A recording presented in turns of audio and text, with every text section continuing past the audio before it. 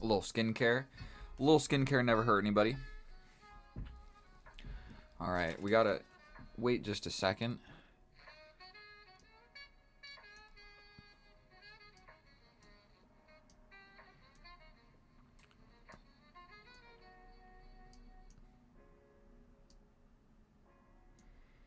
Sorry, I'm just rearranging some stuff real quick. Go ahead, put that there. Make this just a tad bit bigger. Is it coming in super low quality? God damn it. It better not be.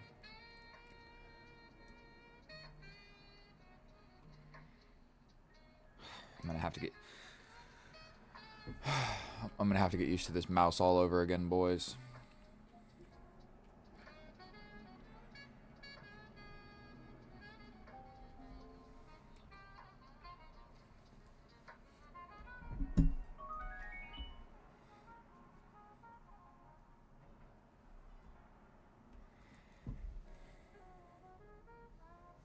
Can you connect, you goddamn phone?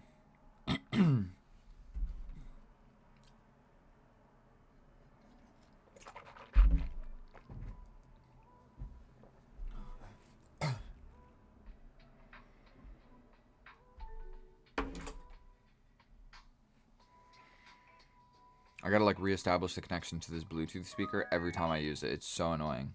DOS soundbox. Never buy one. And I have a big badass speaker over here, but it's just so big I don't feel like lugging it around to get that thing going. Okay.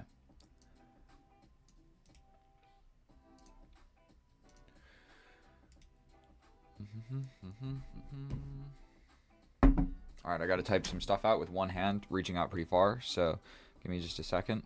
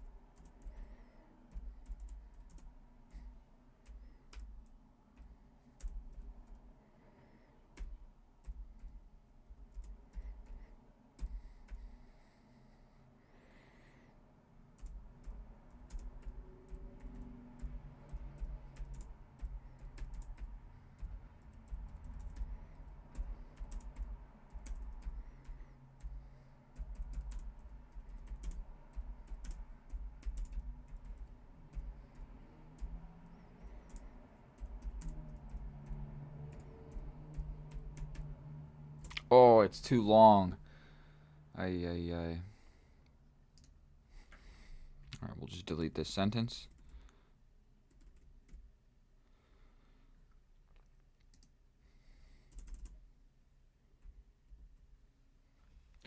Alright, there we go. I can't get this stupid speaker to connect, dude. Alright, so now we've got a pinned comment. It's going to have my username and the rules. 5+3, casual games. That will be the only format. And just nobody's going to send me rated games, please. Alright, I'm going to try and connect this speaker one more time. I want there to be like a little bit of background music for you guys as well. But if I can't figure it out, I'll just use my headset and listen to music. What's annoying about this? Bro, who is it connecting to? Is it connecting to this phone? Turn this off. Connected. Cool. Now play the gosh darn music.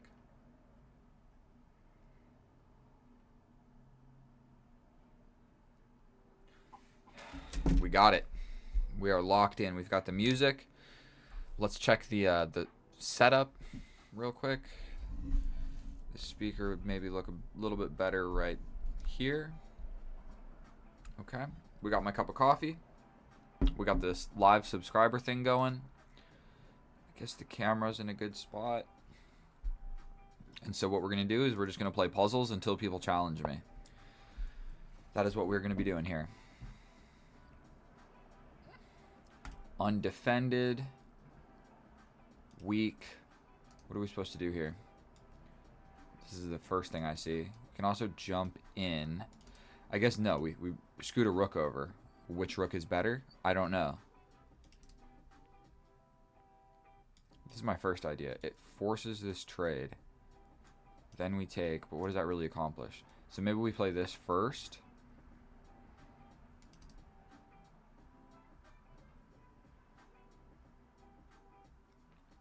Normal difficulty my ass, dude. I suck at puzzles. What am I supposed to play here? This is all I'm thinking.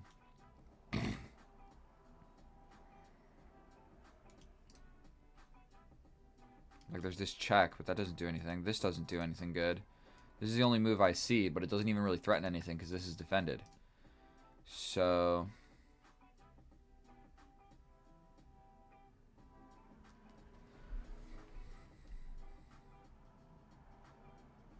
I need to warm up, dude. I'm like looking at this position and I just don't see it. Difficulty normal. And I can't find the move. I'm gonna message my favorite subscriber. I'm actually live right now, bro, if you want to come play. Should I add text on the screen? I'm gonna do it.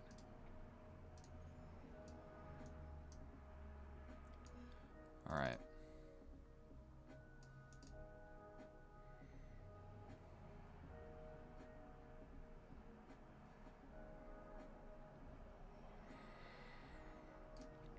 Is that legible? Can you guys read that? And then I should actually scoot the camera a little more like this. Oh, that wasn't what we wanted. Maybe a little more like this.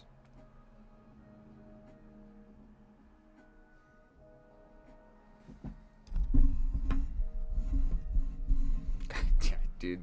I don't know how I want to set this up. Can you actually read that, guys? I need to pull up my own stream. I need to pull up my own stream and see if I can actually read that tiny little writing. Basically saying, come play chess with me. I could make it shorter.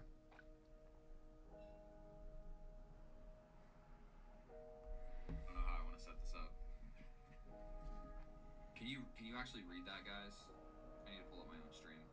You can read that. I need to pull up my own stream and see if I can actually read that tiny little... Knight d5. That's what I was thinking, but it threatens the bishop, but the bishop just steps back. Then do we play this and there's no way to defend it? I guess you're right, dude.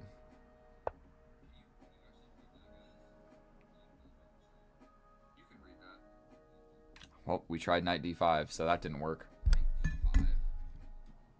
That's what I was thinking. It threatens this bishop, but the bishop just steps back.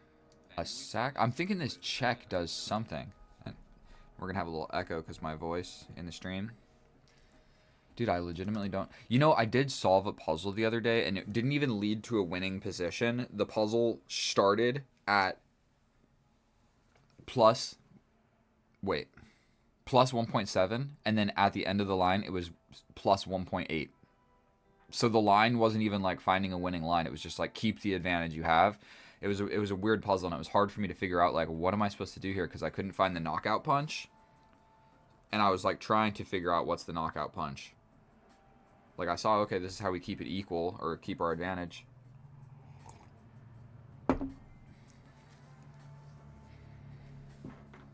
Like, capture, here.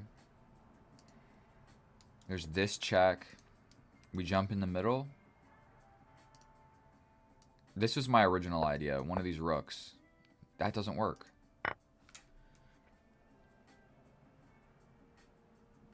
Oh my god, and we fork here going for a pawn. Oh, we get the forked. I was completely unable to calculate this. And the audio's not working. Now it is. There we go. My eyes feel tired, boys. My eyes feel pretty tired. I suck at chess. How do I get better? Bro, it's the blind leading the blind. I suck at chess. You saw me just fail this puzzle like 6 times in a row. I literally was not able to calculate it. I haven't been playing a lot of chess recently, so that might be it. I just haven't been, like, practicing the puzzles or anything. But alright. I guess you guys can read that chat, right?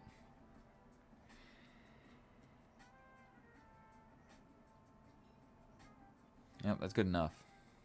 Until then, we're just going to solve puzzles. We got 20 people watching, but really all we're doing is just solving puzzles and playing subscribers, and we're going to do this for 2 hours, no matter what. So I got to leave here. I wish there was a way to put like a little timer on the screen, but I don't see it.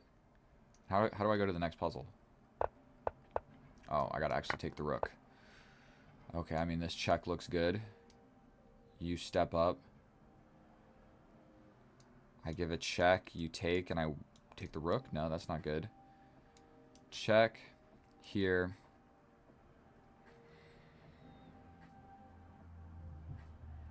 Take the rook, you take the rook.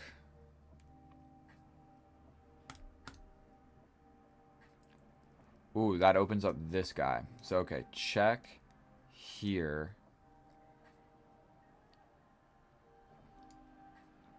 Check here. The queen has to come out, but then I can take this. Okay, okay. So boom, boom, check. Queen comes out, then I can take the pawn.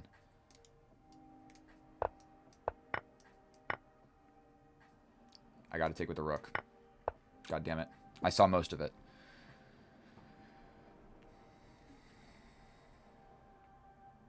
Well, I mean, I see this check immediately, where this is the only move. Then there's a lot of discoveries.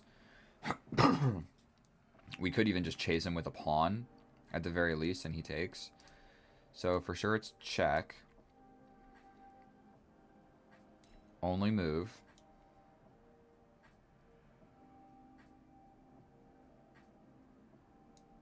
Discovery check. No, because then he takes here. Okay, so check, up.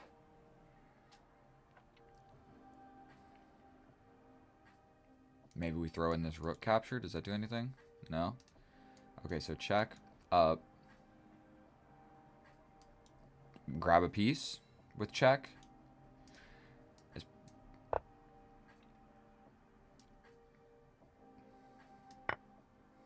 I mean, that's still winning. I'm sure of it. That's still winning. So what else do I see? We got this, this, this, this. And then you're just getting mated. Okay. God damn it. So I saw a line that was winning. It just wasn't the most winning line. So sometimes I don't like that. I don't need to play the best move. I just need to play a good move. Okay, so the queen is like getting kind of trapped here. We could jump over, attack him a couple different ways. So like this. He'd probably have to move to one of these squares or even this.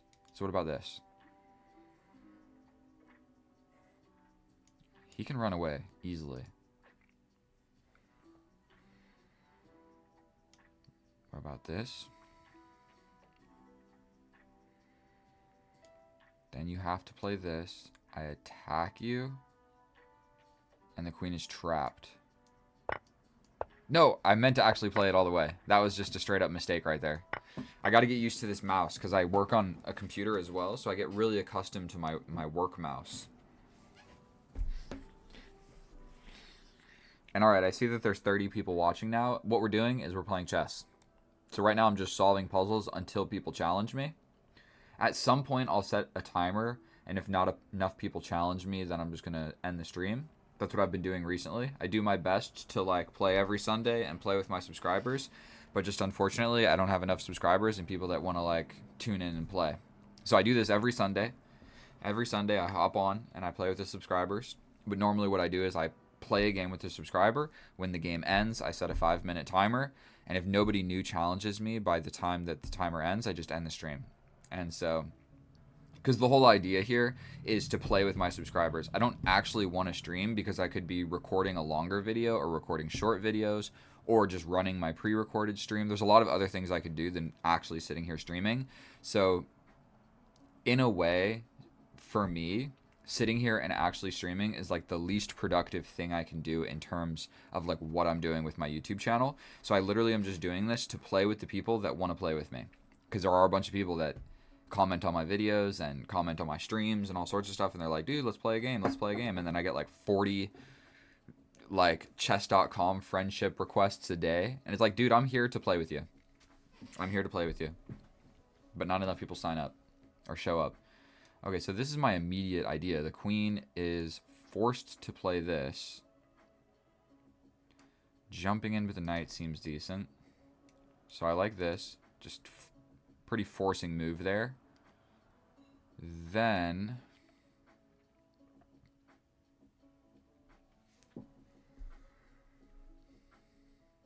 I mean, the sacrifice I don't think does anything good. This is almost for sure the move. You step over, I attack you again. No.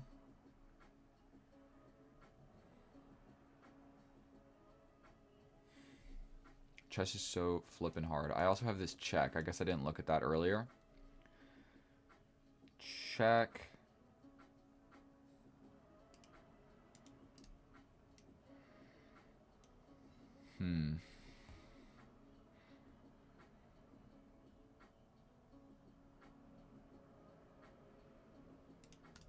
I mean, this is going to be annoying. Check. You're forced to step over. And I just force mate like this, and there's nothing you can do. Is that what it is? I mean, I guess worst case scenario, we grab the bishop. Okay, I did figure it out. Almost certainly it's this move. Check. Shh.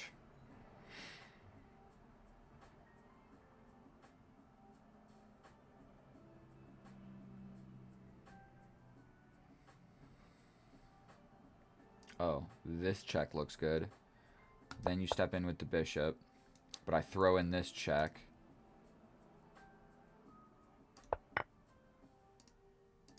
Cool.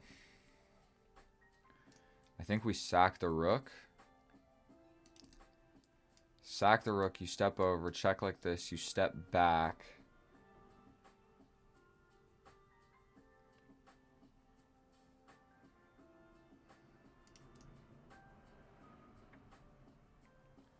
What about check here, check here? Oh, this is it. We sacrifice the rook this way and checkmate him that way. Okay. Almost surely we give this check, check, check, check, check, check. None of that works. Let's do this one. You come back with the rook. Take. Oh, it's this one. Okay, I figured it out. I just had to think through it for a second. Check, check, take, take, check. King steps up. We take the rook.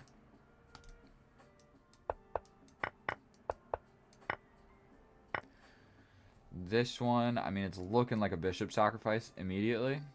If you don't take, then we just keep the bishop, so we're happy. We can also threaten mate in one. That's actually better. Or we just grab the knight.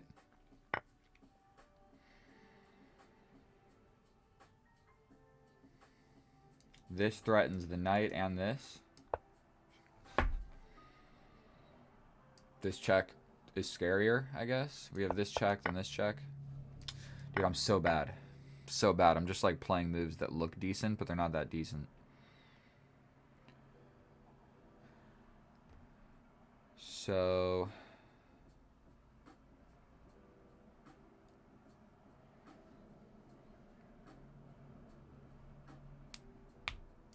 do we develop the knight? That blocks this check. So we bring the knight, attacking the queen. He can always... No, he can't. Okay, so this actually does seem okay.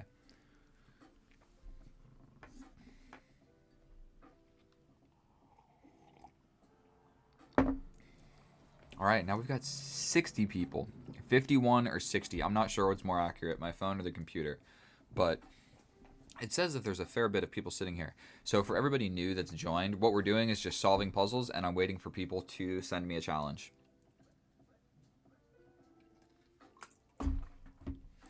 All you got to do is go on Lichess, type in the username that is pinned in the pinned message, send me a 5+3 casual game, and you have to comment your Lichess username in the chat, because right now only subscribers can chat.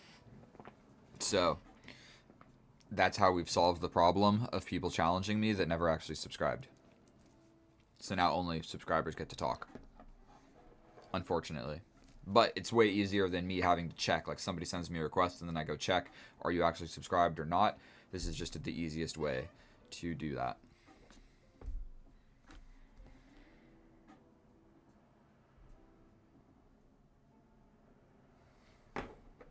All right, 70 people. Does anybody see the winning move here, dude? Because I sure don't. Like, here,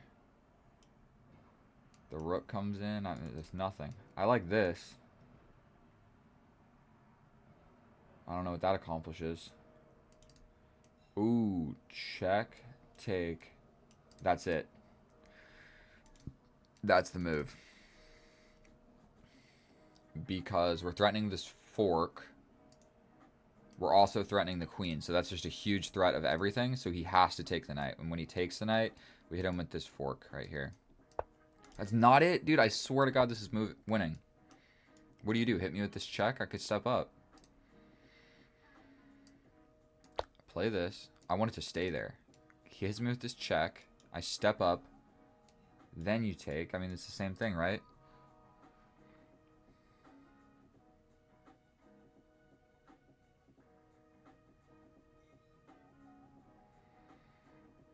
Okay, let's try this one. Let's try this one. Sacrifice that way? Oh my God, this. Now we're going back. Damn it, we can't go back. Puzzles. Where are my settings? I don't want to skip automatically to the next one. Does anybody know how to change that? There we go. That switch right there. I wanted to actually analyze that because I think that my move was pretty decent. I mean, take. Take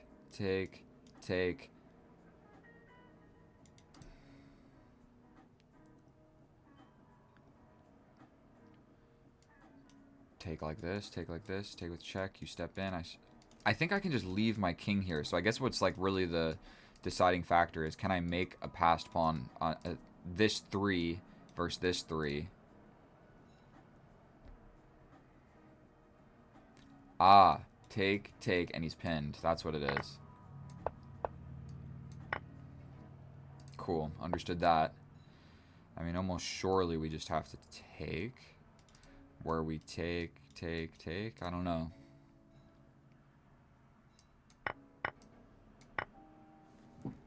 Oh, passed pawn. I didn't even look at that side of the board, if we're gonna be honest.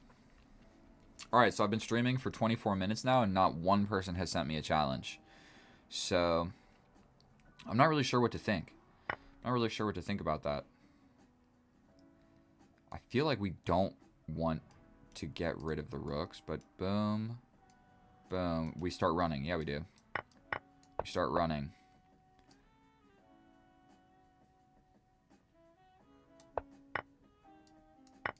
And the pawns just keep creeping on down the board.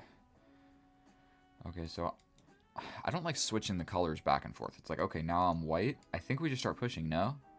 Wait, no, black's pushing this way. So I'm pushing this way. So we can give this check. We can also push forward. That seems decent. We push forward.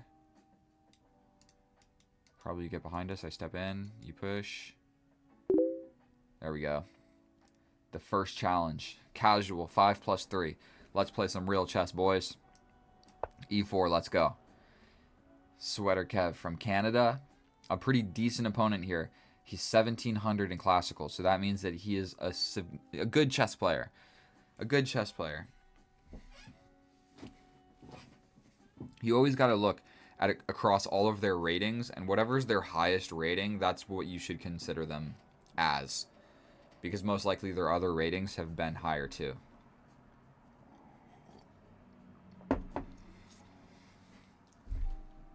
Sweater Kev, let's do it. Let's do it. I'm considering you a 1700, bro. So I'm not going easy on you or nothing. I'm 1800. But so nice, dude. My first challenge.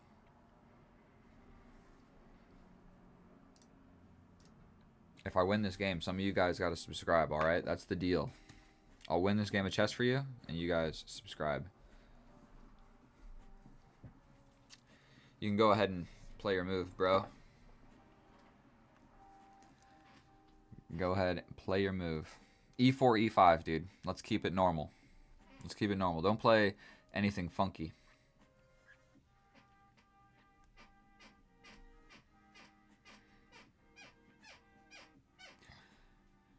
All right.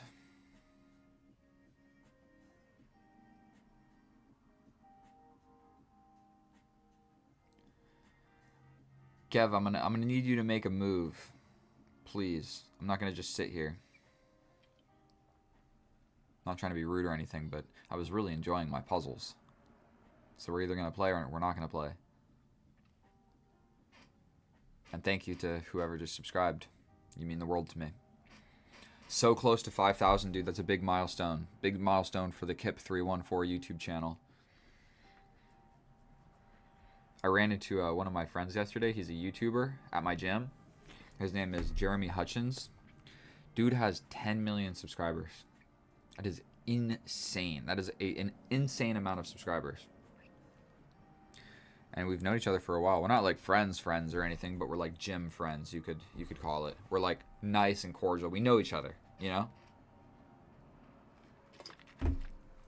And I actually have been in like a couple of his videos. But not like a main person or anything like that. Alright, Sweater Kev. You are officially not getting a game of chess. Like, what the hell is that? Why would you send me a request, say you challenged me, and then not make a move? Dude, I don't even know what to think about that. That kind of makes me a little upset, to be honest with you. That's like getting stood up on a date. Okay, we're right back to where we were with this puzzle. I'm kind of liking the idea of push. Duh.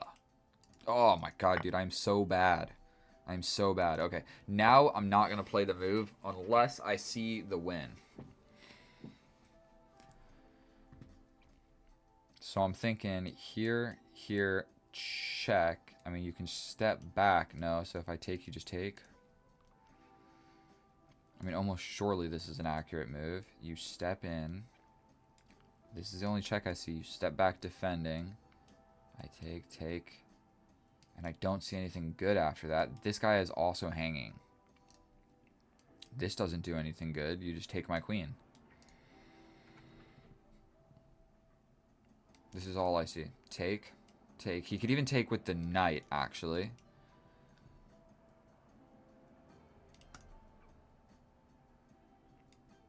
Step back? That for sure can't be good. You just take the rook, I step over, you take my queen, I step over, and then it's just too many pieces against me.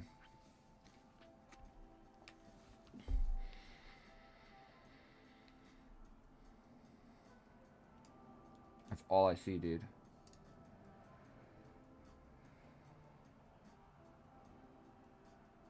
This? I mean, no, you just take my queen. Okay, so it has to be this, but I don't want to play the move unless I see the win. That's not how we get better at puzzles. You actually have to see why it's the right move. Okay, so he's got two different options here. I have no check. I have no, like, threats. We step over, you're just going to take. Wait a minute. This.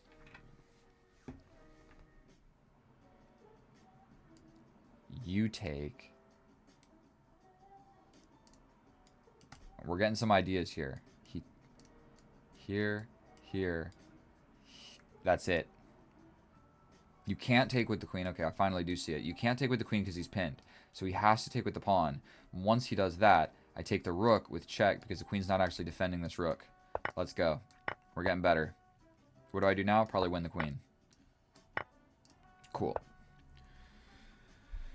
Okay, so we're definitely worried about this pawn making a run for it. But we could just grab. But let's calculate real quick. Boom, boom, boom, boom. Boom, boom, boom, boom. I lose. So I think we step back. He steps over. We step up. And then he's in Zooks. Does he have any other better move? We step back here. This is his only move. Okay, he's in... God damn it, dude. I just lost 100 elo. Okay, so this is the only other move. But then we step back to block it. Damn, we could have grabbed the pawn. I mean, check. Here.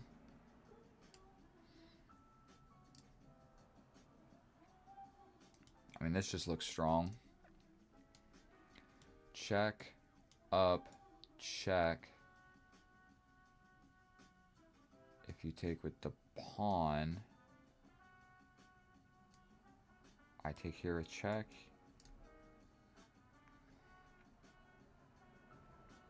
Also, there's just a knight hanging. Like, I don't even know what this knight is doing. It looked like he just spawned over here.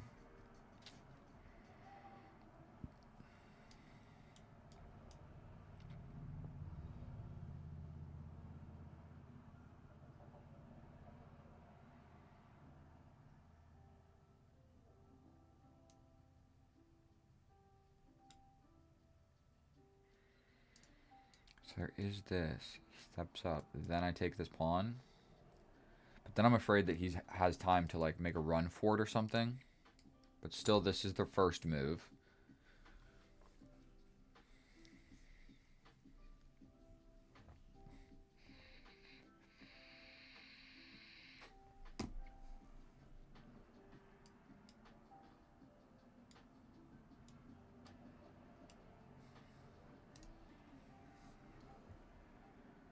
God damn it, I don't see it, boys.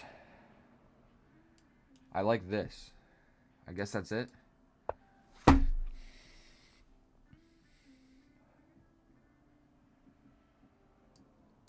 Grab the knight.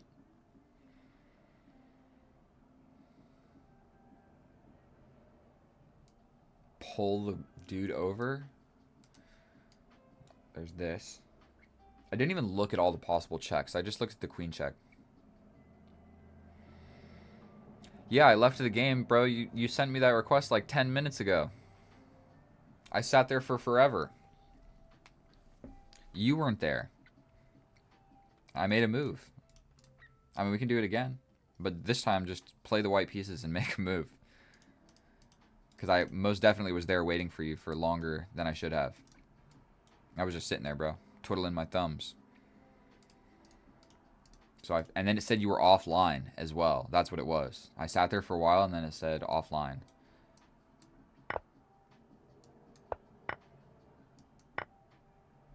I didn't see that the light diagonal was taken.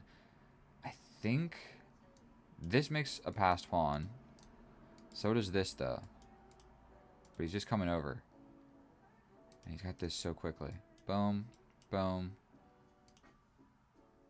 Pretty sure he can get in front of that. And I got to deal with all this nonsense. So this move, you have to take, I take. If you step over, I step. Nowhere. Take, step over. You step in.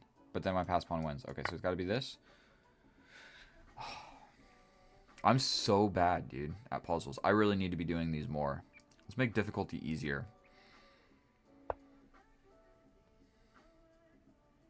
I mean, this looks decent.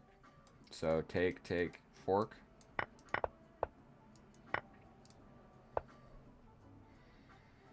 Take, here we step in. No way to defend the pawn.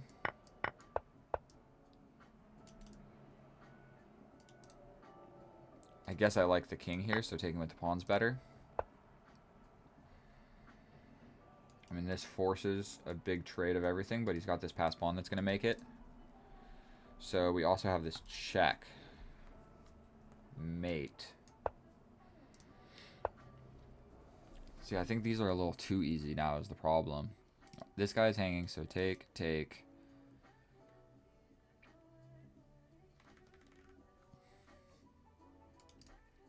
I think we just have boom, boom, and then we grab the knight. This seems strong. Take, take. You gotta take or something. We can also take here. Force the queen out. Then hit him with this. We also have this at some point. This guy, again, just a random knight on my side of the board. But what if we push, push. This, this, this, this, this. Take with the knight. What about sacrifice here? Take, take, here. I know, right? Somebody play me. I'm live. I'm doing what you guys asked for. This is literally what everybody asks every stream that I have running. It's like, when can we play? And I say Sunday. I did say from 4 to 6 p.m. So that is my bad. But plans change, dude. Plans change. But if you're subscribed and you have notifications, you can kind of just check my channel. On Sundays, I won't run the pre-recorded stream. I'll make this a strictly real streaming day. I was going to say, dude, I need some eye drops. And I have eye drops. My eyes are like... I look at too many computer screens, I think. My eyes feel like dry and tired. And I feel like I look tired. But I'm not, dude. I slept a bunch. And I drank a bunch of coffee, and I'm good to go. The only thing that's not good to go is my my chess ability.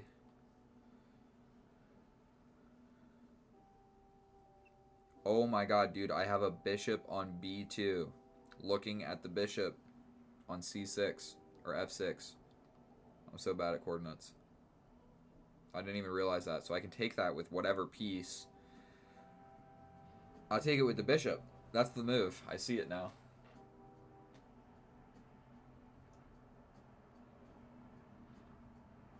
I got these high quality, dude. Max strength eye drops. These things are no joke. Okay, so we take with the bishop, and then we take the queen.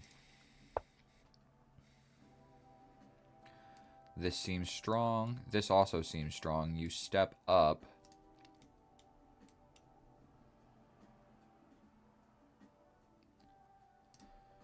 I mean, this just wins the rook for the knight, but he's up a queen, so I think we need to figure out how to actually checkmate him here.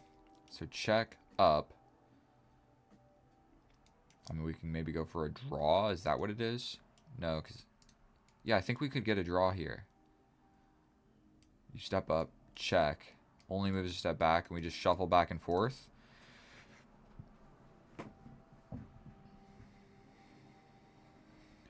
Apparently doing puzzles first helps warm up. That's definitely true. Practicing with some puzzles is for sure good with you. Yeah, dude, who's going to play me? I'm like actually live. I'm here. I'm ready to play with you guys. No joke.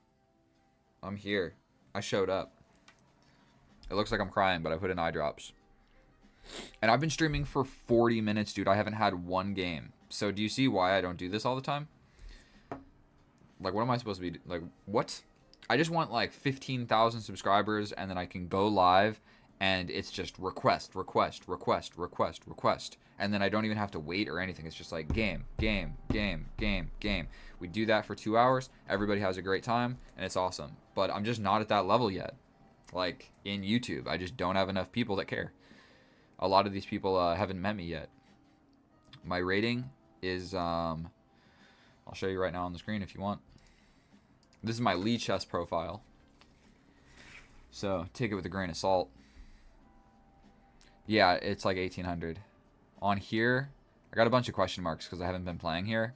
But 2000 rapid. You can almost say 1900 bullet and 1900 blitz. But I'm bored of these puzzles, dude. I'm going to play a 0+1. I'll play a 0+1, and if I win... if I'm feeling strong about my chess abilities, which I'm not because I have not been playing chess, I'll play a rated game. 1600, I should be able to smoke this guy. But unfortunately, what happens the large majority of the time is when you play these lower rated opponents in this time control, they simply lose on the clock. So this is a bad line for white, but you get a lot of pre-moves.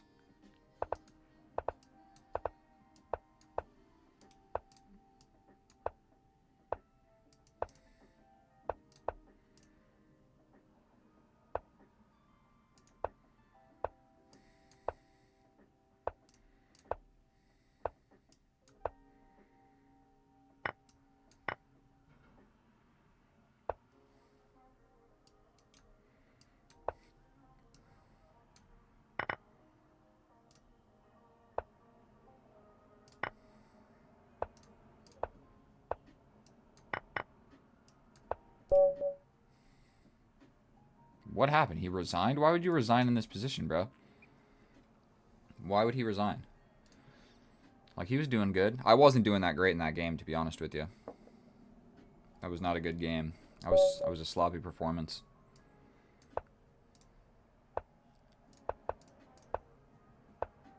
No, I played the wrong move. Let's just take and try and get the same structure. Take like this. He wants a knight here, so we're going to step back and push a pawn forward so the knight can't get there. We're going to just castle this way. We're going to step up with the queen. I think we're going to push. This is hanging. He didn't see it, so we attack the knight. Going to jump over. Still, this is defended. I think let's take.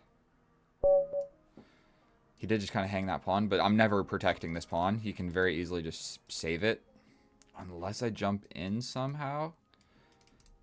New opponent. Absolutely just destroying. No, I'm not playing anybody, bro. This is just me playing. Kip 1, All-Star 0. No, I'm just playing random people in 0+1 because I got bored.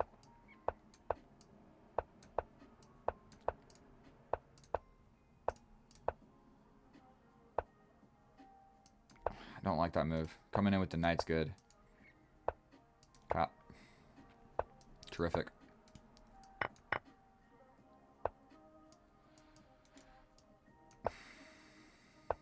For sure we have to take.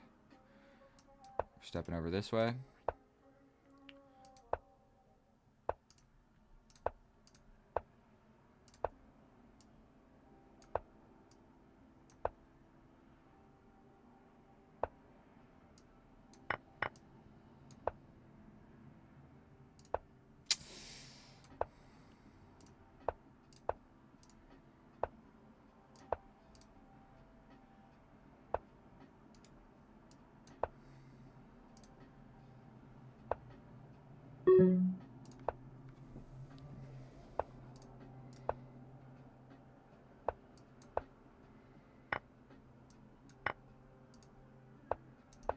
No!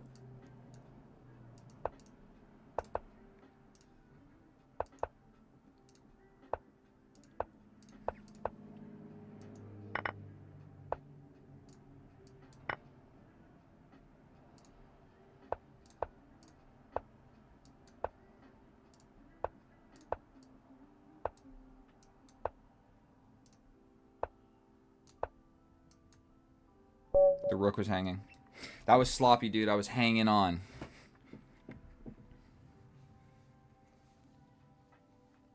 What do you mean if I change my mind?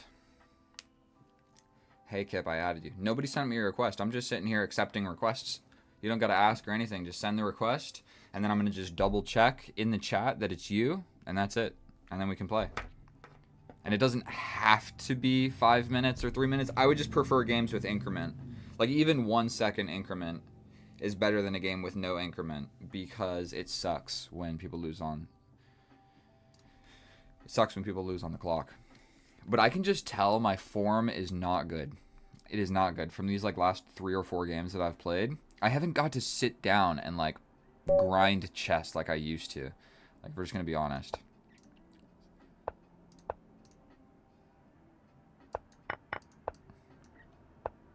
Definitely meant to play that move. Okay. We're just going to take. Go here. Castle. Let's go here. Just get a weakness in the middle of the board. Why not? Step in. Step over. This is hanging.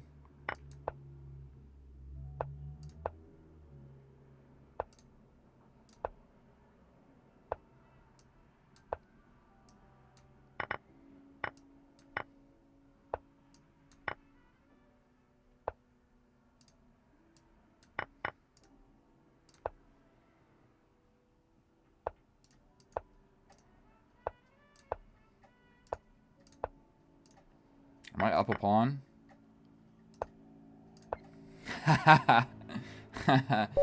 Ooh, unfortunate. He wanted to protect his second rank, and he hung the back rank.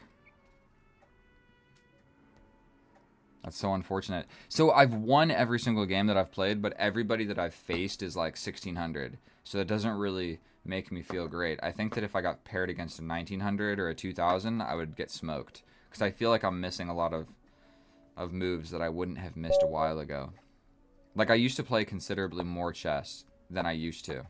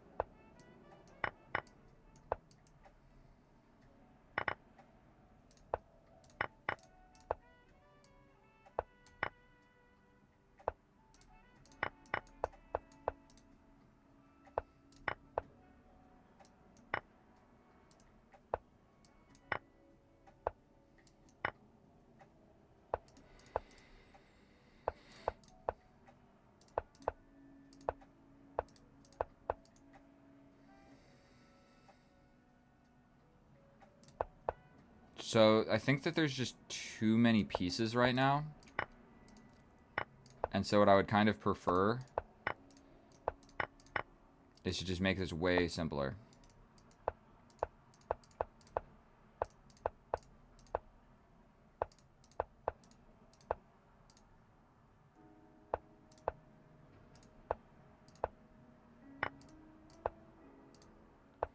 And this is how I chose to make it simpler.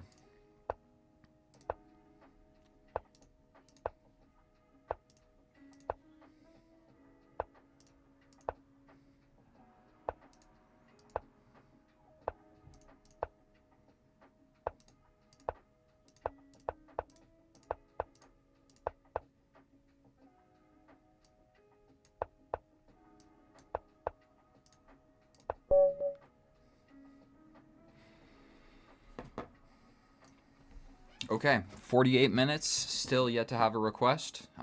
More or less, I'm going to consider this a fail of a stream. Not to mention, I don't think that I gained that many subscribers. So I think what I would prefer to do is just record long-form content and play them and just have them play as the pre-recorded stream. Some people don't like it because they're like, that's cheap and whatever. But I'm not trying to pretend like I'm live when I'm not live. I'm just sharing my long-form content, finding viewers that have never seen me before, because each one of these streams gets like, one of the pre-recorded streams, it gets like, dude, 50,000 views or something, and a solid 30,000 of those views are new people that have never seen my channel, that don't watch shorts and don't watch long-form content, and even if they do, they're not going to find my stuff. So I'm finding new viewers.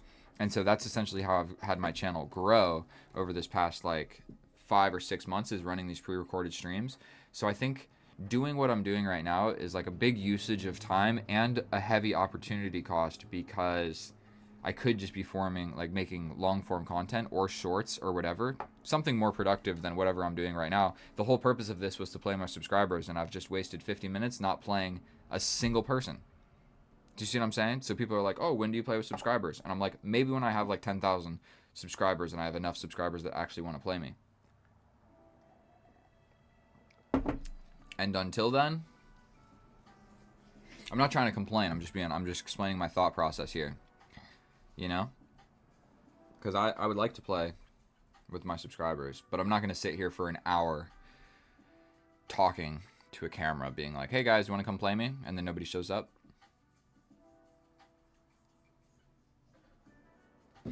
Screw it, dude.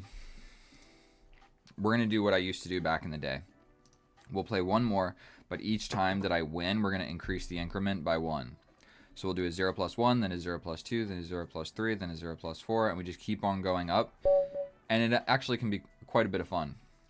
I think I've played this guy. Yeah, 6 to 5 is our rating. I mean, we've played each other. We're about half and half. I don't like that little queen b3 action, if we're just going to be honest here.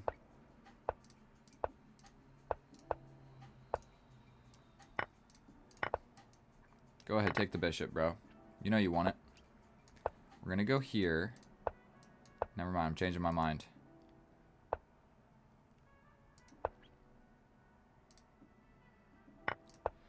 I lost a pawn, but it's not the end of the world.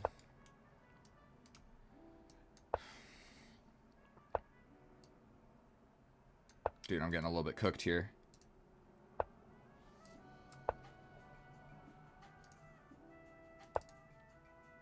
So I think we're going to take this. You can always take here. Okay, we take. Step over.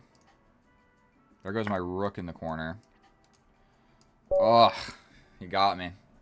Crazy, I've played this guy. So now is it 5 to 7? No, it's 6 to 6. I don't want to play him anymore because I'm just not like, I'm not ready. I'm not ready to play that good of a chess player, to be honest.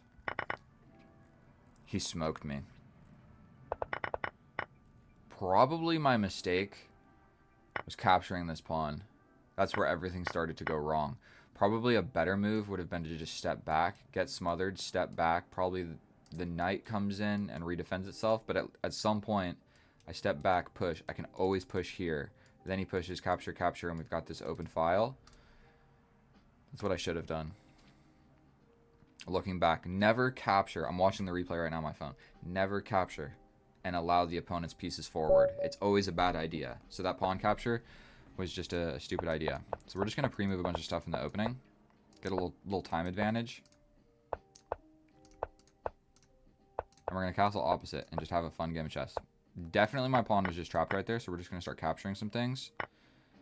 Step back, that guy was hanging. Still, I'm kind of getting trapped here, but we can step forward, we get the diagonal. I can also jump forward with a couple different things. Okay, we have to take that. This is... Okay. Okay. Okay, that hung this. We step back. This pawn is scary, but we're going to be alright. We're going to trade a rook. We're going to trade another rook. We'll just take like this. We take, but we have check to stop this guy. I mean, I guess we can go a lot of different places. Check. Screw the knight. This is one of these situations where I just don't want to have to deal with having a million pieces on the board.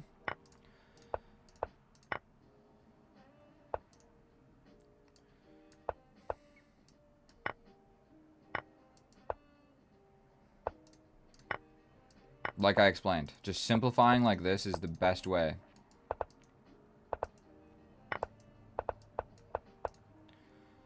Cut them off. Make sure the pawns aren't going to, you know, distract you in any type of way. We'll cut them off to the corner. It's actually really rare that I checkmate the opponent in this corner. This never happens. You always end up doing this type of checkmate, but it's always on my side of the board.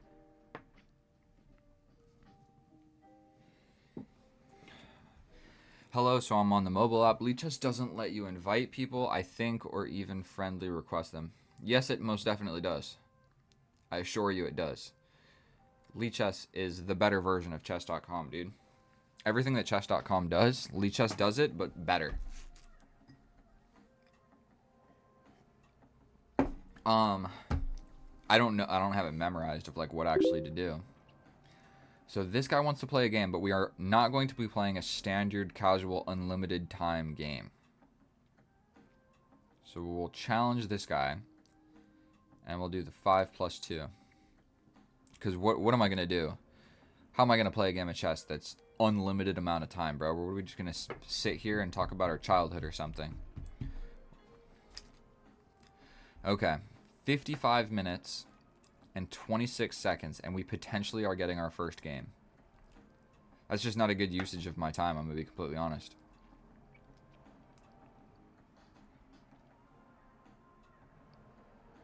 Unless, like, 224 of you subscribe right now. That would be cool. We're close. We're close to the 5,000.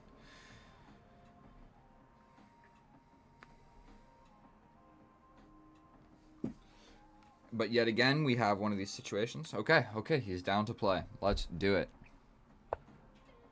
D4, we play C6. Finally, we got a game of chess. We're going to develop the bishop before pushing the pawn chain closed, so at least we have the bishop on the outside of the pawns after this move, if that makes sense. So he sacrifices. I just don't believe in this. Whatever he's trying to do here, I don't think it works.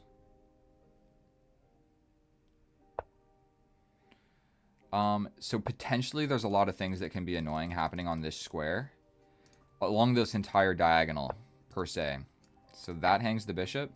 All we got to be worried about is like this is like a weak diagonal for me now in some sense, but we're just going to pin this knight and we'll just trade off all the pieces, and we're going to do it incredibly quickly and destroy this guy. So we'll just trade this.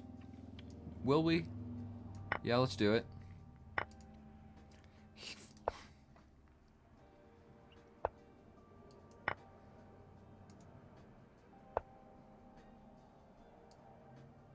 Okay, so I need to be developing some pieces. We're going to develop like this.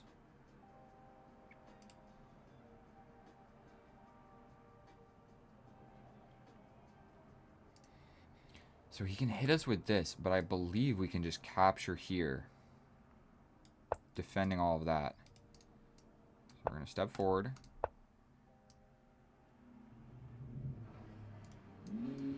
Let's just castle. I'm already winning so much.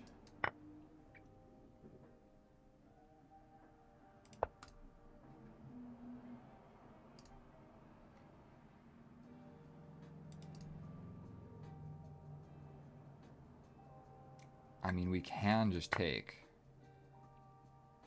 Look at this crazy structure over here, dude. Let's step up.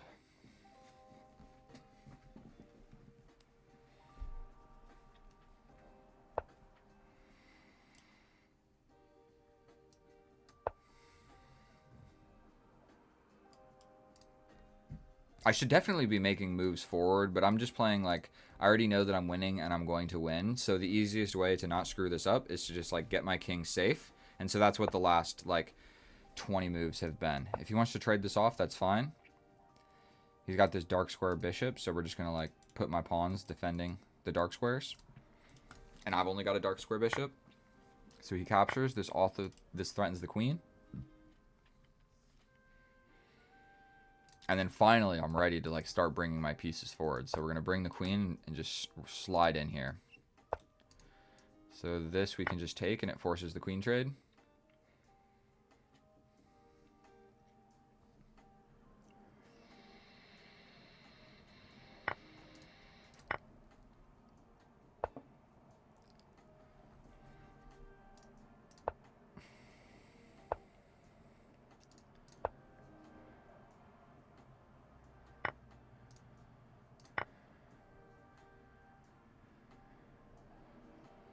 And at this point, he can resign, but if he doesn't want to, we will take all of his pawns.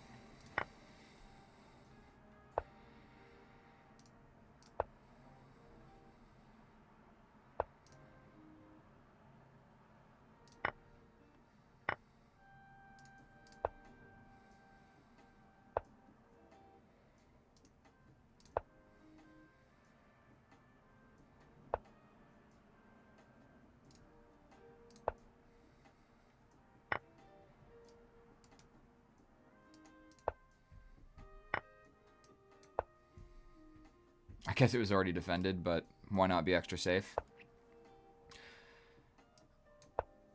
Didn't need to play that move at all. But at this point, he should resign.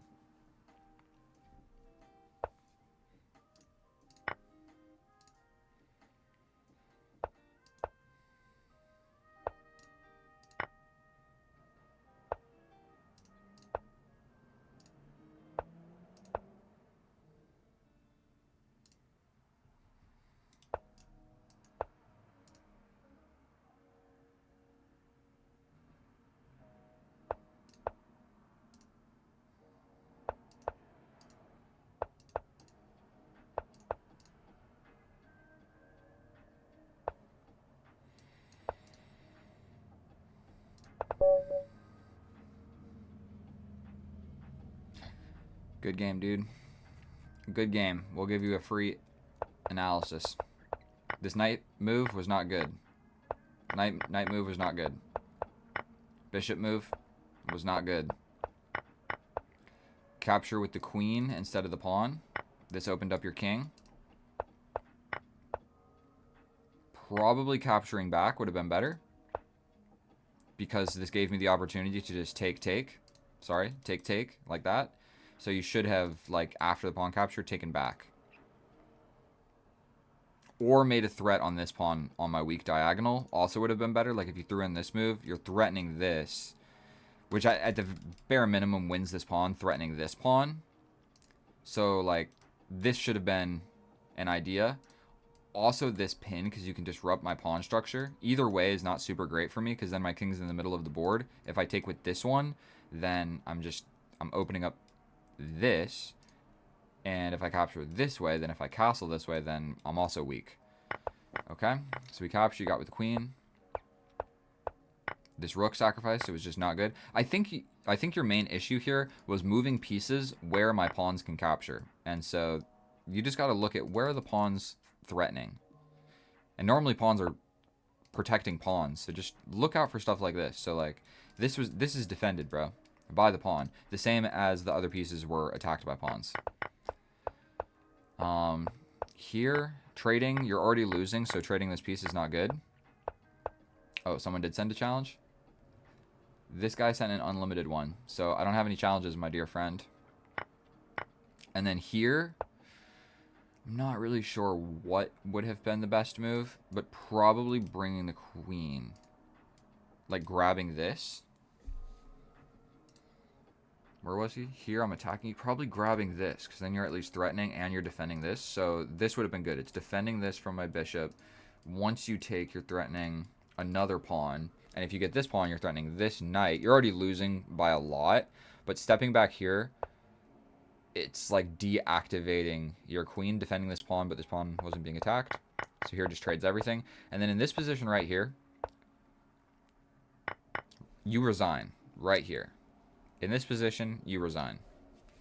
To just be respectful to yourself and everybody else. Like, if you're going to play chess, you're going to spend a decent amount of time playing chess. And so you want a very small amount of that to be pointless chess. Does that make sense? And everything after this point is completely pointless chess.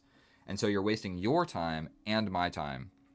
And does that make sense? So if you play chess for 1 hour a day, you want that to be like 55 minutes of successful chess where you're actually learning. This is a huge percentage. All of these moves was useless, stupid chess. None of this mattered.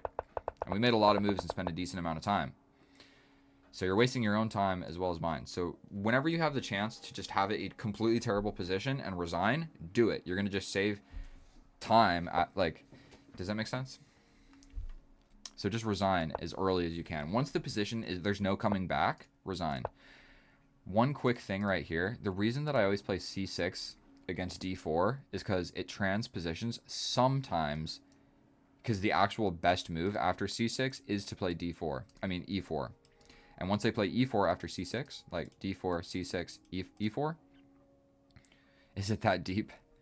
It is that deep. It is that deep, dude. It transpositions into the Caro-Kann. So this is the advanced variation Caro-Kann. There's a lot of moves you can play here. The bishop move is fine. The knight move is fine. The pawn push is fine. I believe even this pawn. Any one of these moves. I think those are all like the top 3 or 4 engine lines. Oh, and of course this. This is the top engine line. So I think what we're going to do is just close the pawn chain. That was the game plan all along. If he attacks, we defend. Now I know that pushing this 2 squares is good, but we're going to go for the pawn break. Not really for the reason of the pawn break, but we just want this square for the knight. And I say that I've played this position so many times. This is more or less like not that great. I have a lot of pawns on light squares, so my light square bishop sucks, and his is just average, so you just take. Then we're able to bring the knight. Then pretty much any of these moves are like the top engine line, I'm sure of it.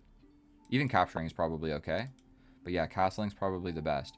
And now what we kind of want to do is have a game plan of bringing this knight to this square. The drawback of this is he can capture and disrupt our pawn chain. It's still good for black. So if you play this with, like if you plug it into the computer and you play this. So I'm just going to bring the queen.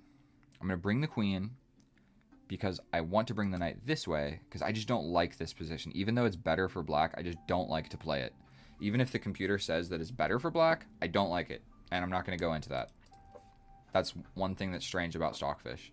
It's like, this is great because I can play it perfectly as a computer. But for a human, when you get all doubled up like that, it's not great. Okay, so we're just going to develop this. Pressure on this pawn. Defending against this. But he's got this simple forking idea, like in store. So once he plays this, we kind of got to decide what we're going to do. I think actually pinning, not even pinning it to anything. I'm actually not sure. And yet again, it's still hard to bring this knight because I don't have really any retreating squares for my bishop. So if, like, say I bring the knight, that is terrific.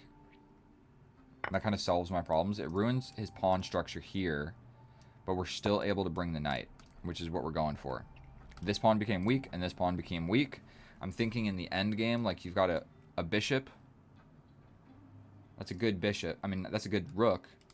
Definitely eyeing down the weakest square in my position. The f7 square is always going to be the weakest. So he's threatening here immediately. I can't castle. Oh, I didn't think about all that. But what if we jump forward, attacking the queen and defending all of this? So boom. Say he plays this.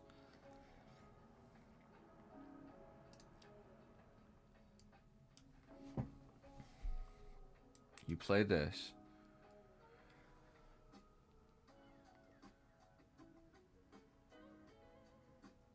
But then I can castle. Okay, so if he plays this here, we castle, but then he takes my knight, which I don't love. I'm actually a little bit flustered on what to do here. Probably winning the pawn, but he just steps over, and then I'm in kind of a bit of a situation. Do I step forward attacking the knight, defending my knight? You can take here, but oh my god, it's defended. Okay, so I think I play this. If you step over, I just step up. This is a complicated move, I'm going to be completely honest. But it's attacking the queen and it's defending my problem. So we step over. This is the only move that really makes sense. I'm going with it. I don't see...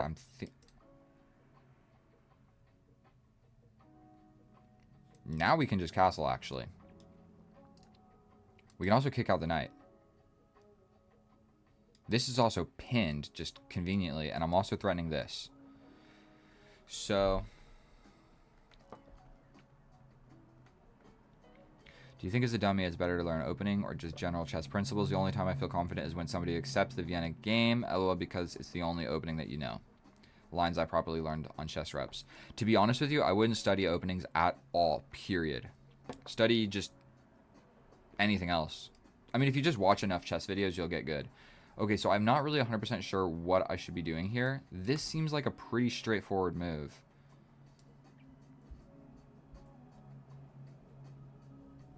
No, it doesn't. That opens up the diagonal to this check. All right, so we will not be playing that. I kind of just want to kick this knight out.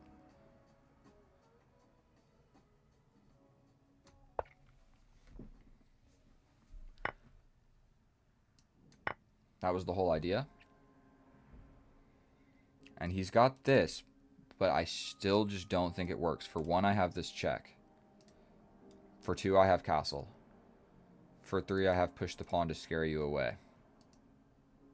So that was a sacrifice. Yeah, so he has this. But like I was saying, I think for 1, throwing in the check is going to just make sense. We can throw in the check. I don't think that it is good or bad. But then we can always just push this pawn. So I think we are going to throw this in. And I could just castle, right?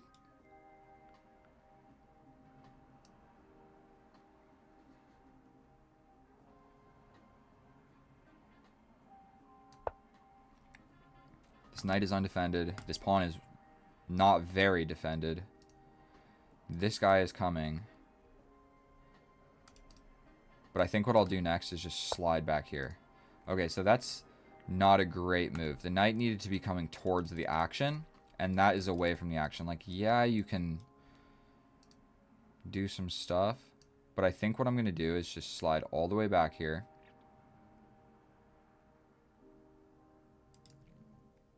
Or this. That doesn't seem terrible either.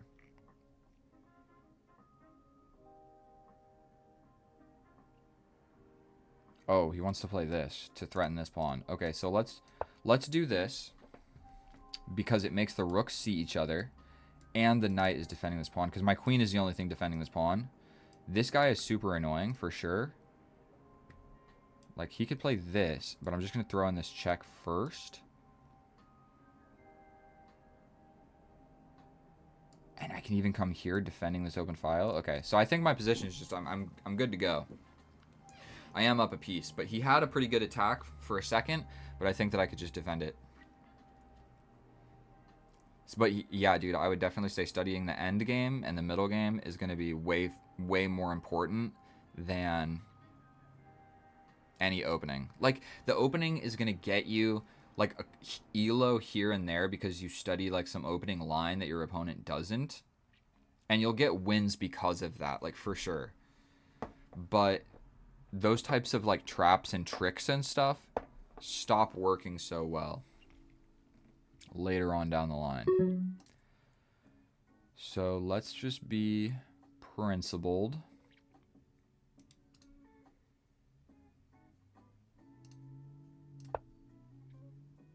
This is defended. He can step in.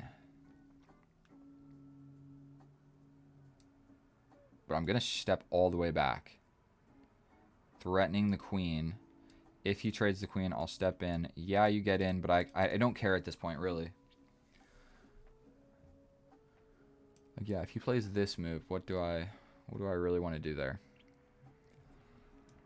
I might just step back, because if we trade the queens, I win. Other than I have 27 seconds. With 5+1, dude, I thought it was like 5+3 or something. Oh, shoot. Oh, shoot. I'm in a situation.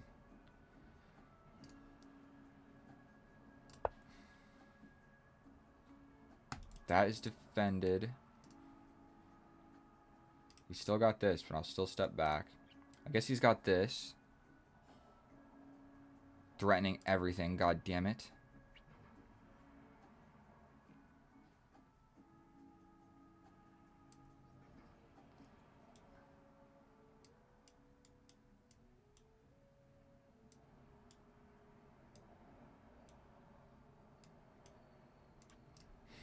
We're going to be all right, boys. We're going to be all right. You jump in. I just attack. If you take. I think I survive there.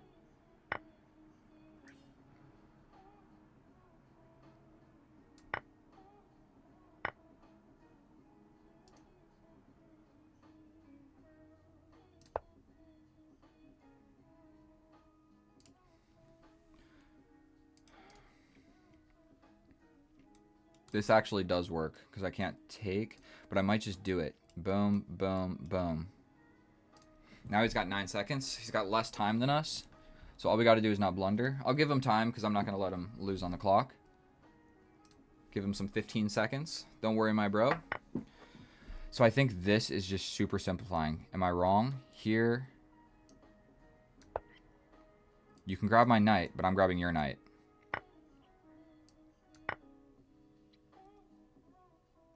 This guy is defended. I can also defend like this. Probably that's what we'll have to do.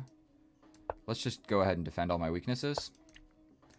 We'll step back, threatening the queen trade. Also, this check was probably winning. We're going to give him time again. We're going to go this way because I didn't know what else to do.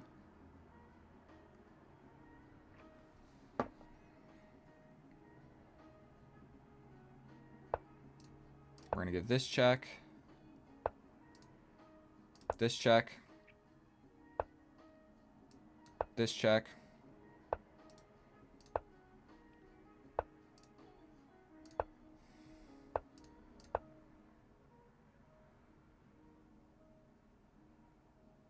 Oh, I tried. That was rated, bro. Ay, ay, ay.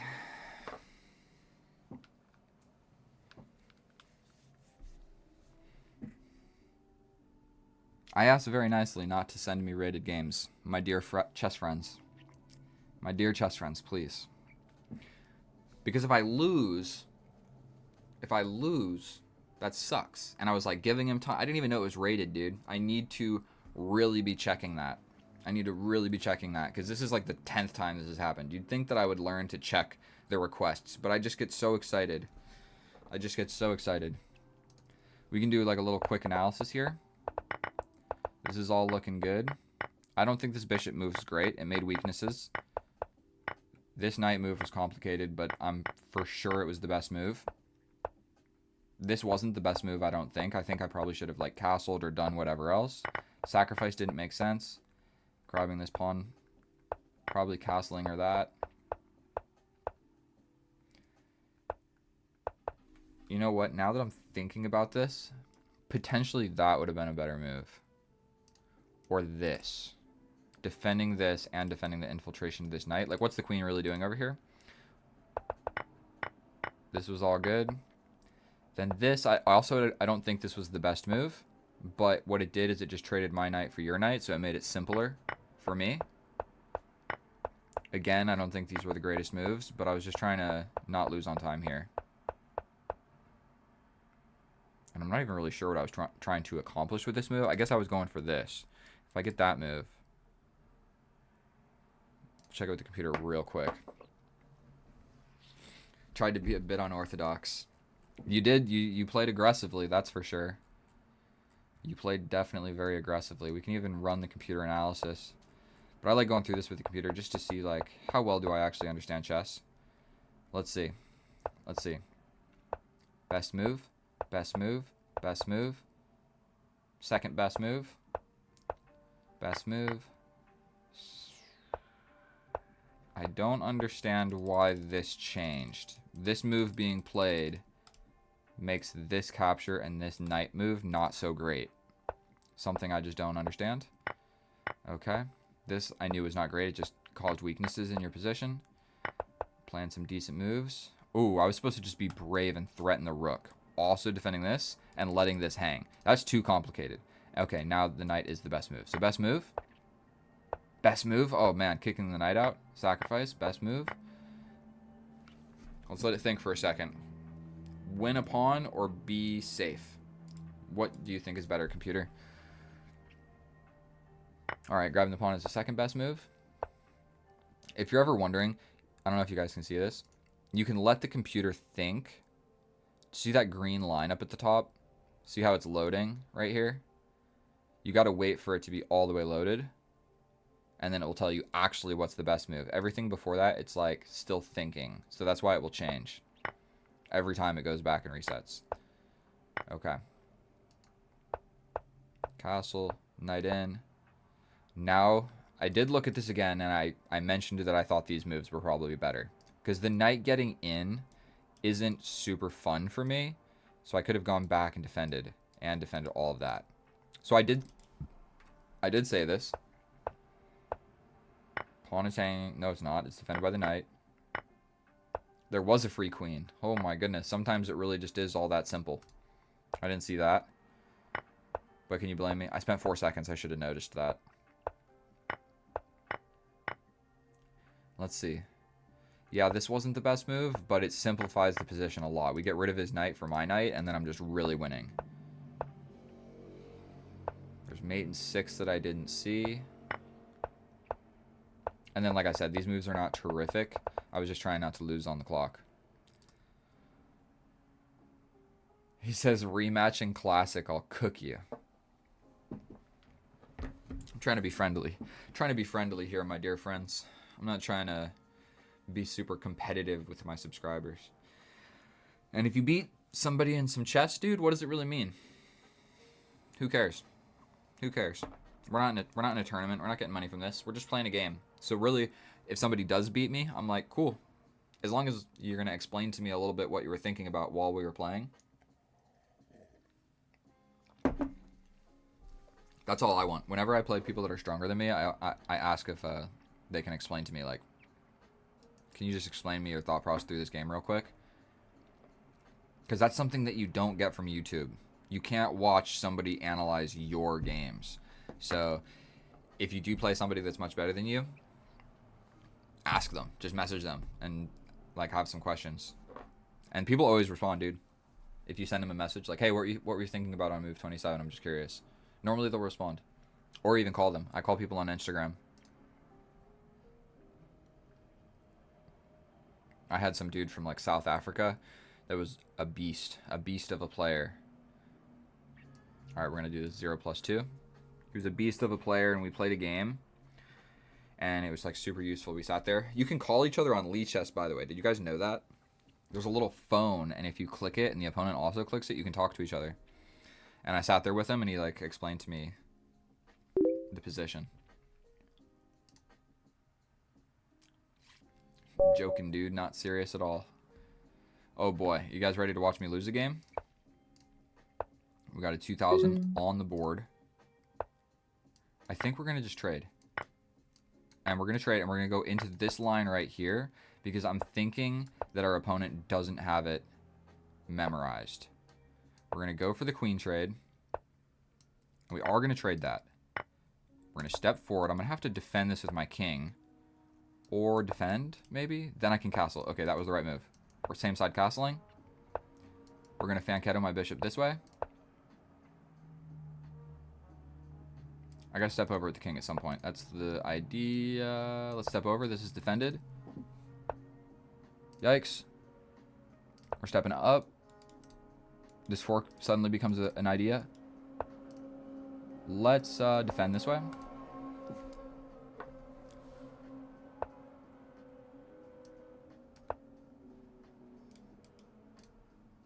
He's got to go back. Go for the rook to trade the knights. Okay, I got the bishop pair. I'm going to just ruin the pawn structure over here. We're going to defend this with the king. You can't capture because I push.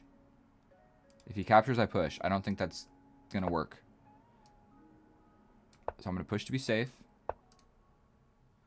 Defend like this. This guy is in a bad spot. He lost on time. I'm up. Am I up a pawn? I think actually it might just say it's equal. I think I'm losing in this position. Probably by a little bit. No, it is equal. I think his position is easier to play though. Look at this bishop versus mine. And then look at his rooks versus mine. Everything in his position is attacking and everything in my position is defending. So I won. I won, dude. I got another challenge. 3+1. Let's do it.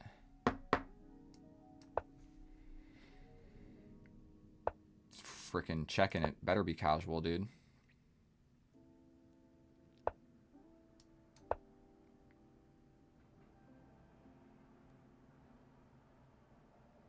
Is he thinking about the sacrifice? He's not. We're gonna play safe. Like I mentioned before. Sometimes it's just it pays. Dang. Okay, we're gonna push this. I don't want to deal with all that.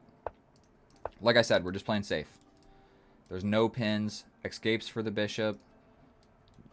Nothing fancy going on over here. But now what I'm thinking is potentially I pin, step up, castle opposite, and go to trade off this dark square bishop. This structure over here can sometimes be kind of easy to like dislodge. Even a push, knight capture, sacrifice with the rook. Makes sense. I think we're going to jump in next.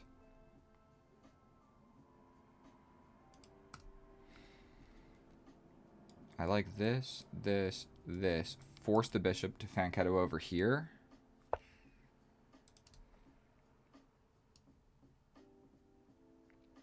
This is not good because I step in applying pressure to this knight. There's no way that's good, right? He can step here, but I just take. Castle to defend.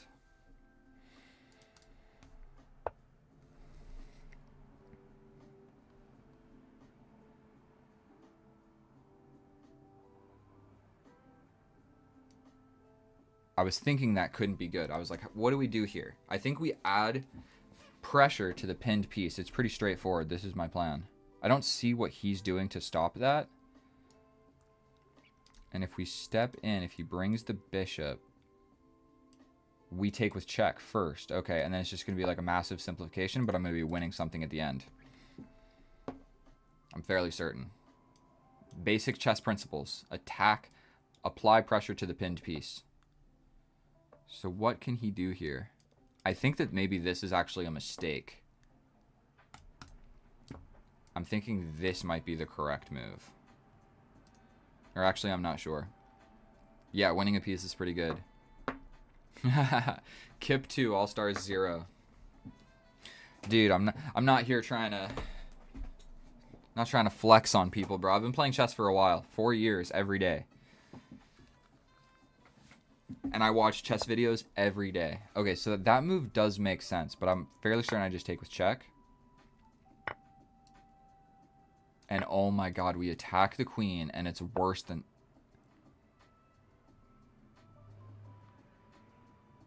It's worse than that. Okay, you need your queen over here defending, because my next few moves are going to be something like boom, boom, boom. And that's going to be really difficult to stop. Now, I don't really know... This is an open file, so we're going to have to deal with that at some point. So I'm thinking we step this way. That kind of allows the queen to get in. So I think stepping this way might make sense. This is worth taking a little bit to think about, actually, because this pawn push is coming too. Also, these pawn pushes. I don't know where's the safest to put my king. This is the safest. Tempo on the queen. You can't take this because there's obviously this check to win the queen. So I hope he doesn't play that. I'm looking at you right now, bro, in the chat. I hope you are streaming or whatever it's called, stream sniping. Because you play this move, it's over. It is over. Over. We win the queen. Now this guy is in a little bit of a precarious situation, but I am up a queen, so I am completely alright with kind of just giving up this bishop, if we're going to be honest. If I lose this bishop, you have a bishop for my queen, and then rook, rook, rook, rook, and there's pawns everywhere. I know you didn't see that. I mentioned it, though. I was hoping that you were listening to the stream still. I was trying to protect you on that one. I was trying to... But to be honest with you, in this position right here, I think you're cooked. The better move would have been this.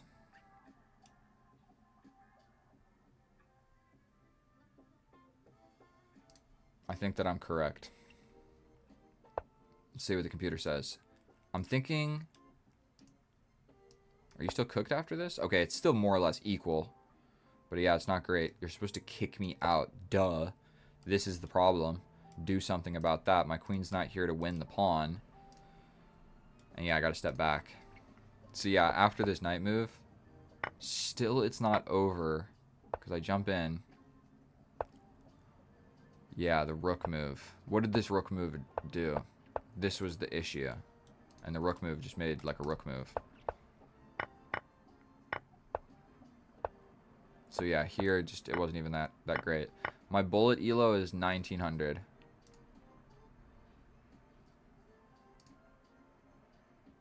Zero plus 3. On chess.com, my bullet rating is much lower, though. Much, much lower. All right. At 1500, we have the Caro Kann. I think that's a free pawn.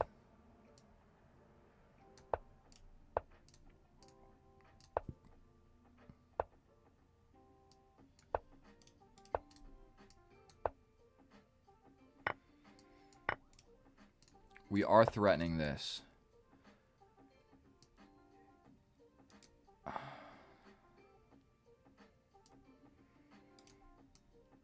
Let's go for this.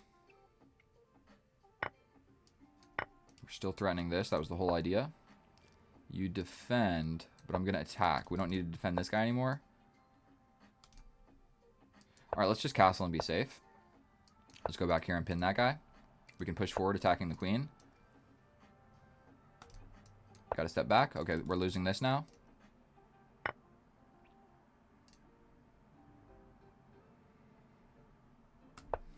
At least we got a bishop. This guy is pinned. Ugh. Okay. I'm not doing incredibly well anymore. Let's just trade. I'm just going to try and get rid of this knight. He's so annoying. Go here to take that rook if he comes. We're going to go here. He can... We're going to push. I think we push. If you capture, I can capture. Oh my god, there's this at the end. Didn't see that. Alright, we're going to take. Everything in my position is defending that. He's still going to win this pawn at the end, though. Oh my god, we have so much time. So we take, right? Yeah. We're going to take here so that when you win this, I can capture this guy over here. Defending. And I'm going to play...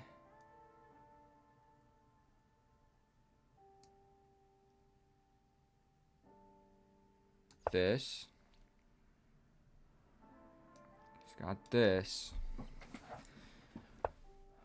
Okay. I'm scared of back rank stuff too.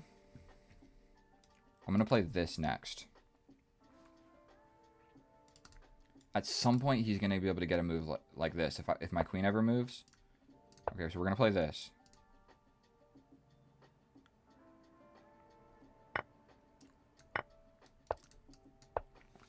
So I'm up a pawn. You got to defend this. So I'm going to start bringing the king this way.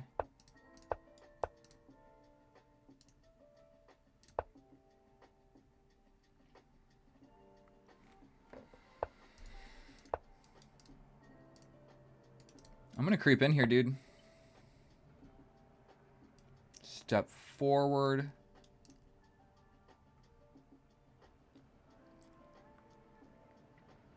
This is my extra pawn. I don't know.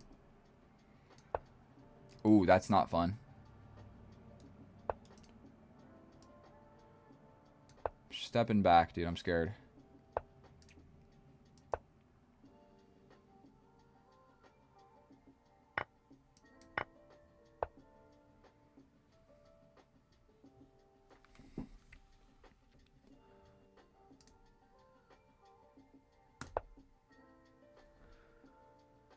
The idea is to make this a passed pawn.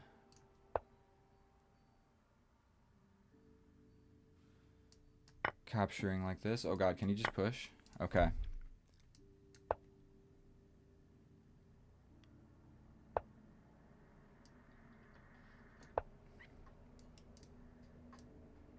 You have to capture. You step in, but I'm coming this way.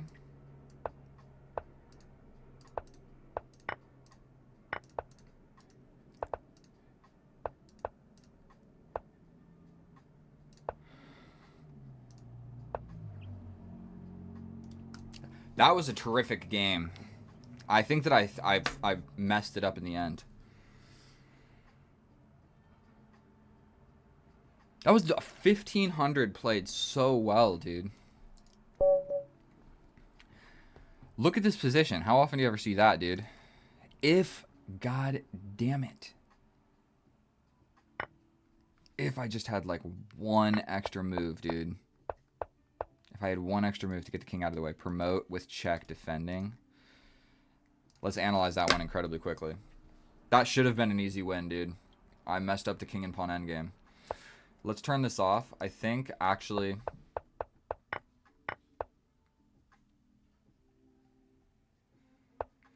That's what I played. And white is winning here? Oh, shoot. So that was a big blunder. I'm thinking my second idea is just push here and go for this. That's way simpler, is it not? Or do we step over? I need the computer for this, guys. We'll go to the beginning, and we'll fly through the beginning, because who cares about the opening? Okay, we've got to scroll back up. We'll even do the computer analysis, see how accurate that was. Probably not very accurate. Okay. Okay. Mm-hmm. Mm-hmm. Okay. This is a blunder. White was completely losing here. Oh, shoot. Yeah, dude. What? Why is it -3? I guess his pawn is really that important. He's not developed. Okay, I'm super developed. He's not developed, and I'm up a pawn. Okay, so I really threw away a massive advantage here. Still should have gone for this, where you can take, but I take with check. Oh, so this did still work. The threat on the queen, but if you take, I'm taking here with check first, drawing the king out. Okay, that does make sense. The way I did it was way weak. Trading everything off. Just trading everything off. Here we go. Also, this was equal because after I take, you do win this pawn, threatening this pawn. So I saw that, and I saw he didn't play it. So I was like, okay, I feel pretty good about this. We traded everything equally. That is a crazy move to play. He would be forced to defend. Then I'm forcing a queen trade. I think that's the idea. Oh, no, you can step over. Okay, whatever. Okay. Okay. Dude, I was winning this entire game.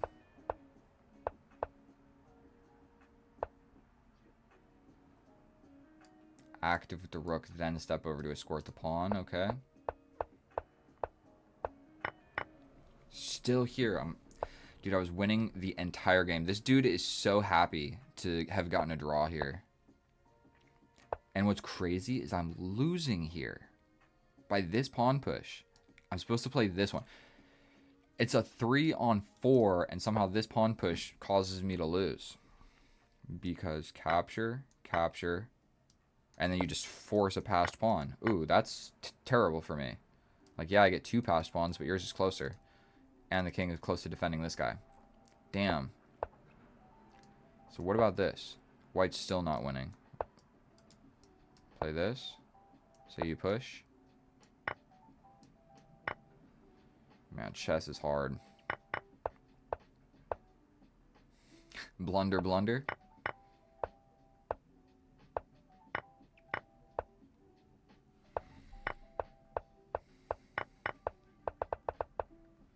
Crazy. So I've already played this guy. I don't want to be playing the same people over and over. Don't want to be playing the same people over and over. What's up, Finn O'Trust? Me and you had also an absolutely a spectacle of a draw. Wait, that game was a draw right there. And that wasn't even a player, was it? Did I lose? Kip 4 All-Stars 1.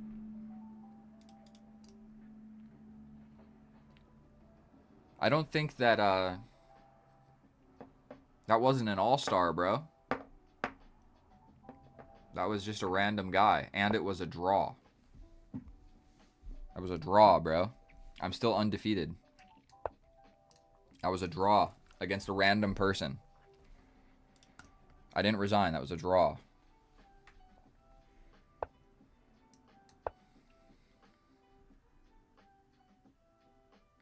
Change the scoreboard.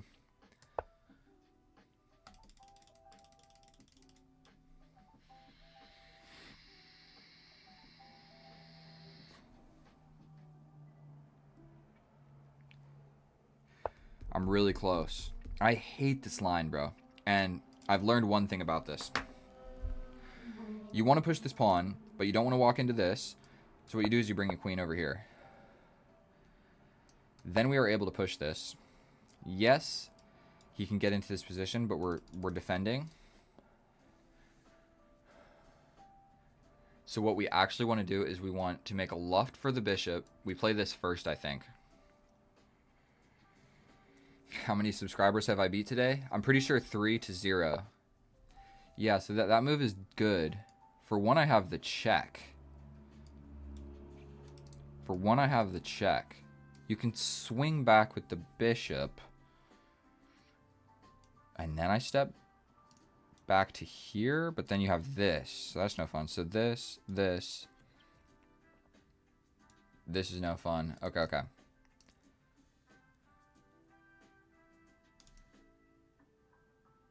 I can't play this because he launches forward winning the bishop with tempo on the queen. Simple chess, boys. Simple chess. I think we're going to prevent the knight from getting in over here. We are going to tickle this guy. I'm going to pick up the pace just a little bit. Okay, so there's capture, capture, capture, capture. Don't love that. So we step forward with this pin. This pawn break all of a sudden becomes interesting. This also somehow becomes interesting. Because then the pawn break, if I ever capture, we apply more pressure. And if this bishop steps here, he has no ability to come back and defend against this pin. So what I'm thinking is something like boom, boom, boom. You can defend, but I don't know if I care. I take, or you take with the queen, but then I come in with the pin. The queen would be defending against that pin, so that wouldn't work. But I could always launch and get crazy. You could push forward. That just hung the bishop. And the pawn is also defended by this pin. So we definitely have the rook for free, so we're going to grab that.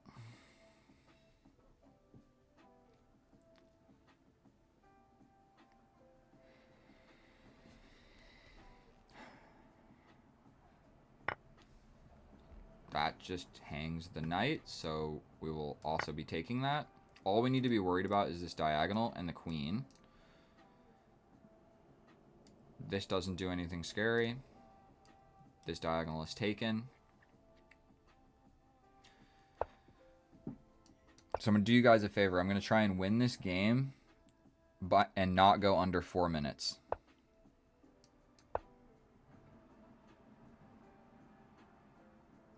Castling seems a little good for me, right? But I might as well bring the knight. This side's for sure safer. But like I was mentioning before, I like this pin.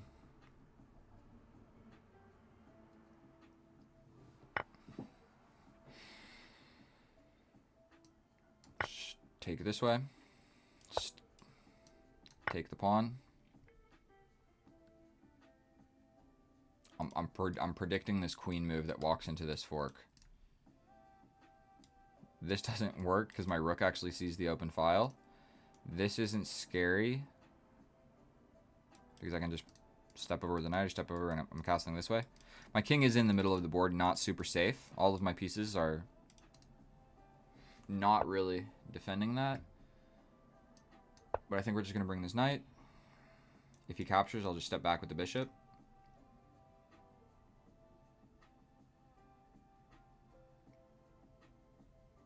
Because I don't want boom, boom, and allow this. Still, it's probably good for me, but we're just not going to do it. He do be giving it all or something. Played. What type of name is that, bro? We're going to throw in this check without even calculating anything because it looks good.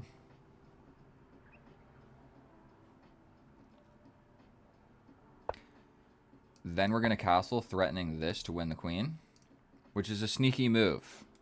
It's a sneaky move to a lower rated opponent. That's a sneaky move. Castle threat.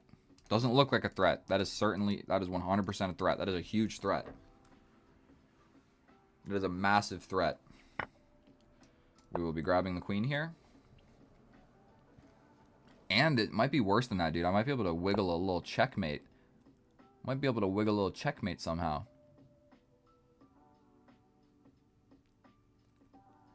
We have check, take.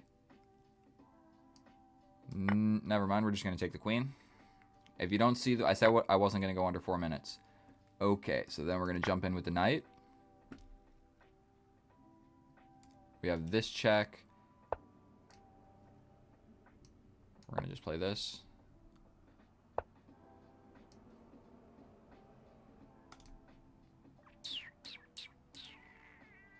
Get closer with the queen. I don't know what this guy's doing over here. He's a little bit offsides. All right, take this. This check. This mate.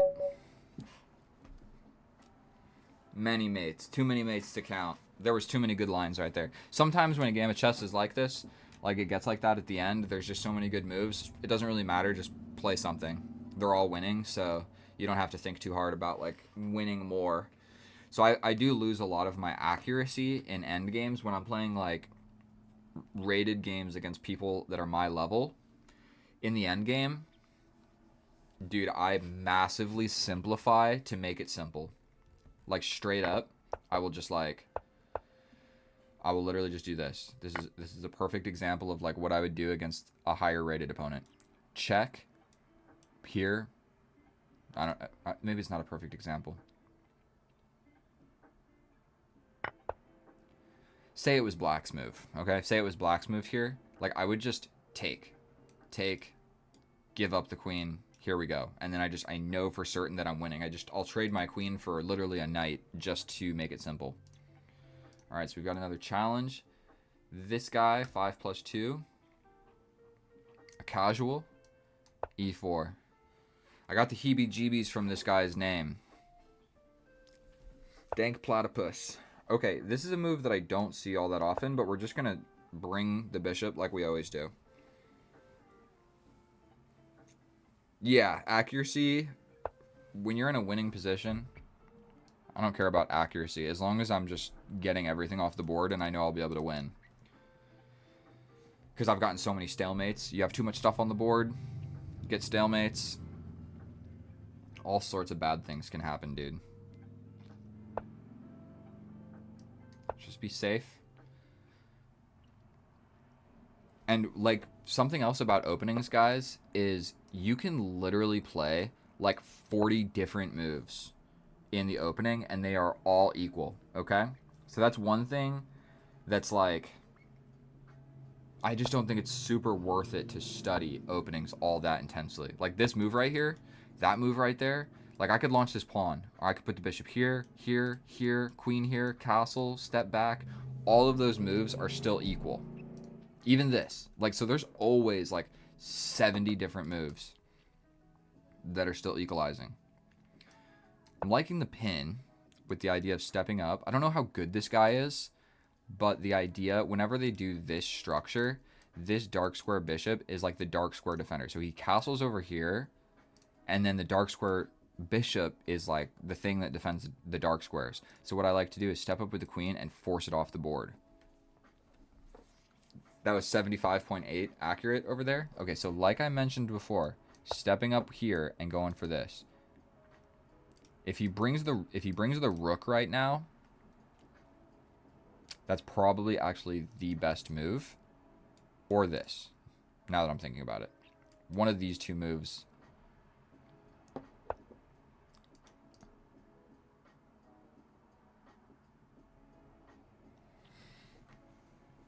Now you're supposed to castle before launching an attack. So let's just have an opposite side. I hope this guy's not super good because I'm not great at these positions. Opposite side castling, attacking games of chess, that is how I lose. Every single time. It is my weakness, but it's more fun to play. And if the person's a little bit worse at chess than you, then they can be really fun. What is up, Matthew Ping? I've been streaming for a while now. I know I said 4 o'clock. So I'm now hear me out, guys. I want to do this and launch this pawn and sacrifice my rook. So we're going to play this. He has no jump forward. We did push this pawn. This guy is not developed yet. The only problem is, like, say I take, and I start launching this pawn. He'll take with the knight. I take. He takes with the pawn over here. We do gotta calculate this very quickly. But I think we're going to be alright. Let's trade off the dark square defender. That was the entire game plan. What about... Oh, and you always got to be careful of your pawn advancements getting stopped by this knight. So, like, if I play this, if the knight lands there, my attack is over. So I'm thinking about bringing a knight a little bit closer. You chase. I go here. You chase me. I step back. You push. I launch here. Probably you go here or something. Let's just play this. I'm not sure if it's good or bad. At the very bare minimum, we're threatening this fork. So he might be considering stuff over here, but there is definitely the threat of this as well. Or even... This is the main threat. That is the main threat. It's not 4 p.m. in California yet. I know, dude. It's 3:46. Okay, so he is defending.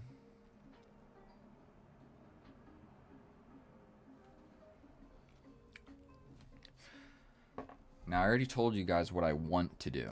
Boom, boom, boom, boom, boom. It just seems fun, does it not? It just seems fun. He could jump over there with the knight right now, actually, and that would be a terrific move. But I'm really just considering sacking a rook for no reason at all. We have to step back, no other move. This gets scary. Oh my god, this gets scary. He's playing very well, actually. So this might just be a terrible idea. It's probably a far more principled idea to just trade here. Okay, so he does want to play that. I can jump forward and attack him.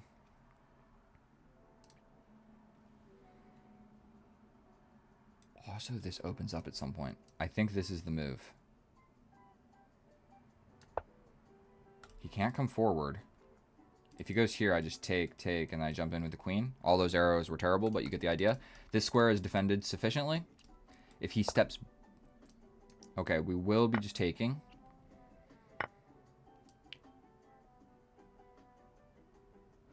Taking. And he wants to trade the queens. I'm up a pawn. So, super unfortunately, I might just do this.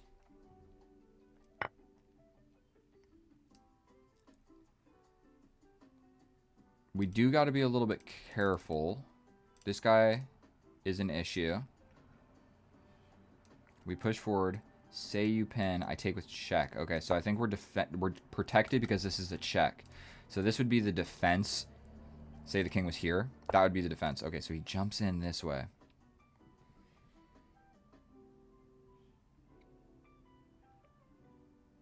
Let's...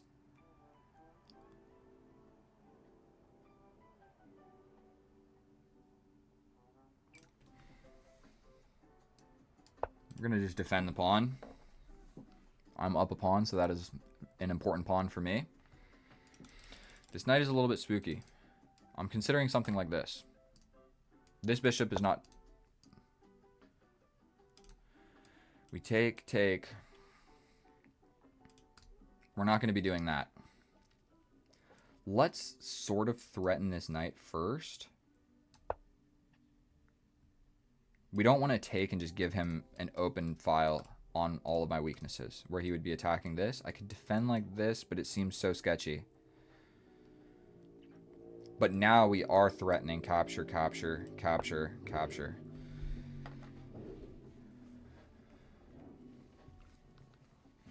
We can play en passant actually right here. This is a move. And I think it's winning because we jump in threatening a lot of stuff. Let's do it. This guy is re-threatened.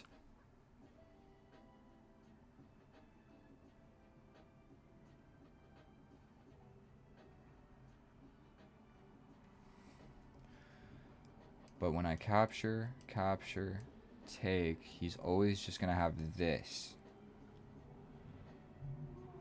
But I can double up. If you grab this pawn, I'm grabbing this one with check. So we'd have to defend first.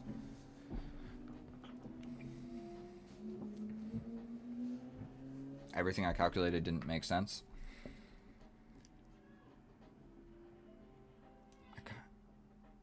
I like this. This. We jump in. That is an outposted knight. So let's do it. And then we just jump in with this knight. This guy is defended. The infiltration is defended. This is a threat of a fork. I'm ready to launch this pawn forward at some point. I need a little bit of breathing room for these rooks. I'm still only up a pawn. So he's probably just going to play this.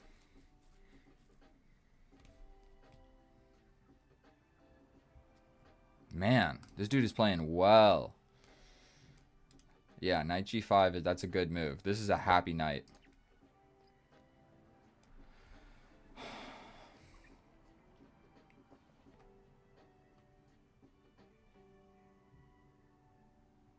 I mean, this seems to make sense, does it not?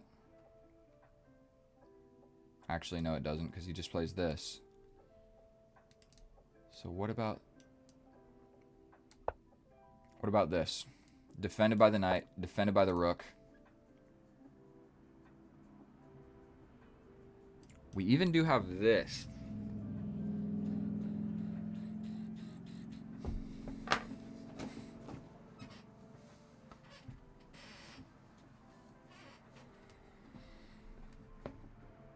Probably just bringing the king is a decent plan. He has... No, he doesn't. Rook's still there. Rook is still there. This knight needs to skedaddle. And unfortunately, the second he does, I'm going to kill him. This pawn becomes a little bit weak, but I'm cool with it. I'm going to step over one more square. Just get this defended by, like, everything in my position. This is my weakness. Like, so are these three guys, but there's so many pawns in the way. So he's wiggling around. Wiggling around. I don't see an immediate way to... We're doing this. Now I don't need... now I don't need my rook over there, so we might play something like here, here, here. Get in with the rook.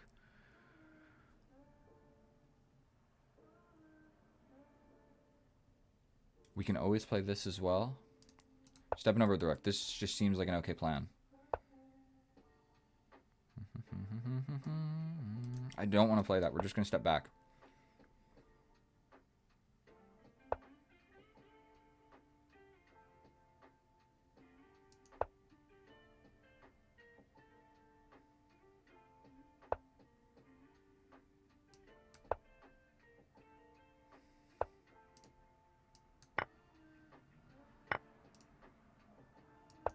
He can get in right here, attacking this pawn.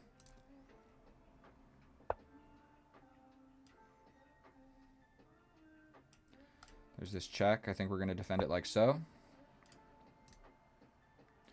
He's also got this. But if he does, then I do have this check, which just seems decent.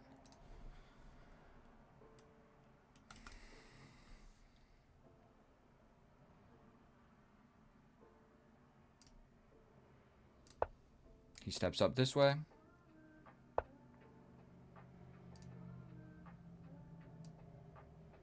God damn it. He's got this.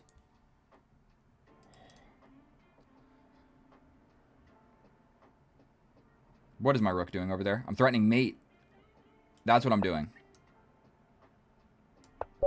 I played it! I played the move!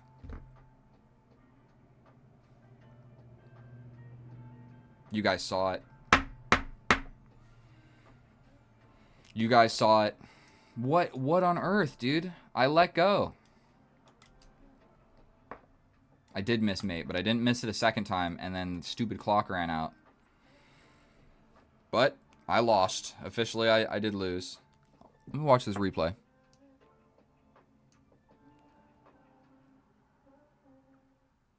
I can't watch the replay. It's gone.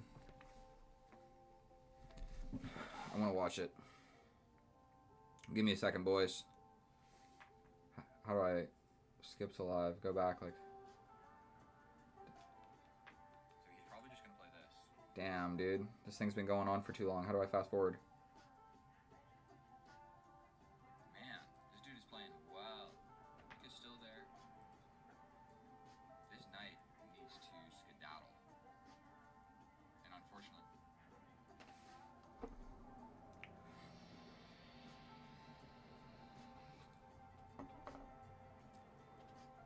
Dude, that sucked. That sucks. And I can't watch the replay because this freaking thing. I'm watching it.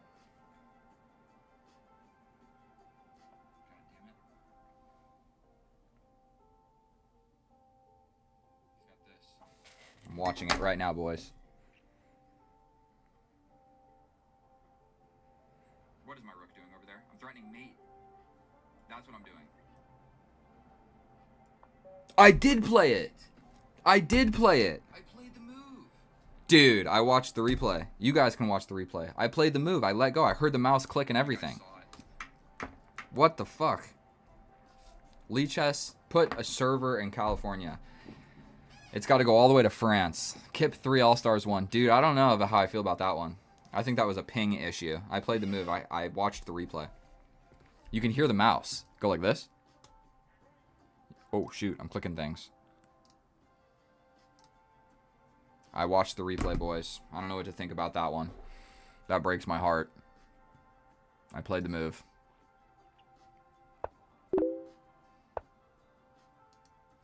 Dude. Breaks my heart. Alright, we're hopping into another one. If like 7 of you could subscribe, that would be pretty dope. Just 7. Just 7 of you. You can all click the button. 3, 2, 1. Ba-ching. That really, really sucks. That game right there. That really, really sucks. I know that this is the best move, but I don't feel like dealing with it. Don't feel like dealing with it.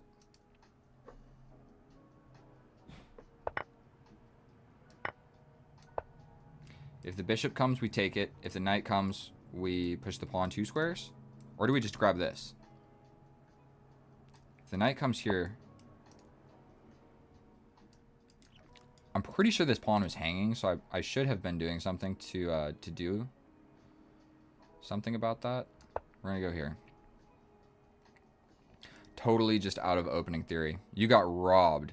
At least it wasn't ranked. I really did get robbed, dude. I played the move. I heard it. I just watched the replay. I would encourage any of you to go back and watch that. I played the move. Oh, yeah, this is definitely an All-Stars player. So I'm thinking we win a pawn.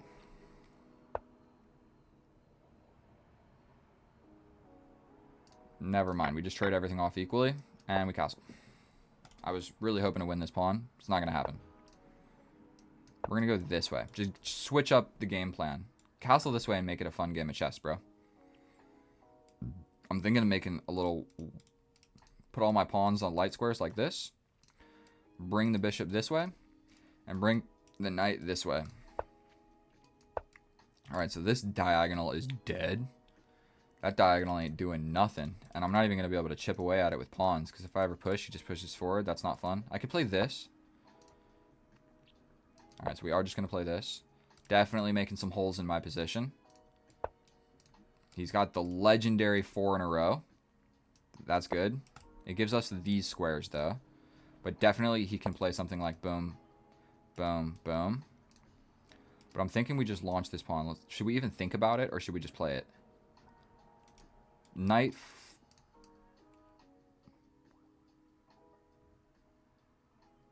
I like this because we're putting the knight closer and we're attacking something. If he goes here, we might just tickle him, chase him around. And it's hard to say if I'm supposed to be bringing my knight this way or what. So we're going to take the bishop. I think that's going to be a decent move. We're then just going to attack the rook. He has to step back, and then we're going to have the kind of same game plan of bring this guy. That, unfortunately, hangs a knight. So we're going to take it. I mean, he can grab a pawn, but at that point, we're just going to trade everything off.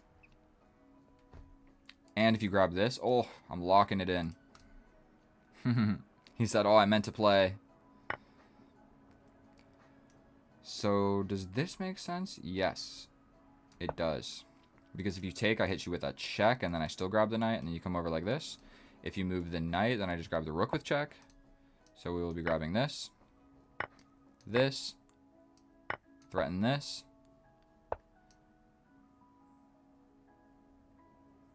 Reroute of the knight this way. It's probably not a great idea. You can just play that. So we're going to... New plan. We're going to go this way. Bringing the rook up here is probably going to be the next best plan. We're going to slide in, attacking this. He has to defend it, I believe. This all of a sudden becomes not a super great plan. So we're going to lock this pawn, so we're always keeping an eye on it. He can come forward and chase us. We're going to step back.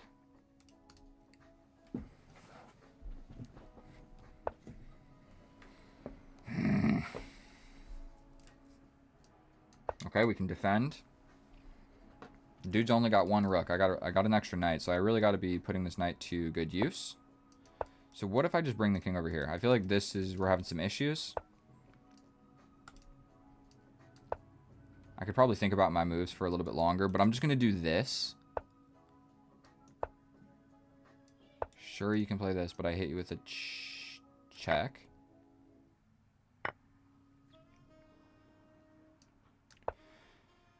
He's got this, but I step in.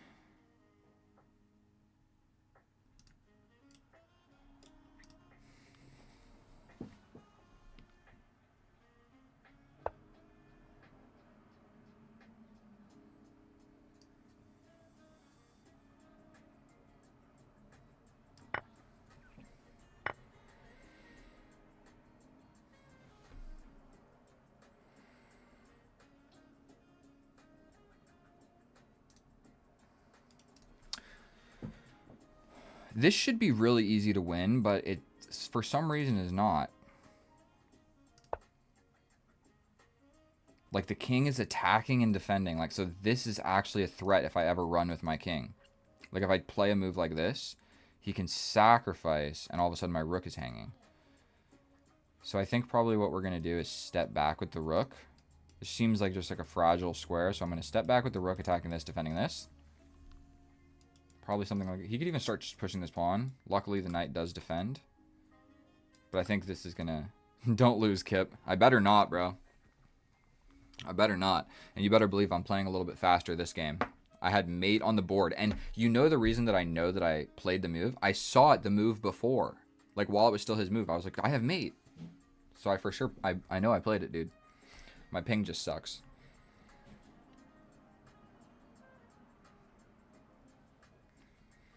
I mean, it's not completely hopeless.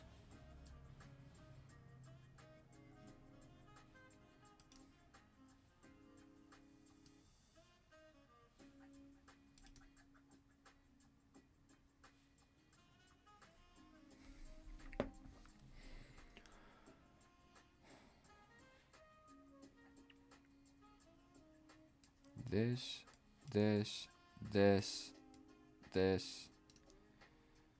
Here.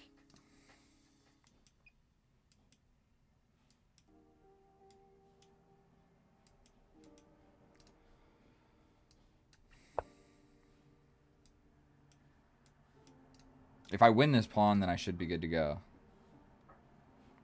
But he can start wiggling in, dude. Like, jeez.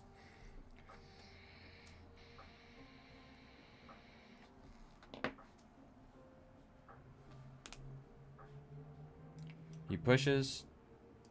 I have to block. And essentially, it's like an almost equal position at that point because my knight is literally doing nothing. But I will bring my king. And I'll block the pawn. And if I win the pawn, then I should be good.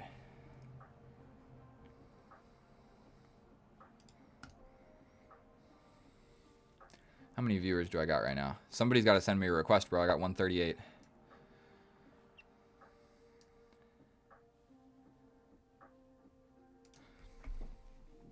Maybe we would just preemptively step back. King comes in. Like, dude.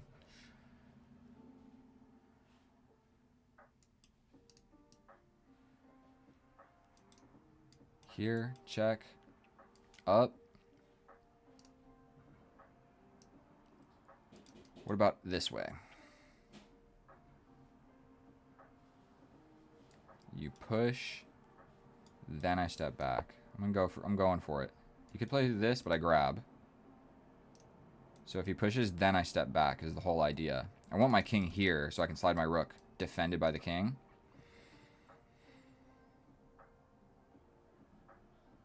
And arguably I can just stop this whenever I feel like it, so I'm not super worried about all that.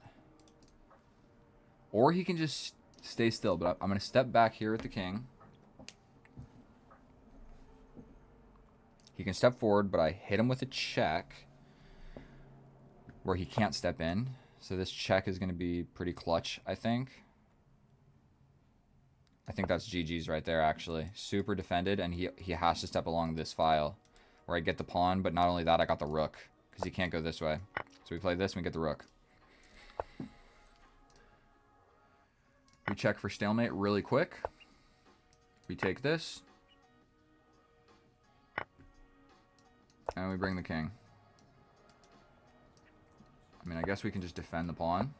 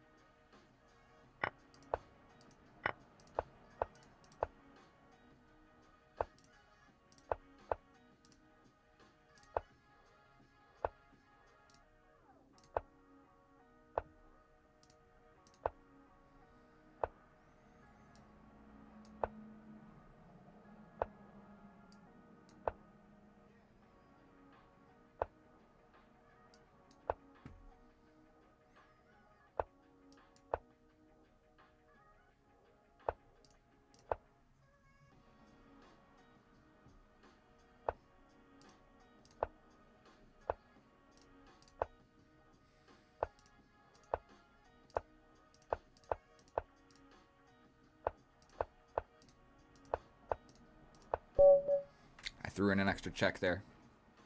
Yet again, a game where somebody should have resigned, but they didn't, so we had to waste like another, you know, minute and a half of our lives. But it is what it is. Yeah, I think that game was smooth sailings, to be honest with you. That was smooth sailings. It was just a little bit tricky here in the endgame, but I was never not winning. For some reason, I felt like I was going to be able to win this pawn, so I played all of this kind of a little bit stupid. This just hung the knight. So we hung the knight, we traded the pieces, and yeah, this wasn't incredibly easy to convert. There's definitely probably some better ways to do this, just because he got this passed pawn. Like, he got a protected passed pawn and an active king. Kib 4, All-Stars 1. Dude, I still don't know how I feel about that one. That was for sure my game. I don't even know what the Trumpowski is, if I'm going to be honest with you, bro. But alright, dude, next challenge, next person, let's do it. I got to leave here at, soon.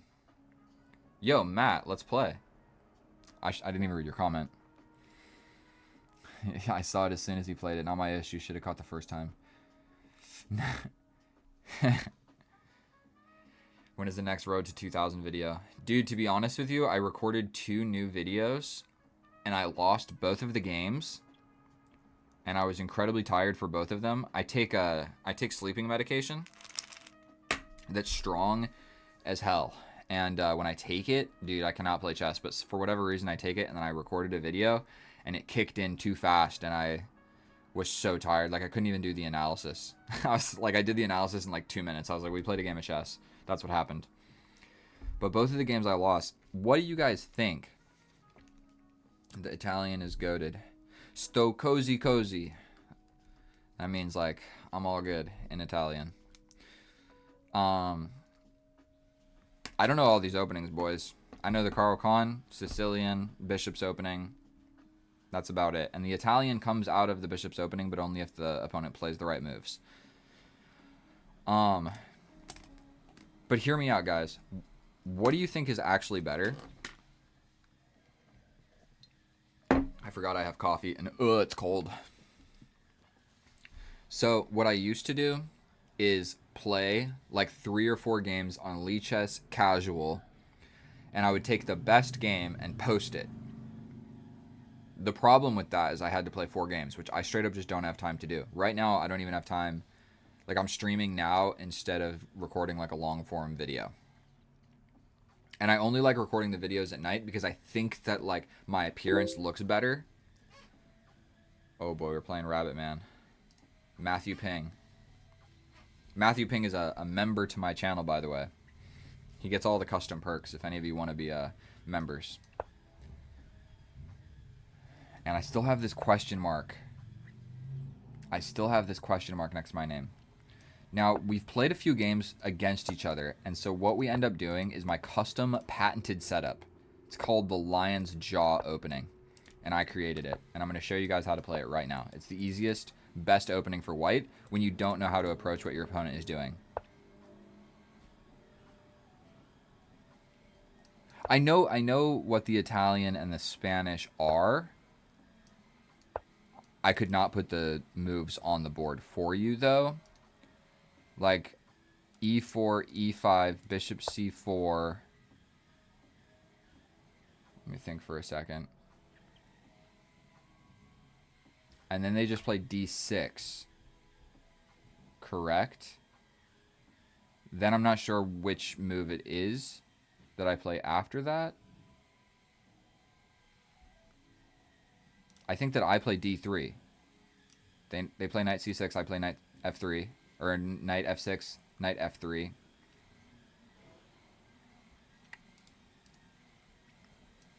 We're going to castle opposite. We're going to have a game of chess here, boys. We're going to castle opposite. Matthew Ping, I'm coming for you. e4, e5, knight f3, knight f6, bishop f4. With the white.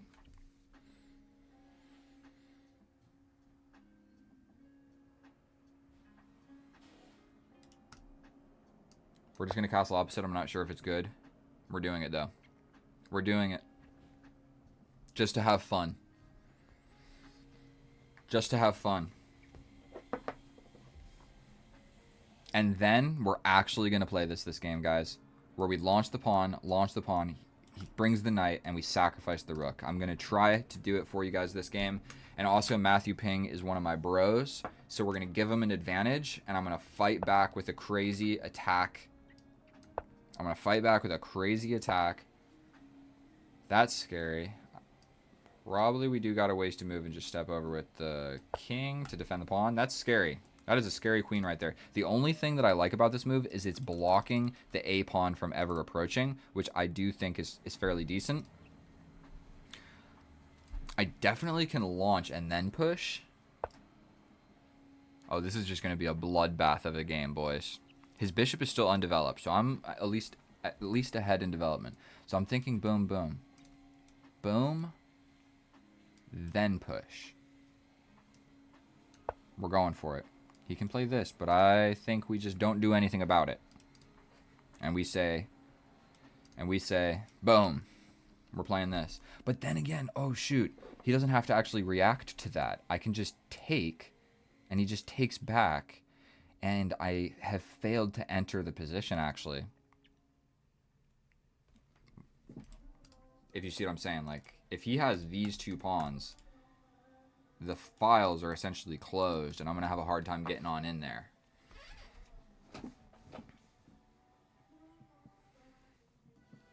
He could also play h5 right now, and then I capture, g takes h, and then knight h5.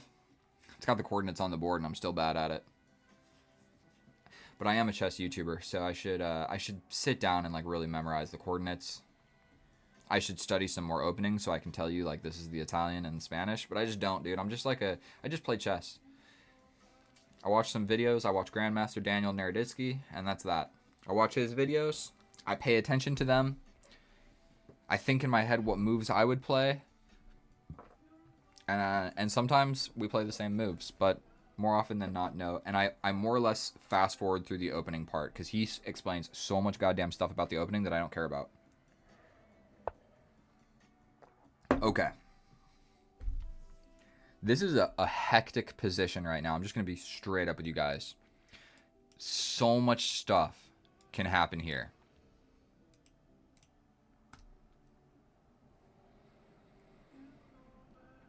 Either one of my captures allows his knight in.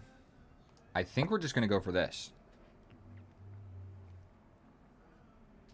Still his bishop is undeveloped. So he's throwing in a capture. I'm thinking another big decision to make. We have 3 different ways to capture. Which one is the best? For one, I can throw in this capture first. Where if he captures, I capture with check. So boom, boom. We capture with check, you take, I take, you take. I could take here with check. I think this move might also be not doing so terrific. But it would definitely be fun to play. We take with check. You have to step back. Then I attack. I'm threatening the knight. How do you defend that? You jump in with the other knight. But then I push forward attacking. This might be fun, dude. This might be a fun move to play right here. You could just capture. That would probably be the safest thing to do. I can also take with the knight, then you take, then I take, then you take, sacrifice, take. I get in with the queen, threatening all sorts of stuff. I am going to play this. I'm not sure that it's a good move. There's just another capture, but I kind of just bring the other knight. The same reason I didn't want to capture... Sorry, the same reason I didn't want to capture his pawns is it just brought his knights in. And so now kind of the same thing goes for if you capture my pawns, then I bring my knights in.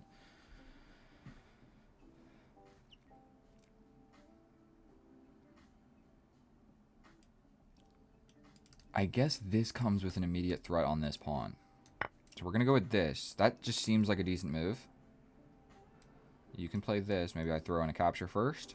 Then we capture back with the knight defending. With discovery ideas. I think we're going to have some ideas here, boys.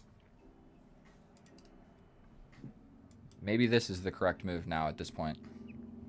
Defending this pawn is pretty serious. Because if you capture, I bring this. This is still kind of an issue. And the sacrificing of the rook is always going to be an idea. To bring the other rook. And once all this stuff clears, my queen can get in.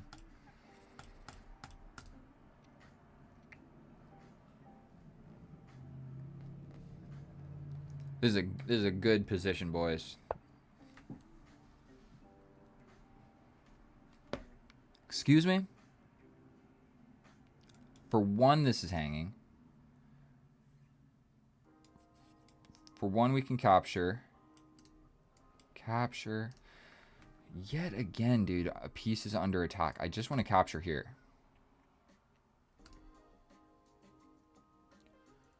We can always do this, but then he just pins us. We would have to defend. We go here.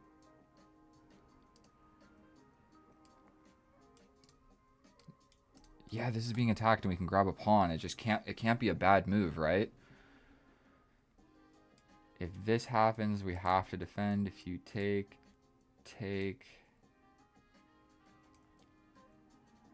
here. This should be hanging at some point. Okay. If he captures this way, I have to take with the pawn now. He could even take here, because if I take, there's always this. And all of a sudden, his dark square bishop might just be opening up. And my dark square bishop is undefended, kind of in the middle of the board on c3.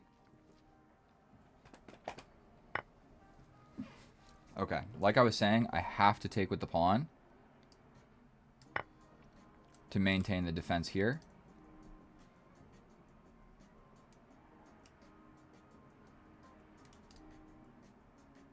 I want to get this knight out of here, boys. Big gulp. This is my little umbrella pawn, but I am up a pawn now. So the game plan does switch a little bit. Probably we're going to see this. Okay, he attacks it like this. I think we go here, and then we can reroute like this. Boom, attacking this guy. You could just ignore me, but this is defended, actually. So this is probably the right move.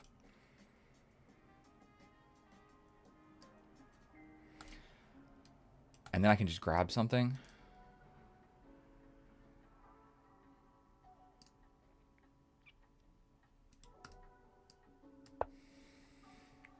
Okay, I need to keep my eye on the clock as well. I am up a pawn. I'm attacking the rook. This is still my game plan. This is defended by the queen. This is defended by the king. I'm still not sure what this queen is doing over here. You can always just attack me. I might just take here and just make things simple.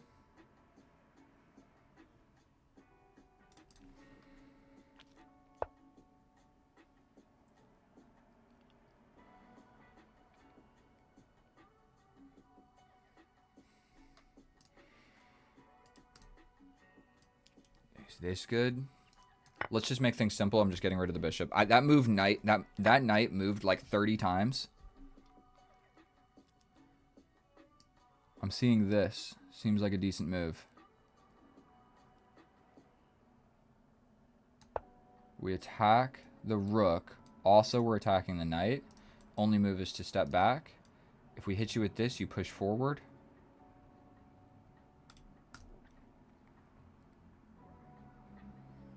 I'm ready to capture here.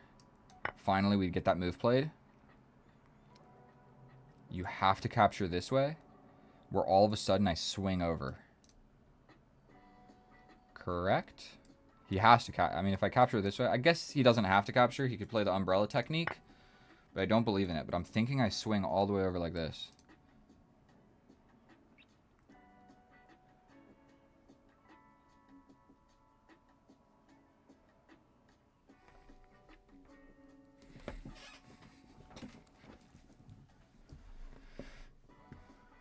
There's this.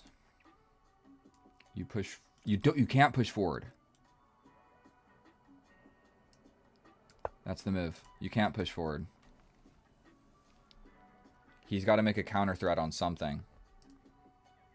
Unfortunately, I think this is the only real counter threat. He's got this too. But I just grabbed the rook and you grab my bishop. So the counter threat doesn't work 100%. But I think it would probably be the best game plan. He's got that, of course. We push forward here.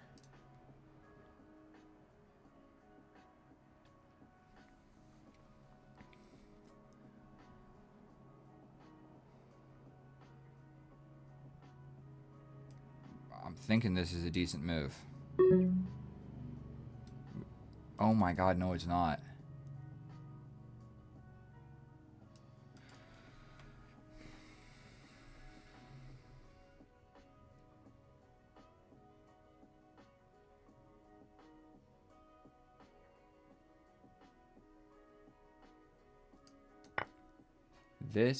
This, slide over.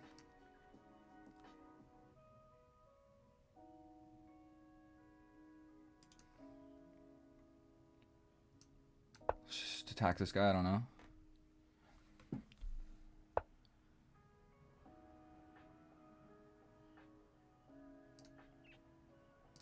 Just play a move. He can defend. Maybe we change plans and try and get in like that then.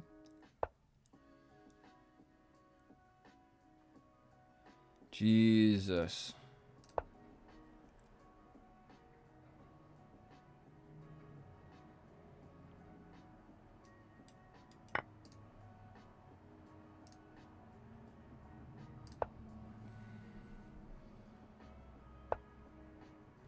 Check here.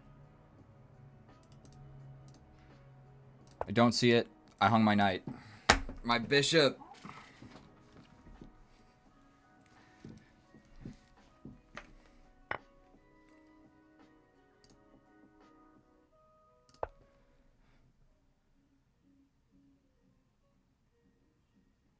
I should have covered, dude. That was not the right move.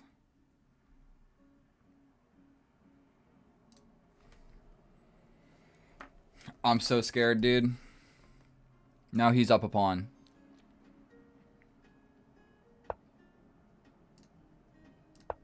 We give a check.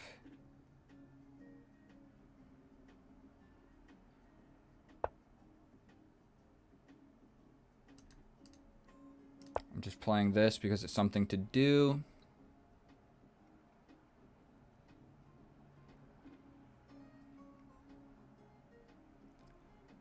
You have to block, no? I hit you with this check.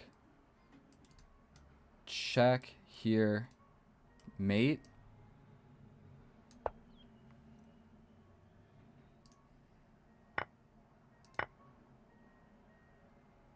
What did I not see? He runs. We block.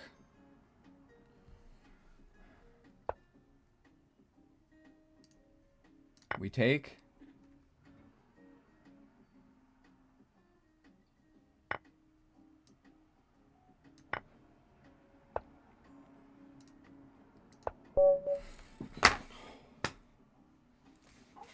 That was an awesome game of chess, dude. That was an awesome game of chess. Man, where were you earlier, Matthew Ping? I played so many boring games. That was a good game of chess right there. Oh my goodness. That was GG's. I'm sorry for winning, dude. I'm sorry for winning. But it sure was close. I know you're going through it a little bit right now. Maybe you needed the dub. Dude, that was such a good game though. I'm guaranteed you were winning at many points. You missed the hanging bishop, by the way. That's what it was. You missed the hanging. That was what a game. I wish I was recording that. We're gonna look at the accuracy. That was probably terrible. In that endgame, dude, that opposite side castling games are so hard to play accurately. Man. 83 and 77. 2 blunders, 3 blunders. So I guess I was winning the majority of it. By the way, for everybody watching, please subscribe. At least a few of you. That was a banger of a game. You're here to watch chess. That was a game of chess. Look at this opening.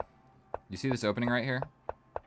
You can play this against literally anything, and you don't need to study anything. If you have the white pieces, you can play this exact structure, and look at it. Equal position. And what's crazy about it is it is still equal if you like rearrange the pieces however you feel like. It's still always equal. Sometimes it's better for white.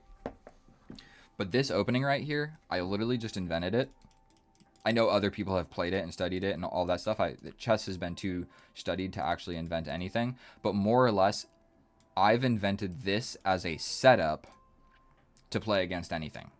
And I do this in bullet, and then I realized once I started playing it in bullet, I can like also do it in blitz and also do it in rapid. And there's no possible way people have studied how to play against this. And it's pretty flexible. You can castle both ways. So right after you bring the queen up, you can castle this way or castle this way. So let's just see how this game was going. Okay, correct with the knight, correct with the knight. Not correct, inaccurate. Okay, just grab the bishop, sweet. Correct, correct. Dude, I played a lot of good moves. I considered this for a while, but I didn't see the win after you just push. I guess the idea here is boom, boom, boom. Why is this winning so much? You would just take. Then there's this. Wasn't going to see that, to be honest. I didn't really even realize that this pawn was super pinned. There was definitely probably other tactics with that pawn being pinned. Okay, and I considered this, but still, dude, I never got rid of the dark square defender. If you guys remember, I was talking about let's trade off this dark square defender because all the dark squares are defended by the bishop. If you don't get rid of this bishop, it's hard to infiltrate. And right here, dude, I sacrificed my bishop. I hung the bishop. So I gave the check. I got scared. I considered this, but I also didn't see the win, dude.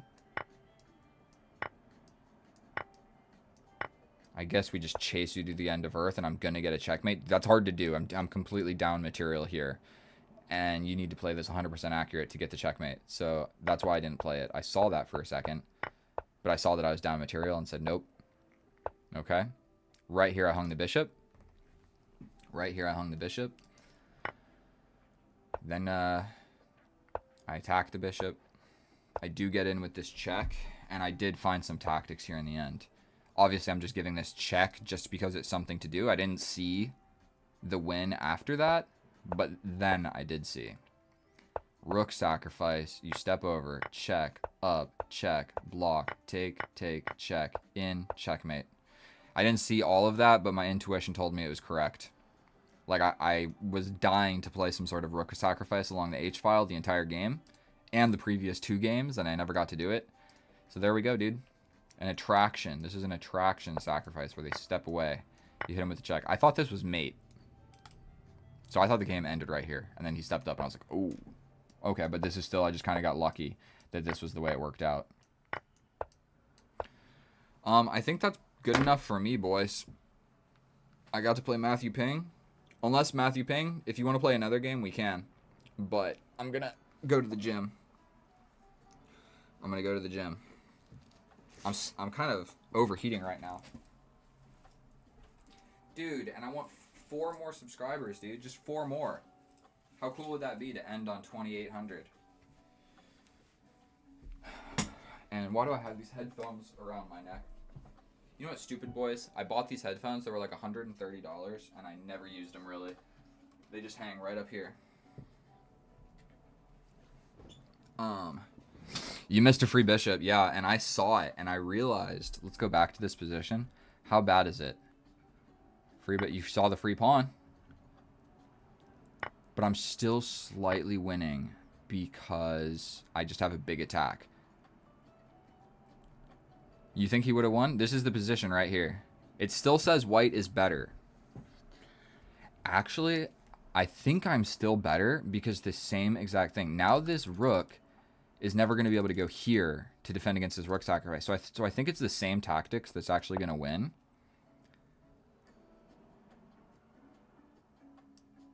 This same idea.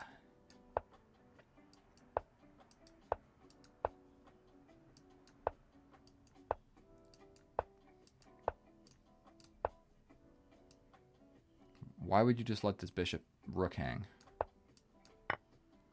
I guess there's mate somewhere that you can't defend. Oh, you need to. Yeah, there's mate here that you have to let it hang. I wasn't going to find that. So I am going to come back, but I'm going to be hanging out with the girl that I've been hanging out with. I met a new girl, so we hang out like every weekend. Because I haven't had a female in my life for a little bit, so it's nice to have a girl that's like just down to hang out every weekend and like... You know what I'm talking about. You know what I'm talking about, boys. Matt, you want to do another game, though? If not, I'm signing off. But if you want to do another game, I will absolutely oblige. I'll be late to the gym for you. Oh, dude. I should be getting my second paycheck. My first paycheck from YouTube, $500. $500. My second paycheck, $510. And I should be receiving that today. Or tomorrow. Let's check. No, the gay friends did not come through. This is my YouTube money, boys. Isn't that cool? I've got $1,000 since August 11th. Or more than 1,000. We're looking at like $1,200 now. $1,200 since August 11th. So I'm going to do a video about like how much money I've earned on YouTube. Because a lot of people watch those videos. And I think it would be interesting to like keep track. And then so, something else. I'll give you guys a sneak peek. And Matthew Ping, I think I explained to you already. I didn't invest the money into Big Bear AI. Because, dude, I've lost like $12,000 in the stock market in the past like 2 months. So, definitely need to be making some more not risky decisions. If I would have just put everything in the S&P 500, I would have been chilling. Which I still will be chilling, but definitely my risky stuff is not paying off. I can basically do like a portfolio analysis of these are my individual stocks, these are my crypto, these are my index funds, the same as the S&P 500, and the crypto and the individual companies have never outperformed the index funds. So I might as well just put it all in index funds. But what we are doing is I put the $500 into Berkshire Hathaway. And so when I get this second paycheck, I'm going to put another $500 into like something else. And this account is only going to be YouTube money. And I'm going to share it with you guys always so we can see how much money I make from YouTube. And so I'll get the paycheck. I'll put it directly in there. Well, I'm going to invest it a little bit less risky than I had planned. I had planned on doing like high risk, crazy shit, but I can't do that anymore. Literally lost like $12,000 in the last 2 months. I didn't lose anything because I haven't sold anything, but it does suck to just see like your net worth go like very rapidly. All right, Matt, you want to do one more game? Everybody's been sitting here. They want one more game, dude. Everybody's watching. Let's do another like 3+2. Let's do a 3+2.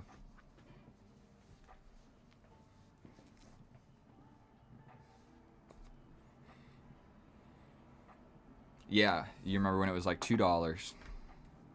The gay friends did not come through, nope. And the girl is not good at chess. She didn't even want to play, actually. Damn, bro is making bank. I am making bank, dude. Not from YouTube, but I've always been good at money, boys. I've always been good at money.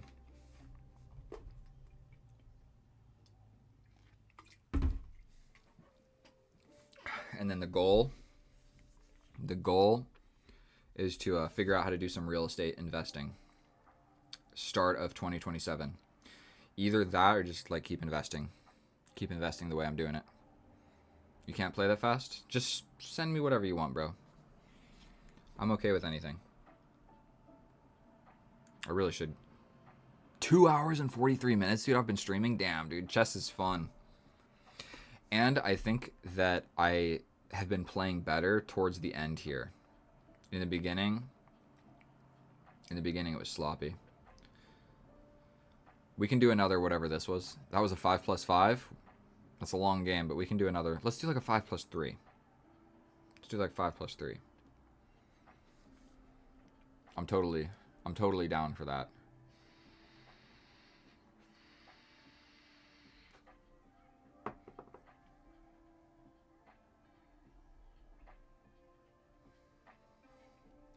Yeah, and so what's kind of interesting about this Berkshire Hathaway, I don't know if you guys are going to be able to see this. I'll read it to you. So I bought 1.0 share, 1.02, which is essentially I bought one share, but it tells you how long it's been invested. So 20 days ago was when I got my first paycheck by YouTube.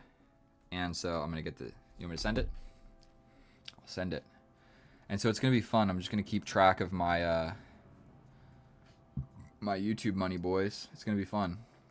I'm wondering how much. And you know what I also want to do? I don't know if you guys know Blunderman or Will Taylor Chess. I watch Will Taylor Chess and Grandmaster Daniel Ditsky. Do you want to play the white piece? I guess who cares? Let's just do it. We'll do the same setup. Maybe go for a little pawn launch.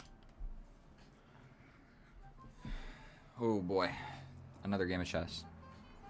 But yeah, so this, I have gotten a 0.17%, wait, no, a 2.09% return. So off the $500 that I invested, I have made like $11. Where does it say? $10.46. And so we're gonna keep doing it, boys. We're gonna get paychecks from YouTube. We're gonna invest them, and we're gonna watch that shit grow. How crazy would that be if we get the account to like 10K, something like that? So we're sticking with the game plan, dude. I told you guys this setup works against anything. I'm not even really considering what our opponent is doing here. I'm thinking maybe like last game. I'm going to give you a tidbit of advice. The last game, your light square bishop really struggled to get involved. So I would maybe go with a double Fanketto. Because right now, as it stands, you don't have like a lot of super great squares for the light square bishop. The knight is blocking you. I wouldn't have gone with that. I would have gone with the Fanketto. I'm not sure if it's going to be super high accuracy to play that, but I feel like you'll be able to develop that piece with less heartbreak. A veces mi inglés es muy horrible, mi amigos.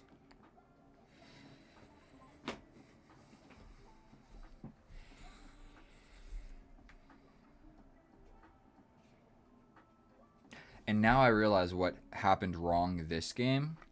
I'm setting up the battery with the light square bishop. I think what would do me some good, we're still going to castle opposite just to have a banger of a game. Last game was a banger. We're going to try and get another banger.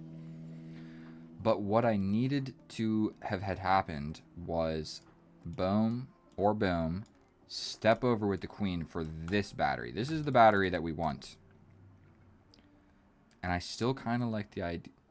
I promised you guys what's my investment strategy. So I do. Okay, so we're still. I'm thinking we're just going to launch this pawn. This didn't work out so great last time, but we're just going to do it again. I felt like we had a similar position and taking with the knight was the correct move. So instead of spending time thinking about it this game, we're just going to go off the knowledge that we learned from the last game and play this move. And if he plays this, we're going to play this move. And we're just going to say that's what happened last game and it was okay, so we're going to just do it again. Yup. Maybe take, push, take with the knight, capture. He takes with the pawn. And there's this. Ooh. I'm doing it, boys. Okay, again, we're going to step over with the king just to defend this pawn. I don't think this queen move is a terrific move, by the way. I'm going to just... because it gets in the way of your A pawn. You really want your A pawn in opposite side castling. You want to put your pieces like you want to advance your pawns somehow and put your pieces behind them in a way and launch the pawns first. You don't want to put the queen at the head of your pawn pushing because it just isn't going to be exactly what you want. But I'm not that good at chess, so just don't listen to everything. My investment strategy is I pretty much do a huge amount in QQQM and SPY. I do them on Fidelity, so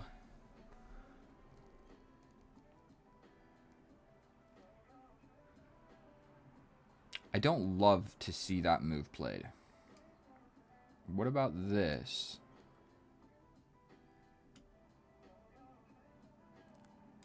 For sure he captures. I step up.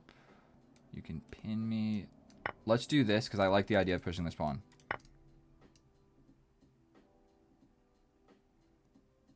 I like this idea.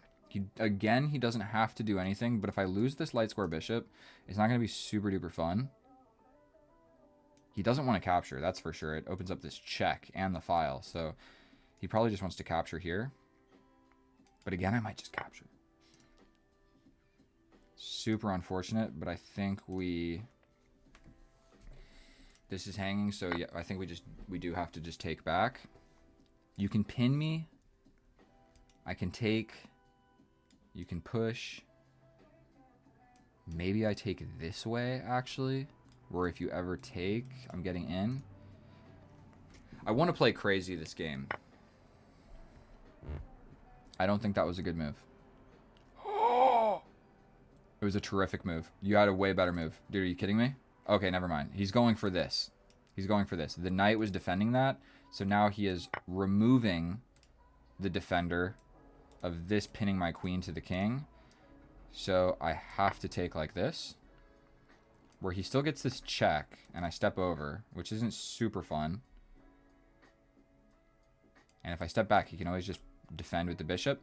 So again, my attack did not break through. We just have like a more or less equal position here. But something quite scary is I have this. Don't forget about that. I do have that.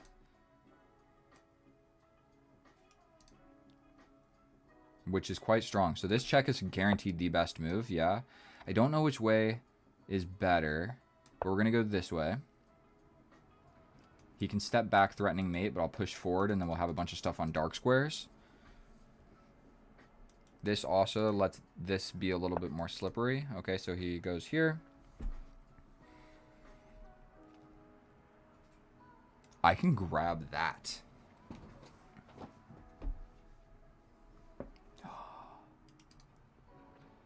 We grab this.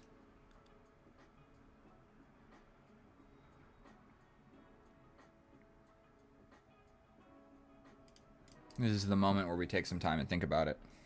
My investment strategy is I have like 17% in individual stocks and crypto. So that's like 17%. Then everything else is in index funds. But I like to talk about the crypto and the individual stocks more because they're more fun. They're more interesting. I'm thinking we grab this pawn. Probably he plays this.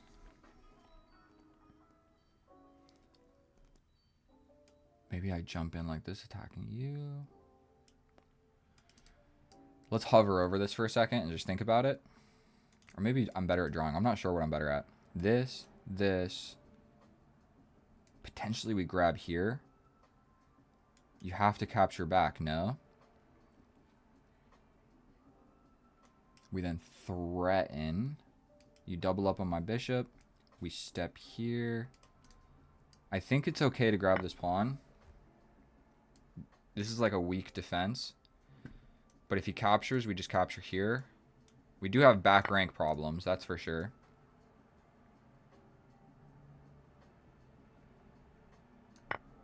Luckily, this queen can't get in immediately. And I think, unfortunately, he can get in, but I think I'm a little too fast with check up. And then this check is quite scary. Where you gotta block. I can always take.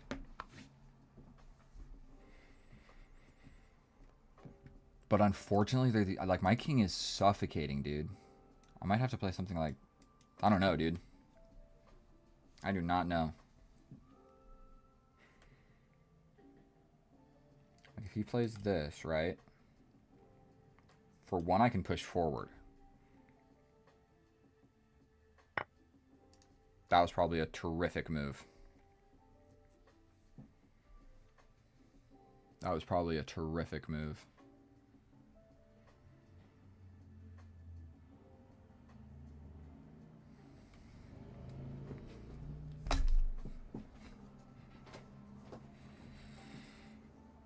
Yeah, dude, you should invest all your money in safe stuff, to be honest with you. 99% of all the money that I have is invested.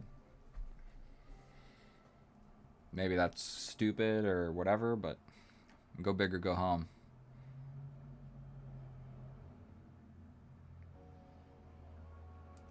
Take, pin. Probably the safe move to play is just stepping up, but he's always got this check. So I'm thinking like this might be better. We don't really want to allow this. This is a bad position for me, boys. We could just play safe. You step over, I step back, you step here, I block. I could always do this, but then you have tempo on this. Still, we here. We push forward like this.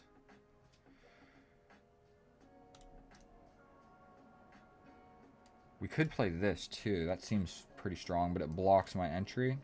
I don't know what to play. Here.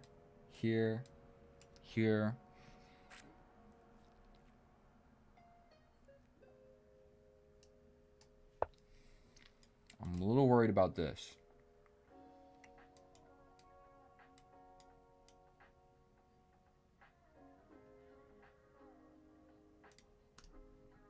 And it's completely equal. I would just say maybe these pawns you could say are weaker, but it's an opposite colored bishop game.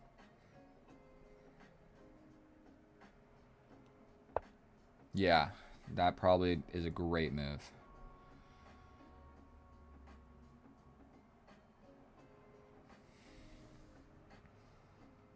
We can always step over and launch, try and get some fancy stuff in.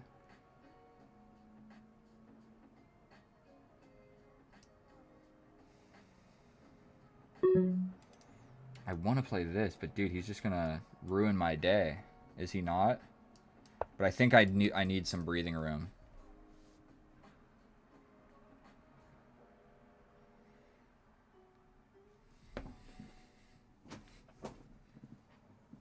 And for everybody watching, I'm not gonna let him lose on time.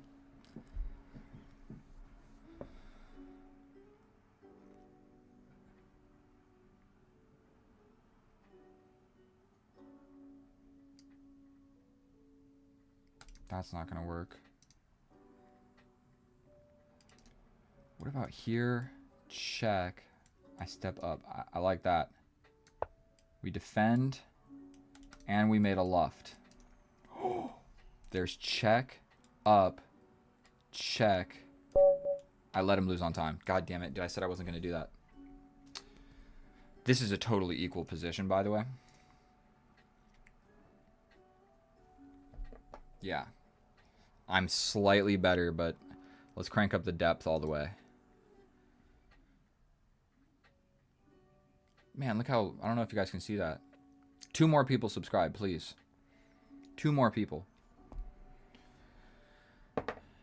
This thing is taking forever, dude.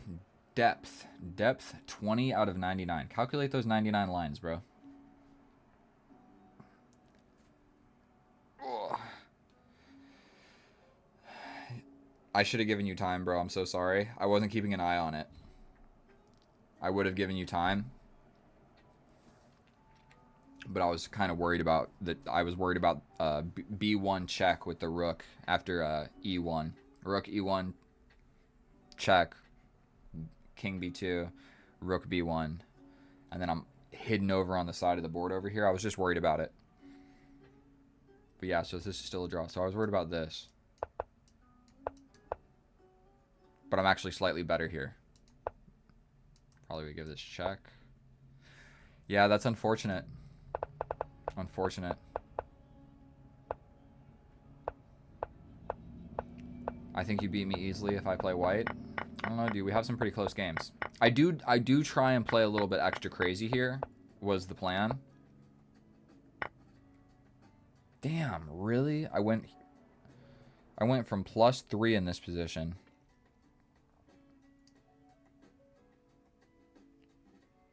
Kip 6, All Stars 1.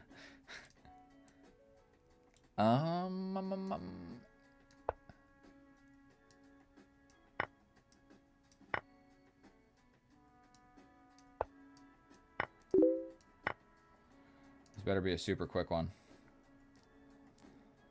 I don't think I can accept this challenge, boys. I gotta go to the gym.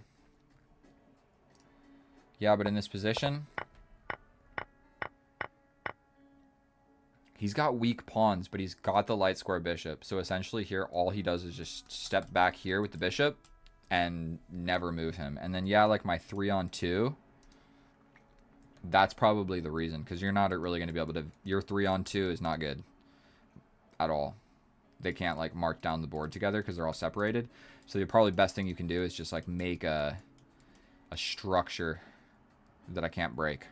Impenetrable structure, which really is, because I'm never going to trade my rook for this bishop, and you don't have to push your pawns, and if I ever push my pawns far enough, you just take them. You know? Like, if you go here and I go here, you just boom, boom, boom. I'm not scaring nobody with that. Alright, 2 more people subscribe, please. 2 more. That's all I'm asking. I played 6 games for you guys. I won all of them. The one game that I lost, dude, I think that's a ping issue. Ping issue, I'm going to be honest. I need 2 more subscribers, please. Dun, dun, dun, dun, dun. No, I'm going to go to the gym. I just spent so much time streaming chess. Wonder how much money did I make? 10 cents. Average view duration 1 minute. 9,811 views. One more, dude. One more subscriber. Trade rooks, go for a draw was your plan. And I think it would have worked, dude. I literally think in this structure, you step back with the bishop. At some point, you trade these rooks. What the hell did I just do? But I'm gonna switch. I'm gonna switch the scenes, and I'm gonna play my long playlist, guys. So I'm actually gonna switch it. I love each and every one of you. I'm gonna be back on, but it's not gonna be live.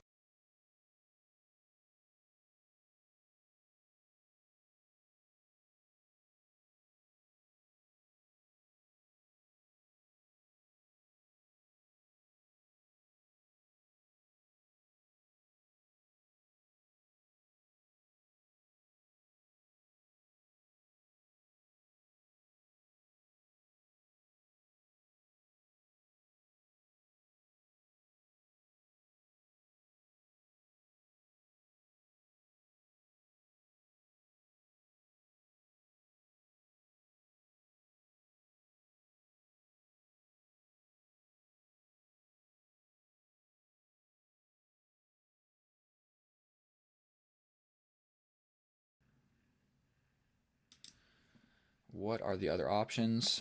I can play this, but that does less. If I play this and he captures, then I give a check. Probably you got to block somehow. I can attack your queen this way. All right, we're going for this. At the very least, I can give up a pawn and maybe trade the queens. Like, he can get this. Oh, I can't even slide in like this. Oh, man.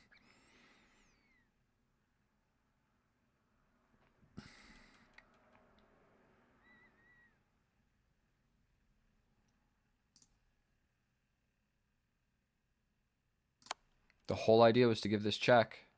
His pawn is feebly defended by this knight. My bishop is also only defended by this knight. If I step here, he'll take with the rook.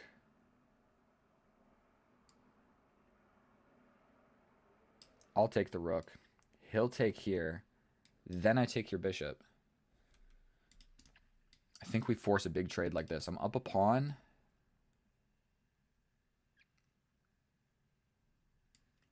What about... What else do I got? Can I bring this guy somehow? Ooh, getting a knight here is just delicious. Beautiful, delicious idea. I'm not really sure what to play here. We step back and attack the rook.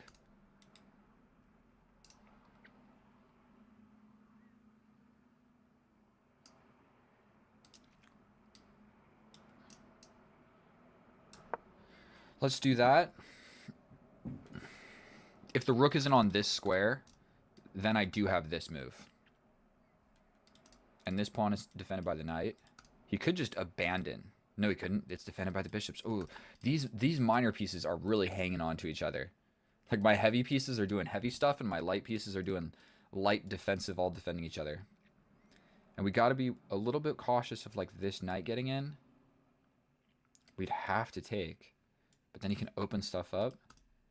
4 minutes against 7 minutes. Need to be playing quicker. I'm almost certain that this move is coming next. I play this. Say you play this. I mean, dude, I'm just getting you with check. So you have to trade. Boom, boom, boom. Okay, I'm playing this move. He could attack. I think this is like a knockout. If you step back, I mean, I still just trade. Okay.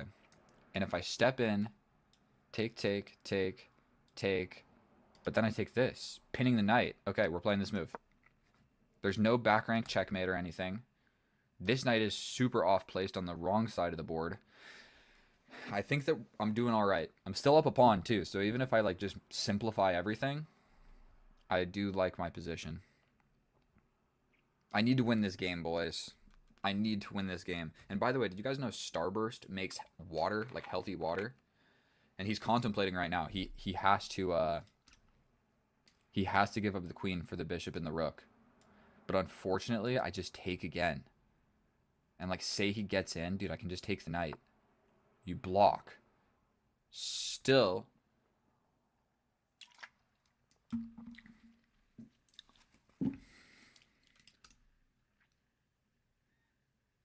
I mean, I can take with the pawn.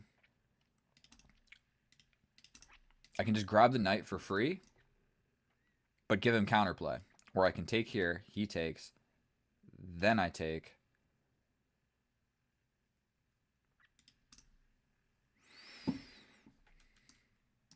I think this is going to be simpler. He gives up the rook. He can't grab this because I grabbed the bishop. No. Is that not true? We grab the bishop. You slide in and attack everything. I step up and defend.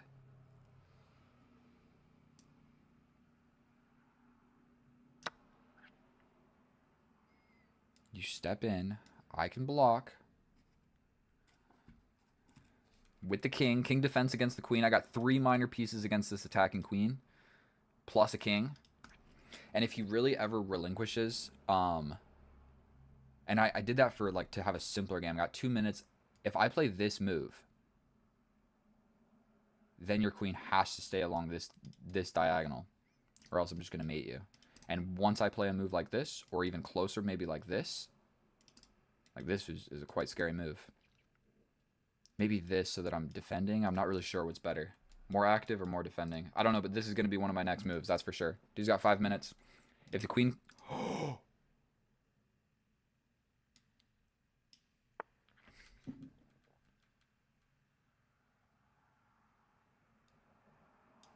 There's this check.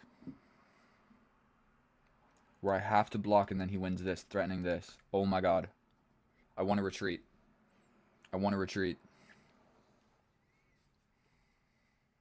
Can I step up? Take here. Check. I step back. Dude, I think king forward.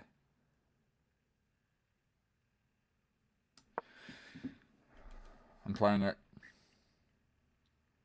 Maybe just taking made sense, but I think my king needs to like be hiding a little more. This check was absolutely terrifying, and I just don't want to allow that.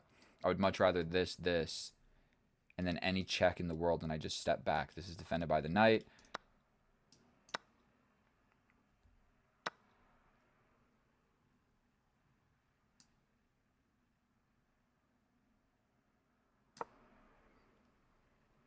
This guy defends that guy. He can grab this, sort of.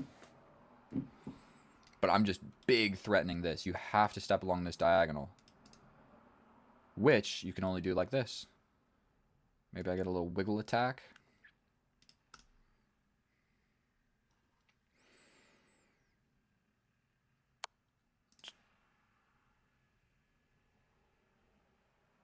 But dude, you can't take my knight. You can't take my knight. This is mate. You have to defend. Okay. Good job. What about this? I'm going here to get this check. Defended by a couple different things. Let's attack the queen.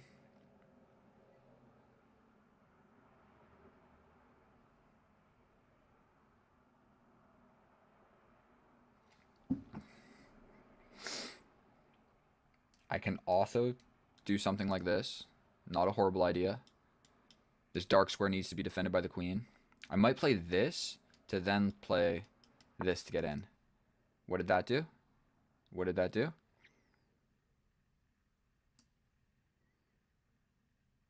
Jumping in with the knight. First of all, I have this. These guys are defending. My back rank is defended. He could try... I think I'm really pinning him down here. And what I might play next is sacrifice the knight. Where if I sacrifice the knight, if you take with the king, I'm coming in with this check. Or if you trade the queens, I just win. I think I'm still going to play this. With 1 minute on the clock. Like, he could try and run, but then I am just going to take with check, like, all over the place. Like, if he goes any of these squares and this just comes with a check and I force the queen trade. As long as I don't lose on time, I'm doing quite all right. Take here. You can like harass some stuff, but dude, I'm just gonna checkmate you. At least I think.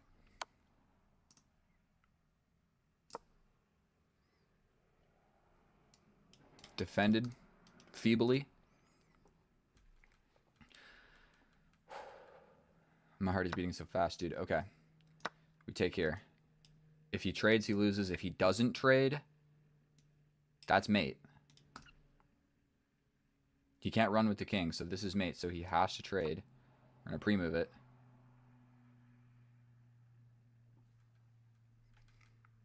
He could just resign, actually, but he might as well try and flag me. He doesn't know if I'm good or bad at bullet. And I hate to be a chess player like this, but if this trade takes place, I'm bringing my king. I don't know if you guys can see my mouse or not. I'm boom, boom, boom, take, and then pushing this pawn. Like, I'm not trying to be fancy or anything. I just want to win by any means because I need my goddamn elo. Let's look at this for a second. I mean, the queens are looking at each other. You can't run anywhere with the king. This is just mate, right? Cool. All right, that's what I thought. He had to trade. So my calculation was somewhat reasonable. Probably not the most accurate game, and definitely that beginning was just threw me for a loop. What 1850 chess player plays, like, he played like, what did he play?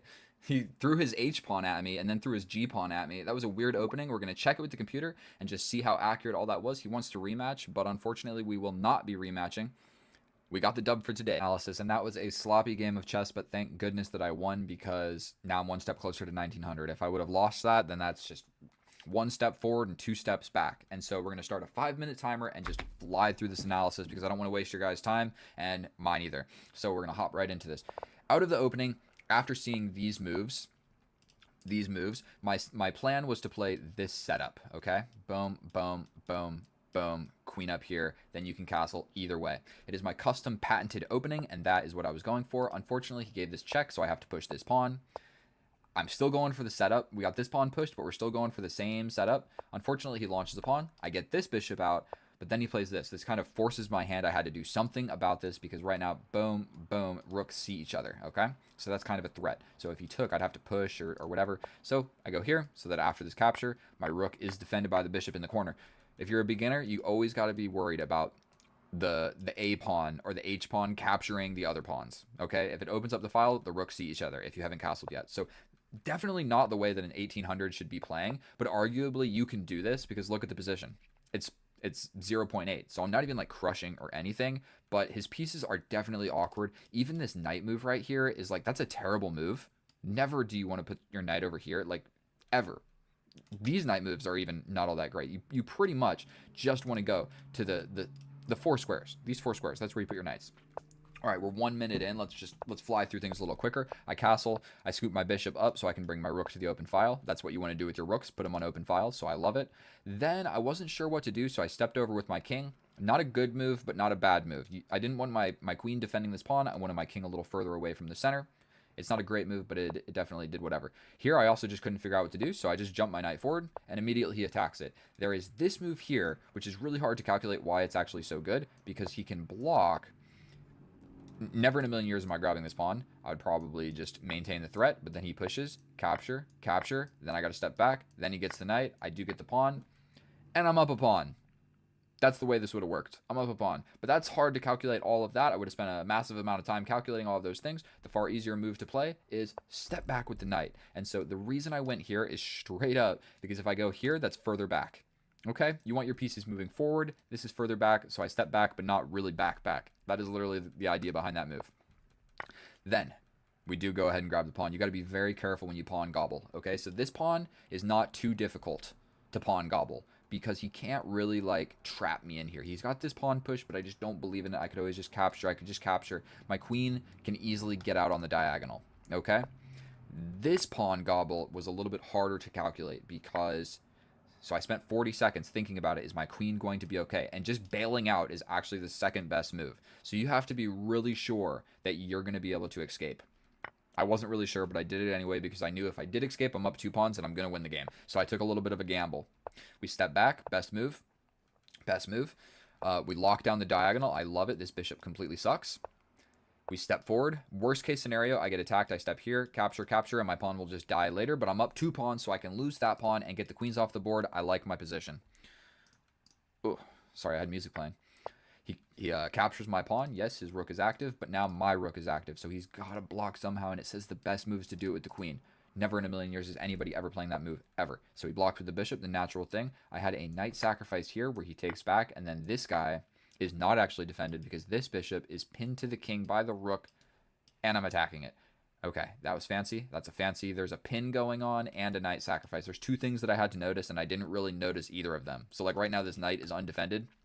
I didn't even notice that, so I would have had to first notice that and then notice that I can sacrifice attacking the queen. You have to take back. Chess is hard, man, and I didn't see it. Didn't see it. I knew that I was already winning, so I just kept with the momentum. The sacrifice was there again. I didn't go for it. We sacrifice here, and I did with the bishop because it maintains this, and it forces his rook to take. So I'm getting rid of the knight and the rook, instead of taking with the pawn where the rook gets to live. Yes, that's technically better for me, but for simplification purposes, I did it like this. Also, he can't actually take this pawn or I grab the bishop, so he blundered the bishop right there. He does have this check, which I did not realize, but even if he played it, I'm going to survive. I'm going to survive. If you play this, I'm getting in, and you have no way of getting to the light diagonal anymore because you can't get there anyway. Okay, so not calculated at all. I kind of just got lucky there, and I grabbed this bishop. I didn't spend a lot of time. 20 seconds, I grabbed the bishop. This check was definitely scary. I would have blocked, and we would have figured it out. We would have figured it out. So, also, I can just grab the knight with the bishop. Didn't see that. I only looked at this, and I said, I'm not taking with the knight because that knight is the blocker of mate in 1. So, we're not going to be doing that. Step up with the king. Now there's no mate in 1. Even if this check comes in, for 1, the king blocks it. For 2, I got like an escape-ish, and I'm defending stuff, so that's why I played this move. He captures here, grabs my pawn, we trade, trade, trade. And this move right here is savage. Okay, I'm going to show you guys this. Savage. What do you even do here? I was considering stepping back or stepping back. If I do either of those, he can step to the diagonal and defend. Okay? If I step here, dude, you can't step to the diagonal because that doesn't work. I'll take the bishop behind the queen with check. Then you step out. I'm going to take your queen, defending the rook. That is a savage move right there. Like, playing this move would have been so cool. Defending the diagonal from the defense of the queen. Pressuring the pinned piece, realizing I'm not going to lose. I didn't even consider a move like this. I considered boom, boom. And I liked this one because it was more defending. This is a savage move. Even if he plays the best move. Oh, giving up the queen is the best move? Dude, I might have just hung my queen like that, to be honest. I might have, like, blocked and then you take and I lose. So you got to be careful. Got to be careful. These complicated moves. So either way, long story short, we play this. It's a blunder. Whatever. He gives a check. We step up. He can't actually take this knight because there's just mate in 1. So you have to defend the diagonal. It's an illusion. You can't take the knight. Nobody's hanging over here. You have to defend mate in 1. That is way more serious than winning this little pony that hasn't done anything the entire game. So, check. He gets the diagonal, and now a little pony that's done nothing this entire game is going to do something this game. He's going to go in and kill himself, okay? Now, also, you can just capture. You have to capture. I capture. You have to capture. Dude, I got 2 minor pieces, and we got equal pawns, essentially. Yeah, essentially, okay? Active king. I could have done that, and that would have been maybe the correct thing to do with 1 minute on the clock. Just like, let's get rid of literally every single complication in the position, and I'm guaranteed to win this. I just got to make a new queen. I don't know. Whatever. We play this attacking the queen. He steps back. I jump in with the knight. And now this gets her done. That knight that did nothing is ready to die. I saw this move, and it's basically a knight sacrifice. If you take here, I'm taking this. Is that what happened? No, he gave a check first. That's right. Then he took. Then I take. And you have to take with the queen because this is just mate in 1. Cutting off this way and cutting off this way. So he had to take. No other move made sense. There's no other way to defend it, and he can't run away anywhere with the king. Like, he is in a box. Look at this. Boom. He literally can't go anywhere. He's cut. He's cut in the box. Like that. That's scary. Okay, so either way, he didn't trade the queens. Let's go home. Let's go home.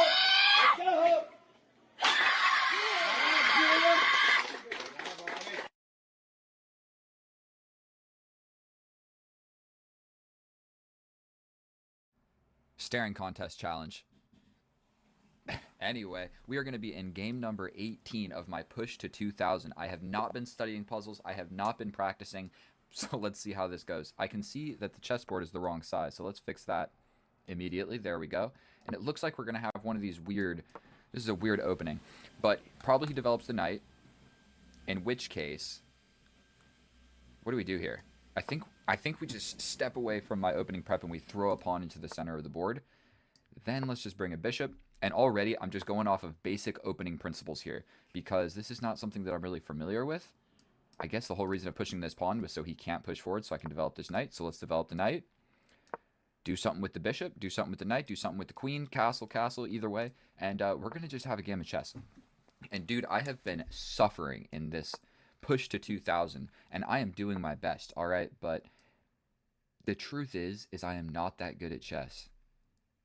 And so that's really what we're going for, is we're trying to just get better at chess and make it to 2000. Probably this pawn capture makes sense. This guy is uber defended, and I could castle opposite and we just go for the attack. I have a lead in development, actually. His bishop isn't developed yet.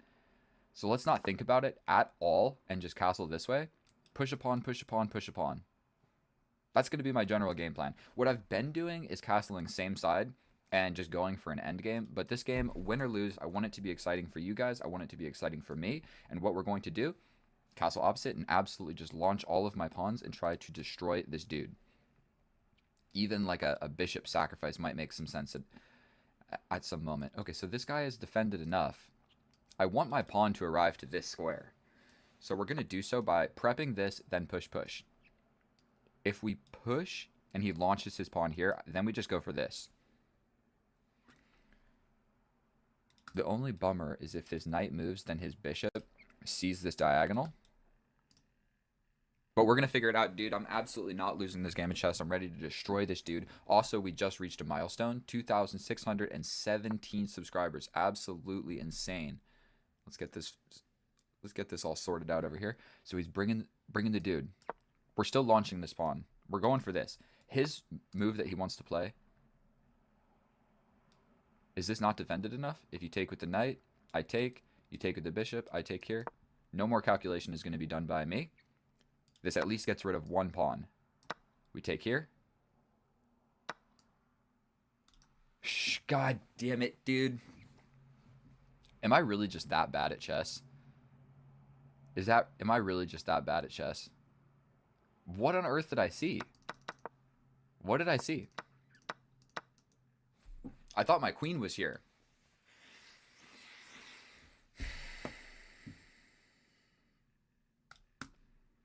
God damn it, dude.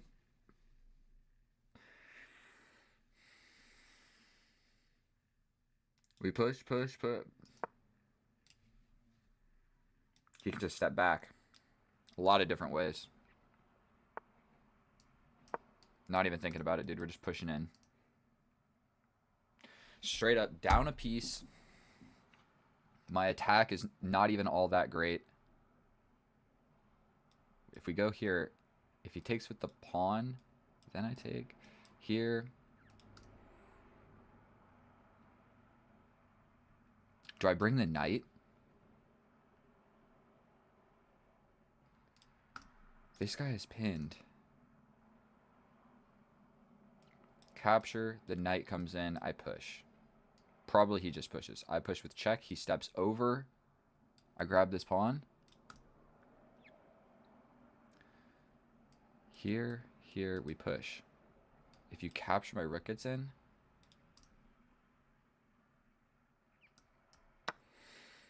Seven minutes and 21 seconds.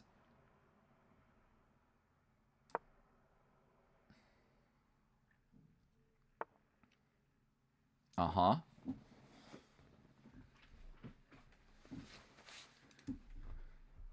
We push. We can also bring a rook first. Wait a minute. We give the check. He steps over. Then I attack the knight. He takes the pawn.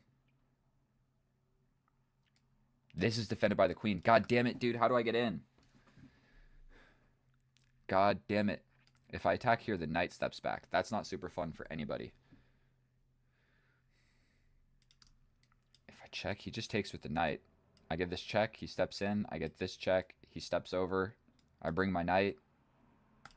Dude, I think that I'm cooked.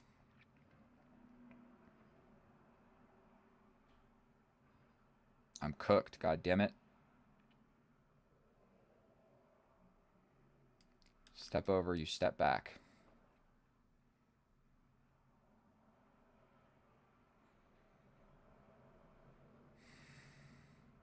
God damn it. I want to win, dude.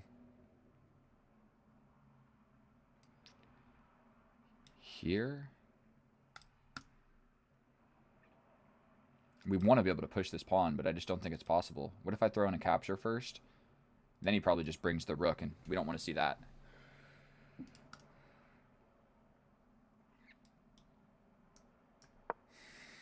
Couldn't figure out what I wanted to do.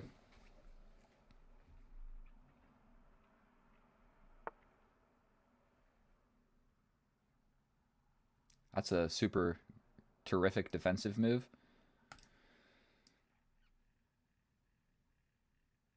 We're going to step back like this. We can play this. Does that accomplish anything? I need this bishop in, dude. I can bring the knight. Or I play a scary move. What does he do there? You jump over. I hit you with this check. Not even going to think about it. We got to go for something. I don't think it does anything, but it hangs the queen, so it looks like a cool move. He could just push, but at that point, I might sacrifice. So he steps over. Sacrifice the rook. You take. I take. I don't think that I have time to think about anything. I need to mate this guy or I lose. Getting in on this diagonal gets a mate. Sort of. Sacrifice the rook. You take back. I take here. You slide over with the rook. I grab a bishop. You bring another rook.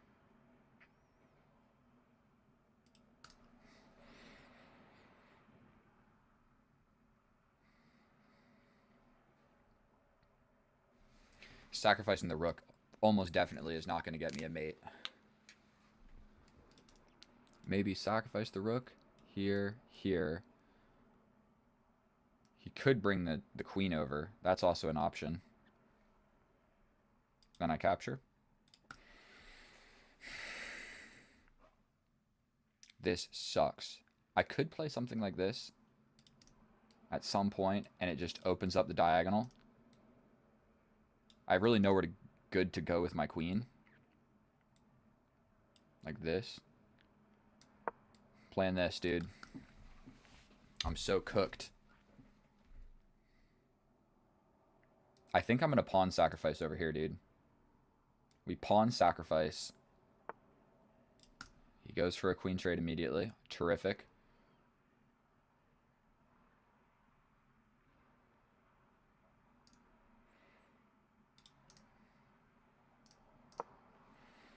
God damn it, dude. That's a step back. You don't want to be making those types of moves. Okay, we play this.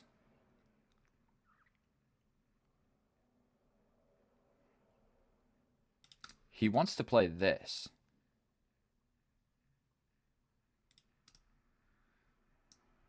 Let's just pawn sacrifice first. He's going to play this move. We capture, capture. The bishop gets in.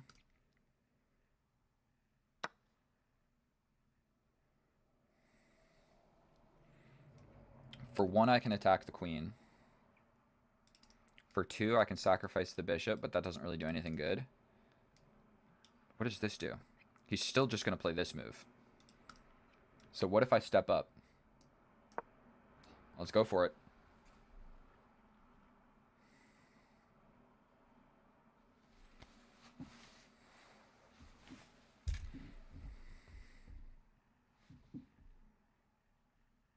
This sucks. 2 minutes on the clock. I'm almost just guaranteed to blunder. Does the sacrifice do anything? If he takes with the pawn, I stack up.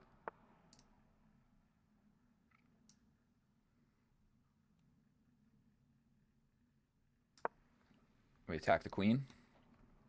I'm trying to get in here, boys.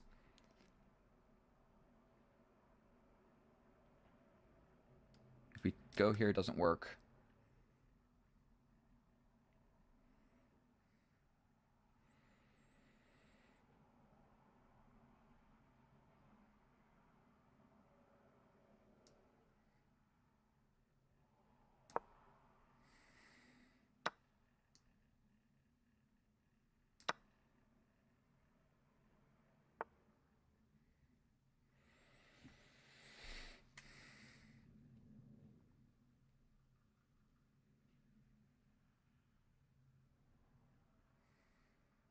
What about this, this, this?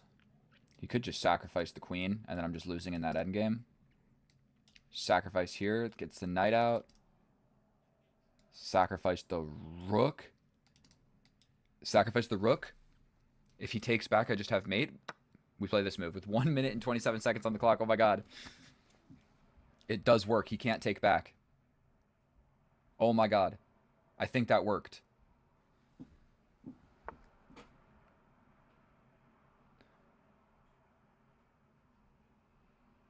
What do I do here? He's still up a piece, god damn it. Attack the queen.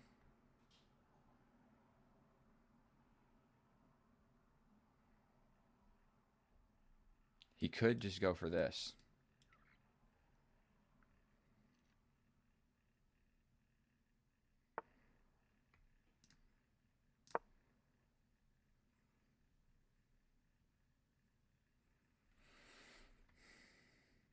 Sacrifice this.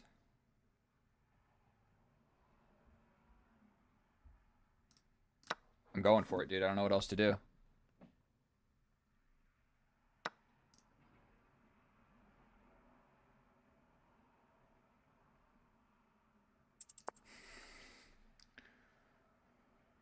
This fucking knight, dude. God damn it.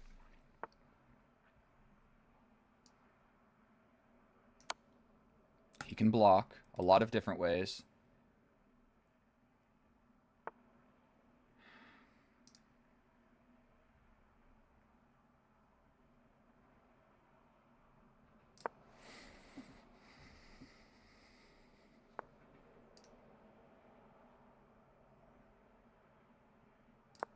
I got 41 seconds. God damn it, dude. He's also got this check. No, he doesn't.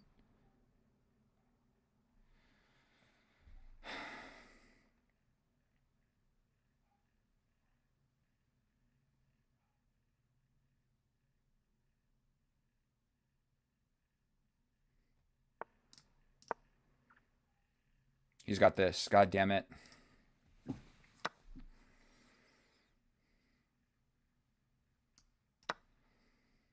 Just getting mated.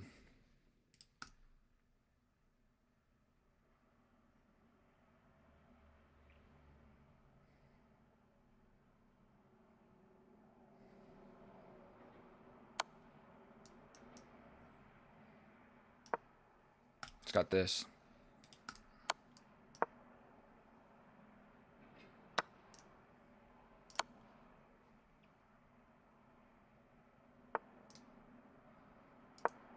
I hate this, bro. God damn it. I think I almost had something there, but I just messed it up, dude. There's no way. With 27 seconds, I'm just cooked. This knight's saving his goddamn everything, bro.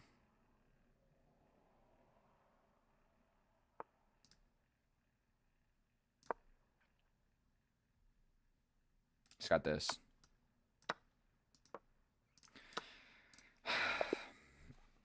Bro, the push to 2,000 is no joke. And here we are in the analysis, and I did my best, boys, and there was one opportunity. I was losing that entire game, and I took the bishop, I was winning, and I just didn't find the right follow-up. So I completely blundered a knight, and then almost saved the day. And so this opening, I don't really know anything, so I'm just getting my pieces developed. None of this is super important. We castle opposite, and it's a completely equal position. So we push a pawn. Best move. I'm prepping basically this pawn push. We push the pawn, push the pawn again, which is a mistake because, dude, he's got 3 pieces looking here, and I've only got 2. So I straight up just hang a knight, but who cares? We get an attack. So we're slightly losing. We're slightly losing. Taking is still a good idea. Bringing the rook is better. Pushing the pawn or bringing the rook. I push the pawn. He steps forward. Then I bring the rook. I'm supposed to push the pawn here. I am losing. Make no mistake. So even if I play the best move, I am still losing. So if I play any other move than the best move, I am simply more losing. And so that is what is happening here. I undeveloped the queen, trying to sneak over into this position. We play a fancy queen move. I'm hanging the queen, but it's pinned to the king. It's a cool move. It wasn't the best move, but it sure was cool to play in a game of chess. And so we step back. He brings his queen. I step back. He brings the queen even closer. And now I'm kind of in a situation where this is the best move to prep this. Instead, I just went for it. The whole reason we're going for this is to capture, and it opens up my bishop onto this diagonal. It's not a terrible idea, but it doesn't make sense to gambit more material when I'm already losing material, when I'm already down material. So we play the best move. We get the rook active, and visually, my king is safe. The opponent's king is very not safe, and every single one of my pieces is looking in this general direction. Like, every single one of my pieces are locked in for the attack, and not to mention, everything is on light squares, and he's got a dark square bishop. Me too, but I'm trying to kill mine. And so, I jump in with the queen, stepping back with the bishop, launching with the pawn. I play the best move. Let's go. Capture, and he blunders because I can simply take the bishop, because if he takes back, that's just mate in 1. So he blundered the bishop. I see it, although it took me 30 seconds. If I would have played it just a little bit faster, if I would have played, then maybe I would have had enough time here to realize this knight move. Am I really going to be able to see that move? If I play this move, I'm completely winning. I'm attacking the rook. My rook is still not really hanging because we got mate in 1. And he would need to find either pushing the pawn or bringing the knight. And either one is bad. If I take here, if you take here, I take here, you take here. And we're happy. We're happy. And now all of a sudden, like, we've got equal material, but your king is way less safe than mine. Unfortunately, I'm not able to find this move. With 1 minute and 27 seconds on the clock, I step back. The knight is also hanging by the pawn. That's really what I needed to realize here. The knight is hanging. The rook is not. He's not taking the rook. He's taking the knight. So if I would have realized that, am I still winning after this? It's equal. So all I really needed to realize is this pawn push attacks the knight. I failed to do so, and now I'm losing again. And basically, I sacrificed the bishop here. A Hail Mary. A complete Hail Mary. I was just trying to get this last pawn. If I get this last pawn away from the king, then all of a sudden, maybe we have chances. Okay? Maybe. Like, if we just take this off the board, okay, yes, I have mate in 1, but say that wasn't the situation. These guys are protecting the king. He's got 3 protectors right now. We just want to get rid of at least 1 or 2. At least 1. And basically, this process here, I never had a chance. Also, in this move here, I play not the best move. I should have stepped here to keep the rook defended. Same idea. I'm pinned. What are you going to do? And then here, I do get rid of that pawn, but at this point, it's too late. Undefended. King is now no longer safe because there is this entire, this entire region of the board is completely open, and he's got a queen in that box. So he's going to be giving me 10 million checks no matter what I do. So we shuffle around. I hang the rook due to a fork. I'm still trying to hang on for you guys. I really wanted to get this dub. I step over here, but unfortunately, there's just this simple fork supported by the rook. Trades the queens, and it's over.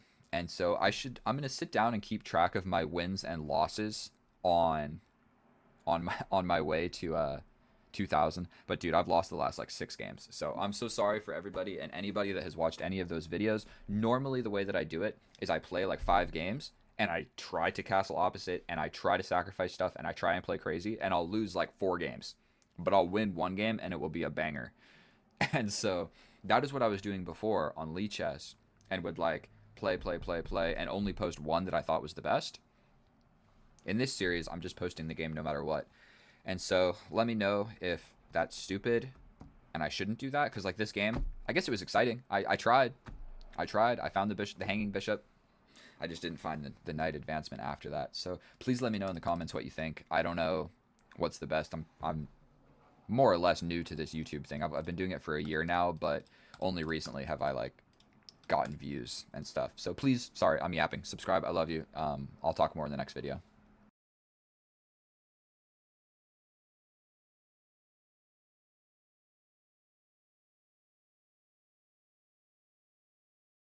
Oh, hello and welcome back, and thank you so much for clicking on my video, my fellow chess enthusiast. In today's episode, we're going to be doing what we are always doing, pushing to become rated 2,000 ELO on chess.com. Unfortunately, the road to 2,000 has been filled with many, many blunders. The majority of them have been mine. And so we're going to be playing a random opponent on chess.com. I'm cutting out no nonsense. This is uncut, raw, real chess. This is not YouTube highlight reel chess. This is not grandmasters playing in some tournament chess. This is Kip314, some random dude that is rated 1833 on chess.com, making a push for 2,000. I hope that that intro didn't lose all of my viewers. And in the case that you're still here, we're playing e4, best by test. Our opponent is 1831. I think this is Poland, Indonesia, same thing, right? They're like close to each other. And we get the bishop's opening, where he goes ahead and he pushes forward. I believe that we just develop this side of the board first, because we're still a little bit tentative about developing this knight and walking into a pin, because this bishop is going to be the main component of breaking that pin. So we're going to make a weak move on the side of the board. Don't hate me for it. I don't know why I grabbed the rook. I can't put the rook here. And you know what I haven't done is just tried an all-out attack. What if I just step forward and castle opposite? What happens then? Do I win? Do I lose? Well, it looks like I'm not going to be able to castle any which way. We're going to push this forward most definitely, because if you don't, you can end up in a bad situation. So I don't have this completely memorized, but we jump over here with the knight. His bishop's coming. Ooh, his bishop's coming that way. Definitely didn't see that one coming. Castling here seems a little bit risque. Audio is good. Microphone is good. Everything's good. Not even going to think about it. We're castling this way. I didn't see an immediate threat. We're going to put my rook into the middle of the board. This pawn is a little bit flimsy. A pawn push is almost most definitely coming, where we will think about it for 2 seconds, because moving pawns changes the entire board. So once I capture this, what changes? This square is undefended. That's something to note. This is going to happen. Let's not lose on time. He captures, and then this push becomes a threat. That's terrible. This becomes a threat. And I'll have to do something with this bishop. Capture, bring the queen. Looks fun, but I think I'll almost most definitely lose the game. I can either move my queen back here or push the pawn forward. If I push the pawn forward, he probably just goes here. Where I jump in, he captures, I go here. No, if I push forward, that opens this square. Okay, so we're going to just step back. Now his rook is going to come this way. He can really play a lot of different moves, but we're going here. Yeah, almost immediately, we're going to have to play this. I don't think there's really much of another option. I'm getting sandwiched, bro, again, with the white pieces. Look at the state of the board. My pieces are stepping back, useless, unactivated, and his pieces are slicing and dicing with beautiful prospects of jumping in on my side of the board. Like such. I think that move wasn't terrific. That's my immediate thought. I think that move was not terrific.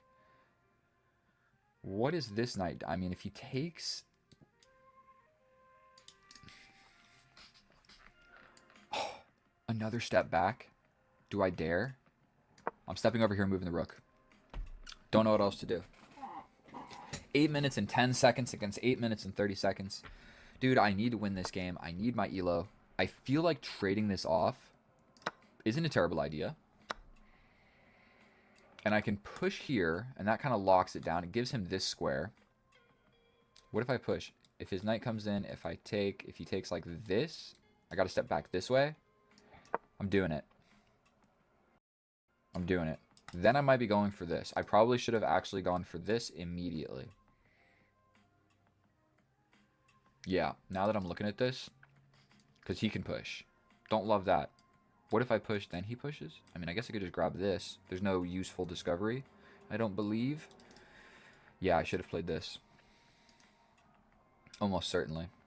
Maybe this is a good time to show you guys my progress. 2,661 subscribers, a small army of gentlemen, some of the best gentlemen in the world. We're going to just take with the knight and not even think about it. If he takes with this pawn, my bishop gets out. If he takes with this pawn, I take another stupid step back. God damn it. And, ooh, the bishop comes alive. His knight can come in. But I think we're almost ready to bring this guy somewhere. And I think we're winning on time now. And to be honest with you, if my bishop sucked.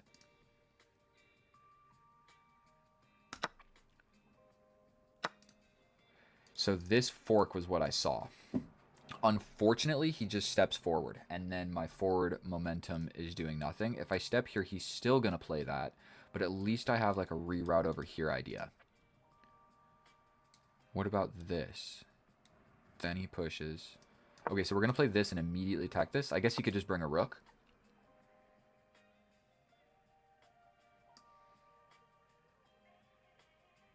We're going over here. If I can get my knight here, I'm pretty solid. Is there anything better? We have this, this. Don't see it. We're just going to put my knight here. He can put his knight here. Where's the knight going to go after that? Well, I guess he's got a lot of options, doesn't he?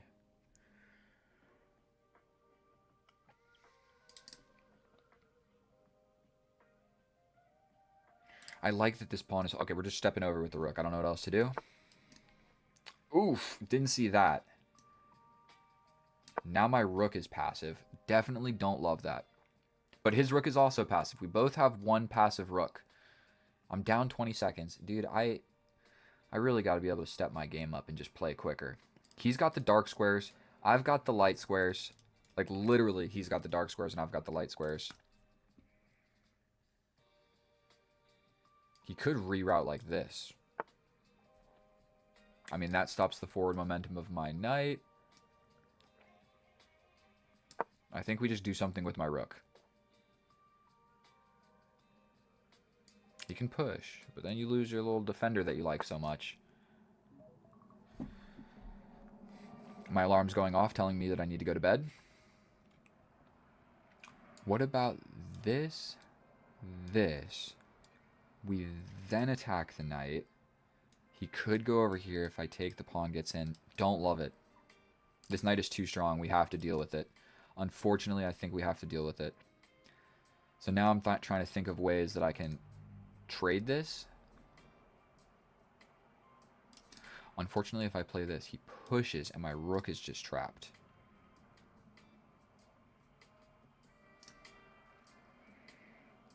I don't know what to do. We're stepping over here with the king. We're stepping over with the king. I didn't know what else to do. He's stepping over with the king. Should I go for this? Or if he captures here, we get a check.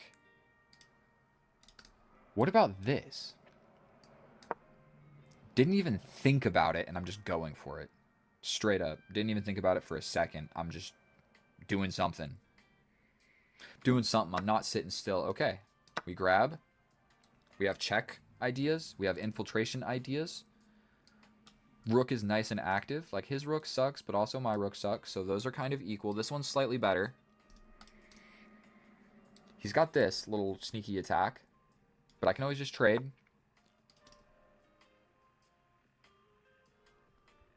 Now, really, the only way to defend this pawn... Check up, take, goes back. We step over here.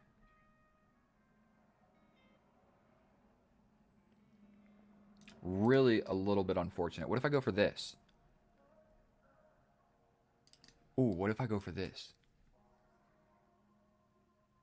Again, we're not really going to think about it. Oh, yes, we are. If I play this, he steps here.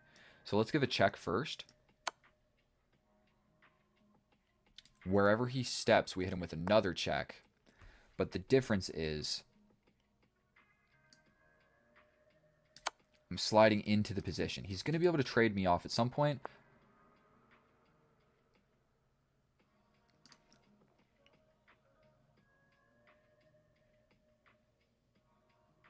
We go for this. Just delicately applying pressure to this knight. And what I need is to actually get rid of that knight. That is what I need. And what I'm...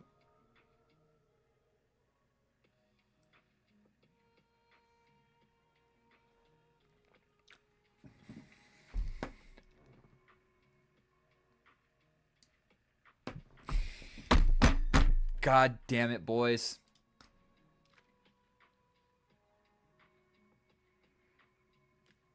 If I step over, there's the fork. If I step this way, it's literally just mate.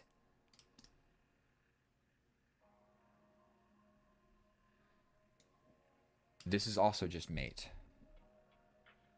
This is also just mate. Dude, did I just hang mate in one? If I step up, he just comes in. God damn it, dude. I was thinking about what I want, not what the opponent wants. And just unfortunately, I think that it's over. I don't think there's anything I can do. All I've got is this.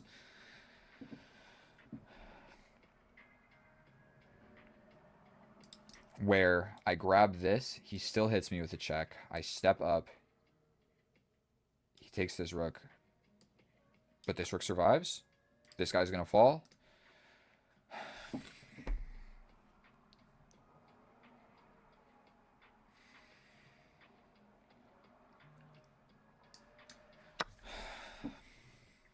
Unbelievable, bro.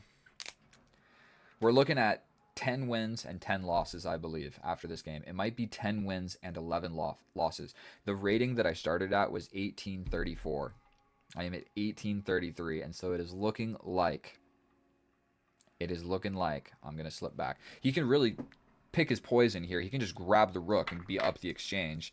Where am I going with this king? Here to just, like, open files where you can just destroy me no matter where I go. Or he can throw in this check first where I step up. Then he grabs this. I go here. You grab this. I step up here. You're going to lose this guy. I mean, you take all my stuff. And then that's a passed pawn. Okay, so he goes for this. I think we make a run for it. We can be active or passive. Those are the two options. We're going to be active.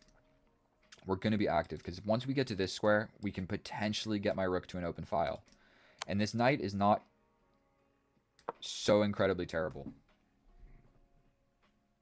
He could kind of box me in here at some point. Yeah, that's a little bit scary, I suppose. If he plays...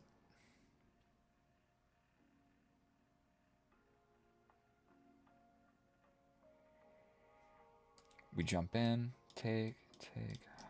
God damn it. Getting outplayed, boys. And this rook sucks. He's just blocking this. What if he plays this move? I step over. His rook's getting in at that point. We push up. You take. I take like this.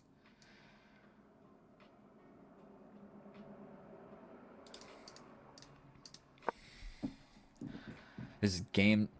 Oh, I didn't even change my thing. God damn it, boys.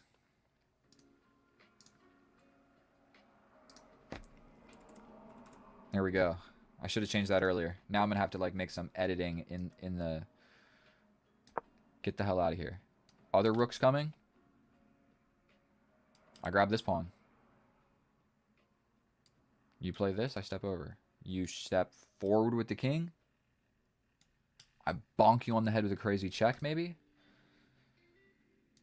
If he plays this, I grab this pawn, right? Check, I step over. I might be able to survive. He can go for the rook trade, which is not super fun to deal with. He's stepping out. He's afraid of it. Oh my goodness. We're trying to slide over. He can step back with the king, but then we go for this. He hits me with a check. We step forward. I'm not giving up, dude.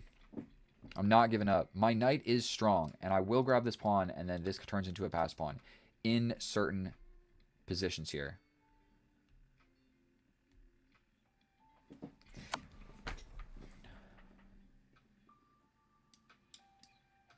Going for this. I mean, then he just steps back. Seriously, bro? We go for this. Oh, he's going for this one. God damn it, dude.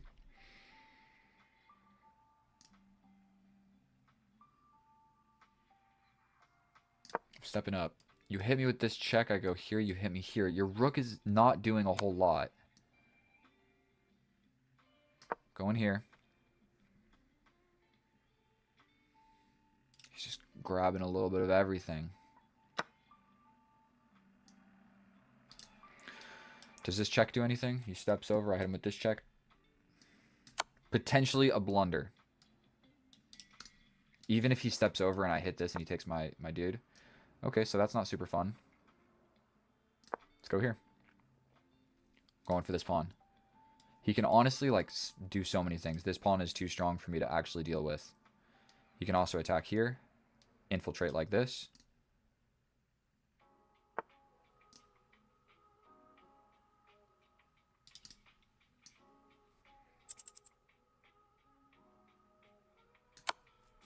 What am I doing? What did that move do? That move did nothing good. Check here, check. We're going for it. No! That's it. That's a wrap, boys. That's a wrap. At this point, it's I'm just gonna resign. Should I? What do you guys want me to do? Do I play on? I'm down a rook. Down a rook in an endgame, and I'm just getting mated. Okay, so I mean, he can just push. There is 0% chance.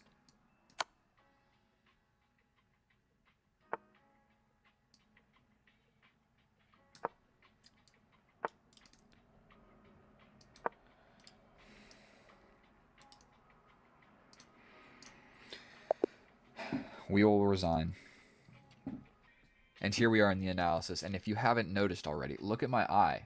It's red, dude. I don't know what to do about that. Do I need to go to a doctor? I don't really know. But what I do know is we're going to start a timer, and we're going to fly through this analysis incredibly quickly because I don't want to waste your time or mine.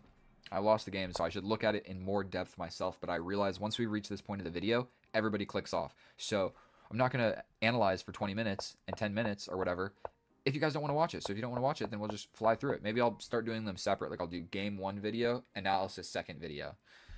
Then people will find the second video and maybe go back and watch the first video. I don't know what to do. Or just not analyze and not get better. Okay, so at some point, this is a blunder. Why is it a blunder? I'm going to be honest with you. I guess this, where if I step back, I'm walking into a fork. If I take, then it's the same problem. So yeah, I blundered. You got to be careful putting your knight and bishop on forkable squares. Definitely when it is a type of square that a pawn can occupy and kick the dude out. So like you can put a pawn on the d5 square with tempo. So unfortunately, I'm glad that didn't happen. But some more moves happen. I jump over with the knight, and then I literally question this, and I made a face at the camera. The sacrifice is the best move. Sacrifice, and he's not even supposed to take back. Say he takes back. We get in with the queen. He goes for a pawn break. Cool, we're bringing a knight. You step back to defend against some stuff. We get the queen out of there. You get the queen over here. We defend. You go here. What are we trying to do here? We capture. Probably a capture comes in. We capture this way. We just put pawns in the center. We just go for a big attack. We're going to castle this way. And I'm winning slightly. Unfortunately, even going down that line, I didn't even feel too good about the position. Once you sacrifice a piece, you need to play so incredibly accurately, and I'm not good at doing that. So we capture, step back with the queen, step back with the bishop, step back with the knight, trade some stuff off, go for a little pawn push, capture, go forward with the bishop. He steps this way, and we ruin his structure. Boom. We step in with the knight. He launches a pawn. We step over with the knight. We step over with the knight, and it is a mistake. I'm supposed to immediately go for this pawn break. The difference is his knight is going to get to this square, and I needed to realize that. His knight on this square is an absolute nightmare because he's got this fork and applying pressure to this and defended. And my pawn can never push. So there goes the pawn break. Because this square is held down so hard, I'd have to play something like this. It's just not going to work. It's just not going to work. And even if I do play this, even if I capture it, this pawn just still defends the knight. So I needed to go for the pawn push instead of bringing the knight. Didn't, and he gets his knight to that square. And now I'm just officially not doing so well. We go for a little king step over. I couldn't figure out what to do here. And playing this move is just not good. It's not bad, but it's not good. We go for this pawn break, and yet again, it's another mistake. He could have also pushed me out of here, where I take, and then he just gets this. I'm still losing. Okay, whatever. Capture. We've got about 1 more minute of analysis. We give a check. This is another blunder of the game. I'm supposed to just take and just play this endgame. That's hard to do because if I take, this knight is going to be threatening this guy for forever. I'm going to have to bring my knight around in some type of way. I can't even figure out how to get my knight to one of these squares. I'm going to be honest with you. It's hard to do. But I can never come over and defend with my king, or my rook is trapped in. And I can never step up because these squares are attacked by the knight.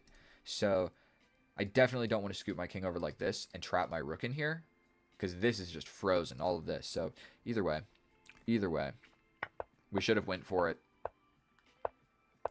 And this is about the last blunder of the game. I play this, and he just gets what he wants. There's nothing that I can do here. This is mate in 1. Stepping over is mate in 1. Pushing a pawn is just check. I step up, and he just takes the rook for free. So like if I play anything else, he's just going to hit me with the check, up, win the rook for free.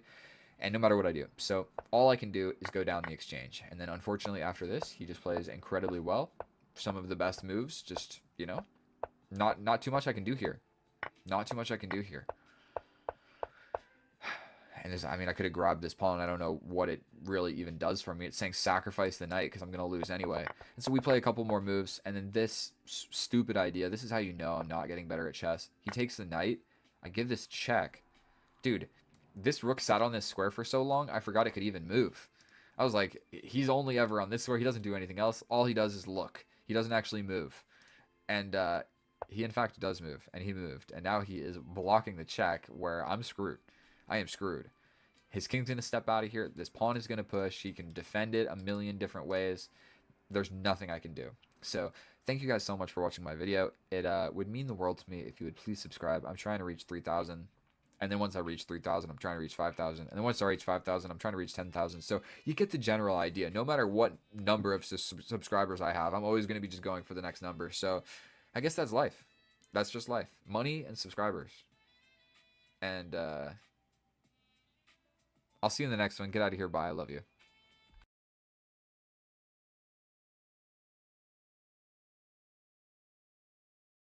What's up, my fellow chess bros? We are back at it again, sitting in front of the 64 squares of madness. And in today's episode, we are going to be playing game number 6 of the series of Push to 2000. We will be playing a 10-minute rapid game of chess. No cuts, no edits, no BS. We're going to see if I have what it takes to climb the ladders and eventually reach the 2000 ELO goal. And so this is game number 6. It looks like we are facing off against the Sicilian. Be my guest. Give me the open Sicilian, my dog. Give me the open Sicilian. Capture. A little pawn push. Ooh, okay. I forget what this one is called. Is it the Alekhine? Is that what or the Nasdorf? I don't know the names of the openings, but what I do know is the moves. And so we're going to develop 2 knights. Potentially we see a pawn push or oh, he's playing the KG setup. Now, I believe that bringing the bishop is actually not the greatest idea. One thing that I have been greatly suffering in has been my time management in these games. If I jump forward, is there not just some sort of queen development problems? What if we're unsure of what to do with the light square bishop yet? So we just develop the dark square bishop. And we're in the meat and potatoes. We are deep into this game of chess. Who will be the better chess person? We got to actually click on this dude's profile. He's from an unknown country. Oh, never mind. He has a stance on the war in Ukraine. Now, I've seen this move before. I think actually what you're supposed to do is bring the queen all the way up. And I only know that from playing a whole heckin' lot of games of chess. Because what you want to do is just maintain your defense on everything. I think actually capture... Oh, I'm bad at drawing these arrows here. Okay, so he attacks my queen. Is there any sort of... We can step back, but then we're really just asking for it, are we not? We push forward, he captures, I capture, you capture, I capture. I'm not losing, am I? In that situation, I think it's okay. We don't have anything better, so let's just step back. If he jumps in, we just get rid of this guy. If the queen comes out, that probably is the natural move here, but we could always step back. Okay, so he is applying pressure to this guy. I think we're going to just develop actively. We need to develop a piece and defend the pawn. Instead of making a weak pawn move, we're going to develop the bishop first, holding on to just a little bit of everything. Please forgive me for the arrows that I'm drawing. I know none of them are in the correct spots. I'm used to Lichess. I play on Lichess. I'm a Lichess player. He can always jump in, where if I capture, then he takes. Okay. I'm going to push this pawn forward.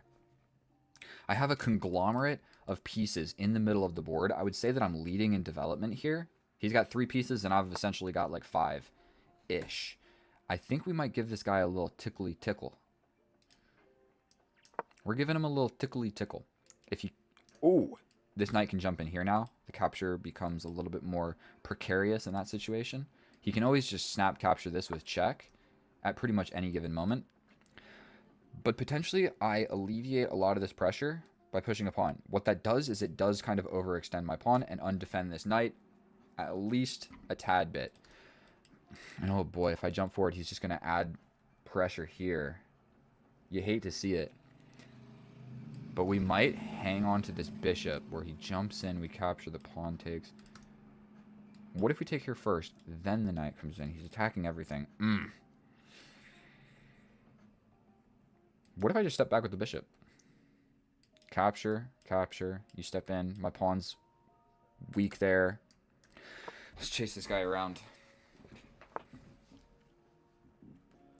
We can chase him again. He probably just steps back, and then really, what is my knight doing over here? I guess I can just castle, though, right? What if I capture?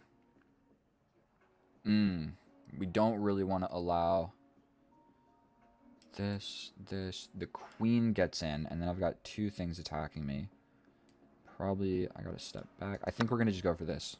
I'm really hoping I'm just not calculating anything wrong here. This becomes a little bit scary. These guys, nothing is defended in an incredible manner, but I don't think that he's gonna have a huge attack. I'm down 1 minute on the clock, so I need to stop over calculating stuff in the opening / middle game. We have an entire game of chess to play, and the end game is notoriously more difficult than the opening or middle game. This guy is also just undefended in the middle of the board. So I'm seeing a path of simplification here. For one, we could attack. I mean, this guy is defended by the queen. Okay, so we take. If the queen takes, we step back. We capture. The queen is coming in.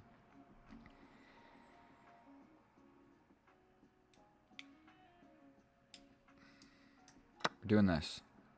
He's got this first. Is actually probably the appropriate response. But then I have sacrifice ideas. Where if he takes with the queen, I'm grabbing the bishop. This is getting a little bit complicated. I'm not going to lie to you guys. This is a tense situation. I know there's tactics all over the place. The queen comes in.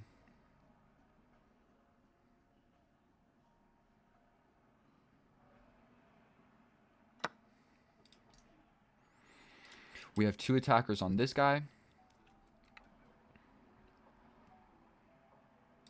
I'm liking this. Where if you capture, capture, capture, here. Knight can jump in. I think we do this. Attack the queen and defend this guy twice. The knight jumping in is something that we do not really want to see. This also is defending here. Do we castle? Or do we castle this way? Oh. Yikes. This is a fork.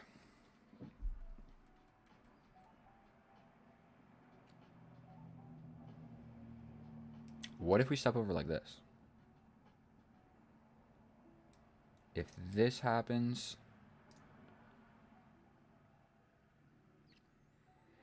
This might be the way to do it. We allow this. We step over. For sure you capture. I capture. This guy is maintained defense. This is such a risky move, dude. If I play this, I think that's a bad idea.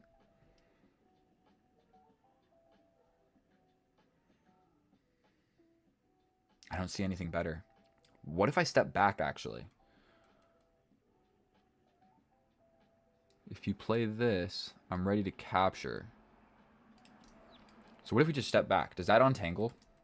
We step back. If the knight comes in, we just take. You take. I'm desperately trying to clean up this mess that I have made. The queens see each other. The bishops see each other.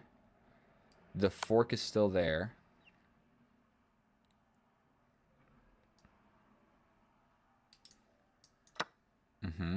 He's still got this.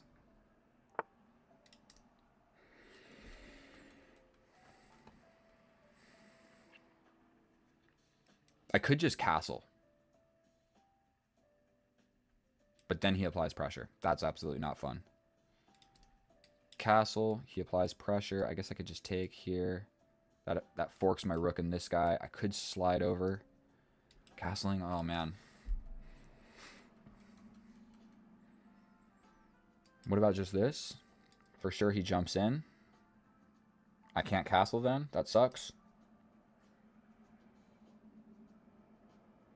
If we castle, if you step in, I just take. This is sketchy because it walks into this.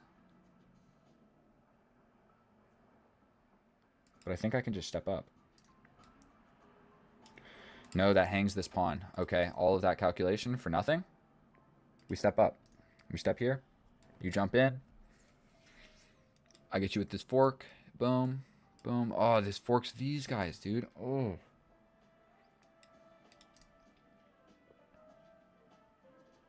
What about just stepping back? What does this do?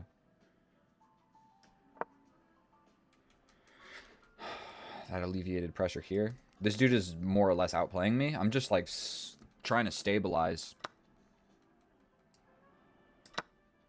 Okay, I'm unable to castle. I'm not sure how important castling was in this position. I'm quite ready to just play this. One of those moves.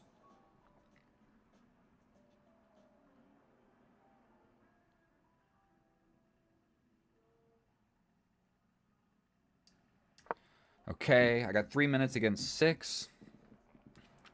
Our opponent has played a little bit too quickly for me.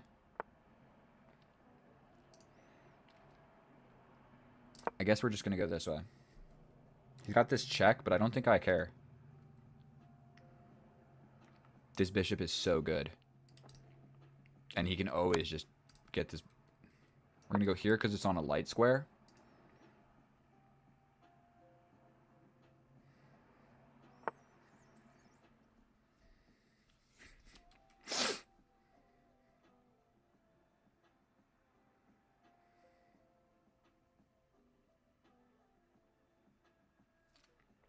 If he gets into my position, that kind of sucks.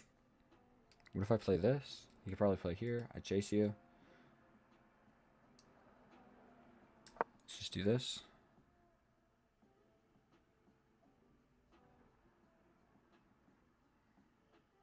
He's really kind of sandwiching me, boys. I'm sorry. I'm not doing well in this game.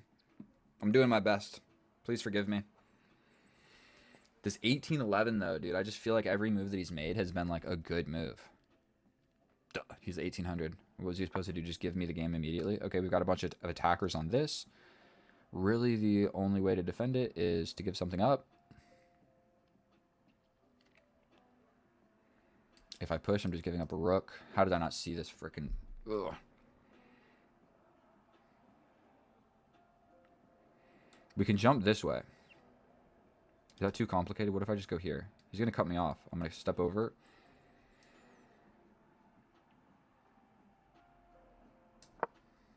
He can play this. But then I might be trying to get active. He can sacrifice in a way. This, I step up. I think I just step up here. Or I step all the way up. One of the moves is correct. Let's just do this. Is there this? I take, though, right?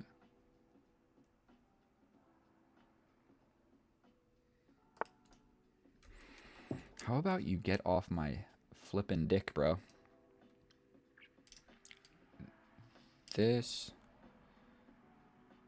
That is attacking this. Okay, I step up. I step up. If you sacrifice, I take with the rook. Okay. For sure we play this. Holding it down. 1 minute and 29 seconds. I need to step the pace up. I am officially...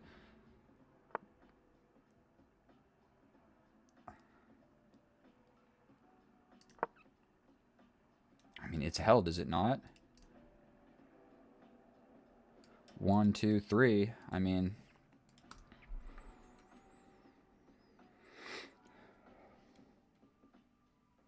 And now my king is sort of attacking this guy.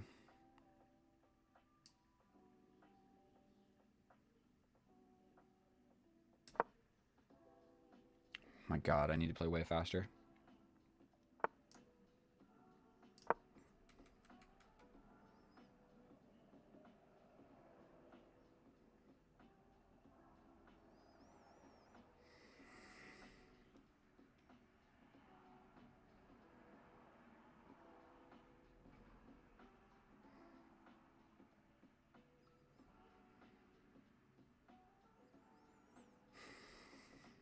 I'm covering my face, dude. I'm freaking out.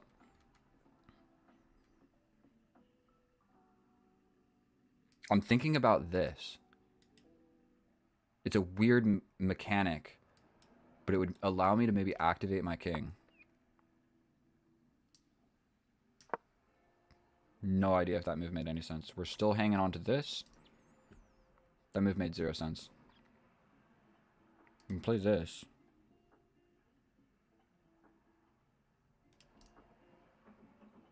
I can always just push this pawn.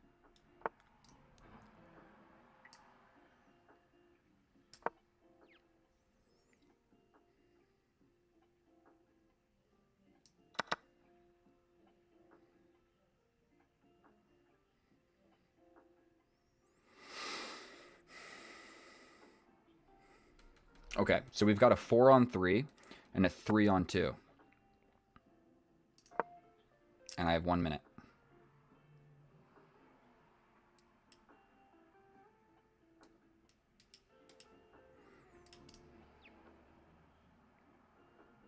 Going for this. Something with the king I feel like is correct. He can hit me with a check, but I just step back. If he leaves it there, then I do have the sacrifice thing that works to win this guy. So if he leaves this here, this works. You'd have to step up. Okay, let's just play this. It trades some stuff.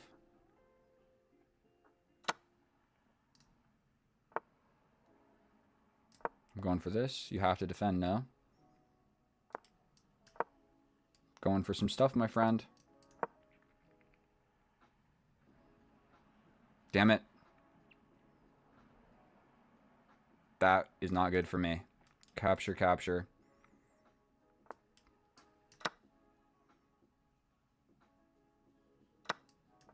Oh my god, I think I'm getting in. 52 seconds. How do you defend this pawn? You have to attack a different one. How do you do that? We grab this. He gets in. We block with the pawn.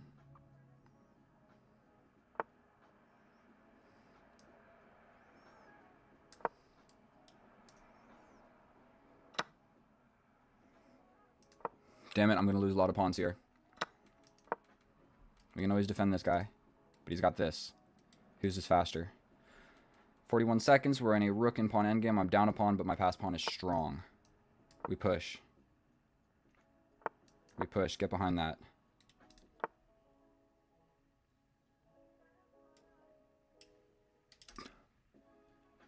Check. You step in. I grab this. Oh my god, this one's going to be with check at some point. He steps forward, but I'm... Oh my god, he's going for this. We're stepping in.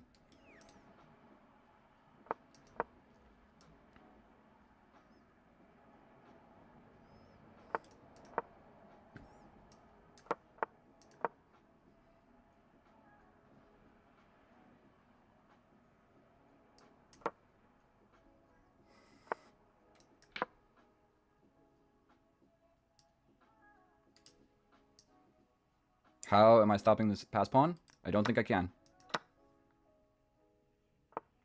No, dude. I'm so stupid.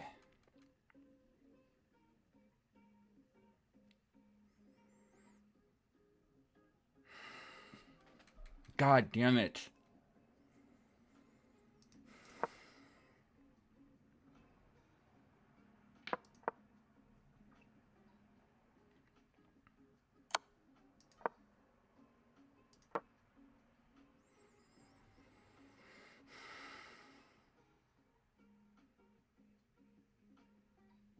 And I shouldn't have spent so long just moping about.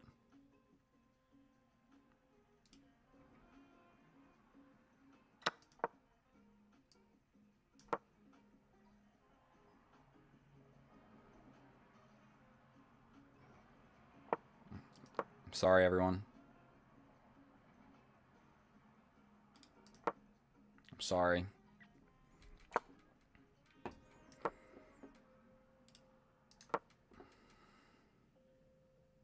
There's no way. I need 7 pre-moves.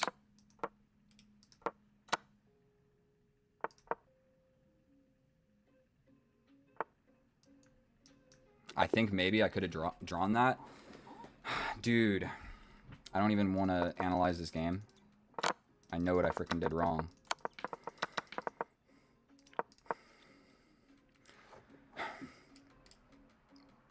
Why am I losing the queen when I could have lost a rook? This move is winning.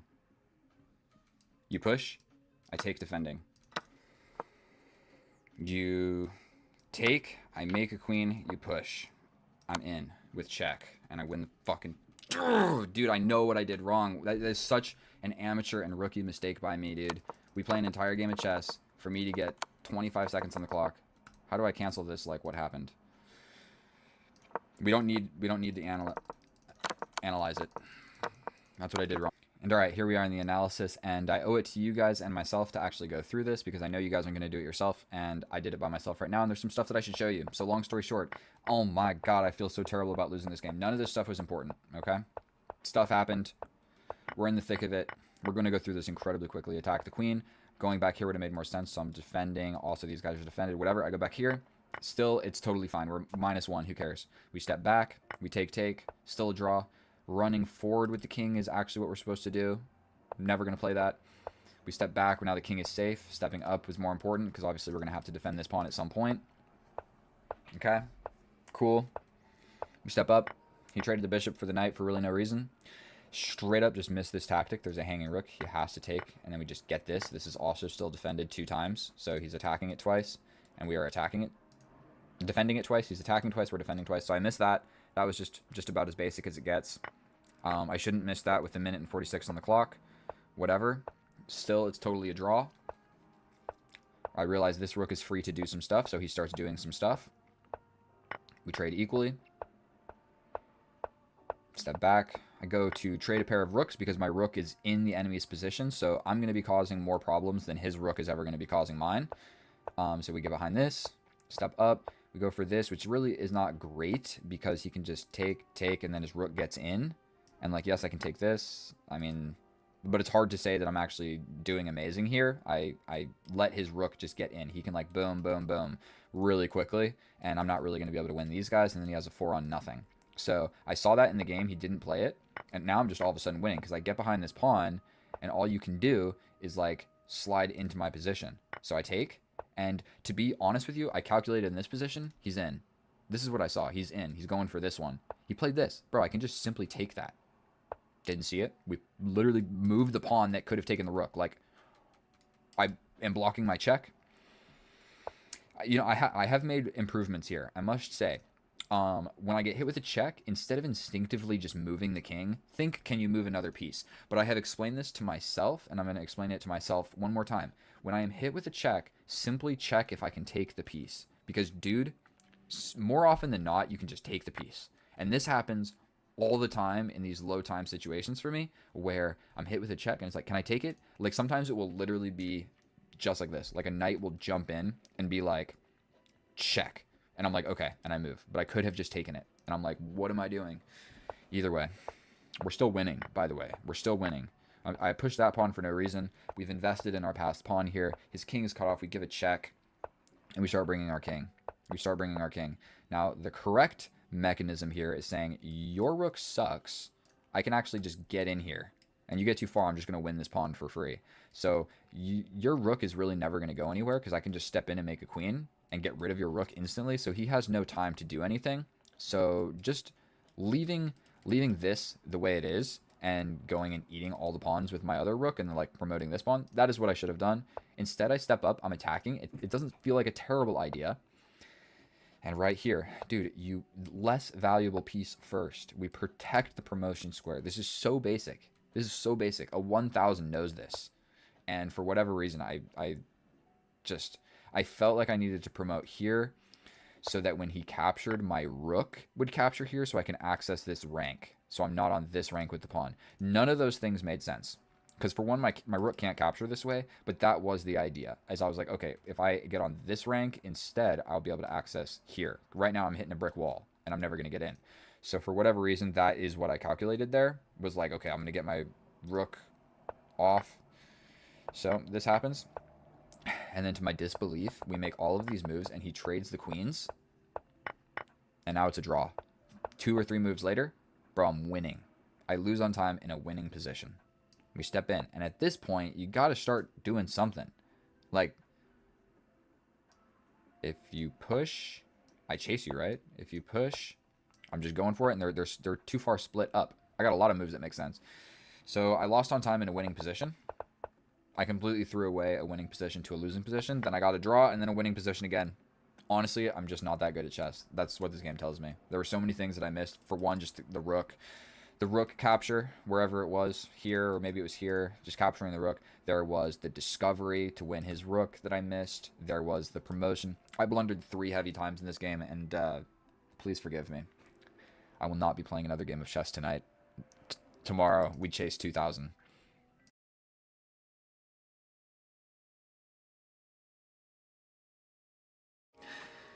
Oh, hello, and welcome back, and thank you so much for clicking on my video, my fellow chess enthusiast. In today's episode, we're going to be doing what we always do, making a push to 2000, and the road to 2000 has been rough. So today we are playing game number 27 against a random opponent on chess.com. I have the black pieces. Deep breath to steady the nerves. He plays e4, we will be playing c6. The Caro-Kann, the simplest opening to play with the black pieces. So if you're a beginner trying to learn how to get better at chess, simply play c6 with the black pieces. I'm going to just level with you right now. It's the easiest to learn. Now, I think there's an old chess proverb that says, bring the knights before the bishops. So we are going to be bringing the bishops. Now, we need to do something with this bishop, and I'm thinking pinning this knight is going to make the most amount of sense because we want to push this pawn to close the pawn chain. If we get booted around like so, I'm bad at drawing these arrows. We're going to push this pawn. That was the whole idea. We have activated this dark square bishop. I think we're going to just go ahead and put it there. Then we'll put the queen on this diagonal. The knights are defending each other quite beautifully. But I like the idea of stepping back here and kind of forcing this trade. Yes, it will ruin my pawn structure slightly, but I don't like his bishop looking... Oh man, I'm way too used to Lichess. Drawing the arrows on here is just an impossible task for your boy. And so, if I win, I know you guys can't see this. If I win, I get 11 elo. Draw, I get 0. And if I lose 10. And right now, I'm at 1849. I started this whole series at 1834. So, we're doing all right. But if I lose this game, we're basically right back where we started. So, chess can sometimes just be like that. And so right now, our opponent's taking a while to decide what he wants to do. He steps back. A sign of somebody who doesn't know what they want to do with their life. So we're just going to pre-move this. He took a while to play that move, so potentially he'll take a while to play this move as well. Arguably, the position is still equal after any move, just about any move. So we're going to trade this off. I feel like he had a good bishop and I had a bad bishop. His bishop was looking where I potentially won a castle. That's not defended in the most constructive way. Now, something that I have learned is he's already castled over here. This is a weird rerouting of the knight. I could just castle opposite and just go for it. Because something that really sucks is castling this way, the knight coming in, You got to kick him out because the mate is defended, but there's sacrifices, there's this. I could just say YOLO and castle opposite and say, I know that it's an inaccuracy, but would it be spicy? What if I...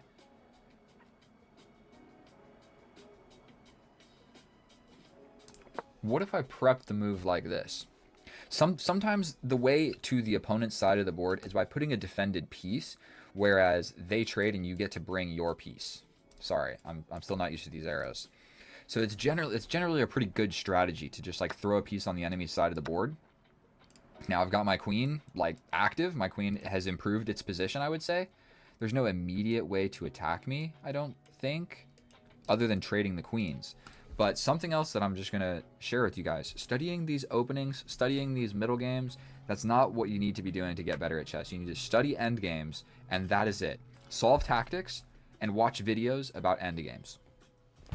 Or if you're really bad, then watching any chess content, period, is going to just help you a lot.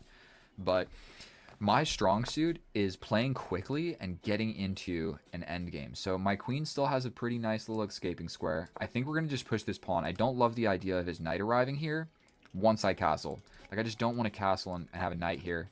The sacrifice with the bishop is no longer an idea. But now that my queen is my most advanced piece, you always need to be careful that you have a retreating square. Like, can I easily escape to my side of the board? The answer is almost no. But we're not going to let his knight sit in the middle of the board. So we will just be taking that. You take with the rook. This pawn is now hanging. Is just something to note. This check is still lurking where I can only block like this. Don't love all of that. This knight can't come forward immediately. We can trade. Probably this is about the time that I castle. So we're going to castle. I'm maintaining my 20-second time advantage. I have no more escaping square with my queen. And this doesn't always work either. I think we need to do something about this rook. That probably wasn't the greatest move, but it's going to attack the rook. The rook's going to have to go somewhere.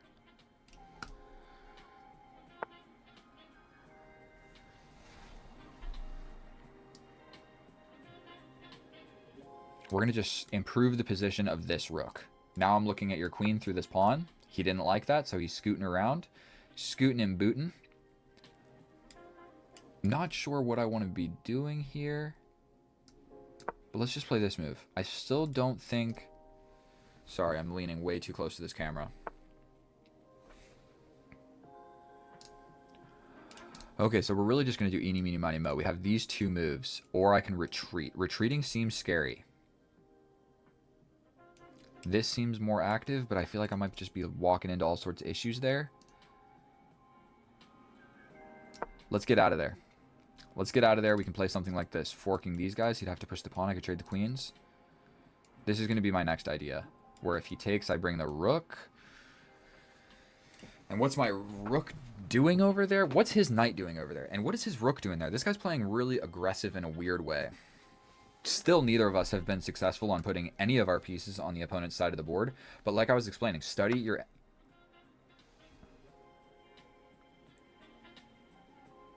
I mean, I have to capture, so like let's just not even... Let's not even think about that. That's really scary. But I push, no? If you hit me with check, I step up. This is blocked by the queen. This is blocked by the pawn. If you push, I think I make a run for it. And just allow this and step up. Like if I push this pawn, yeah, I'm hanging sort of... It's not the greatest move ever. What about wiggling the king? This just definitely got spicy. I'm either winning or losing. That's it. Somebody's winning and somebody's losing this game of chess. Also, is this thing updating? This live YouTube subscriber counter, you see that whole thing flash? Dang. Where's the number? That's real. That's like live, real time. So if somebody subscribes right now while I'm recording this video, it will go up. And the same is with the live stream. And so if anybody is watching this on YouTube Live in the future, I just want to give you a disclaimer. This is not live. And I'm not trying to lie to anybody and pretend about anything. This pawn push is the move, surely. But I think I just push. We allow the capture. And we continue to just not care. Just defend. You trade the queens. I'll trade the queens. You bring the rook. And then it's just a rook. And I'm down a bunch of pawns for your knight. Like, I got the rook instead of the knight. I'm going to shut up and just hopefully not lose this game. He's got this.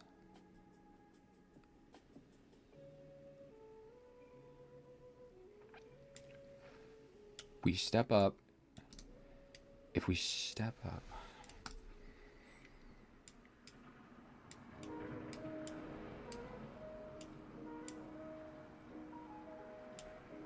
Wait a minute. This is covered. If he plays this, I think I have time to step up.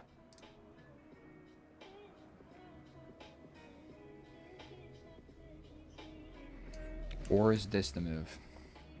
If we play this, if you give the check, I step up. This pawn is hanging, which I just don't love. Like, if the rook gets in, so pushing this pawn really is just not a fun idea. So I like stepping up. What else am I supposed to do here? He launches the pawn, I just step over. You take, I take. You take with check, I block with the rook. You give a check, I step over. You give this check, I step back. What about this one? Oh, God damn it, I didn't even think about this.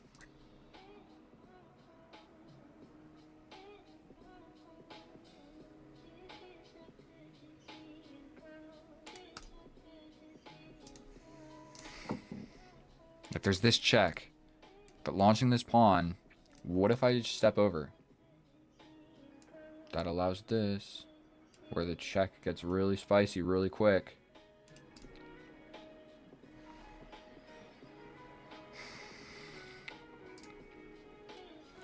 Trying to stay the same on the clock, but this is a tentative situation.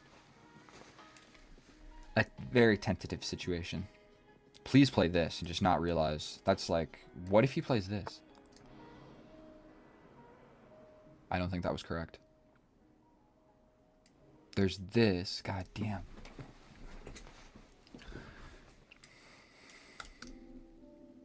Do we slide over? You push.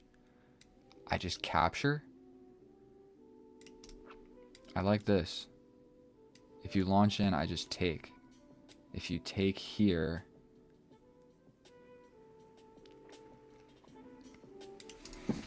What about this first? Then I just go into a fork. And just try to go into an endgame. Am I better there? This walks straight into the fork. I just step over. You take. I can take however. This one is playing for more of a real game of chess. I take here, here, here. I take. You take with check.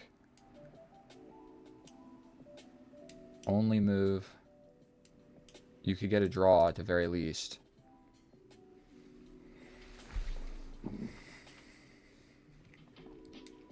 This to allow the rook in? That can't be right. This. Sorry, I keep leaning into the camera, boys. I'm so sorry. What if we just play this? You capture, I capture. Okay, we're gonna play this. We're guarding this check. We're tentatively defending-ish against stuff here.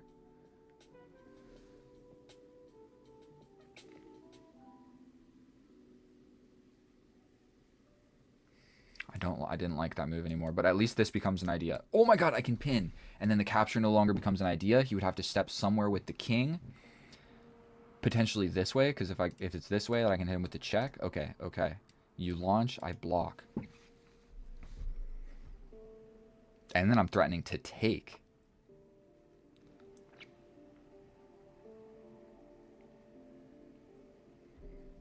Do I push? What do I do here?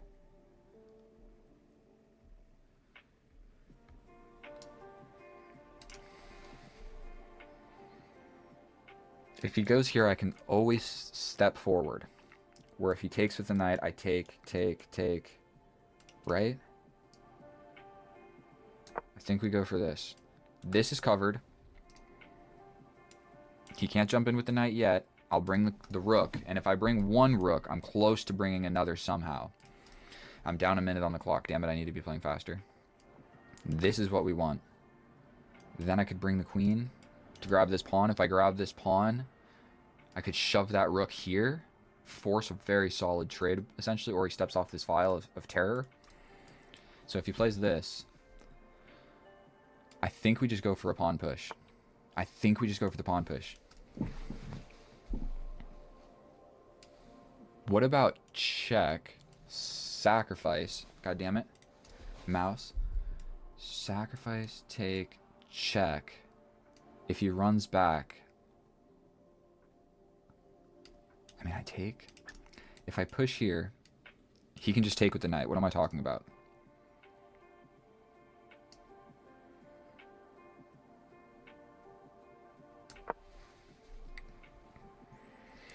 Covering these spooky squares. He can always start launching pawns, but he's going to have to do something with the king.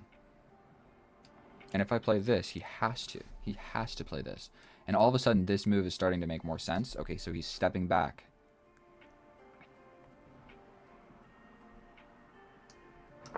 I could have grabbed this pawn. I went for a queen trade. That was stupid.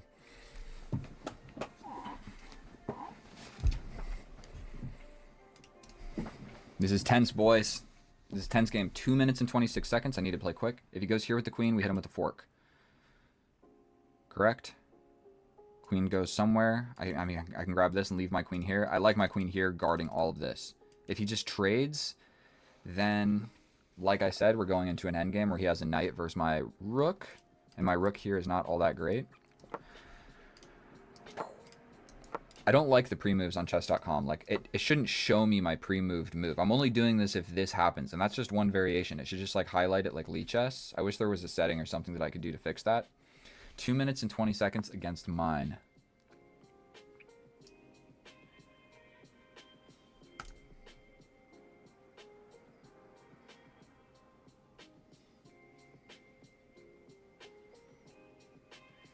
Can I just grab this? Attack the queen. Attack the queen. He goes here. Don't see a great way to defend that.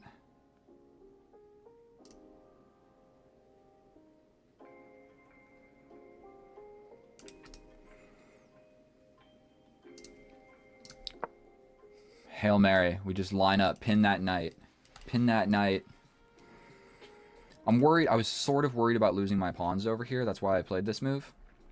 Like, I'm trying to defend with an attack. My king is more or less safe now. He can always just play something like this. But then I just grab. I'm really ready for a sacrifice at that point. I think. No, I'm not. Queen still defends. I kind of want to grab this pawn and then, like, scoot out of here. Like, what do I do if he just starts attacking my pawns? I grab your pawn. You grab my pawn. I launch. You get behind it. I have no good way of defending that. I push. Oh, my God.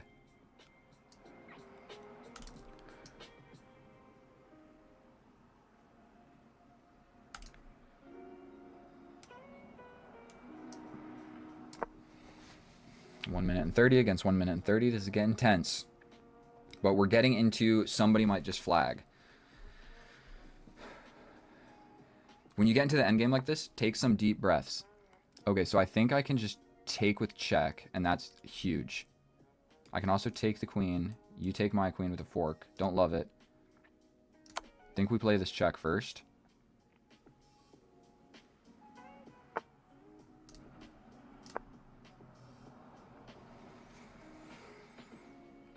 Defending all these spooky squares. Yes, yes, yes. I'm attacking the knight. The knight has to go somewhere. Oh my God, my rook is trapped.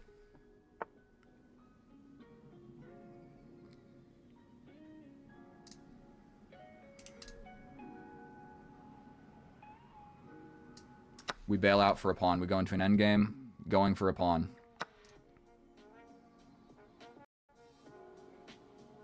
Grabbing this. Steps up. I'm threatening this pawn. We're just going to step back, keep threatening the pawn. Step up. We're trying to get to the middle with the king. Threatening this pawn with check. 50 seconds against 50 seconds. Give this check. Force this trade. He doesn't have to take, but it's more or less forced. I have 2 passed pawns. It looks like he wants to run into my position, but he needs to be careful about this.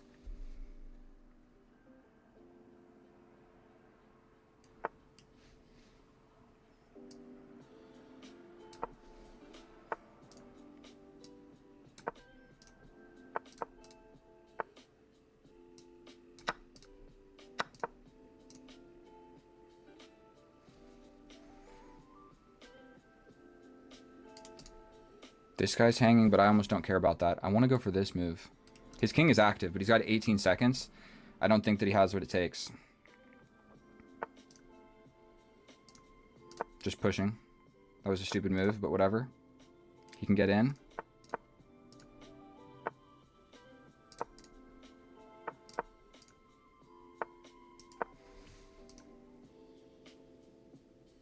I'm so sorry, bro. I'm so sorry to my opponent there. I think there's actually something I can do here. And now that it's hitting me, I realize I know how to win this endgame. I push this pawn. So say he goes here, then I'm in a little bit of trouble. But if he takes, this guy runs. So these 2 passed pawns, I didn't think about it till just now, but they are a standalone structure once it's like this. Correct? I think. Okay, we're going to check it with the computer incredibly quickly. I'm so grateful that I was able to win that game.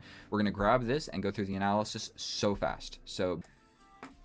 And here we are in the analysis, and we're going to go ahead and start a timer right here so I don't take too long talking about a bunch of nonsense. To avoid doing that, we're going to fly through this opening incredibly quickly. I know I said I spoke highly of the Caro-Kann. You should learn how to play it and play it. But look, we got an equal position after 13 moves. That means the opening as the black pieces was a success. Completely equal position with the black pieces. The Caro-Kann is unrivaled by any opening. We trade. It was actually a decent idea. We trade this off, and literally my strategy is to trade everything equal, try not to blunder, and I'm going to be able to figure out how to win in the end game. Like, the opening in the middle game is just to get to the end game, to get to an interesting end game. That is like all chess is. The opening, I don't enjoy it. The middle game, I enjoy it, but it's really just trying to get to the end game. And so we go ahead and we do that. We're shuffling around. All these moves are okay. But right here, I'm in a little bit of a precarious situation. There are 3 moves that really make sense. Boom, boom, and boom. These 2 keep an eye on my fragile and soft knight. I never even considered this sacrifice. Maybe I should have. I chose to slide all the way back, which is a blunder because he can sacrifice the rook. Once I capture back, he hits me with this check. And it's not game over, but he's for sure getting compensation for that rook sacrifice. He's down a piece, but he ruined my pawn structures.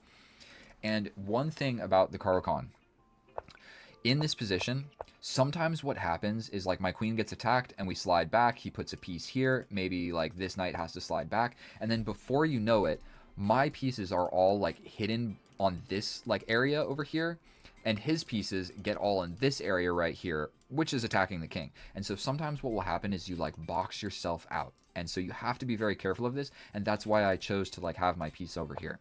So either way, we slide around. He goes for the sacrifice. Instead of the correct move, he brings the knight. More or less, when you're attacking like this, time is everything. So give the move that's a check.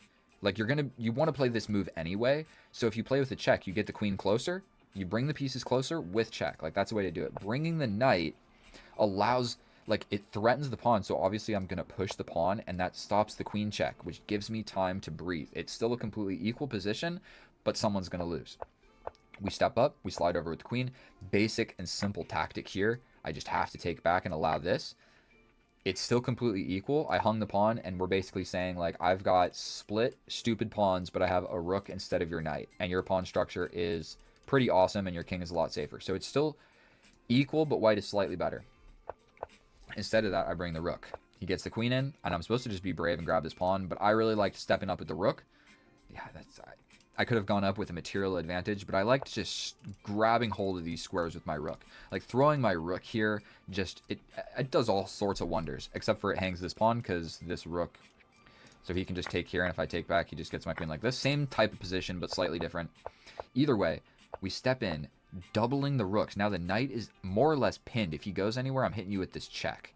And so he steps in, attack, and I go for the check first. It's actually better. Here is attacking this, and I'm attacking this, and I'm attacking this. Duh. Obviously, that's the correct move. But I guess I was just worried about the queen getting in here. But yeah, I even talked about this in the video a bunch of times. So I didn't play it. Decided to give a check. It felt stronger. He steps over. I step over. He traps me. And then in this position, we straight up bail into an endgame where I'm just up a pawn. I'm up 2 pawns. And this pawn is weak. So he steps in. I step back. And he wasn't even thinking about how can he protect this pawn. There's no way for him to protect this pawn.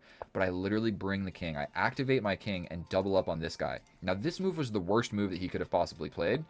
Because I take and then force a rook trade. Now, there was a small sliver of hope because he more or less has like a 3-on-2, you could call it, but not really. I start pushing my pieces. I start bringing the king. I realize this is kind of a problem, but I have a passed pawn and a passed pawn, so his king is never going to go anywhere. Like, he can never, like, sneak in here to take this, or this guy runs. So if he ever plays, like, all these moves, this guy runs. So I just wanted my king over here to stop all of these pawns. We made a little beautiful pawn diamond in the middle of the board. You don't see that every day. And I was shuffling around here. I was careful not to shuffle around too much and get a draw. I play the best move. And like, say he steps in. I literally have 3 passed pawns. I have 3 passed pawns. I didn't even realize this. So if he ever gets distracted and like, okay, wiggles this way, I just push this pawn. And then these pawns are connected and they just step forward together. So we're going to do like 2 more seconds, but here's just a sample line.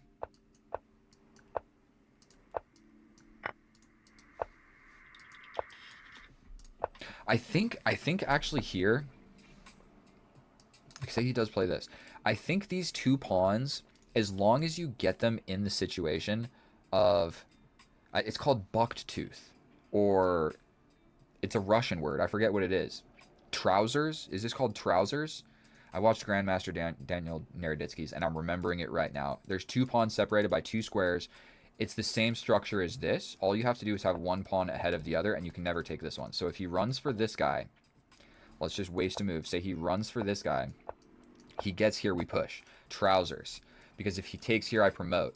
And so it works all the way back here. Like, say the pawns were all the way back here. They can march all the way up together, and you're going to be just fine. You might not be able to promote, but it definitely stops the king. I forget 100%. Thank you guys so much for watching my video. That was 5 minutes of analysis. I love each and every one of you. If you guys could please subscribe, you'll make my day. I know that wasn't the most exciting game of chess. What am I talking about? That was an exciting game of chess. I was fighting for my life, and then I just traded everything equally into an endgame, and I won in an endgame pretty much the way that I win all of my games. Every time that I win a game of chess, the board looks like this, okay? So thank you so much. I'm going to stop yapping. I'll see you in the next one. If you're watching this live, another video is coming up. If you're not watching this live, there's another video also coming up, but you have to click it. So I love you guys. Bye.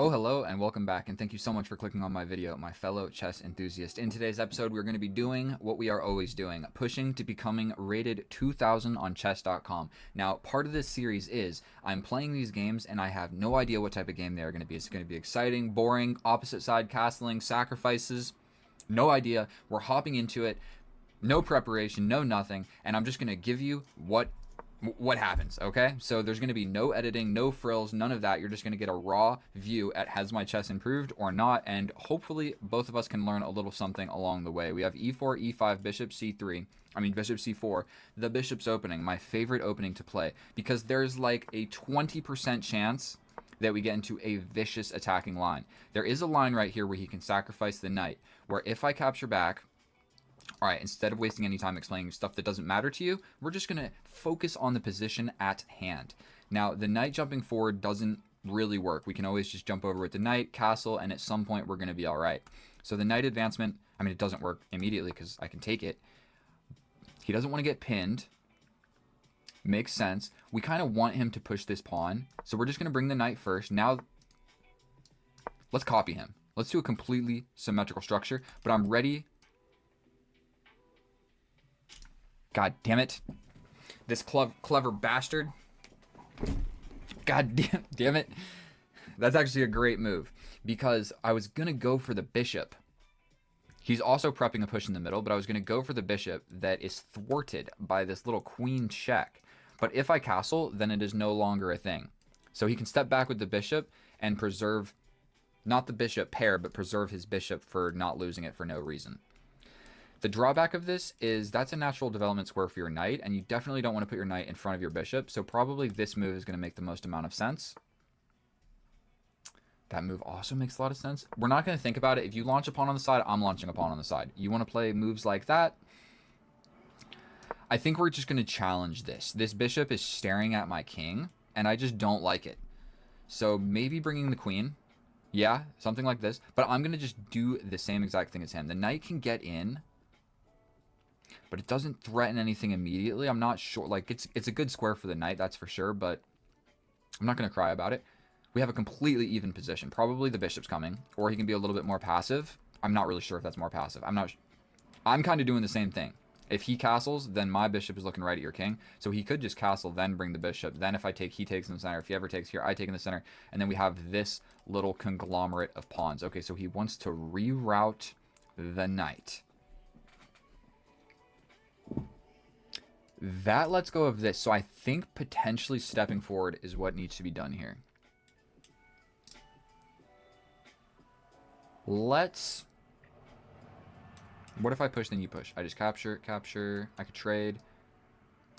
If I step forward and you take, I take, you take. This pawn gets isolated. I don't want to isolate this pawn because my knight's here. I need to push this guy, but you can't really push this guy. What if we just try to trade everything off into a more or less equal endgame? How are you guys feeling about that? How are you guys feeling about that? We have the same amount of time on the clock, but I'm just going to go out on a limb and say I'm better at endgames than this dude. I hung a pawn.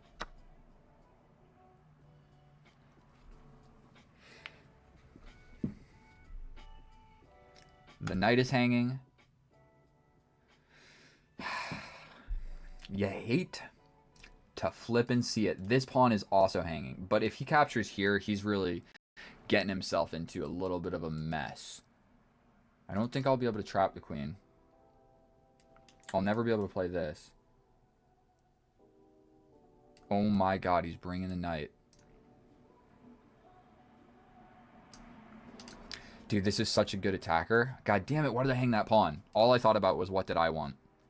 I did not think about what does this dude want. And this dude wants to... What if I push? Defending the knight, but not the pawn. But then I'm just bringing this guy. You step over here, I step over here, you step here.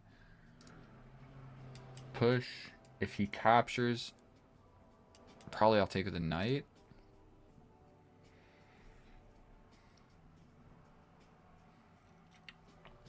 God damn it, boys. And I'm losing on the clock. Urgh, we're playing a slow, stupid move. He's bringing the knight. But if he brings the knight, that does get away from escaping ideas. He could just evacuate with the queen. That's probably the best move. It may not be the best move. Yeah. Terrific. At least I can sort of do something here. I mean, we attack the queen and he steps back a little bit further. We're cracking open in the center, dude. I don't know what else to do. He can for sure push. He hasn't castled, so he still does need to castle. But now I'm just down a pawn, so we're just gonna hold on and say we're down a pawn. I'm down on the clock. I need to fight back, dude. I do not want to lose this game. If I lose this game, I'm back to where I was. I think we capture.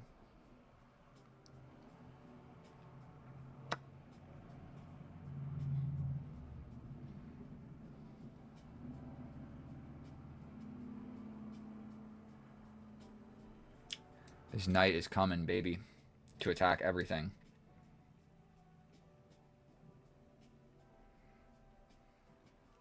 What about a crazy move? Like, this doesn't really do anything. This doesn't really do anything. This definitely confuses and makes things kind of scary for everybody. I mean, is there any good reason to play that? What does it accomplish? Nothing. Let's just do this. He's just going to castle. He literally is just going to castle and bring the knight. God damn it, dude.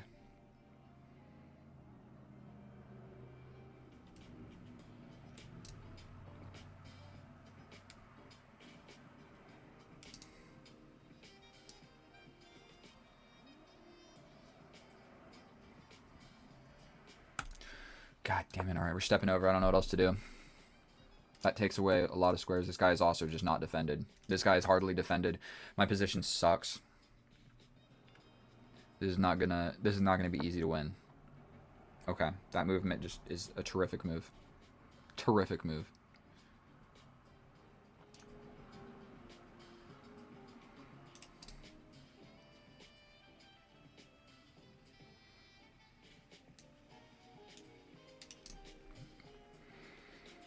What the hell is this Looney Tunes music playing in the background? I don't know what to do, guys. Do we do this? That seems so passive. And then it forces the bishop trade. Don't want to trade the bishops. If I step up, he's just bringing the rook. Let's do it. Let's do it. He's also got this. I mean, and then he has a pass pawn. He could gambit a pawn for the pass pawn.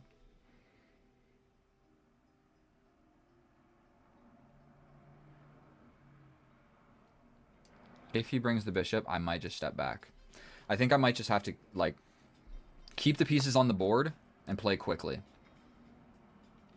Don't really feel like trading the knights. So we're just stepping back. That's all the calculation that needs to be done by me. He brings the bishop. I literally step back again. You capture, I take. This is somewhat under fire. You sacrifice? There's no way there's a mate here. Here. Take with this. Launch forward. I don't believe him. This check? Oh my god.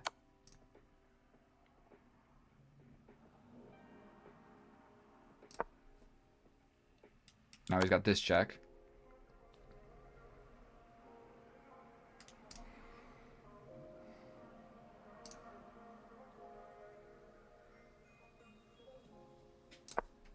This because I'm hanging on.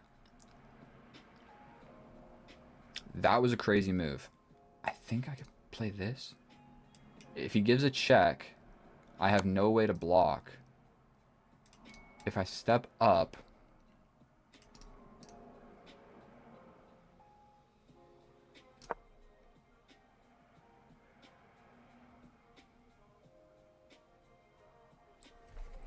this just got really spicy. I think I'll repeat, dude.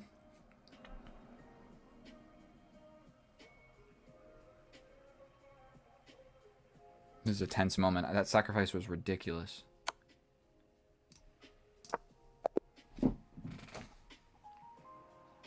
I don't know what to think about that game. I was just down a pawn, then he sacrificed a piece, and then he got scared. So, did I gain any elo? I think that it just stays the same. I mean, let's review it real quick. I told you guys, we don't know what type of games we're going to get, so stuff like this is going to be happening. There's not a whole lot I can do about it. That is... And here we are in the analysis, and that was a stupid game of chess, if I'm going to be completely honest with you. I don't know what the hell to think about that. He should have just kept playing. What was the point of sacrificing a piece if you're going to be a baby? Stand behind your sacrifice. And so I played 85% accurate. Our opponent played 83. 2 blunders, 1 mistake, 2 inaccuracies. Our opponent 2 mistakes. I mean,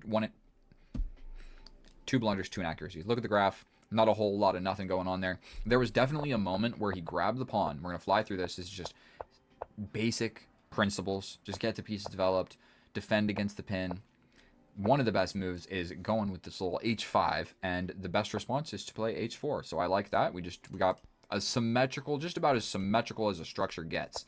So I bring this out. He steps back, and I'm supposed to just be brave and go for a pawn break. Like, he hasn't castled, so breaking in the center is advantageous for the side that has castled. And so I didn't see that. I did see that. I guess I just didn't want to do it. I stepped up with the queen. We traded the queen, and we step up here. Okay? I know I'm flying through this. We don't need an incredible amount of analysis. Taking the pawn is a blunder, because I can step back with the knight. Whereas if he takes here, I bar off your escape.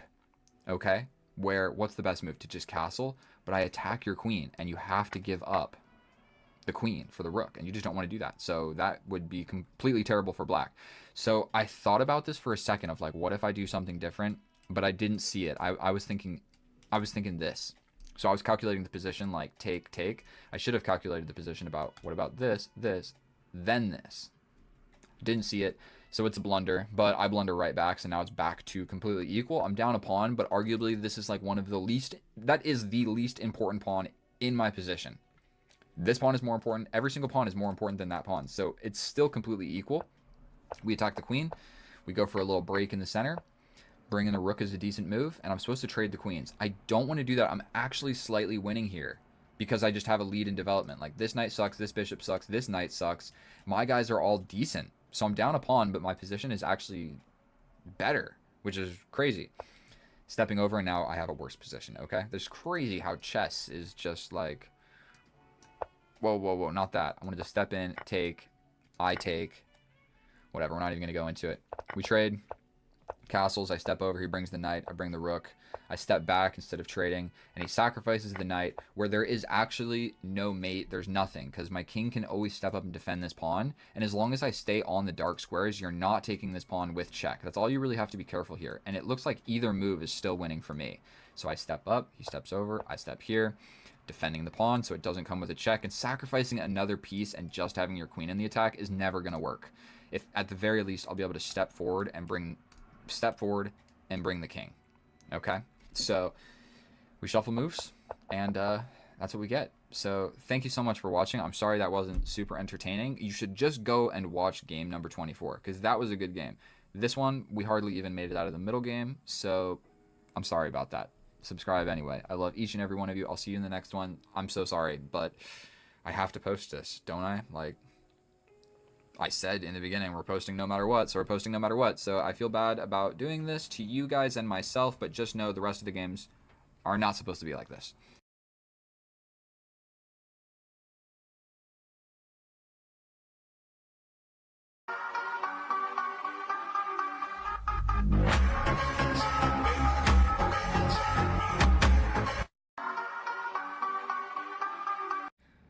Oh, hello and welcome back, and thank you so much for clicking on my video, my fellow chess enthusiast. In today's episode, we're going to be doing what we always are doing, pushing towards the illustrious 2000 rating on chess.com. Now, what this is a raw, uncut episode of real chess. This is not YouTube highlight chess. This is not grandmasters playing in a tournament. This is some dude that is 1800 trying to become 2000, and we are going to watch the process. So there are going to be inaccuracies, mistakes, and blunders, but I hope that that makes it more relatable to you because most likely your rating is somewhere around mine. Hopefully slightly worse if you're watching this video. So without further ado, let's hop into the rigmarole. I have the black pieces facing a 1763. My current rating is 1847. Deep breath to steady the nerves, and we start off with c6, the Caro-Kann, my favorite opening with the black pieces because it is easy to play, okay? I'm not a genius, and we're just going to go for basic development here. We've put a lot of pawns on light squares, so the goal is to put basically all of our pawns on light squares with our bishop on the outside. So essentially, this is a bad bishop. So if we're given the opportunity to trade our bishop, that is a bad bishop, for their bishop, which is a regular bishop, we trade. Bada boom, bada bing. The queen comes out, and we go for this pawn push. We are cracking at the center right now. But the main reason we're going for this pawn push right here is not because the bishop is defending it. The main reason is to vacate the c6 square for the knight, because we need to get the knight into the game. This is the natural development square for this knight, this knight, this knight, this knight. Okay, maybe I'll just draw the arrows. I don't know how good or bad you are at chess, but that's a bad arrow. Bad arrow. There we go. That's where the knights belong. And so now we are actually in a game of chess, and this dude is taking a moment. So sometimes what you want to do is go ahead and just click in the pre-move. Obviously, I'm recapturing with the bishop. The reason for that is not necessarily to not waste any time, although that's good too, but it hits him with the shock factor. If he's sitting here thinking about stuff, and whatever move he plays, I play a pre-moved move, he's going to be like, what's going on, dog? How do you pre-move all, you know what I mean? One other thing to note is I am at 2,659 subscribers. It is absolutely insane. Look at this. Boom. I can't stick it over here, but you get the idea. Boom. Slide it over here again. Absolutely crazy, dude. I remember just like a year ago, I was struggling to get 1,000. Okay. You can click on any one of my videos like a while back, and you'll hear me talk about it. Be like, oh man, I can't. Is my internet bad? Refresh. Always reload the page. If it's suspicious how long your opponent is taking to play a move, refresh the page. He's still thinking about it. We are locked in, good to go. This is a good sign. I need this free elo. And maybe I'll just take a moment to let you guys know there were 2 additional games that did not make it into this series. I lost, and then I won. So technically, this is actually game number 21. It says game number 19 because it... You know what we do here? Let me think. I'm almost guaranteed that this is the move. This is the move. He captures. Our knight will be stepping in, uber defending that pawn. He spent a while thinking about that, but I still was able to play back quite quickly.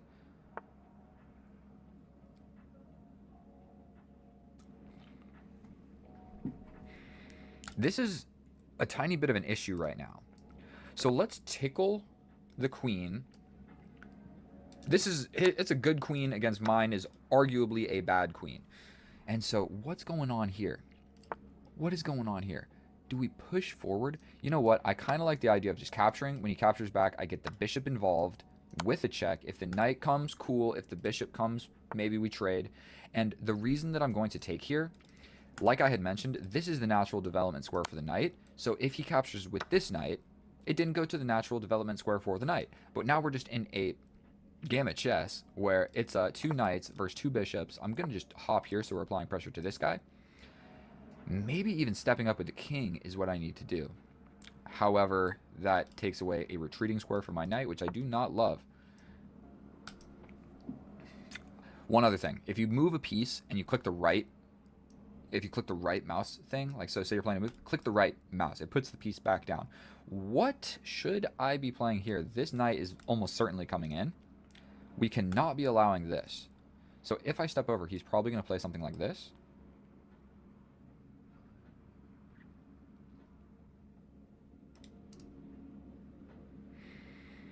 If I castle, he's coming in, which is just a pretty basic fork of this. So I actually do need to handle this correctly. What about jumping in? He gets in. We allow it? No, I lose a pawn doing that. I don't actually know what to do here. I think maybe I step over. He steps forward. I step over. He'll probably double up, in which case I can take. If he takes with the rook, we jump over here. It's a defensive move, but I'm not able to castle, and this is the open file in the position. I want a rook on it. I don't want to castle away from it and allow his rook to my 7th rank. So those are all of the reasons that I'm stepping over with the king. I'm not certain that that is an accurate move. That may or may not be an inaccuracy. Okay, so he attacks my knight immediately. Eeny, meeny, miny, mo. I have this, but he just steps forward, and that's defended. So without too much thinking, I'm just going to go here. That also defends this square. He's stepping in, stepping in, stepping in. What if we attack the knight? Then he takes with check. Okay, so that doesn't work.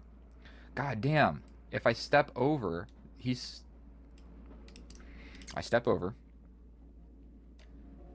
He steps in. I'm kind of overloaded at that point, so if I play this, if he captures...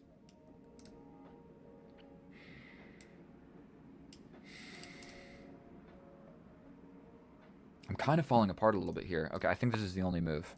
I need to play this. He gets in with the rook. I challenge him. He's also just going for my pawn. Terrific.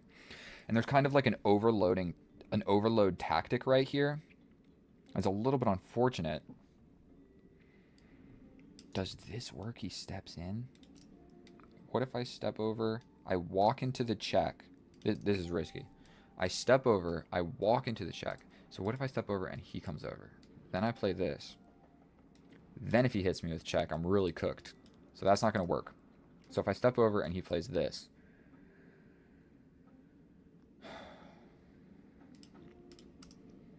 God damn it, dude. I need to think about this for a second. This isn't good.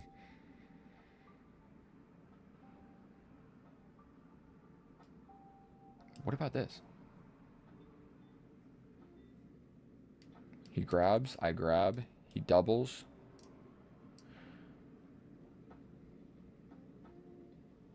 This is still the same nonsense. If I jump over, he just sacrifices. Say I step over to the rook. Then you grab here. I attack the knight. He's got this. Oh my god, dude. This is one of these situations where I'm going to have to make a move that sucks for me. But which one sucks the most? What's going to give me the most winning chances? Oh, this is what I'm talking about, bro. This is not good. If I play this, I think he just takes. I step over. What do I do? Here, Sacrifice. Take. Okay, what about boom, boom. Here, the other rook comes in. I defend this. Like, you can take here, but I attack here. He comes back out. I attack this pawn. He steps forward like this. Maybe I go for a little pawn break. This is so unfortunate. I'm officially losing, by the way. I can almost guarantee you I am losing by a little bit. At the very least, he can grab this pawn.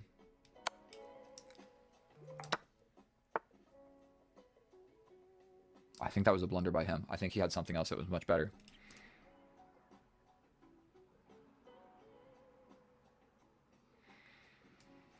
Well,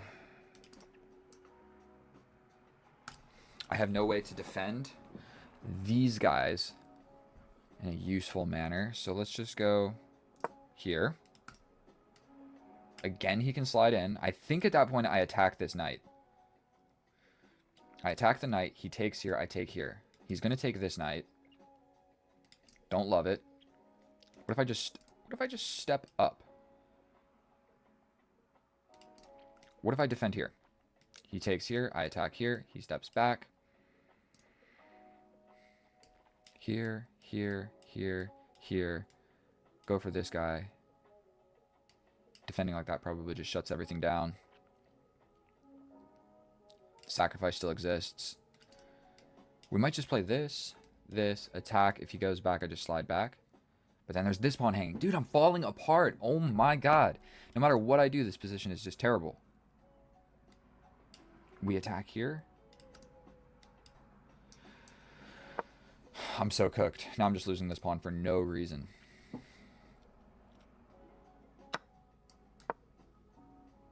He just goes back. He just grabs here, no?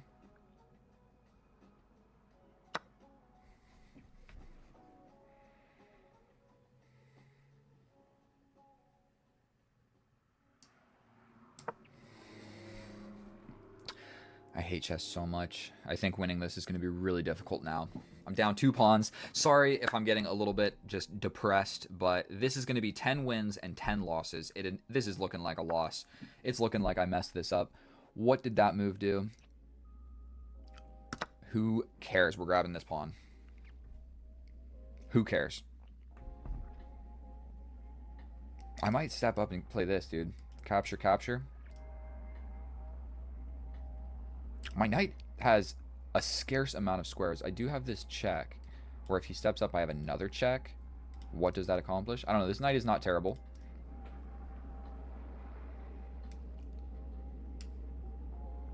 He can just go for this, dude. He's got a 2-on-1. At the end of the day, he's got a 2-on-1, and he's up a pawn.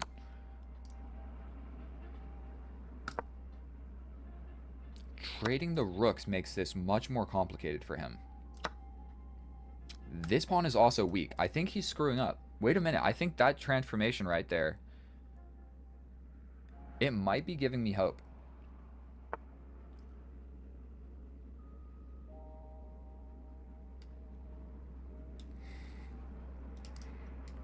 How are you going to defend this pawn? I step back, attacking this. How do you defend that? This is your defending square. You don't have it anymore. I'm grabbing this pawn. Then we're equal. Let's go, dude. Let's go. He's still got the 2-on-1.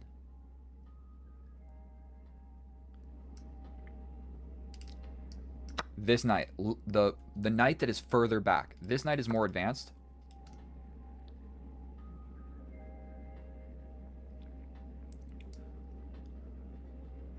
We're kind of just staring at each other.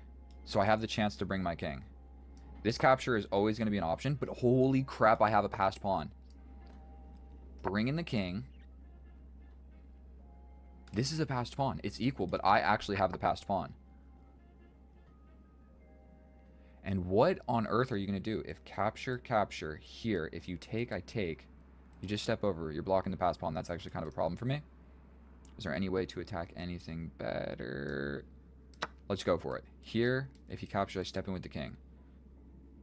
Then it just turns into this. So I don't actually want to do that. Let me think for a second. We have check. I'm Stepping in, I got 2 minutes and 23 seconds. Now it's a draw, but I have the passed pawn. My king is more active. He has the potential to maybe make a passed pawn over here. There's tactics where, like, if he gets his, if he pushes, okay, let's just play quicker. I can attack this. I'm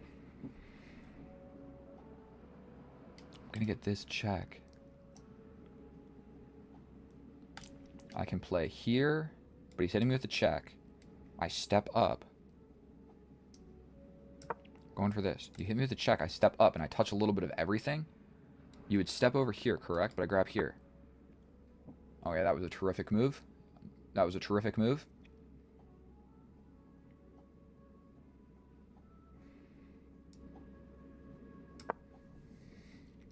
He can get in. That is not fun. You can play something like this.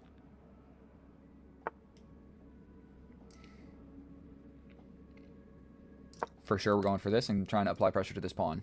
This is still a pass pawn, 1 minute and 43 seconds. My king is on the side of the board, but just about as active as I can. We hit him with the check. He steps back. Here, take, pass pawn is scary. We're going for it. You take. If he steps, he has to go for the pawn, and then I win both of these, and then I have an outside pass pawn. Ooh, understanding king pawn endgames I think is important. If he doesn't do that, I'm going for this. If he doesn't trade, I'm going for that. Where you're losing something over there, and you don't want to lose none of those pawns. It's already a 4-on-3 on that side of the board. You're not doing too well with your 2-on-1 on this side of the board because the kings are on this side of the board, so it's harder for him to push these pieces. Oh my god, this is a big moment. Big moment. Don't let me screw this up. Get the pre-move. We need that shock factor, baby. Let's go. I don't want to celebrate too soon.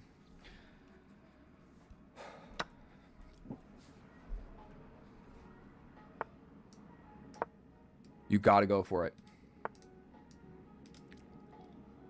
Here. I'm just making a pass pawn over here.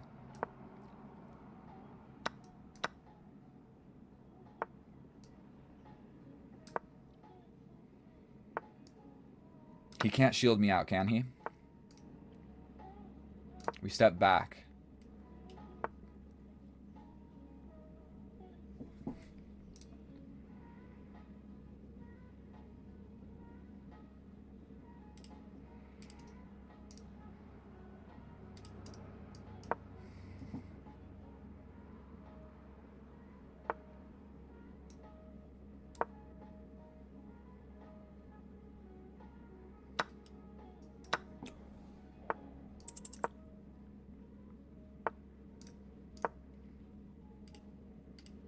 No, dude, did I... Oh my god.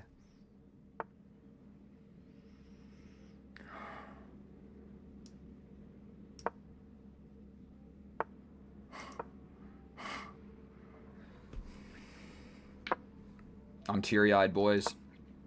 I'm teary-eyed. I know that I was winning. I know that I was winning. And we resign. And we resign. And we didn't lose. We are going to learn. So we're going to bring this over to the analysis board and just like, ugh, I'm going to pause the recording and scream for a second. And here we are in the analysis, and oh boy, was that game incredibly difficult and not super fun to play. Even the moments where I felt where I made all those faces and was like, oh, it was just a draw, bro. I was never winning. There was never a moment in this entire game that I was even doing somewhat okay, other than right here, a 1.3, okay? A 1.3. Now, our opponent made 2 blunders that threw it back to a draw. Personally, I need to just vent to you guys here. Every game that I play against somebody on chess.com, if they beat me in a game like that, like any game, pretty much any game, unless it feels superhuman, unless it feels super like a human is actually playing, not superhuman. Sometimes it feels like some of the moves are superhuman, and I'm going to keep this analysis under 5 minutes, okay? So basically, I always think my opponents are cheating, and I don't know what to do about it. It's like, are these people cheating or are they not? All these moves are fine. Cool, stuff is traded, we're getting things developed, and this is about the moment where I start making blunders, okay? I'm supposed to retreat with the knight. That is the only move that really makes sense, or stepping forward with the king. Both of those moves break opening chess principles of you don't want to just put your king in the center. You want to get your king out of the center. I know there's not a lot of pieces on the board, but this isn't a move that you really think of. Plus, it blocks the knight. So I did consider this, but I was like, no, it blocks the knight. Don't want to do that. Then going back with the knight also is hard to play because you're making a retreating, stepping back move. So you don't want to do that either. However, I guess I thought, okay, I don't want to step here because I might need to step back here with the knight. I don't know. I thought this was more of like a retreating square if I got attacked rather than a rerouting to a good square maneuver. Okay, so let's get further into this. That was quite long. Quite long. I'm not doing good here. Not doing good here. No matter what I do, it's not good. So we play some stuff and it's not good. I step over here and he goes for grabbing a pawn. I bring a knight. So grab another pawn. And he goes for this. Now, I'm super suspicious of people that I knew immediately that that was not a good move. And if this dude beat me in the game of chess, he is better at chess than me. So he knows that this is not what you want to do. Like in the game, I knew that you didn't want to trade the rooks. I felt good when he did that. So I know that he felt that too because he's better at chess than me. So the only reason that you would ever want to play a move like this is if you're cheating, play a bad move, throw it back to a draw, you're still fine. You're using the computer, even if it goes back to a draw, all you did was just lower your gameplay by like 5 or 6 or 7% or something. So that is good to play in terms of if you're cheating. So we play all of this stuff, okay?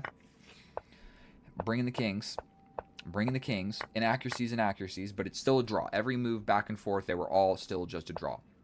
I get active with my king, about as active as you can possibly get. He attacks my knight. I step back. I guess this is better. The reason I stepped here was to be able to step in like this. So he steps over. I jump in with a check. Now I am applying pressure to just a little bit of everything. I'm coming over here, and now I play my first real blunder of the game. And now being able to calculate this from an opponent's standpoint, I think is nearly impossible. You capture and give me a pass pawn and sacrifice both of these ones because you're confident that you're going to be able to push, and make a pass pawn over here fast. Dude, I think that's impossible to calculate. So he plays this. He spent 40 seconds, which means he really thought about it. He plays this move. And you're supposed to tell me, from a human standpoint, that you go into this position. No. Dude, I have a passed pawn that's 3 squares away from promoting. Your pawns are weak, and if these weak pawns, like, you just had to fully invest in this and be confident that you can make the pass pawn over here. And it starts by playing this move on the side of the board, a4 or h4. Dude, I don't believe it. White is completely winning. We play some more moves. Throws it back to a draw one more time. He threw it to a draw twice in one game. I don't know. And the reason for that is the move that I need to find is abandon this pawn and realize that this is so much stronger than I think. I need to abandon this pawn, screw that pawn. That pawn is a decoy for him to grab. I need to get my king all the way over like this to be able to save this draw. Okay, I'll show you how it goes. So say he pushes. I really got to bring this king. He's going to start pushing. I really got to bring this king. He comes over here. Cool. Now we go for something. If he goes for this, we have time. Actually, we're winning now because we can step over. We're going to stop this passed pawn. So, I don't know, all the way back here, dude, in this position, to capture this, I don't believe it. Don't believe it. 2 things happened. He cheated or he just got lucky with just making a random capture. But trading the rooks, that's suspicious, and then trading these knights, also suspicious. We go all the way back here, and he throws it back to a draw. Again. And I need to just completely bail on this pawn and realize that his 3-on-3 is actually way better than mine because this is my potential pass pawn and this is his potential pass pawn, and we're on like closer to my side of the board. So sorry, that was 5 minutes and 33 seconds of your time, me yapping and complaining. This push to 2,000, it's rough, man. When I play on Lichess and I play casual games, I feel just so much better. I know that nobody's cheating. In these games, I feel like even if they didn't, it's not fun for me because I feel like they did. You know what I mean? And so when I lose, I don't take full ownership of the loss. I'm like, what are you going to do? Dude cheated. Which isn't a good way to approach chess. So, I don't know, bro. I don't know what I'm supposed to do about that. Do you guys feel the same? Do you feel like your opponents are always cheating? I do. I hate chess. I love you guys. Thank you so much for watching. Sorry for yapping, but I got to get it off my chest. Merry Christmas, and I'll see you in the next one.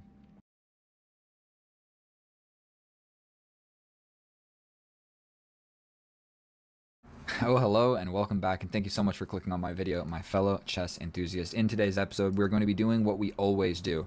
However, today I started a new job, so I'm tired, and I just got back from traveling in Colombia, so I have not played chess seriously in 10 days. We are starting with the Caro-Kann. This is my favorite and the most simple opening to play out of all openings, and this can either turn into two things. It can turn into two things. This can be the Alien Gambit, where we will have a crazy attacking line, or he plays this move. I'm not sure that does anything, because now what we do is we desperately try to hang on to this extra pawn. That is a pawn gambit officially. He can pin me, but I still pawn. Now this is what is called a pawn gambit. We accept pawn gambits because what he needs to do now is absolutely demolish me, or he's going to lose the game. Now, a simple blunder that you can make here is this, which really sucks. You don't want that to happen, because he can go boom, boom, check, king goes somewhere, and then he captures my bishop with the knight. So I know that's hard to visualize. Trust me, I can't visualize it either, but it's happened to me many, many times. And so I'm gonna pick up the pace a little bit. I don't want to just be losing on time for really no good reason. I'm up a pawn, and so he's gonna have to prove to us, why was that pawn gambit good? And I can almost guarantee you that it was not. My knight's getting ready to hop to the middle. This knight's gonna hippity hop all around the board. And so knights before bishops, other than when you want to get your bishop on the outside of the pawn chain. And so I have not been playing chess, and I am nervous. Officially, I am nervous. This pin actually does have some weight to it now because there's no sacrifice. What does that do? That threatens my bishop. Yes. That threatens my bishop because the rook can take, my pawn is pinned to my king. So instead of spending forever and explaining stuff like this to you guys, what if I step in? If I step in, you sacrifice, I take, you take. You're just sacrificing a knight. I give it up here, here. Queen gets in, I step up. We're playing this. I don't believe in the sacrifice. Oh, he would win the bishop at the end. Would he now? I don't believe in it. I just don't believe in it. Dude's playing really aggressive. 18-16, calm down, bro. Calm down. It's not that serious. You want to just sacrifice? There's no way. There's no possible way. I take the rook, right? We allow a fork that's attacking my queen, but I step out here. If you win my rook, I hit you with a check. You step in. I can also attack here first. This is actually a quite important moment of the game. Dude is really trying to blow me off the board. It's not going to happen. Don't worry. Here's my subscribers for the day. Please subscribe. I love each and every one of you. Okay. Capture. If the knight comes in, we just move the queen. You grab here. I mean, I step over.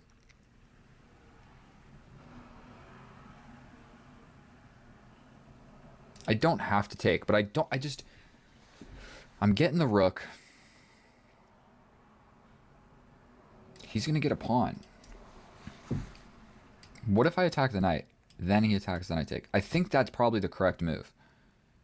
We just attack the knight. If you sacrifice, then I take. God damn it, then this comes with check. What if I just castle and ignore everything that's happening right now? He sent me a picture of a clock. He sent me a picture of a clock. We might attack like this. Or if the sacrifice this. Dude, what do I jump over here with this knight? I'm just making a move. I literally couldn't think of what to play. He's still got this, and my queen is under threat. But that enables this, where if he attacks, I can take here, threatening the queen. I'm going to message him.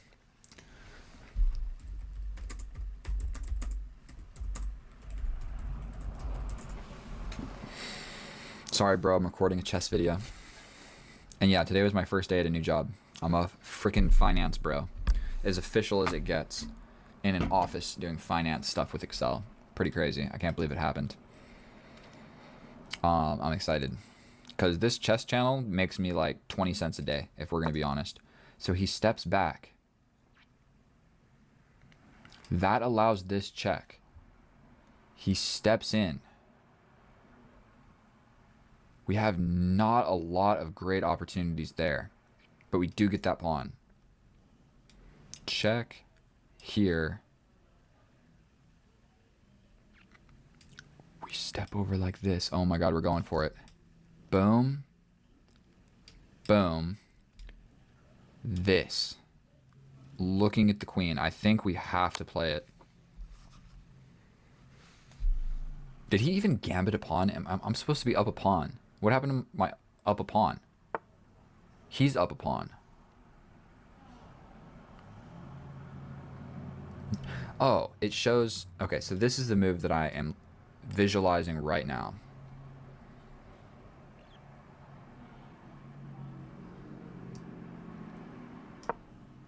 He could kind of trap me. No, he can't. I just trade the queens. This is still quite scary. It's attacking everything. If I take this, check is still a thing. We step in. We're attacking this. We're attacking this. We're attacking this. I'm just attacking everything. Have to be winning, correct? How do you defend that? You step back with the bishop? But then I might just grab the rook and allow... There's no fork with the knight. So if I capture and this comes in, I could just step here. Like you bring the rook, I just take here. This guy gets in. I think that I'm completely winning. Dude's playing ultra super aggressive. We're going to definitely analyze this after the game. I really need to be winning because my elo is supposed to be reaching 2,000. This is my push to 2,000. What the hell is that? We can just grab the rook, no? We grab the rook. You give the check. I'm grabbing the rook. I don't see what this does. This is hanging. This is hanging. My knight is temporarily defended, so that's cool. He's got this.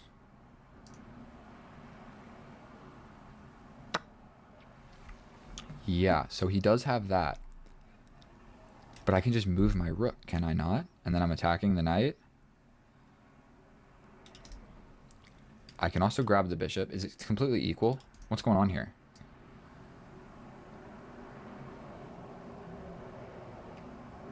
I think we just have to attack. And where's the knight going? He's ventured quite far into my territory. He's defended for now, but this is still under threat. And this just simply becomes a threat. Trading my rook for your two pieces, and then all of a sudden I think I'm doing quite well because I would have two minors and a major. This is a strange game of chess, make no mistake about it, but I still feel like I'm maintaining quite a few threats. And this knight really has no access into my position. Like, he can go for this pawn, but I can still just capture. And, like, say this hits me with check.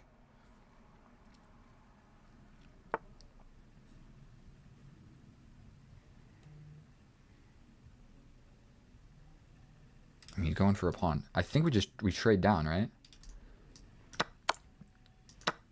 I defended this. I'm ready to play this.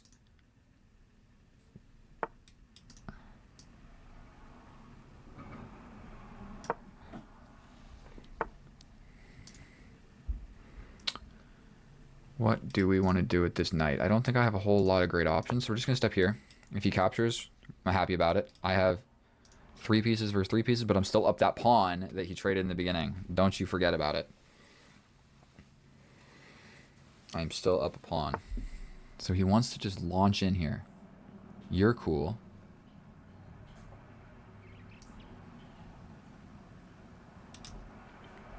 I mean, I have this. He steps in. We jump in. What about just grabbing the pawn?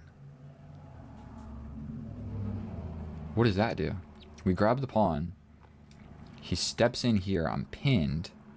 We grab another pawn. See, he takes. We step over. Boom. This guy comes in. We attack the bishop. He takes with the knight. I take. He takes with check. I step over here to avoid the checks. I step here to avoid... I think we play this. No. We do play this.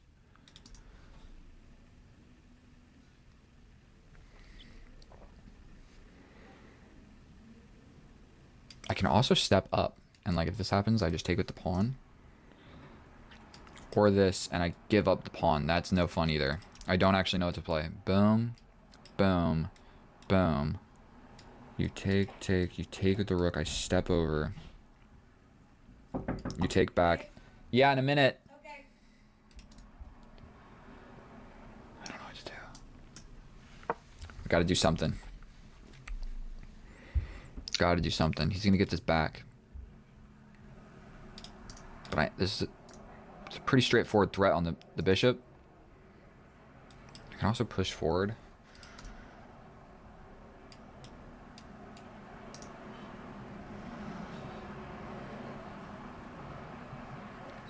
You have to do something with this bishop. And if the bishop moves, then this becomes free to take. Then he slides back. But then I can defend. This all of a sudden becomes an idea. What's going on here? Why can't I mark stuff?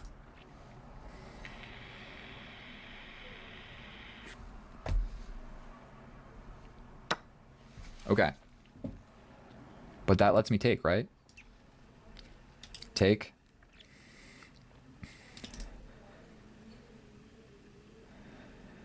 Take. Say he jumps in. We attack. He comes back. We take a pawn. He takes. I take. He takes with the rook. I step over. I'm not seeing it. I can just play this. Push forward. I don't know what to do. I got 2 minutes. We take. I'm doing it. I'm going to hold my defense like this. He's got this as just a straight up threat. I think I'm going to try and make a run for it. With 1 minute and 55 seconds, I need to be playing faster.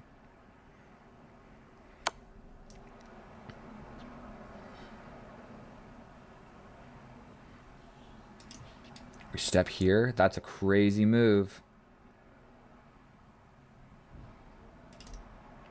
If I step back, I'm just walking into all the same nonsense. But you know what? The pin isn't here. This is a huge difference. The whole reason that my king sucked here is because the rook was there. If the rook's not there, I'm not pinned. And I'm scared of going here because I just walk into kind of these ideas.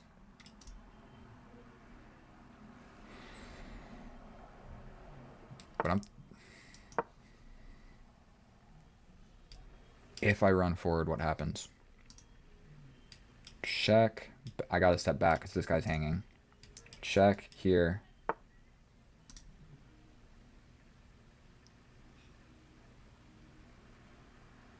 And I'm going here. This is covered.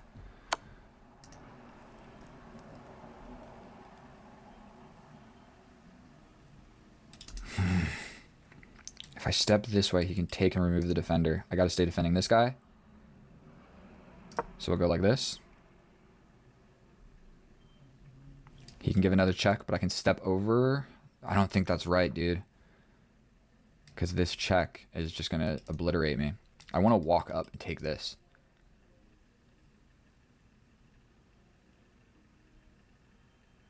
I'm so scared. 1 minute. Don't let me blunder. Please, I need this elo.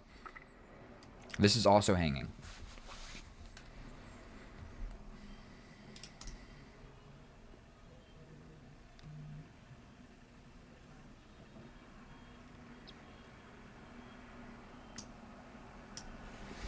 Don't know what he's going to do. He's probably going to give me this check, so I should be preparing for that. If not, I'm taking this or this.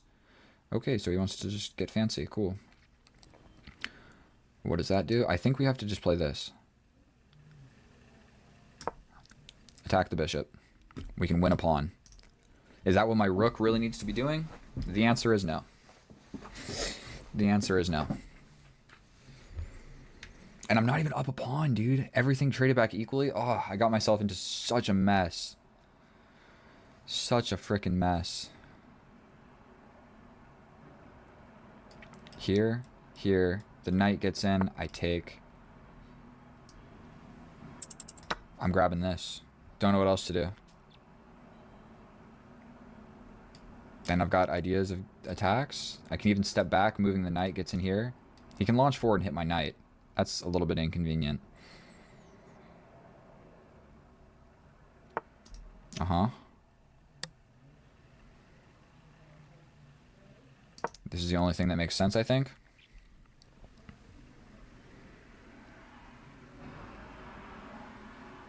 Then I'm going to try and jump this way. He's got like rerouting ideas that I don't love. I'm so scared, dude. I need this elo. This is my next move if there's no check.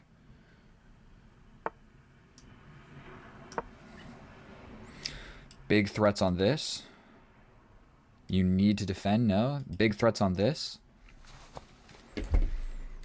Just trying to grab some pawns. If I can grab one more pawn, I'm so happy. And our knights are like at a standstill here. I'm looking at this. Taking this pawn. Taking this. What did that do? Going here. This is the next idea. God damn it, he's gonna pin me.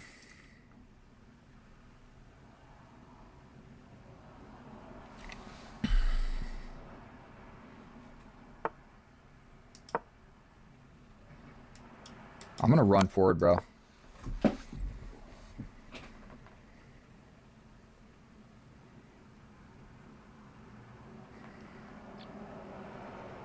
$59 seconds.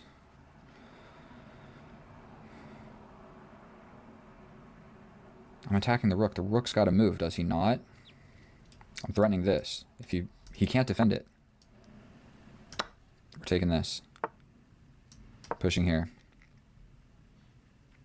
This check. Trades the bishops. He attacks this. But I'm coming in.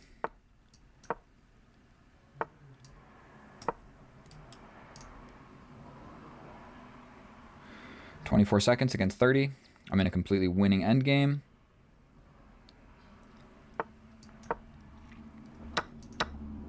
It's covered. That didn't do anything good. Yes.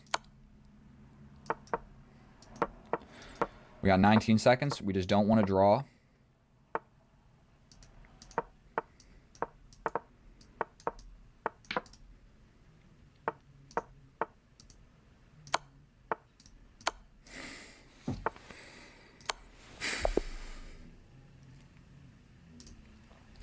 And here we are in the analysis, and I don't know how to feel about that game of chess. I had a sloppy performance at best. And so that pawn gambit line for sure worked on me, because look at this. Shortly out of the opening, I have a -5 position. So the rest of the graph is kind of in my favor, but I was definitely struggling for a little bit. And so I played 87% accurate, 1 blunder, 1 mistake, 3 inaccuracies. Not my best, not my worst, but whatever, we got the elo. So we go into the Carl Khan, where he goes with this pawn gambit line. And you know what? I might stop accepting this gambit, dude, because it gets you into some trouble. You take the pawn, but then he has 3 pieces developed versus your 1. A couple moves later, those pieces start developing all over my side of the board and make me blunder. This looks like just a natural development move, but it allowed the rook sacrifice, where really if I take back, he can hit me with a check. My king has to step over. The bishop just claims this diagonal. I have no more light square bishop to counteract this entire diagonal. Like, boom, that's his. And this guy is safe. And then I'm supposed to develop my queen, but he can really just play so many different moves, and I'm cooked. I can't castle. This rook is never getting into the game, and his pieces are just ready to swarm me. Okay? So thank God I jump forward and tickle the bishop, and he gets cold feet, and he steps back. Now I can grab the rook, but I believe I castle. Oh, I go for this check idea. I can't even remember again. I'm recording this like an hour later. We go for this check because I calculated take, attack, I step over, and if he trades, then we have an equal-ish position. That's what I looked at the position in the future, and I said, that looks about equal to me because we got the queens off the board. And not to mention, this is still an issue, so he'll have to waste a move saving that rook to somewhere that's safe. Okay, I don't know where he'll go, but he'll go somewhere. And to my luck, he trades the queens. If he would have stepped back with the rook, it's still +3. He has a huge attack. The rook is no longer under threat by this pawn. This bishop is still a god. This knight is still annoying my position. My queen is kind of loose and not really all that well defended, only by this knight.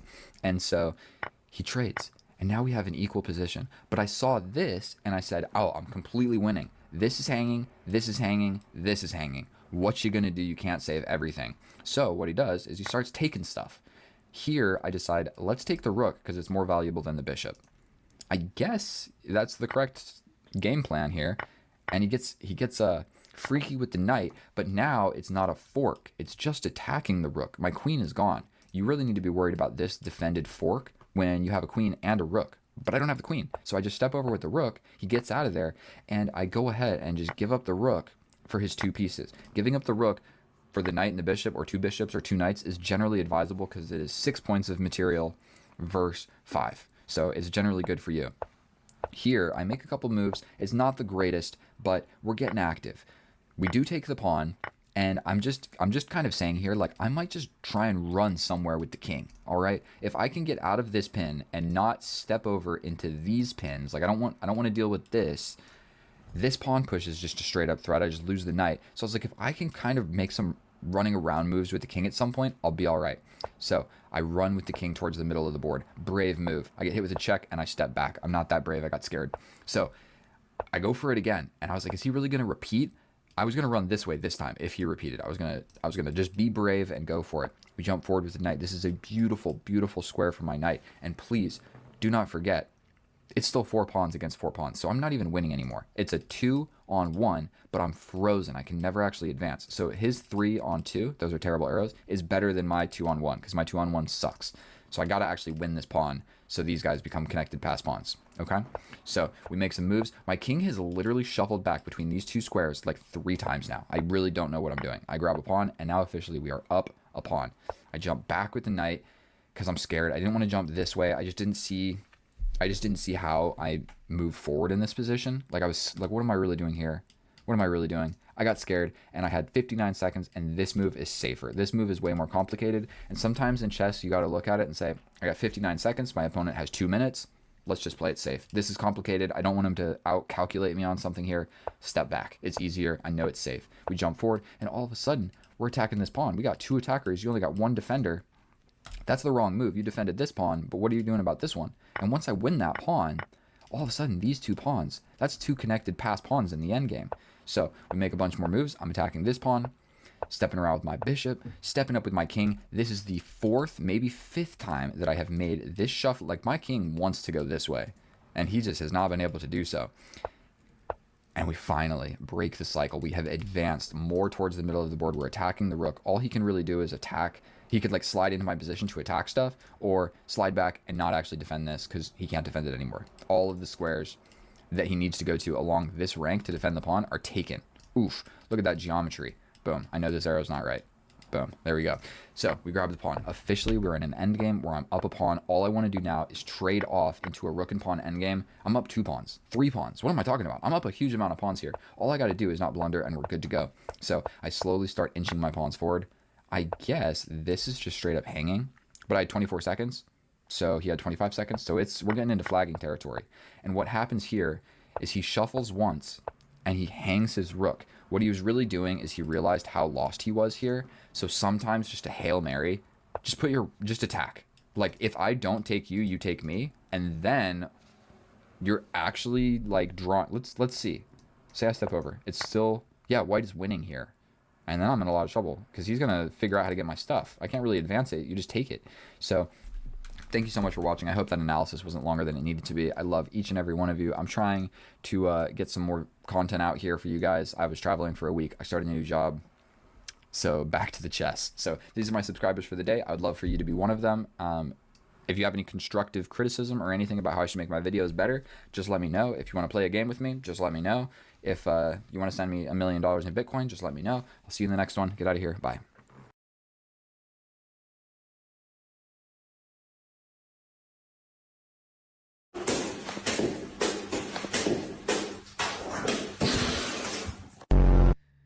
And here we are at game number 17 of my push to 2000. I was lucky enough to get an easy dub the last game, and we're going to be locked and loaded, facing a 1900. Oh, god damn, we pre-move c6. Wish me luck, boys. We have the Caro-Kann on the board. I'm going to be honest here. I'm not 100% sure what I'm supposed to play. You never actually see this. I have the opportunities to, like, dislodge the knight. I also have the opportunity to just pin, and this becomes a threat. We're doing this. I'm not sure if that's what I was supposed to do, but already, like, 5 moves into the opening, I'm out of prep. Wish me luck. We're just going to capture back. That opens up my diagonal towards my king, but we're not going to care about it too much. We're going to step back here. Chase me around, bro. Develop a knight.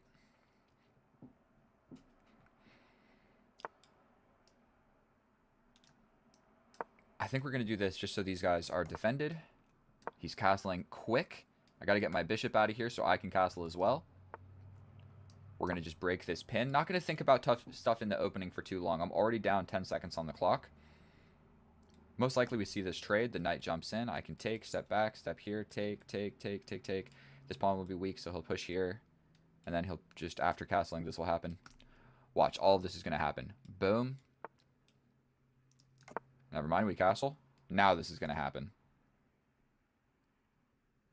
Then capture. He's trying to get fancy on me. Let's tickle this guy. This knight is for sure coming. Okay, the knight is still coming. We got to defend against this, I believe. Still don't want to spend a huge amount of time. We can play this. We're jumping in. He can get my bishop. He can jump to the middle. He can get my bishop. This pawn push isn't possible. And we're still pretty much equal on the clock, dude. This guy's 1900, so he's a serious chess player. I think that's like 1910 is the highest that I've ever faced. So, and I'm pretty sure I lost.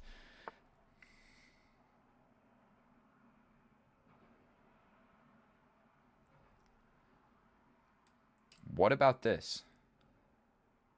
He's gonna just step in. But then I step in here.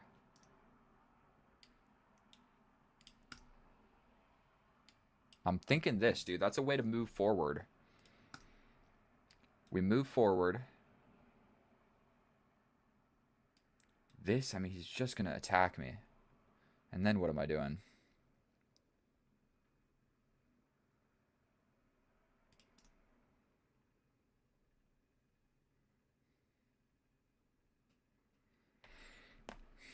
I don't know what to play here, boys. Oh, he's attacking the bishop. Okay, we are going to play this. Pretty scared to play a move like that. He's just going to jump in. Do we jump in here? What are we threatening there? Nothing?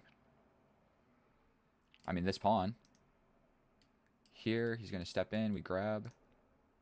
A knight is getting to the middle of the board. Don't love to see it. I also have this attacking the rook. The rook can just scoot over to a lot of places. Anywhere on this diagonal is discovery, so probably boom, boom. We get this. Ooh, can I jump in and jump back? That seems fancy. What do we think about this? Oh my god, the bishop, dude. God damn it.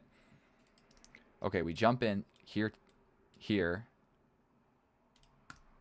Or we jump in. If he takes, then I grab. Okay.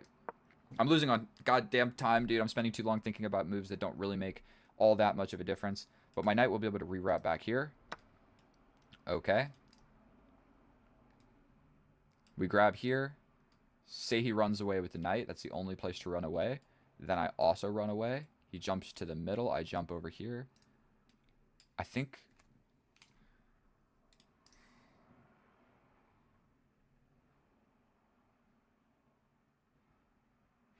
Hear me out. We grab the rook, and I'm up +2. If he captures, I capture, and then I'm winning. So if I go here...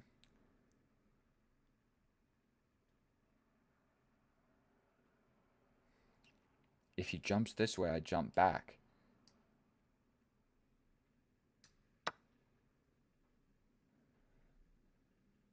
This knight is undefended. I am attacking it. And the only way that he can run away is by going here. But then I save my knight. Yes, he would get his knight to the center. But then I plug the hole with my knight. And we're not scared about the queen. Plus, I would be able to get my queen over here. I think that I'm winning. Slightly, I think that I'm winning. I think that calculation actually was worth it. My losing on time. Because, yeah, if he just captures this, I capture here, and then I'm still up +2. Oh, shit. Oh, shit. We have to attack this knight, I think. We attack the knight.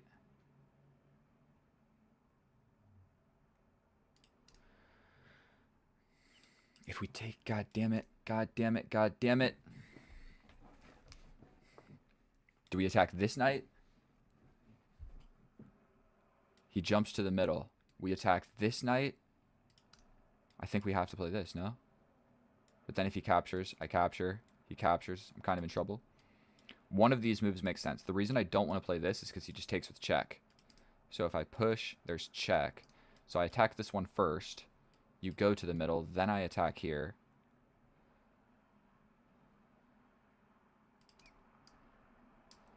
We got to do something. I might lose a pawn here, but if he takes back with whatever, my rook is on this file. So knight to the middle.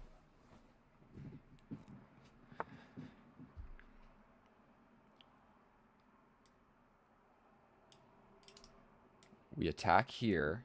He can sacrifice for the pawn. Because if he goes here, I take this. I attack here and he goes here. Oh my god. Oh my god, I fucked up.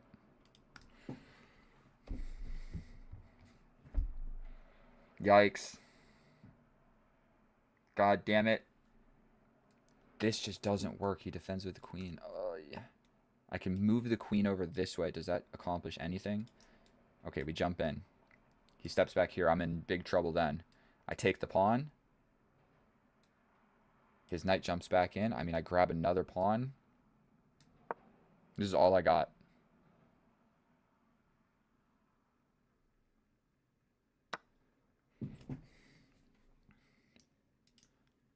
I like this.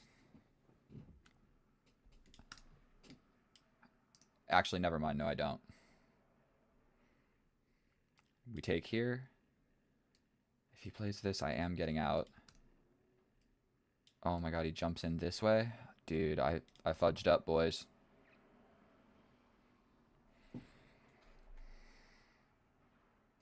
We get the queen involved.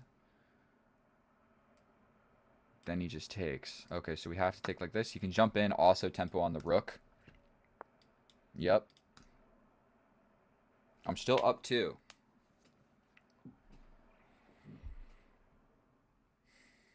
I grab a pawn.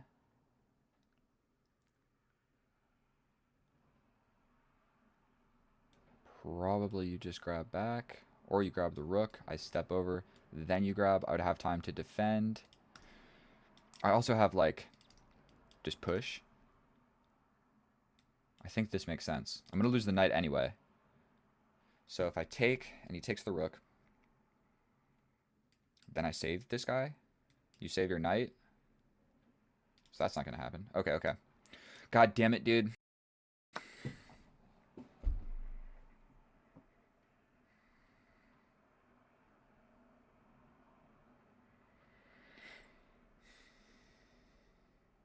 Now I'm going down material, dude. Why did I try and be fancy, bro?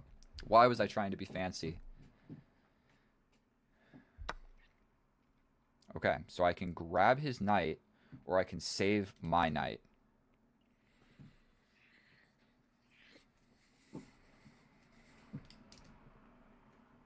And he's up by 2. God damn it. What's better? My knight here? He steps out. I step up.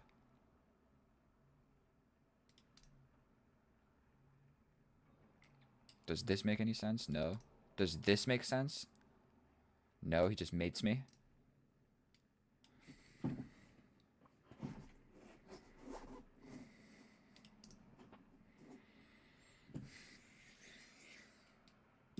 God damn it, dude. Alright, we're grabbing this. I don't know what else to do. Pawn is hanging. We defend. I'm in big goddamn trouble, bro. Why? Why? Why did I try and be fancy, bro? Never try and be fancy.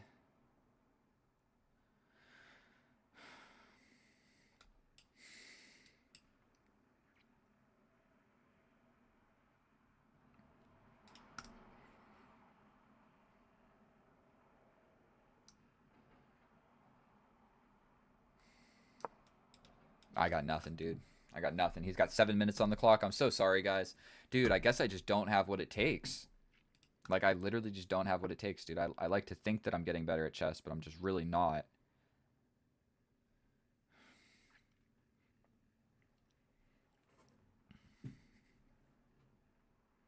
I wish that I could abandon this pawn. He's going to just play this, and then it's a queen trade. So what about if I step over? He steps over. I push. You have to take with the pawn, yes?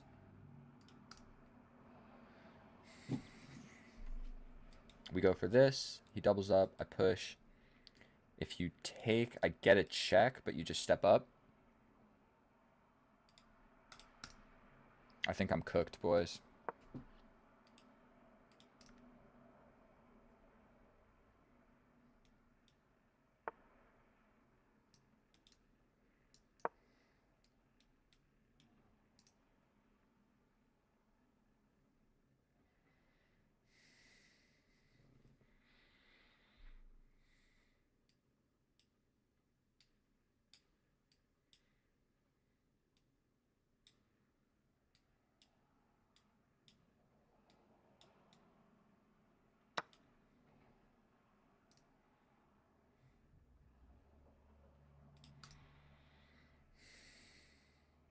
I've got this, but that shuts down the diagonal, so we're giving this check.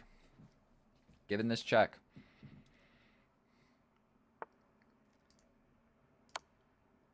He's got this. But then I have this. He could block like this.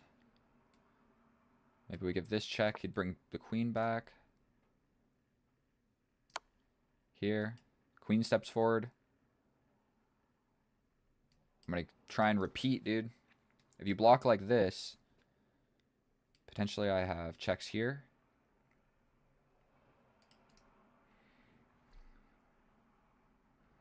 He's got this at some point, dude. I'm so cooked. If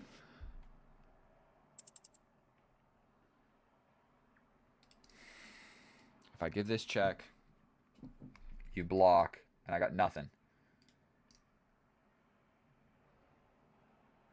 This check here.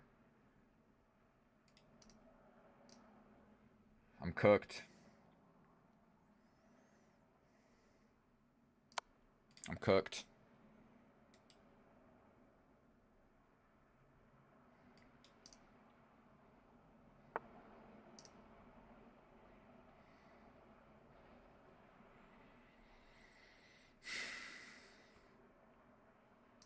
I'm just getting mated, dude.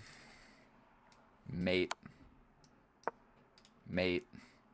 A lot of different mates going on here, I'm pretty sure.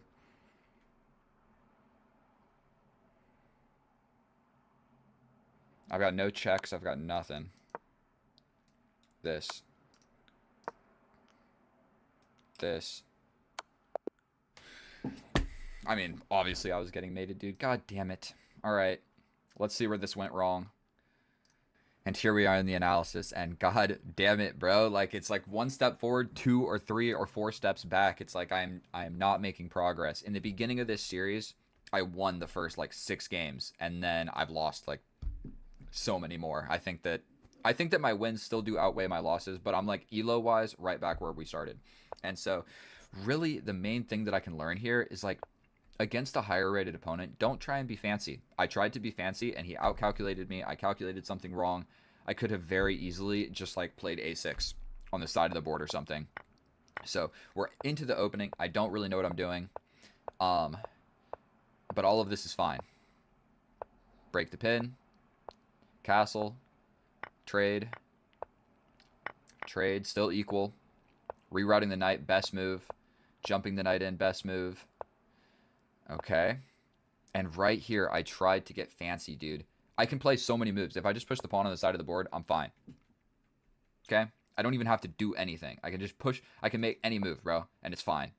Instead, I try and get fancy by jumping in with the knight, doing all of this fancy stuff, and I failed to calculate it that he can just play whatever it is, g3, and trap my knight. So I calculated everything from back here and said, let's do it. I tried to be fancy, and like, why am I trying to outcalculate someone that's 1900? We trade, and then just straight up my knight is trapped. Straight up. He can trap my knight and defend his knight all in one move, and I just didn't see it. I didn't see it, and it's not like I spent a considerable amount of time, 45 seconds, an entire minute, and then another minute. So it's not like I didn't have enough time or anything. I played the moves confidently, trusting my calculation, and then all of a sudden just boom. H3 or G3. What am I going to do? What am I going to do? And I play one of the best moves, the best move, one of the best moves. Should have tried to save the rook, but we just give it up like this. And then really here, it's just like,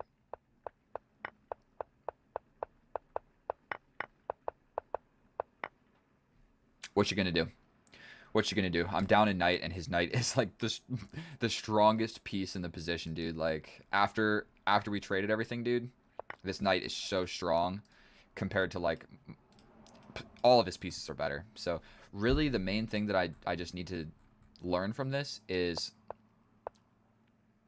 don't try and be too fancy. I tried to be too fancy here, jumping in with the knight. I felt like it was a good idea.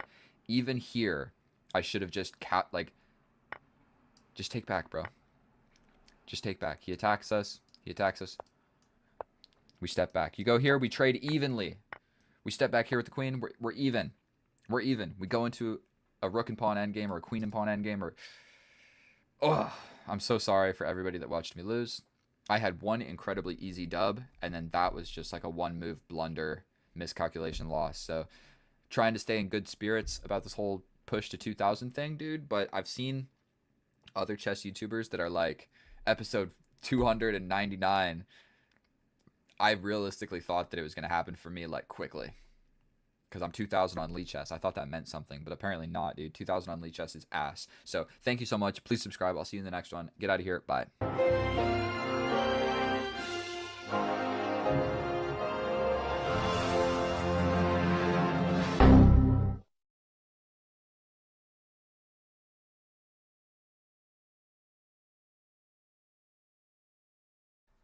Oh, hello and welcome back, and thank you so much for clicking on my video, my fellow chess enthusiast. In today's episode, we are going to be doing what we are always doing, pushing to get a 2000 rating on chess.com. Today, I'm rated 1822, which is actually lower than the 1834 that I started at 21 games ago. And so I have not been practicing. I have not been studying. This is going to be my first game of 2026. We'll hop right into it because I know you guys don't want to see an incredibly long intro. But what this is going to be, if this is your first time here, is a raw, uncut, real chess game. This is not going to be YouTube highlights. This is not going to be Grandmaster at a tournament. This is going to be some dude in his room that is 1822 pushing to 2000. And so what I was doing before was playing like 5 games, taking the best game, editing it, and then posting it. And that's a little bit, it's not telling the full story. That is simply showing you my highlights. And so what this is showing the raw, uncut progression in my chess. Like, am I actually getting better? Am I not getting better? And the real question is, does 2000 ELO on Lichess equate to anything substantial? I think we're going to develop the bishop. We don't have really any other good squares to develop the bishop, so this is just an active square. Kind of ruins my pawn structure, but we're going to same side castle, and we've got a lot of pawns in the center. step all the way back with the bishop here, turn the music down just a little bit. And I know that I didn't explain anything out of the opening, but long story short, all we're trying to do is just move some pieces. So if he's playing fast, I'm playing fast right back at you, buddy. And so I think my next game plan, this square is pretty weak. There's going to be all sorts of discovery ideas where I like unveil this attack over here. That hung this pawn, so that's what I see immediately. I hung the pawn and it has an attack on this. So even if he moves the knight, I'm still going to be able to hit him with this check to win the rook. So potentially the best move here is to just step over.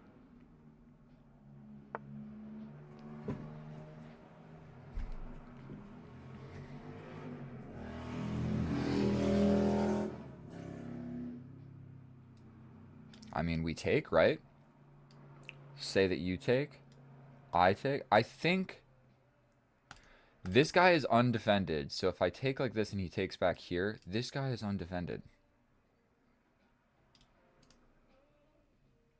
What if I jump in with the knight? Probably I just lose a pawn there because this guy is going to be attacked at the end of the day. So take, take, take. Say he takes my knight. I take his knight. He takes back.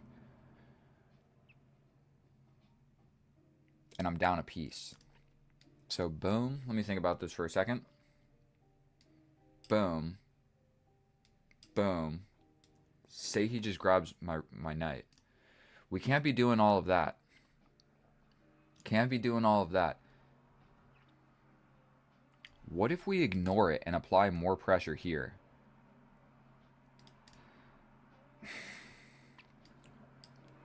We can allow the capture, and then just step back. Let's just do that. Let's just do that. We're going to try and keep things simple. Oh my goodness, his bishop is strong along this diagonal. We're up a pawn, but it's actually not so great. If he takes with this knight, then we're just going to straight up take back. If he takes like this. Also, this guy is undefended. This guy is also undefended. Okay, so what that did, I'm still up the pawn, but if I capture back like this, he's just going to grab my knight. And god damn it, what if I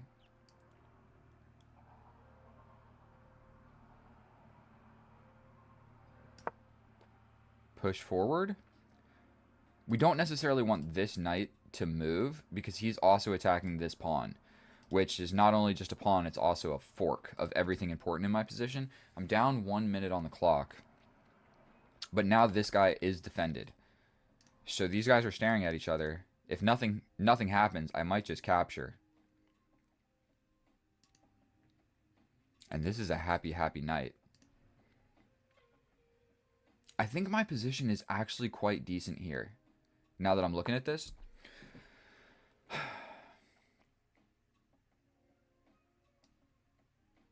I think we capture. Not going to think about it. I am up a pawn. I think we just capture. This knight can jump in.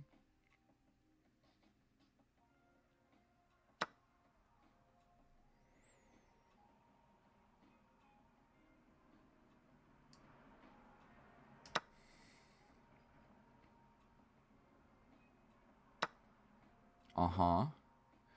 Do I have anything cool?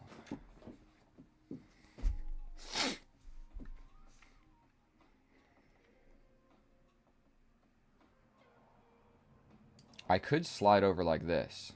Then he captures and we take like this. This knight coming in is definitely not going to be super fun. So what if I step forward? Capture, we take back like this.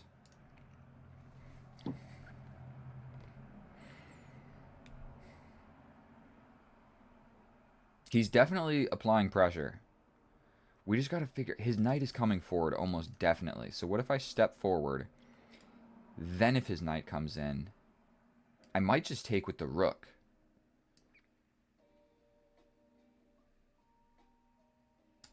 Let's play this. If he pushes forward, I'm actually quite happy. That takes away... That gives me a passed pawn for the endgame. So we're kind of hoping he pushes forward. It gives me a passed pawn. Takes away this tension. I kind of just scoot somewhere with the queen. I'm not really sure where would be the best. I could even go for this crazy diagonal move where he's kind of... Okay, I like this move. What about this? We're just getting as active as possible. That's my immediate thought. We just go for it. Probably his knight tries to jump in, but I take here with the knight.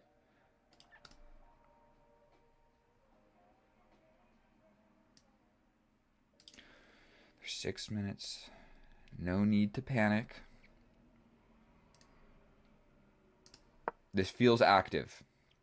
Defended queen. Actively defending. I'm ready to push this pawn and have a defended pass pawn.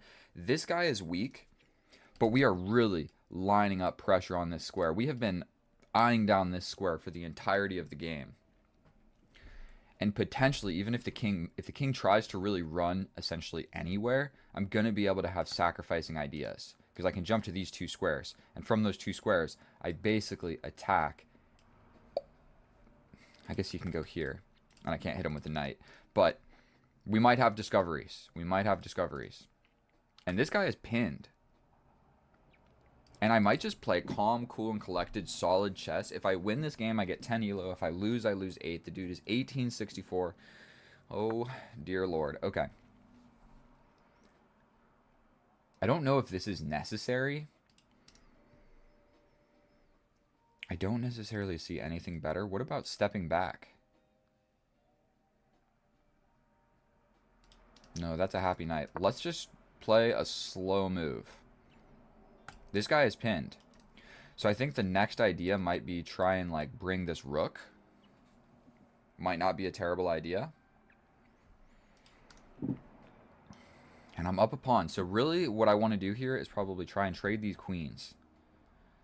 He's going to have to waste some sort of move to defend this pawn. This pawn is a huge issue for him. And he can't kick me out. So he's got... I'm applying pressure. This game turned around real quick. I think that I'm doing all right here. My knight is also kind of pinned due to this pawn. This move is still not really possible. I just play this. What if you pin me? I get out of it with a check, right? You take here. I take the queen. You step up here. We just trade here. I think I'd be all right there.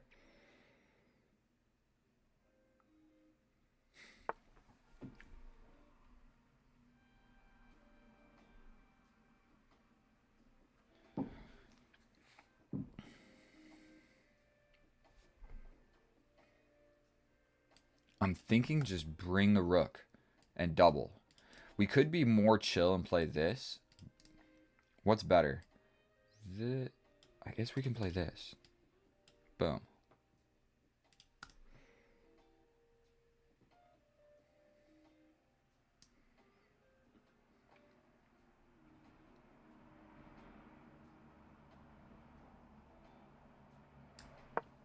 We're doing this. Trying to double the rooks and just put everything in my position attacking this pawn. Unfortunately, my queen is kind of at the head of this attack, so a defense with the rook is going to kind of stop all of my ideas. Like I'll take with the knight, but then I'm walking directly into this pin, which might not be incredibly easy to get out of. Also, the queens are going to see each other.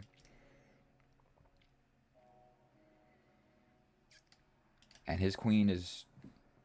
It's not doing nothing. Let's just put it like that. The queen is not doing nothing, but I'm putting my rook here just so I'm eyeing down this square. Okay, so he does play this.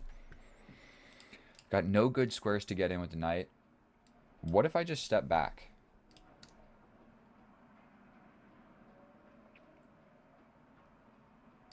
We step back. This is hanging in the endgame.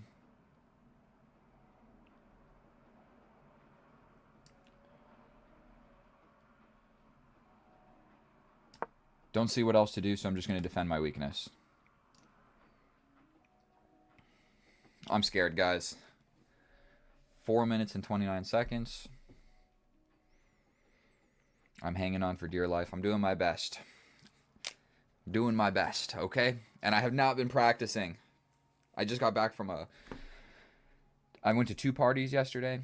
I've been working so much. I had family in town for the holidays. I've been hanging out with people and doing stuff and going to the gym. I haven't studied a single puzzle I haven't watched any chess videos. I haven't done anything. All I've done is like play bullet and do this. Like record one video every once in a while.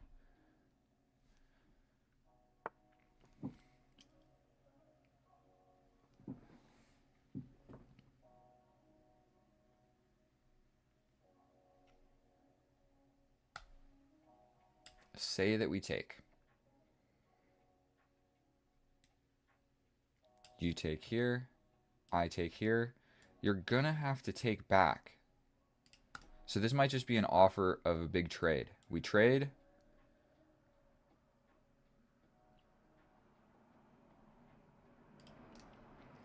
If I take here, I've got 3 things, but he's also... Okay, let's just trade. Is there a huge reason not to do this? We're going for it. Queens see each other. That's for sure. Still up a pawn.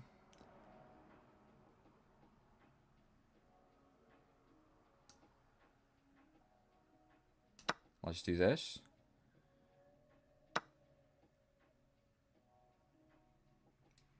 I'm thinking push, push.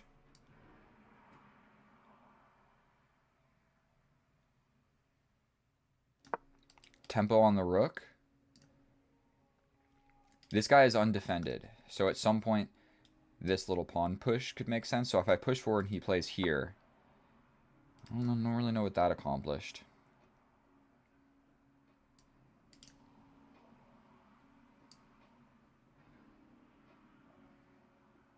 Let's get active with the king. That defends this, and I'm off of this file. Unfortunately, I don't have these doubling up ideas. But now if any pawn push comes through in any sort of way, in the end of the day, my rook is defended. However, my king is also just defending this guy. I might push forward here. And this is a passed pawn, actually. I didn't even really think about this. I said that earlier, but let's just play cool chess. Just push this forward. This guy has a scarce amount of squares, actually. When we look at this, there's the possibility of like stepping forward and he has to step back. Ooh.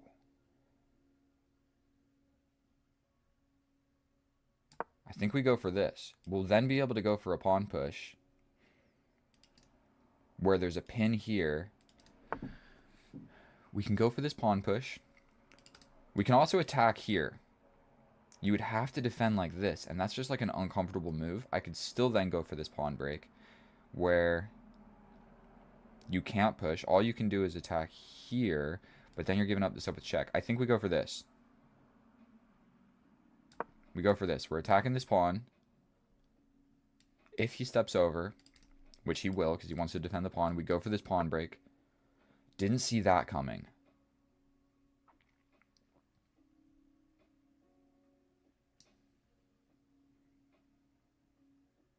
I could just push. Is that kind of the same thing that I was thinking about before?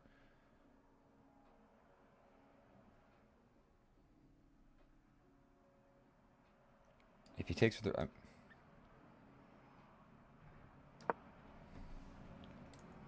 Now he has... Oh, no, he doesn't. No, he doesn't. I still have this with check. If he ever pushes forward, I hit him with the check. And if I get another pawn, and then I have 2 passed pawns, by getting rid of this one, that turns this into a passed pawn. 2 minutes and 17 seconds, I actually think I'm just crushing this game. As long as I'm not stupid and don't blunder anything, I'm also threatening this. And you can't defend it. And if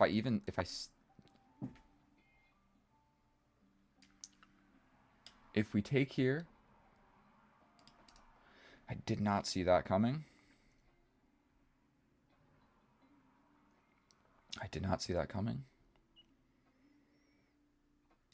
If I play this, if I capture, he can capture here. Where if I take...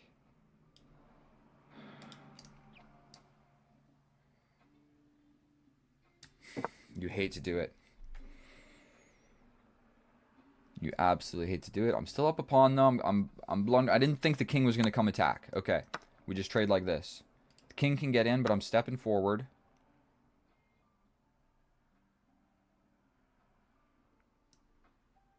Going this way. 2 connected pass pawns. You can give a check, but I just step over.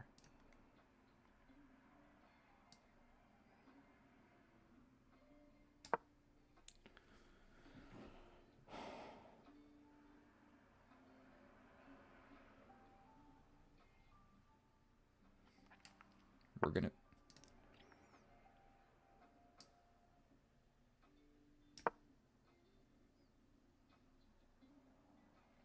And the infiltration squares are defended from the rook. So that's good. 1 minute and 24 seconds. I'm up a pawn, but it is a freaky pawn. His king is doing great. His king is doing terrific.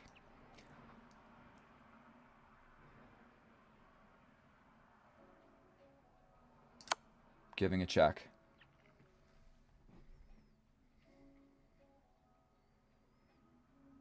I mean, he can just step here.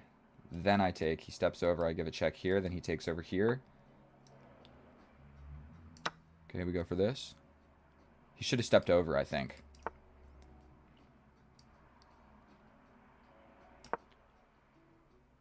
He can get in, but I'll just let it fall. Like, he can play this. I can just step up. If he can get behind it, I'll take. He takes.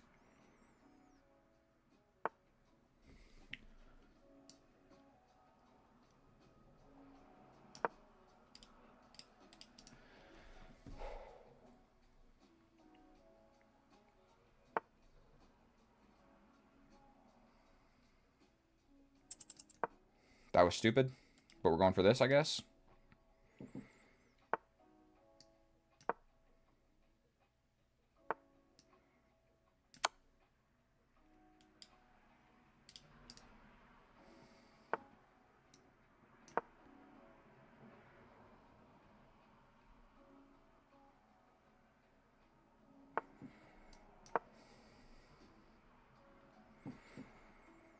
We are getting active in this endgame. What if this happens? My rook is solid. This guy is hanging, or like defended by the king. That's not good. As long as I don't blunder my rook, I am going to win this. I think we step forward. We're threatening this and this.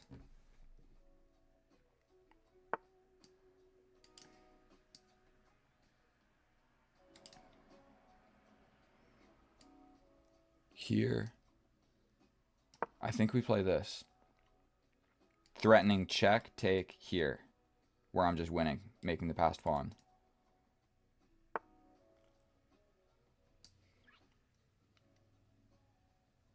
We go here. Damn it. Okay, you want to be fucking stupid, bro? I'll take all your pawns with 30 seconds left.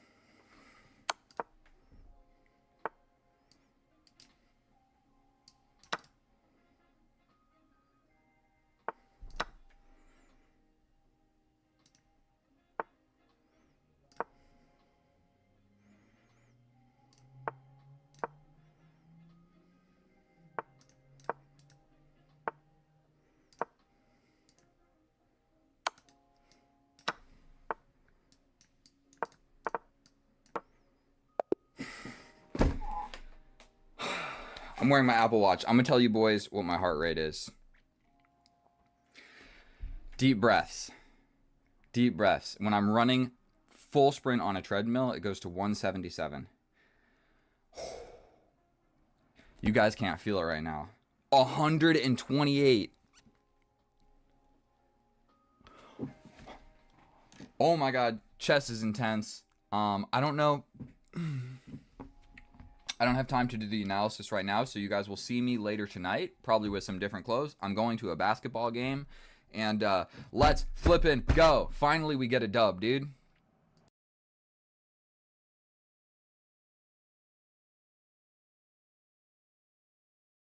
Some motivation for your next workout or a run. Keep going, babe. You're doing. Took me 10 years to learn this, but I could teach it to you in about 60 seconds. Oh, hello and welcome back, and thank you so much for clicking on my video, my fellow chess enthusiast. In today's episode, we are going to be facing a random opponent on chess.com. My current rating is 1888, and we'll be facing off a random person. Wish me luck. We're going to start it. Forgive me if it lags just a little bit, because chess.com is a little bit finicky, but we have e4 on the board, and I will be approaching this with the Caro Kann, because that is what Gotham's Chess taught me to do, so that is what we do. And if I can be 70% as good as him, we're going to be good to go. So the opponent has already spent 13 seconds out of the opening trying to contemplate what to do here. I believe the most common move here is to capture, but we have the fantasy variation, where it is tried and true that you make this little pyramid of pawns, you pin this knight immediately, and you kind of pray for this capture to take place, because my bishop is locked in, and if I jump forward with the knight, the pawn push is a little bit uncomfortable and just congests my entire position. So sometimes what you do here is you actually jump this way with the knight, because you don't want to step forward and just get hit and then have to move, and then it's his turn to develop. So I think what we're going to do is just jump over here with the knight, adding a little bit of support to the center. We're still really hoping that this capture comes into play, and what that does for us is it opens up like this square for the knight, but what it gives away is this diagonal for the bishop, and maybe in the future to the queen. You always got to be careful of these diagonals, but I think that I'm just going to be able to castle out of all the nonsense, and we're going to be all right. So I'm not going to be able to explain every move out of the opening. I'm going to try and to just maintain a time advantage.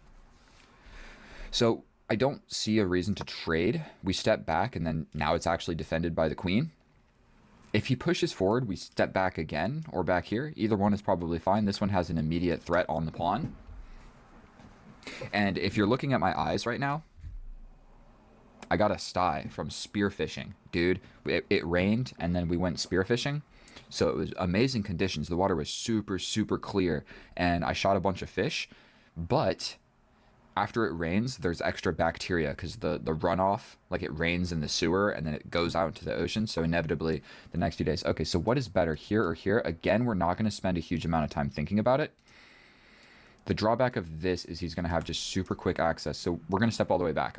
I didn't see a bad reason to play this move, but I did see a sort of bad reason to play this move. And there were only 2 available moves. So what all do I need to really calculate? Okay. I don't want to capture. That gives him the center, and it just doesn't seem right. So we're going to just develop another piece. Yes, my bishop is not super happy. Potentially we step here, and we put the bishop here. We're just trying to get our stuff developed. Definitely I'm getting a little bit suffocated here, but I'm up a minute on the clock. Love to see it. And all of my pieces are along the second rank, hiding behind my pawn. So it's not the greatest setup, but it's I would argue it's more or less even. A move that would make a lot of sense is this pawn push. He doesn't want to do it. I'm thinking I either jump forward or block, or I just am principled and I castle. This knight's probably coming over this way. This bishop's got a good diagonal. That is a sexy bishop. But I'm going to be castling this way, one way or another. There's no way that I was moving the queen out of the way and castling this way into this onslaught of pawns. So, and I hope I explained. My eye is red. That's why it looks like this. Okay, so he has clamped it down. He has locked the position. And so what I'm going to have to do here is bust on open. So probably what will happen here is a little bit of all of this. But we're not even going to calculate it. We're just going to do it. When you're getting suffocated in a position like this, you have to start making pawn breaks. None of our pawns have traded, and we need to start trading our pawns. So we are going to just do that. My bishop is stuck back here in a little bit of a prison. And if that opens up and we trade, so like the pawn captured, then we trade. Queen over here, I step over here. He captures. My rook would get active. He steps over. I capture. He captures. I don't actually need to do that. But let's do this first. Let's do this first. We're not even going to think about it, but we're going to go into an endgame. And how reasonable is this capture?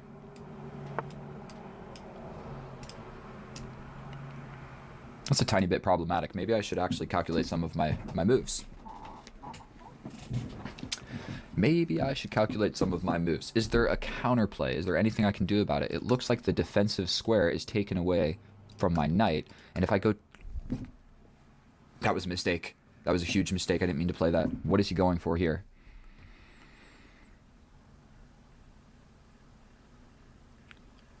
Legitimately, I am afraid.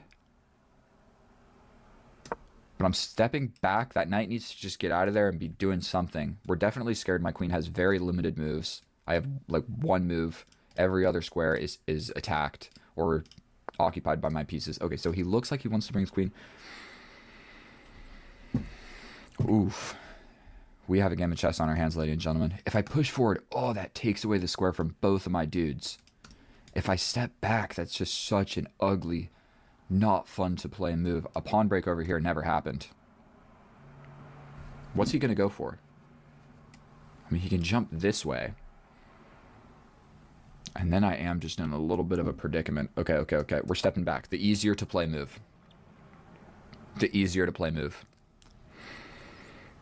This is not fun. This knight needs to go here. Two pieces attack this. This seems pretty scary. What if I just jump in? No, he's going to capture. So do we really step back? Dude, I'm getting a little bit sandwiched right now. So, I mean, we step back, guarding this. This does not feel fun. This is not fun to play. Look at his bishops. Look at his pieces. This isn't how you want a game of chess to look. I need to go for this pawn break, but that is so slow. I don't think that it really does me any justice. Sometimes the way to fight back against something like this, like a crazy attack, is you bust open on the other side of the board. Like, you pray and hope that you can hold down the attack on this side. And this rook is active, dude. This is like a -2 position. It might be worse. We're going to check with the computer. I can't just evaluate the position, but my pieces all suck, and his pieces are all great. It's completely equal material, but dude, I messed up out of the opening. The only thing that I've got going for me is nothing, dude. And this guy's account says 2015, so if this guy's been playing chess since 2015, I'm cooked. And oh my god, if I win this game, if I win, I make it to 1900 for the first time ever in my life. And if I lose, dude, I just go back to where I've already been.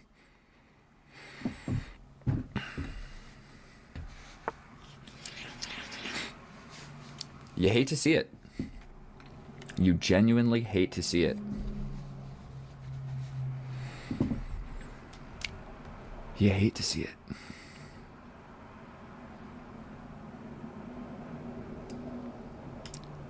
Say I step forward. That may be the only option. We step forward. That gets really complicated. He can just sacrifice. But in that position I can take. There's this straight up is going to win my queen. I can't take back because it's pinned. So if I play this, what's better? This one? This? If he plays the check,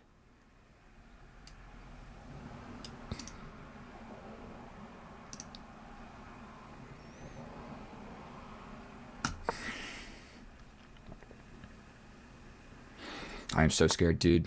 And he's trying to bring the knight. Get out of my position, bro. Legitimately get out of my position. What do I do?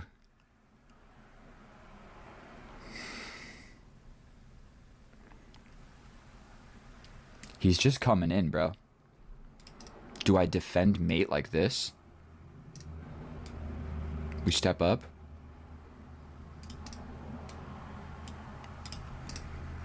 I can also play this, but that seems so stupid. I think we just play this. He steps in. We capture. He captures with the rook. We then push the pawn. If I play this, he can just bring the bishop, and god damn it, that's another piece attacking me, bro. Maybe I play this pawn break right now.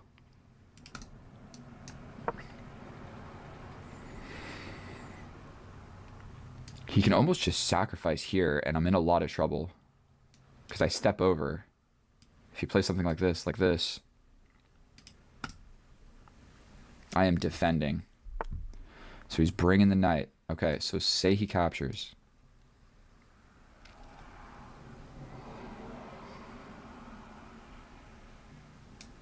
We step up. You capture, I capture, you capture, I capture. It's not what we want. Do we capture here? Does that literally do anything? What if we allow this? Do I take with the pawn? Then if you take with the bishop, then I take? Then you win my frickin' queen. God damn, dude.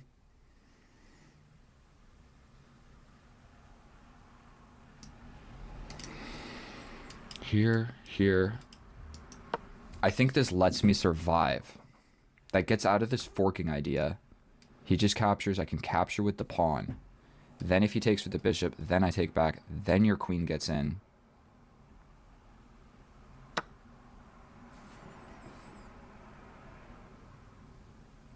If I take here, he takes with the bishop. If I take back, I'm going to lose a pawn, but I'm just going to go for it. Now I'm down 40 seconds on the clock. Definitely it's not fun. He can take, but once he takes here, the fork idea becomes a thing. If I step over, he can probably just like...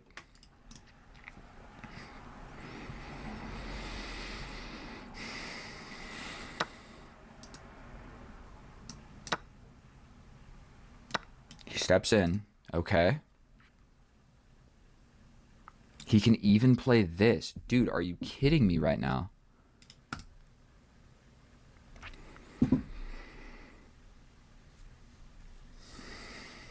He plays this. What if I step over? Then if he plays this, I capture. He takes his check. I step over. Or I block here. I might step over. Seems like an incredibly slow move. Do I attack the rook? That's probably just going to coax the rook into my position, and that's no fun. Pawn break?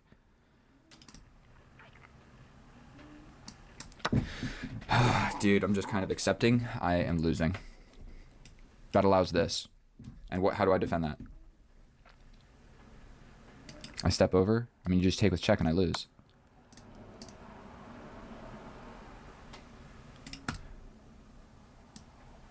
I only have one move, and he just takes my queen.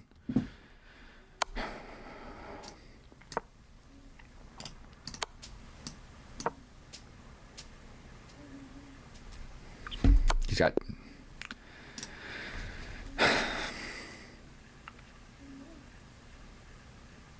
That officially sucks, dude. That game was no fun to play. I hope you guys enjoyed watching me lose. We're going to check this with the computer. Dude, I don't know what to think about that game. I feel like he played a bunch of weird moves out of the opening. And here we are in the analysis. And after playing that game and going through it with the computer, I definitely don't want to accuse all of my opponents from cheating, but I do know that at least a few of them are going to cheat. And now, before I go into any of this, I just want to explain. I have cheated in the past, and I am not going to be one of these YouTubers that says, oh, I've never cheated, I'm a perfect human. Are you kidding me, bro? I've been playing chess since I was like 15. Of course I've cheated a few times, and through that, I'm not an idiot, so I know how to do it somewhat correctly. And so what you want to do is, through the opening and the middle game, play as many, if not blunders, but mistakes and inaccuracies as you can. You can kind of get away with that because it will lower your overall percent, but you'll be able to maintain an advantage later on. And all that really matters is playing the best moves in the late middle game and in the end game. And so I don't want to go through this game and just be like, this guy absolutely cheated. But I want you guys to like actually watch this and let me know what you think, because I actually don't know. Maybe he just had a good game of chess. Maybe he cheated. It's really hard for me to say. All I know is that a lot of people will cheat, so there will absolutely be games where I face cheaters and just lose the way I did. And that's what sucks about chess, is like, bro, I wish nobody cheated. Then you could just like, I could take the ownership of the loss, but right now I'm not taking the ownership. I'm like, dude, there's like a percent chance that he cheated. So either way, we're in the fantasy variation. We're playing some moves. You don't got to play the best moves here. Play the best move every once in a while, and definitely you're going to want to throw in inaccuracies. And so I step back. He follows it up with just, a couple of the best computer lines, 3 of the best moves in a row. Take note, 3 best moves in a row. Inaccuracy. It's literally the strategy, bro, that I'm talking about. Like best move, inaccuracy. Best move, mistake. Something like that. Because it is really impossible for your opponent to play the best move like 3 times in a row, then 3 times in a row again, then 3 times in a row. It's just not going to happen at some point. So you can throw in a bunch of blunders. And it's almost better, if you can see the analysis right here, it's almost better to leave the opening with somewhat of a disadvantage. Because if you have an advantage, you played too accurately out of the opening, and your overall percentage at the end of the game is just going to be way too high. So either way, I play a blunder. He doesn't capitalize on it, which is another sign, because if you play a blunder and they capitalize on it immediately, then yet again, that's just going to be a big problem. So we're flying through this stuff. Then he does play the best move. Not the best move. I play another mistake. Another best move. Another best move. Another best move. Then this one, to play this is the best move, that's too crazy. If you're sitting there with the engine and you're looking at the moves that you can play, for sure you move something else. You play this move and everybody knows you cheated. So you play something like this. One of the second best moves. Even though it's a mistake, like this move was crushing, but he knows if he plays this move, it's way too suspicious. Nobody's playing that move, bro. And so, still, it's there. He's not going to play it. You move the knight here to bring the knight here, so stick with it. And that's good for him. He still has a plus 2.3 advantage. This is plus 5. That's 2 winning. You don't need to be plus 5. We still got a game of chess to play. Why not throw in an accuracy and lower your accuracy a little bit? You don't want to play the best move. You're still going to win. Then I step forward. Best move, best move, best move. Inaccuracy. Or not inaccuracy, but oh my god, it is the best move. Are you kidding me? Okay, best move. Best move. Best move. Best move. How many was that in a row here in the endgame? So we have 1, 2, 3. Playing the purpose inaccuracy. Then we've got another inaccuracy. I think the other one's too crazy. We got 1, 2, 3, 4, 5, 6, 7. Now, the last few moves of that are incredibly easy to play. Like, if you saw the first move, then you're going to see this one. Legitimately, I don't know what to think. Dude played 91% accurate, 1 mistake, 3 inaccuracies. All of this stuff, like the mistake is arguably on purpose. If you didn't play that mistake, your accuracy is going to be like 96%. Do you really want that? Not if you're cheating. You only want it to be 82%, okay? So I played 81% accurate. I feel kind of like an idiot if this dude didn't cheat and he like watches this video and he's like, dude, you suck at chess. You played 2 blunders, 2 mistakes, and 3 inaccuracies. How do you expect to like... You guys let me know what you think. That was a little suspicious to me. I'm going to not take ownership on that one, personally. I'm not going to take it as a smudge on my record, but we will be moving forward. So if you liked or learned anything from that, if I should make the video about how to cheat and not get caught, let me know and I'll do it. Or any other videos. I got a membership. If you join my membership, you can request me to do anything you want or play with you or whatever. So thank you so much. Please subscribe. I'll see you in the next one. And I'm out of here. Goodbye. 是小马宝莉的碧琪，你敢发碧琪誓吗？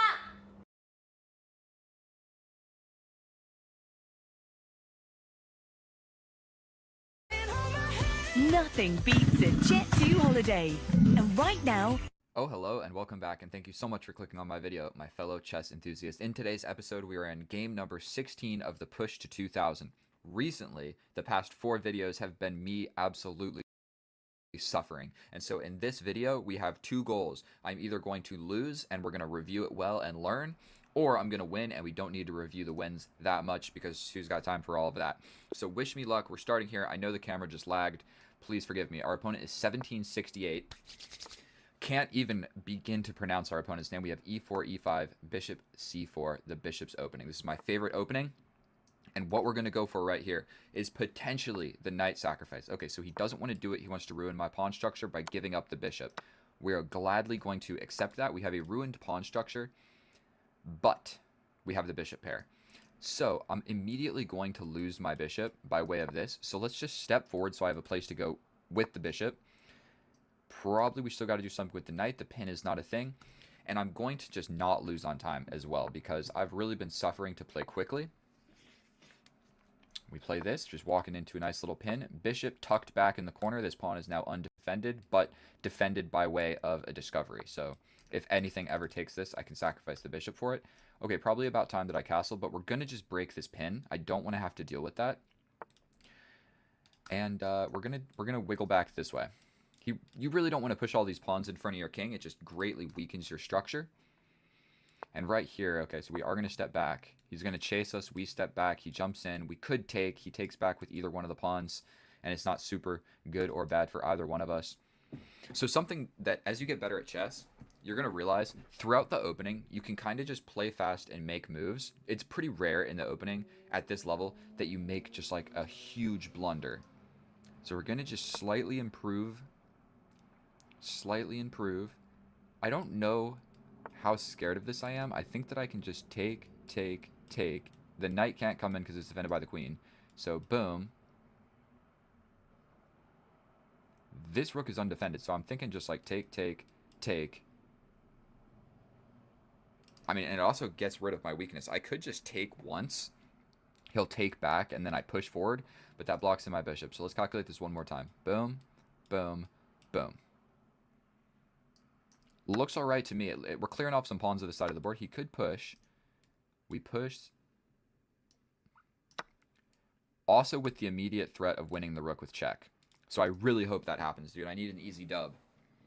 I need an easy dub. He could just develop his bishop. That is a move. My rook is also undefended. So there's a few things that I can do here. My immediate idea is push forward. That's going to...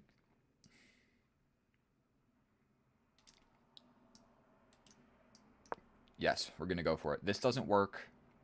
This is still defended. I'm ready to push forward.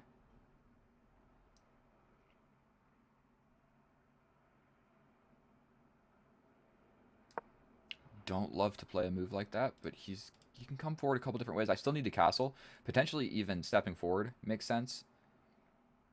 Am I crazy or did that just hang a knight?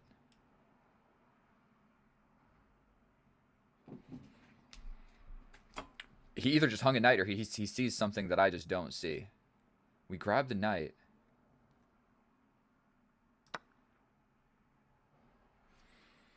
Okay. I still haven't got the opportunity to castle. Okay. That locks it down and gives me a passed pawn. I think just to be like principled, we step all the way back, defending this guy. We could also step here, so we're defending it like this. Let me think about this for a second. I'm losing on time as well. We're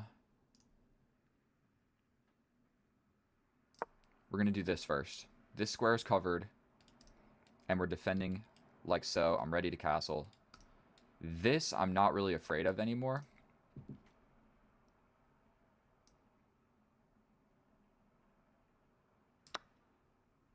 I mean, we push forward, attacking the bishop. I think he's just playing some pretty terrible moves.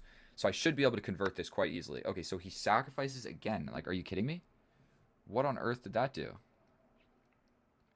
I can, for one, jump in attacking the queen.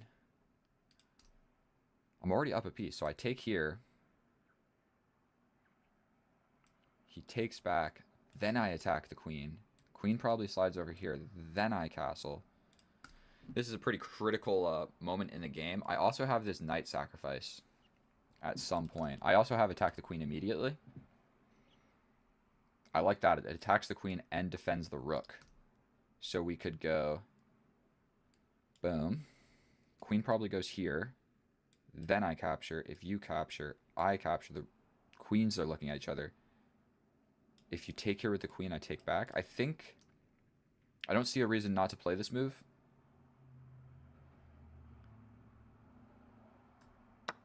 We go for it. And at this point, I could just castle. I could just castle. And, like, whatever's going on over here, just, like, forget about it. Like, yes, the knight is hanging. It gives you activity. My rook is now defended, so I could even just step forward. Like, this move makes sense now, actually. Because this... I grabbed. The rook is still defended. I think this was the key move right here. Okay, so we grab. Is there anything better? We grab the knight. Your bishop steps in. I capture. Say you capture with the queen. I mean, I'm going to take this first. Okay, I think we're okay to play this. The key thing to note is the rook is defended by the bishop. So we go here.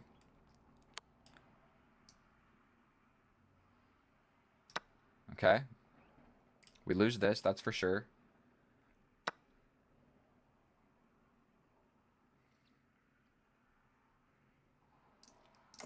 And I think we just castle. Like, yes, this pawn is weak. Yes, this pawn push makes sense. But I think I'm just going to have so many threats here. Like, my king is safe. This pawn push, I don't see it ever actually working. I mean, I can just capture. He's going to have to prep it. So he goes for this immediately. I think what we do here is we just threaten mate in 1. How do you stop that? You have to trade...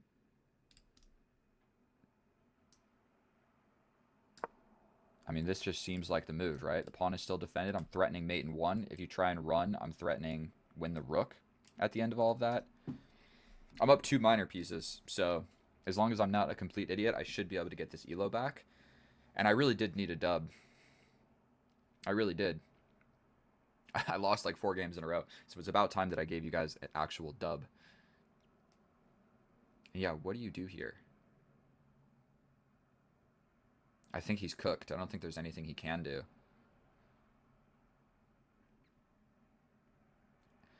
Because he can't defend with the queen to any square along the diagonal. Specifically this one covered by the knight.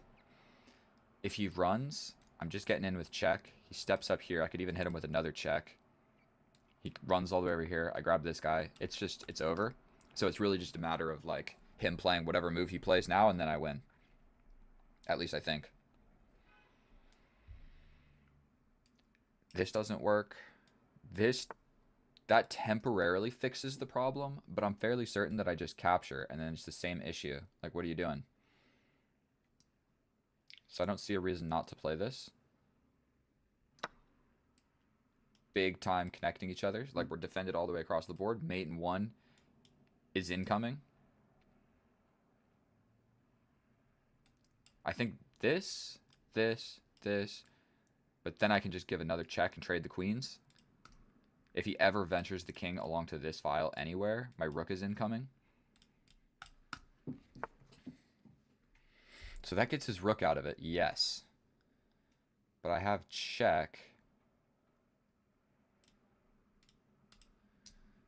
I mean, this has to be the right move, no? Check. Let's just play it. He steps here.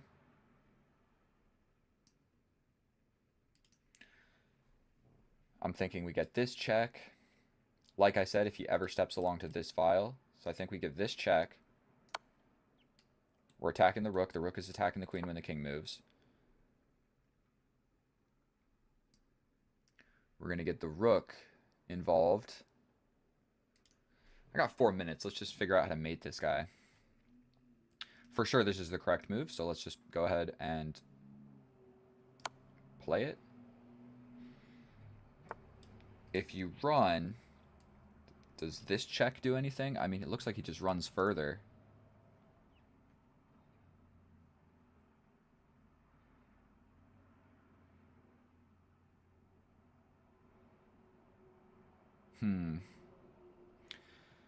I don't know if this check does anything. He just runs away. If I hit you with this, you're going to step up. At that point, I hit you with this check. You run this way. I could just grab this pawn.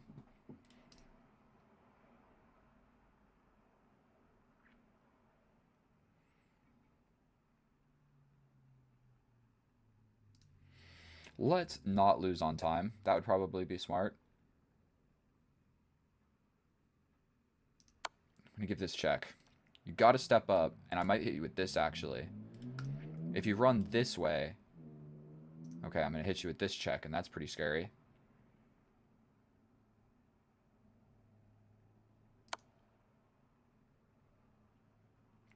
I'm so scared of just, like, blundering my queen or something and messing this up. Okay, so he's running away. I've got this check. I don't know if it really wins me anything. We've got this, we've got this, we've got this. I don't know what's best, so let's just play this.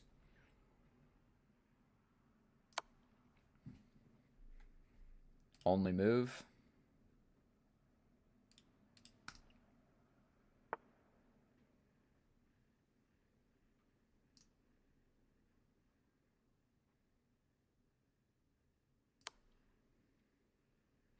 To be honest with you, I don't see like a exact way to win this.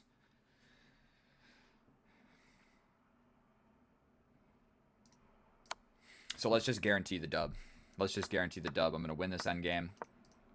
That's the way I'm going about doing this. Unfortunately, I think that's what had to be done. Grab a pawn. Grab the other pawn. All we got to do is not let this turn into a queen and we win. Here he could resign.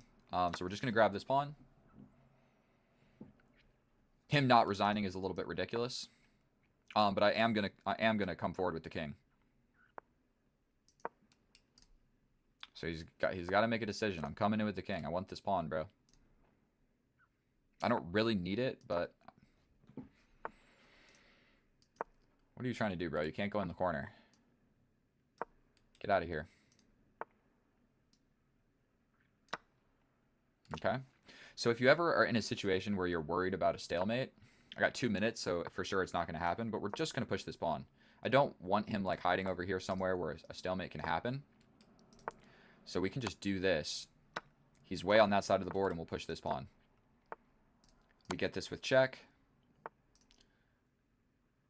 Get this with check. If he goes here, it's mate. If he goes there, we'll cut him off. So he has to go here. And we'll just chase him down.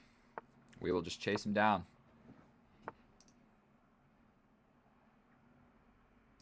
Sorry, I had to think about that for just a second. We then bring the king.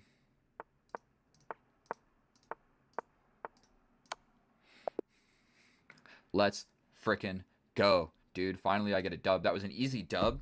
So he just kind of like blundered his pieces mid-game. So we'll do an incredibly quick analysis. We're going to do like a 3-minute analysis and see if I missed anything. Probably that was a fairly accurate game, if we're going to be honest. And here we are in the analysis, and that was a pretty seamless, flawless game of chess, if I do say so myself. If we look at this graph, there was never a moment that I was in trouble. There was one moment where I would have had more of an advantage if I played the bishop sacrifice. I just totally missed it and captured pawns too quickly. We're going to go through it. So I really had that one blunder, but everything else was fine. And then here in the end, I lowered my accuracy definitely a little bit by the way that I played that endgame, like trading the queen to lose the pawn and all of that. Even like the rook trade wasn't great, but I'm going to just, from a human standpoint, when you're in an endgame like that and you're winning, simplifying is your best friend. You have like 2 minutes on the clock. He's got a rook and a queen. I've got an extra bishop and a knight. Trading everything, even if I lose like 2 or 3 pawns, that's what you want to do, because you can't blunder when they don't have any pieces, okay? So just trade it all. Even if you're going to lose some stuff along the way, as long as you have like a couple extra points of material, you're good to go. So we have a pretty boring opening. He gives up the bishop to ruin my pawn structure, although it's not actually that bad. This pawn push doesn't make a lot of sense, but I wanted a place for my bishop to go. We jump in with the knight. We get the bishop pin. We step back. Stepping in with the bishop is actually the correct idea because this knight is pinned. I didn't think about it. He would have just played this, though. Instead, we make a little luft for my bishop. And then here, if I felt like being fancy, you can play for this, where you castle and you just say your king is weak, my pieces are attacking, but I did sacrifice a piece for all of this. So it's going to be a little sketchy. It's going to be a little sketchy. And if I don't play the immediate best moves, then I'm kind of actually in trouble here. We grab the rook. The rook is involved. If you play this, I'm hitting with checks or something. That's a risky way to play, and I don't think that I'm going to play like this, okay? I just want to win the game, and if I play this, you have to play ultra super precise because you sacrificed a piece.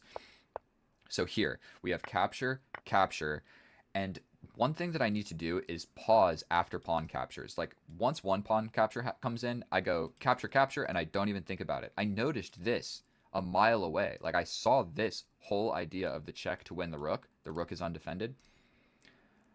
So I saw this, and I was like, okay, the threat is still a thing, but him developing the bishop just gets rid of that threat. and puts pressure on my piece that's essentially pinned because my rook is also undefended here. So we jump forward, we step forward, he jumps in with the knight, just a straight up knight blunder. I don't know what he was thinking there. We step back, and now we've got a passed pawn and a locked pawn structure, essentially.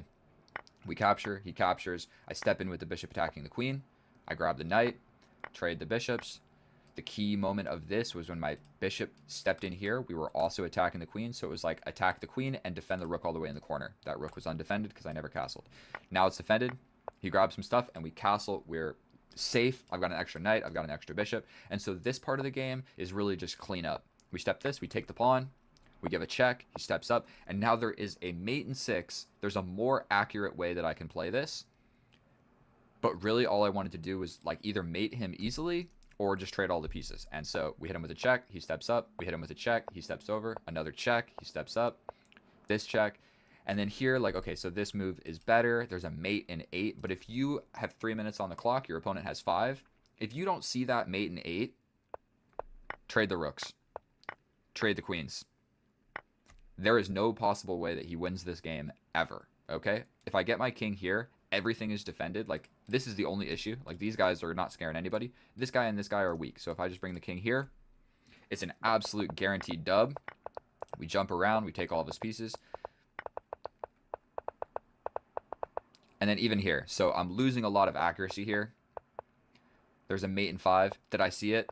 No. Then there's a mate in 4. Did I see it? No. I'm doing the easiest, simplest thing not to lose. I don't want to have to think. I don't want to anything. I just want to win the game. So I know how to do this. I don't need to look for a mate in 4 when I know for certain that there's a mate in 10, guaranteed with no effort. So maybe you don't got to play like that. Maybe you do. So either way, thank you absolutely so much for watching this video. If you made it through, I'm sorry the end portion of that game was kind of boring. It was basically just me like simplifying all of the pieces to get the dub. But I'm going to like record and post all of these games no matter what happens. So like I had to do that, okay? And I don't want to mess anything up. I'm live. I know people are going to see this. I don't want to play like I don't want to hang my queen with 1 minute on the clock in the end game that I should have won, okay? So I'm just ultra safe, ultra solid, ultra careful. Please subscribe. I love each and every one of you. Thank you so much for watching. I'll see you in the next one. Bye.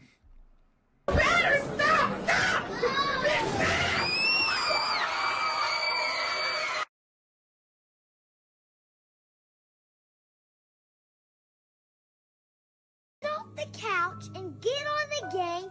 What are you doing? Are you snoozing? Because it's time to grind.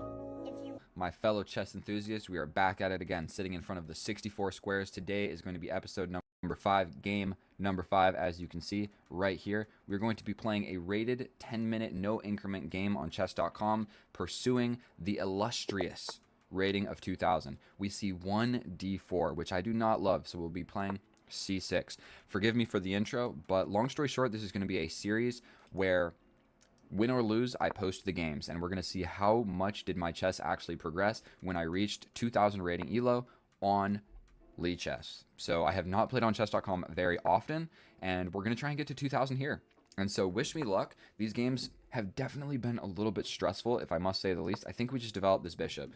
When the opponent plays c5, it isn't a lot of fun for us because the capture opens up the diagonal. And if we push this pawn, we can't defend the diagonal, and there's a lot of just threats that can happen along this diagonal just very quickly, okay? So I do believe here we step forward with this guy. The capture, we bring the knight to the natural development square. This guy is locked outside of the pawn chain, so he will never be assisting in any of these pins. If the queen jumps forward, I think we just play a calm, cool, and collected here. Now there is capture, knight gets involved. So capturing this way might make sense. Even capturing with the knight arguably makes sense. That walks into forking ideas, so we don't love it. Yeah, so if I play this, I do think he's going to hit me with this check.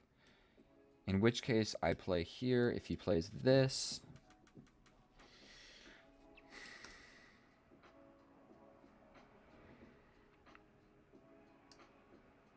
and this is officially the moment where I am out of opening theory. I'm not sure if that move made really any sense, but I'm shielding off like this diagonal and all of these threats. I am also making an escape square for the bishop.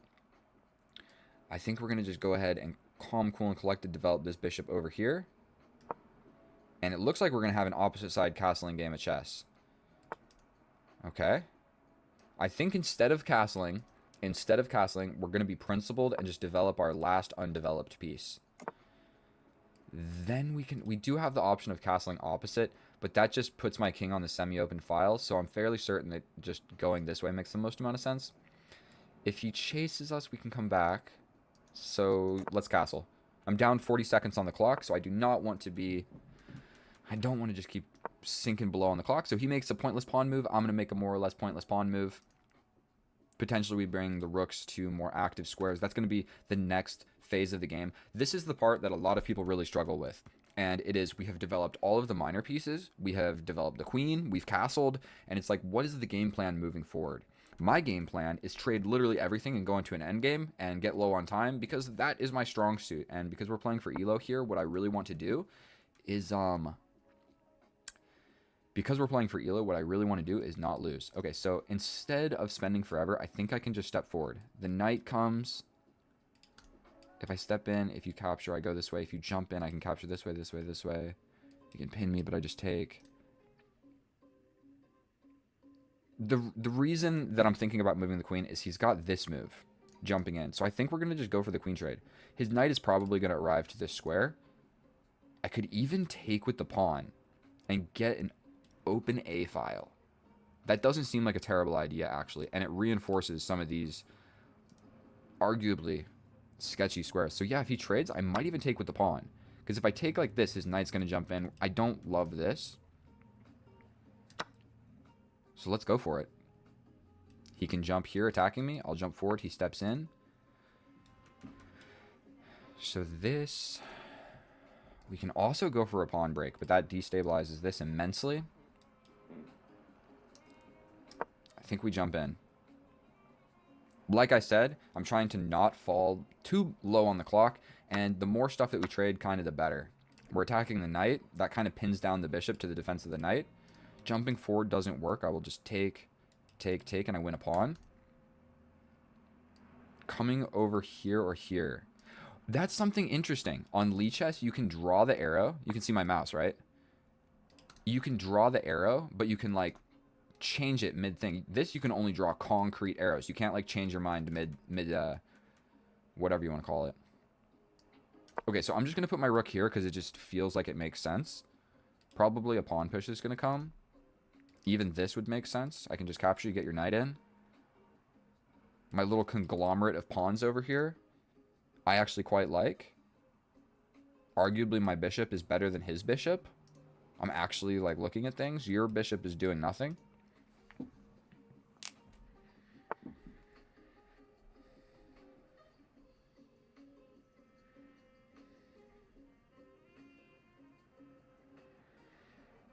I'm kind of liking...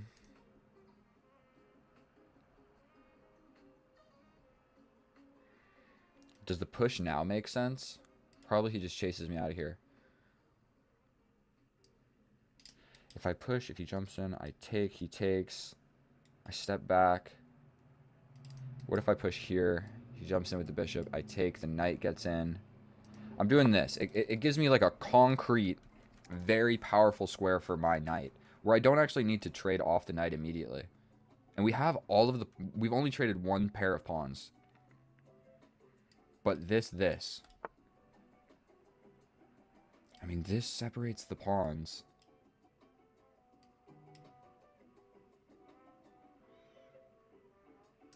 Let's just do it. I'm lower on the clock.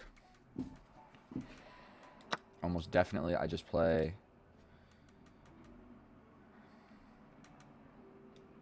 This is more active. Let's get into a rook and pawn endgame, my friend. You 1787. How are your endgame skills? He's quite good at playing quickly. He is quite good at playing quickly. I think we just trade. We could push forward. What about boom, boom? Capture. I take like this, maybe? This, probably the rook is getting involved, right?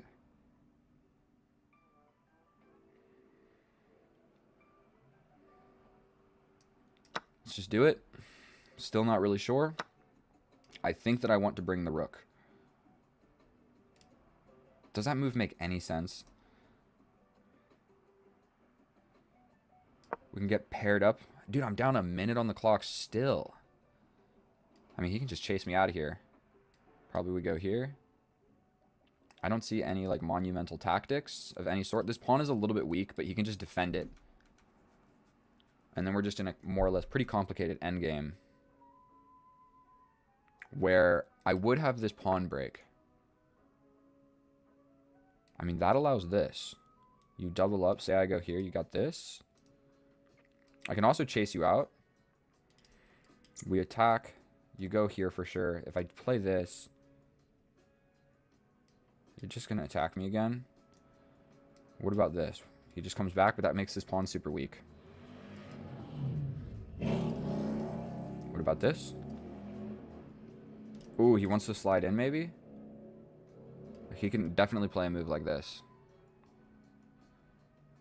I'd have to step up. He could then attack this. Okay, we're playing this move. I mean, he's just got this quickly. 5 minutes against 6. Oh, dear Lord. I'm going to poop my pants. Go ahead and spend 30 seconds thinking about your move, bro. I'm sick and tired of being down on the clock.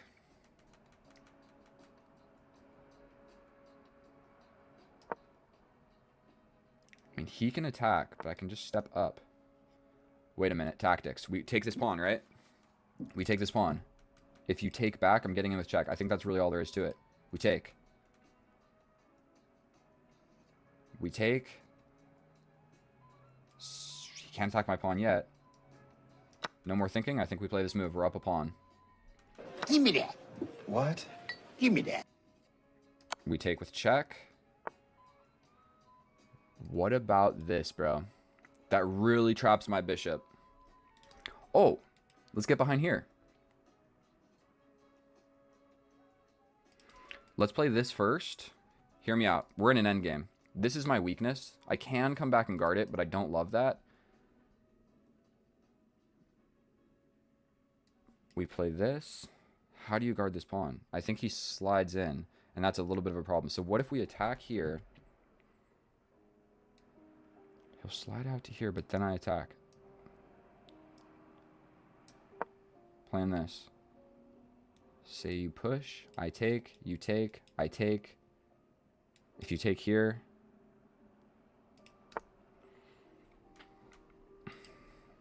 we take, right? You take. I'm still going to get behind this guy if you're not careful. I think we just take. You take.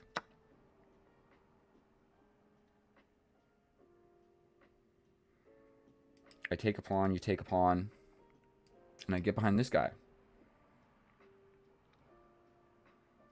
He'll slide all the way over. If I take, he's going to slide in.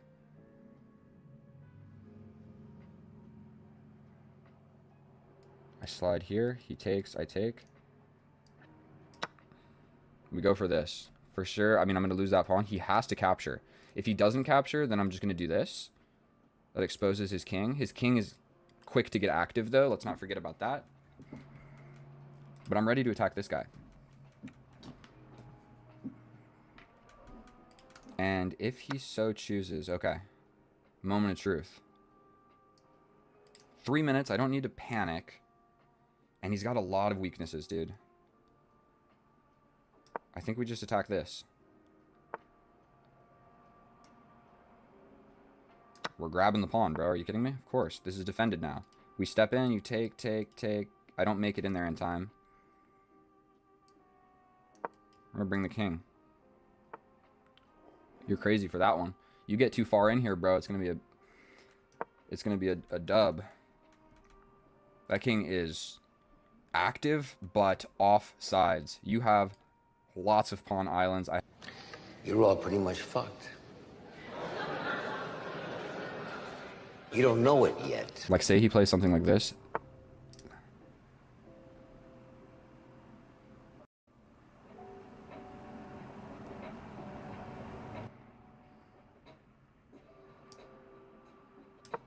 We're playing a move.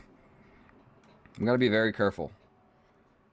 We got to be very, very careful. You have to make a move, do you not? And then I step in a little bit more. Or you make a move with the rook, but then I'm getting here. Say you play something like this. I take, you take with check. You hear that cat meowing?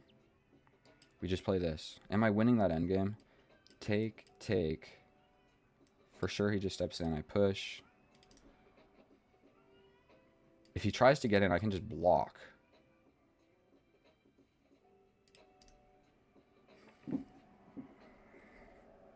Do we play this? Oh, he wants to go for this. Here, here, here. King steps in, I step in. You take my pawn, I step in more.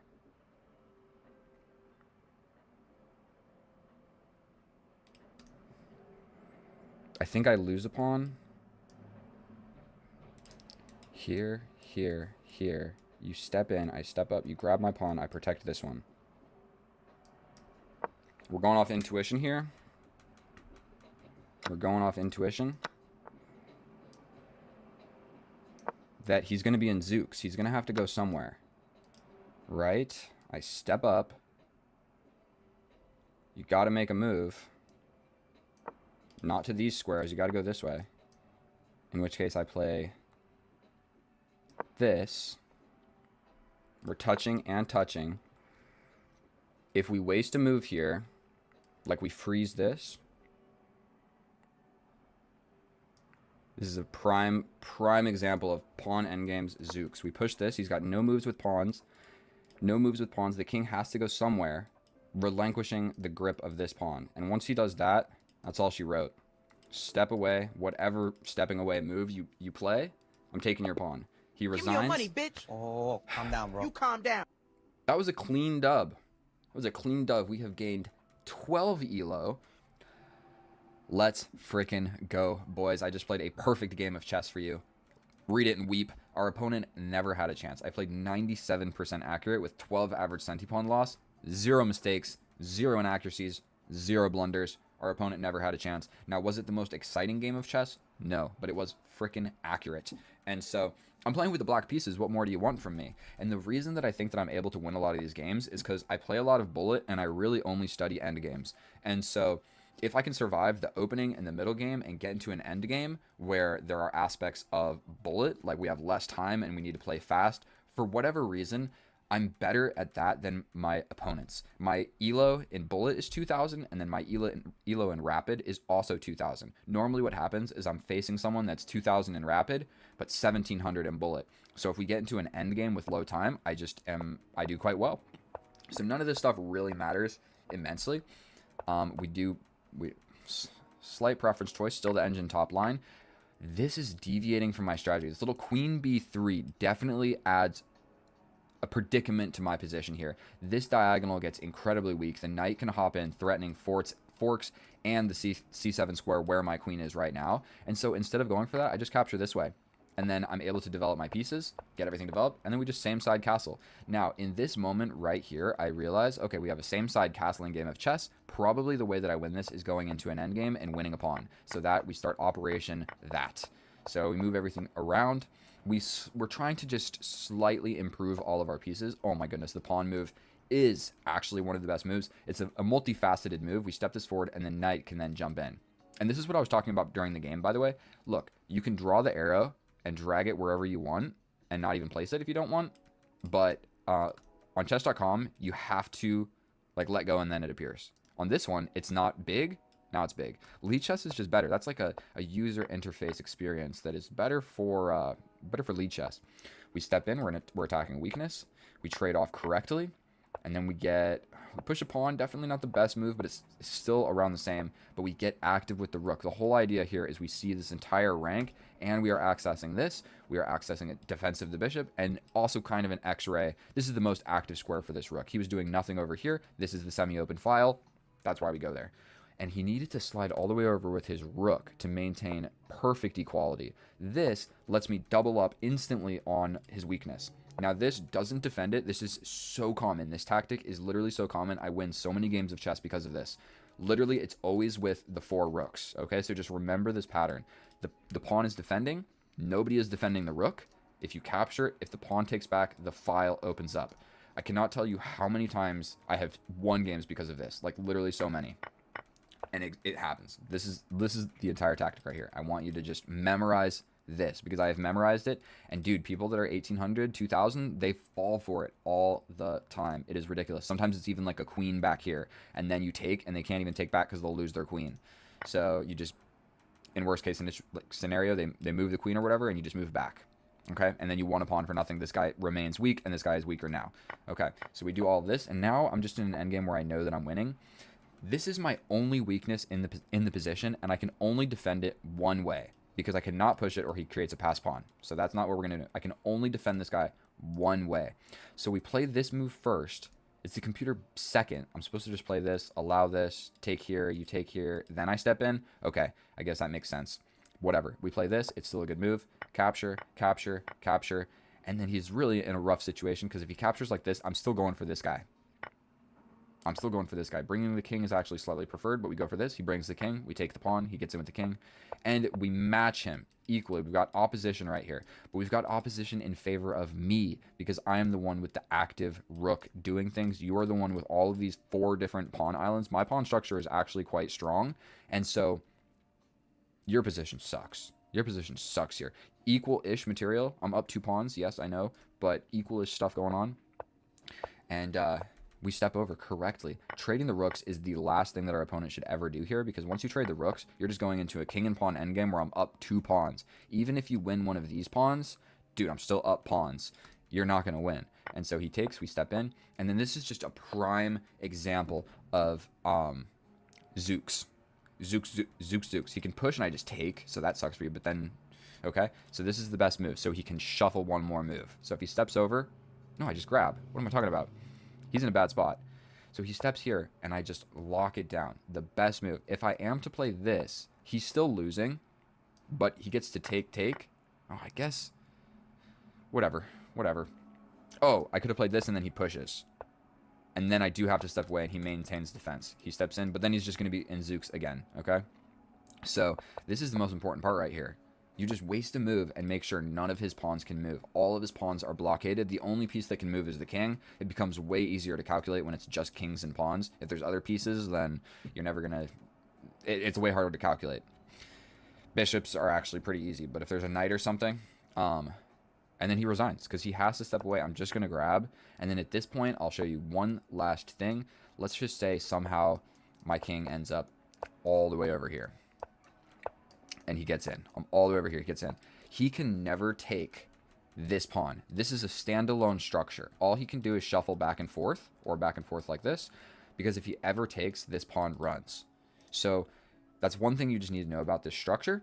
This is good to go because no matter where my king is, if he ever takes, this one runs. So you realize, like, all the way back here or whatever, instead of trying to promote one of these pawns, what I can do is like just wait somehow to get in and win these guys, and then you're going to win. No draw, no stalemate, no nothing.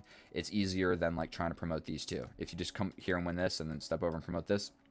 Thank you so much for watching my video. I love each and every one of you. That was a good game of chess, 97% accurate. I'll look at the graph one more time. I'll see you in the next one.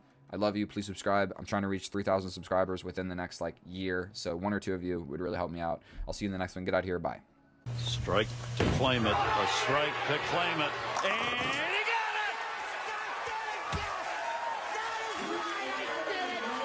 Another 5! Are you kidding me? That's right! Who do you think you are? I am! Get it right!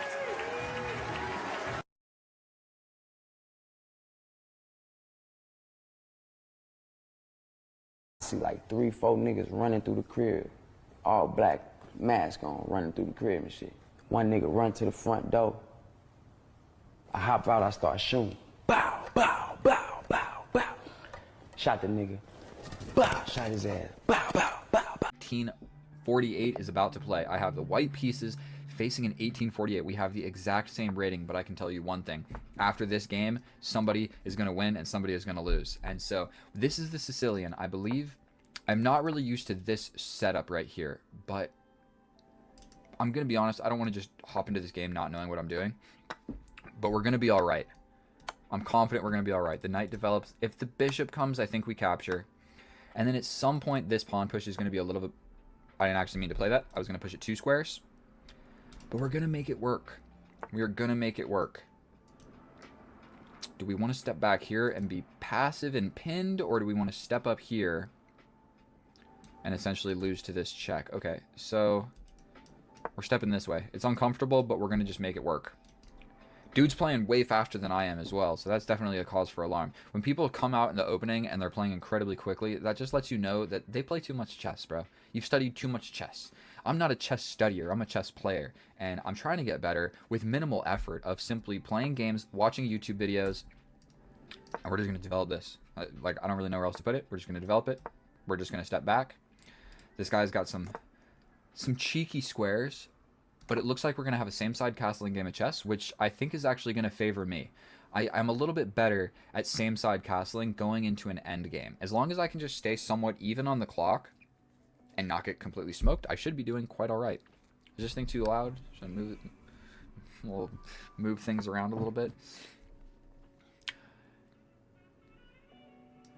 We're stepping forward just so I have a place to go with this bishop. If he trades it off, I will happily just rush into an endgame. Who cares? And we're going to try and do something with my queen. Queen's got to go somewhere. Looks like we're going to be fighting on this side of the board, so I'm going to just bring both rooks over here. You're always faced with the dilemma of which rook do I bring. The reason that I'm choosing this one is because I think this open... I don't know. I'm just thinking this rook kind of has a job of defending this pawn. Right now, it's just the king and the rook. And like his, it's just the king. So I think we're going to step over. If we replace the guys... If we replace them... And I'm also trying not to play a blunder immediately. I'm happy trading everything, bro. We'll go into this endgame and I'll absolutely destroy you. Just take another 45 seconds to think, bro. You were playing fast out of the opening, but now you slow Joe roll. And that is a sign of somebody that's good at memorizing openings, but not good at studying endgames and coming up with solid plans and positional play. Does that make any sense? I have no idea. I have no idea. And if you guys are watching this in the future on YouTube Live, just know that this is a pre-recorded video. This is not live. I run these things because I reach new viewers just like yourself. And so I can gain a lot of subscribers while I'm at the gym or I'm at work or doing whatever. And so I'm never trying to pretend that I can jump forward with the knight. I think I'm going to give him a whoopsie daisy. We're going to hit him here. He can attack my pawn, but I can just step forward. If I jump here, I can always just come back here, which I like. No more thinking. I can jump into the middle of the board attacking the queen. Defended by my rook. Prospects of going back to a defended square. Yes, this pawn push would come. But I'm not really worried about this side of the board yet. Like, it's just a 4-on-4. Okay, so this was the move that I saw coming. I would love to be able to just apply more pressure. Ugh. I wish I had a bishop to sacrifice here. Like, if this is the moment, if I had like a bishop here, you sacrifice it every single time. But I think what we're going to have to do is step forward, defending this pawn and stopping this knight from jumping in. Probably what we'll see is a pawn push. And even this knight is kind of getting a little bit eager to jump to the center as well. The only problem with that is this guy is feebly defended by a rook. He is feebly defended by a rook. That is definitely not a strong attack. I mean, a strong defense by any means. This pawn push really exposes my king. I'm going to take my... Maybe I should take my goddamn hand off the mouse. Reposition over here. Again, I kind of just want to maintain my time advantage. This move maybe makes sense. But then he probably just attacks like this, actually. I'll just step forward again. Maybe he goes for a pawn push here. Oh, that lets his knight into this square. That was not smart. That is a juicy, delicious, delectable square for this knight. Yeah, I just allowed that. This seems like the only way. Capture, capture. I mean, I can always jump back with this knight. That definitely was not too intelligible. Do we attack here? If he steps over here, we jump back attacking him again. This guy is going to be a weakness, so I like the idea of all of my pieces being defended. He steps along to this diagonal. And this sort of almost works, but it doesn't. Okay, I can jump over again. Potentially we can jump. This knight is like on a beautiful, beautiful outpost. I think we're just going to jump back attacking the queen. It's like we can do it, so we're just going to do it.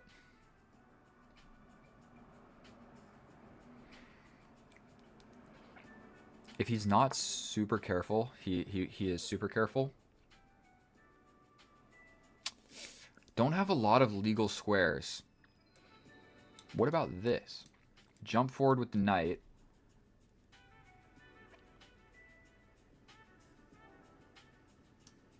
Playing it. I don't think it's a blunder. This is a 4 knights tango right now, is what this really is. I feel like the heavy pieces are just going to trade off. Like almost immediately. He can just bring the rook. He still needs to bring the rook. That's probably the move that needs to be played. You either bring the rook here, here, or here.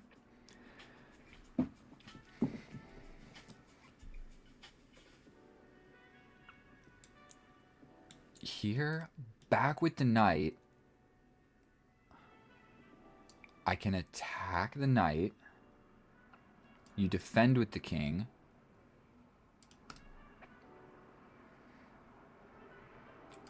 We jump in like this. Oh, wait. That seems juicy. That seems juicy. It's just a knight on his side of the board. So weakly defended. He's got this.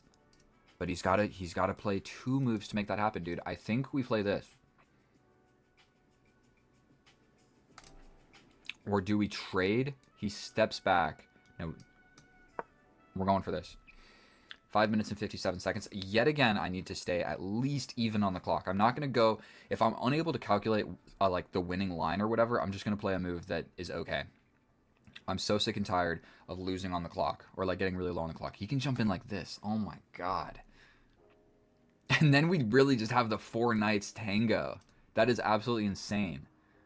Like his knight defending his knight. Like my knight's defending my knight. It's a little yin and yang symbol made out of these knights. And like this knight is beautifully stationed, but actually, like how important are all of these squares that it attacks? Those are like a lot of squares that I don't really care too much about. The other squares, now I do kind of care about all of these ones.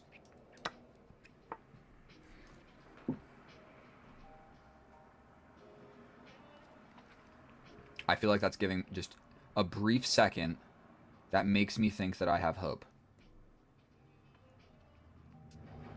Unfortunately, I have no great way forward, and he's threatening this. God damn it. What if I jump in? What if I jump in, and he just decides he doesn't want the smoke? How's my knight getting out of there? Oh, we go here. You have to take, because I'm attacking your queen.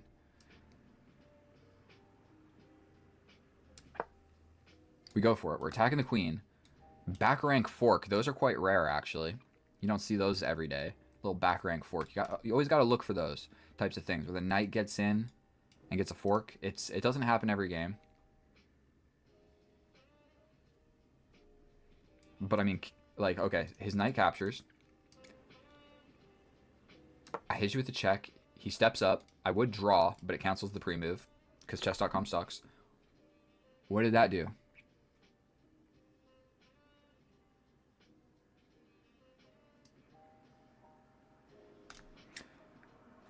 Take, check, up. I think that I'm going to go for the pawns. He could capture with a pawn, but I think that's very risky to play. Okay, so I'm thinking check here.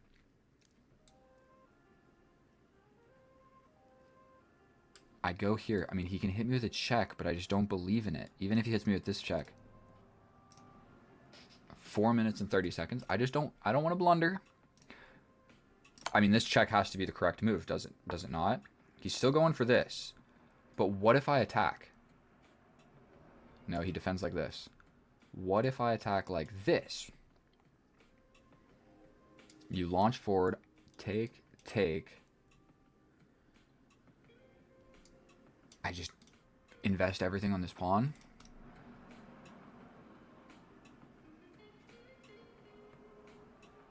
Because this check is coming, but I think I can step over. Even if he hits me with this check, I could step over. He hits me with this check. I run to the corner. I think we play this. 3 minutes and 50 seconds. I spent 1 minute thinking about that. God damn it, I need to play faster. I know you guys are watching this right now. Like, dude, why are you thinking for so long? Sometimes I just gotta play a move. This is coming. God damn it. Comes in with tempo on my knight. Ugh. So I jump in. I'm attacking this. He's gonna hit me with this check. This is the most active. He hits me with the check. I step this way. He hits me with this check. I step this way. He hits me with this check. All right. We're jumping in. Stepping over. What is better, dude? If I go here, here, here. Let's just go to the corner. I don't see what he's supposed to do here. He can defend with the king. That's what he's supposed to do, I think. But if he goes this way with the king, I'm hitting you with this fork, so that's not going to happen. If he goes this way, I'm hitting you with this fork. Ooh, I think I might be able to grab this pawn. The only counterplay that he really has is he can play something like this, this. Big threats here, where even if I push, this pawn is falling. But whose king is really weaker, bro? Whose king is weaker? We both got 3 minutes. God damn it, I don't want to lose this game of chess. I'm also threatening this pawn. As long as I'm not an idiot, I should be able to grab a pawn. If I can grab a pawn and trade the queens, I feel really, really good about this game. 100%. I'm trying to win this for you guys. I've been on an absolute losing streak recently, and it sucks. He hung this pawn. Oh, my God. Threatening.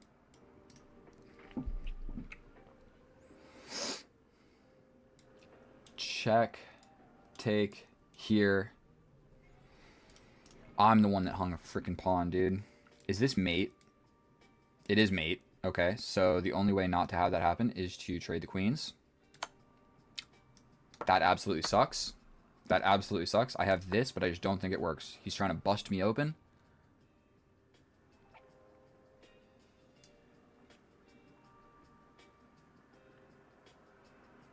Going for something with this knight. I gotta win something. If he takes this way and I take this way, oh my God, then he's got a passed pawn. Okay, he takes this way. Surely we have to take back. He's got a check to wiggle out of here. Terrific. But I can grab this one. Gotta grab something. 3 minutes against 2 minutes. God damn it. Now both of our kings need to run around. Can I put my knight anywhere where it defends both? Probably not. So that's scary. Here, here, and then I'm just threatening a fork. I mean, he's got the same exact fork. His pawns are way more advanced than mine. I don't think I'm actually close enough to do anything meaningful.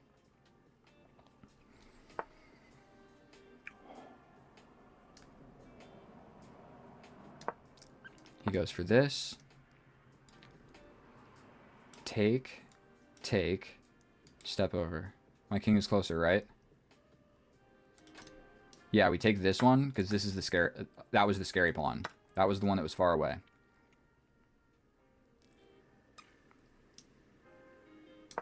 Now we're going for your pawn. You just go for my pawn, probably. There's no way to save it. But we're going straight towards a draw, but we both got low time. God damn it.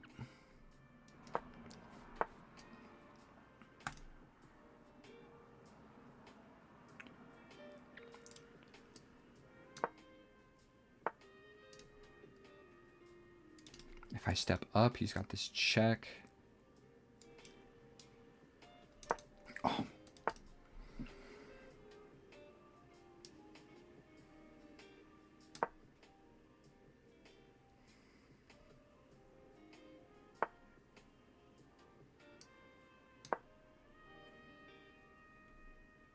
Maybe I should have played this. Just completely abandon this guy. Do we try and creep in? We've also cleared a square to give it checked with a fork. I think this knight is a little bit out of play. As long as I can hang on to this.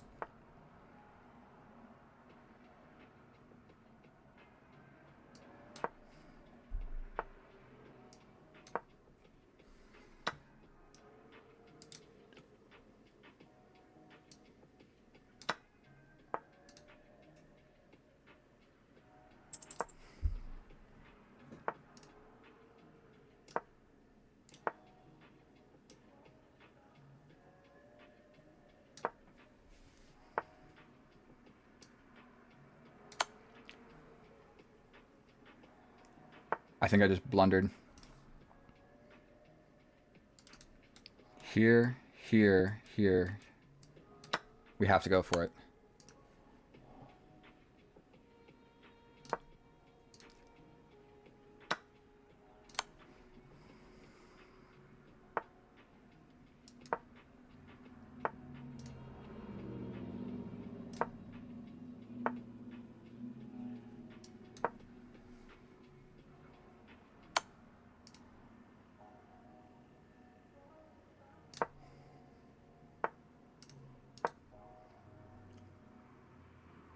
I'm threatening this pawn push by a sacrifice.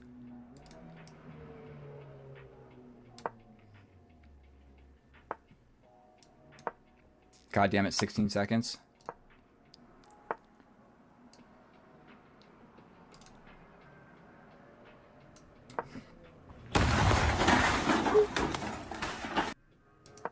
Blundering my moves, bro.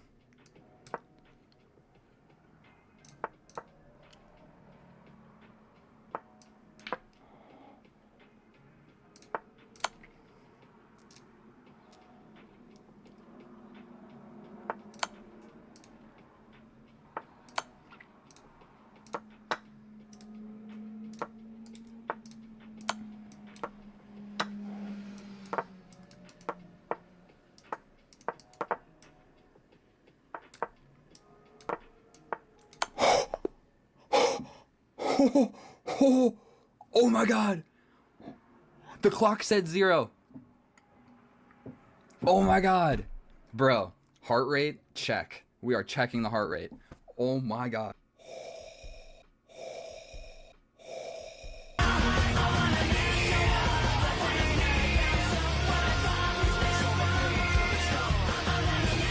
We're at 115. God damn it. 115. Didn't get that high intense. It wasn't super high intensity for a long time. Wow. We are going to plug this into the computer, do an incredibly quick analysis, pretty much just for the end game. Oh my god. Oh my god, dude. How do I save that? Please subscribe. Please subscribe. Hey guys, here we are in the analysis, and oh boy, that was an intense game of chess. We're going to start a timer right now so I don't take up too much of your time, because I know that your time is valuable. We're going to skip the entire first portion of this game because I just don't want to take forever spending time analyzing it when nobody wants to watch it. The only important part of this game was at the very end. So we trade these rooks equally. I have a knight pretty much outposted. He has a knight outposted. I give this little back rank check. Everything before this was just equal, so nothing exciting happened. We trade the knights equally, and all I really thought about here was, what do I want? And I saw this check, of course, and I realized once I step over to attack this pawn, this check becomes a thing. And I was able to calculate, step over, check, here, check. I considered this, but I saw that he could figure out how to give me a check somehow. I guess he really can. I did not consider this move, that's for sure. But I definitely got scared of, after this check, I got scared of stepping to the open file. Okay? I didn't realize that my knight was still attacking. So, the difference here is he attacks my knight. Take. Now my knight jumps back. Now, all of a sudden, this square is not defended by this knight, so this check along the open file is a thing. So, in this position, I saw this. If I step in, check. This is what I saw. Then I feel like I'm just getting cooked. Even if the computer says that it's more or less still equal, I'm only slightly losing, I think that I'm just getting cooked in this position. Boom, boom, boom. I'm never playing that. Never in a million years. So I didn't even calculate it. I can't take the knight, so I'm going to be moving the king. I only have 2 options. This one seems like it sucks because everything that I just explained after this check. So I play the other move. But it turns out that it's worse and it also sucks. So sometimes I do that. I consider like there's only 2 possible moves. I calculate one and it sucks. So I go with the other one. And there's a good chance that it doesn't suck more. But sometimes this happens and it does suck more. And I calculated nothing about this. Unfortunately, it hangs a pawn. And there's mate in 1. Or even like this check is absolutely scary as well. Mate in 1 is just threatened. And the only way to get out of it is if I go for a queen trade. Now here, he goes for this pawn push. This is a huge blunder because I could have just capture, and I have a passed pawn. I'm the first person to have a passed pawn. That is huge. I'm just doing great here. I got the passed pawn. And this guy is not a passed pawn because I can capture you if you ever move forward. And I'm sort of still attacking you right now. So I don't know why I tried to get fancy with the knight. I figured like, okay, I'm attacking 2 different things. I'm going to get something. But not really. It's just capture, and then he freaking could move. That's what I thought. He was just going to move, and obviously I'm not going to get you. He lets me get this pawn, but my knight is kind of far away from the action. Right now, this is the action, and my knight is kind of far away, so I'm going to have to waste a move getting back over here.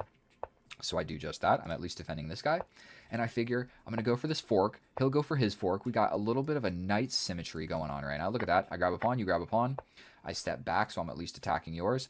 I figured he was going to step here to attack mine. I thought we were going to go boom, boom, boom.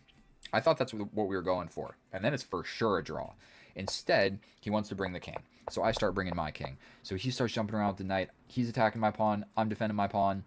Cool. I should have just made a beeline for the weakness immediately, but I felt like I didn't want to do that because I might like give up this square. I was scared of like boom, boom.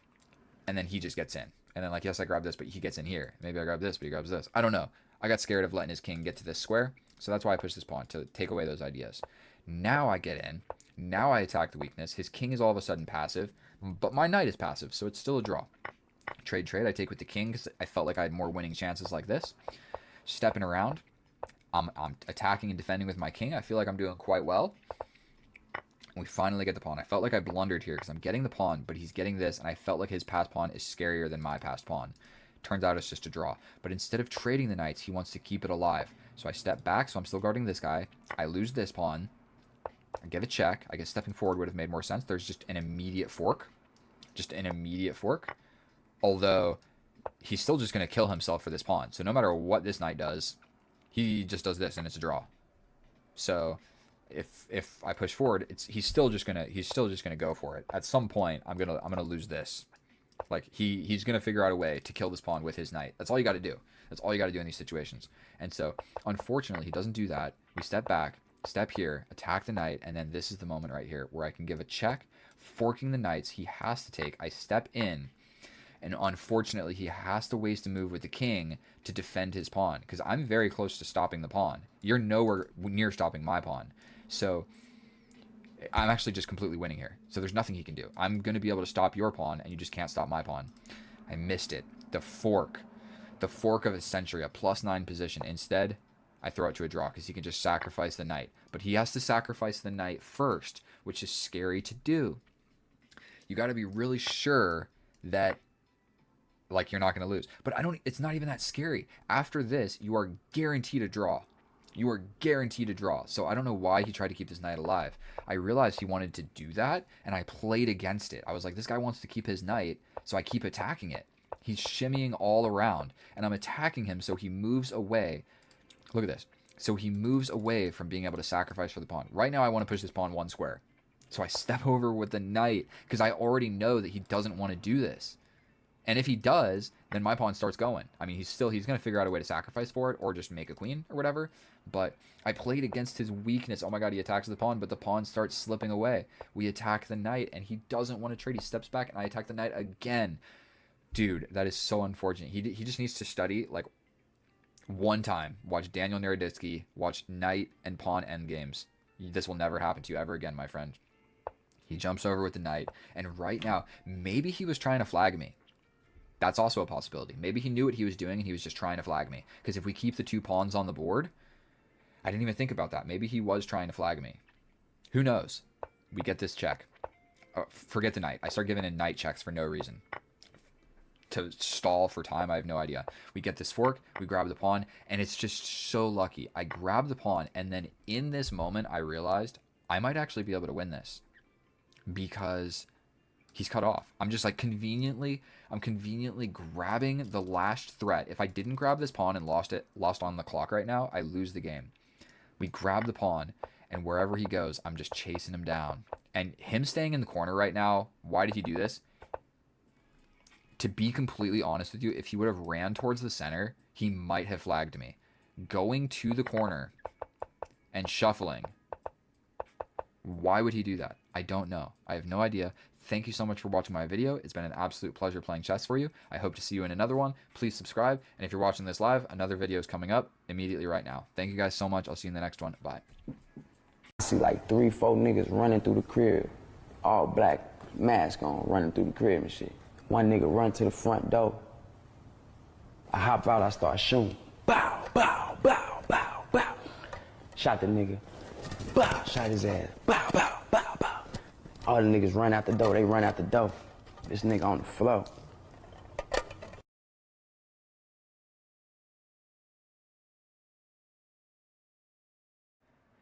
Oh, hello and welcome back, and thank you so much for clicking on my video, my fellow chess enthusiast. In today's episode, we're going to be doing what we always do, making the push to 2000.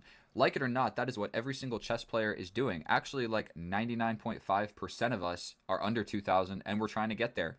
So, you guys are going to watch me along the way. I'm going to start the game so that I don't sit here and yap too long.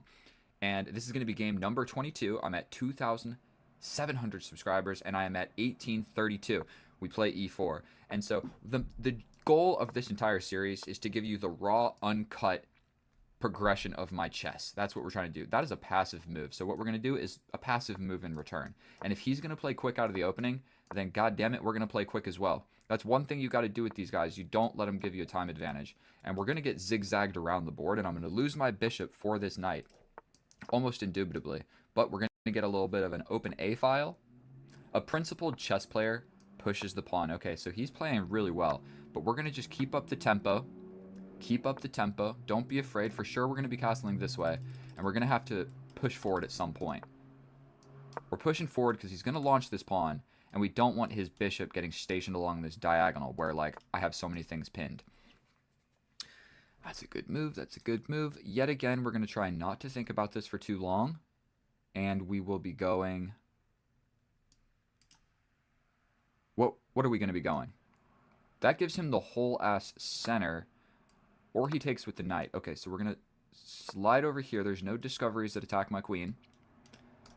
Dude's still beating me on time. Dude, the push to 2000 is so difficult. This guy is not giving me a goddamn second to breathe. He's just slowly positioning, getting better. I moved my rook over because I don't know what else to do.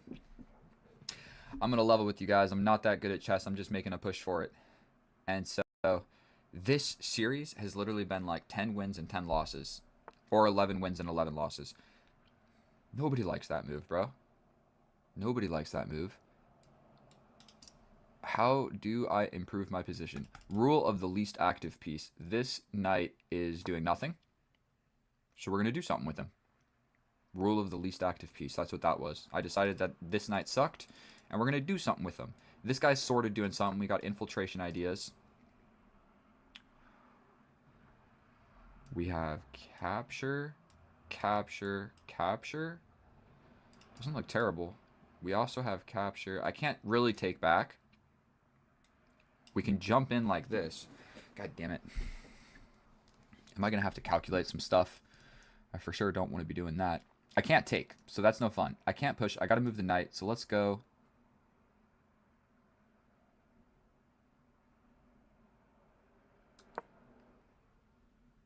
Let's go here. This bishop is going to open up and be a monster. And unfortunately, that is the only light squared bishop on the board. I unfortunately let mine get zigzagged and captured earlier and ruin my pawn structure. So this dude is playing incredibly well, just right out of the gate. He's still beating me on time.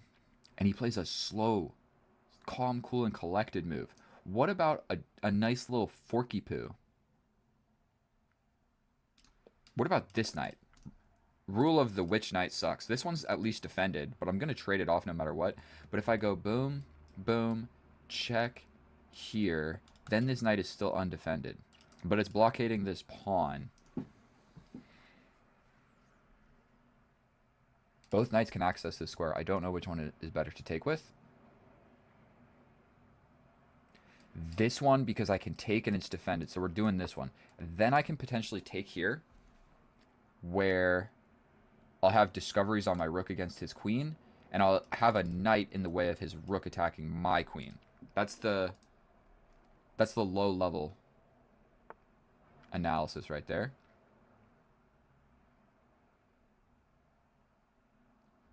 What else do we got? What else do we got? Capture. Queen comes over. Capture. Capture. Attack the queen, but that's not defended. God damn it. All right, we're grabbing the bishop. I don't know what else to do. We're grabbing the bishop. We're doing a little bit of a bailout. Definitely a little bit of a bailout maneuver is going on right now. But at least we're tied with the bishops. I can jump in yet again attacking the queen. Unfortunately, he can just step forward and I'm undefended. But fortunately, he can't actually take back anymore. We could do this, where he takes the rook. I attack here. For sure. Then I go here, here, here. But then he's still got the bishop, so that calculation sucks.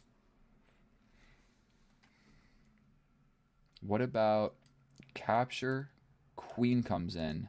Then we capture. Then you capture.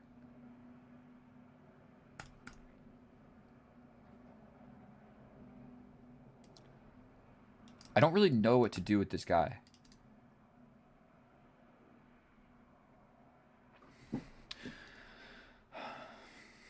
It's getting tense. I can apply pressure this way. Is that rook lift good? Is that a good rook lift? Rook's not doing anything over there. What if I just step forward and attack a pawn? It's defended, so let's not do that.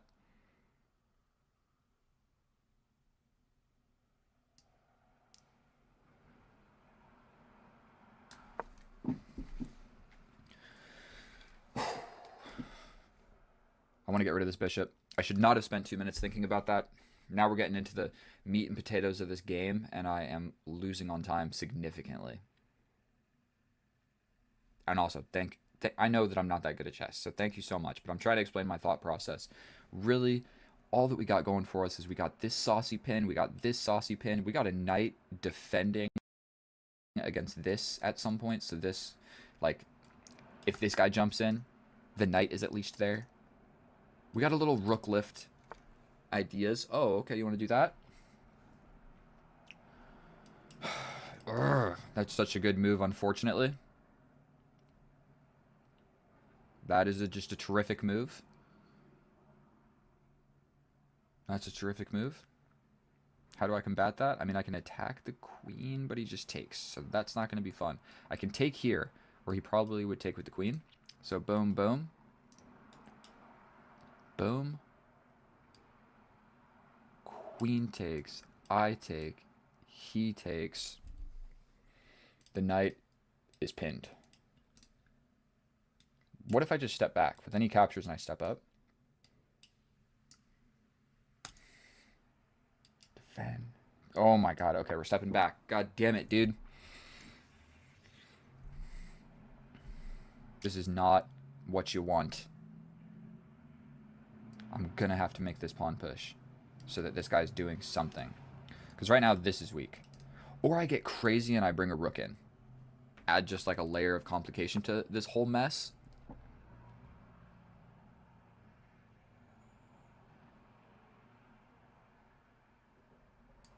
Attack the queen again.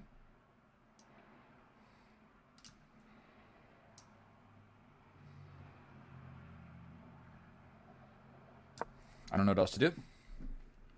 I can also push forward. Unfortunately, he's going to just attack my knight. This is kind of like a boxing match where, like, I'm punching at his queen, but he's going to punch me back, and then I'm going to have to go back again. So that's not fun. The only way this works is if he doesn't play that exact move. Okay. We jump back this way. We're jumping back, dude. This is sloppy.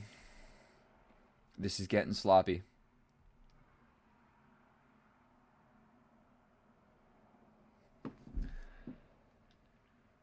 I should have pushed forward, dude. Almost guaranteed that is a move that needs to be played. What if we capture? He captures back. What if I just go for this?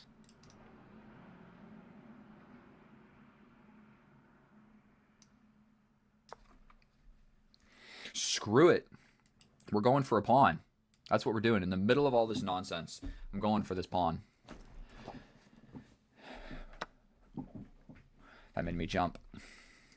I jumped.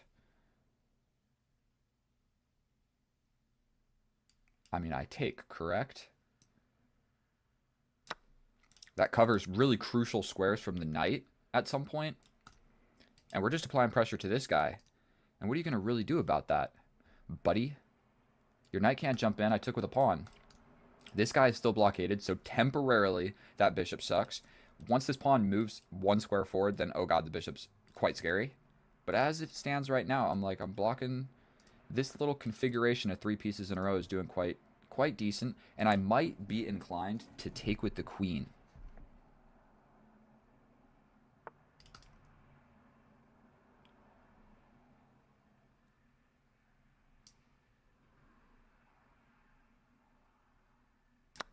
I'm taking with the queen. I got a pawn. What's up, boy? Got something. I got something. Tempo on the bishop. Rook is active. Rook has been activated heavily.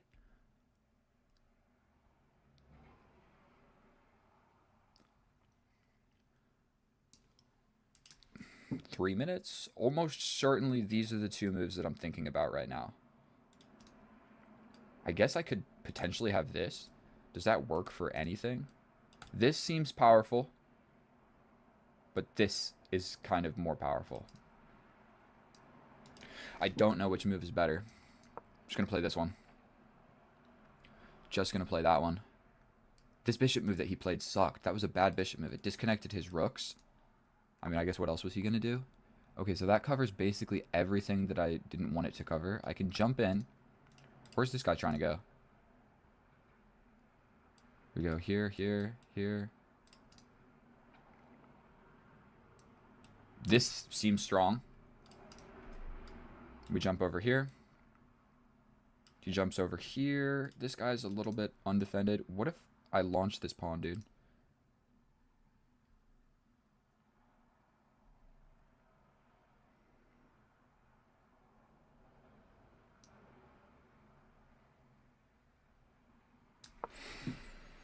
Two minutes and 35 seconds against 5 minutes and 30 seconds. Oh, dear Lord. What is going on? All right, we're going to just step over to king. Not sure what else to do.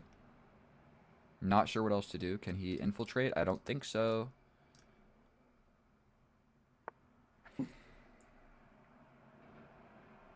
We are then going to be just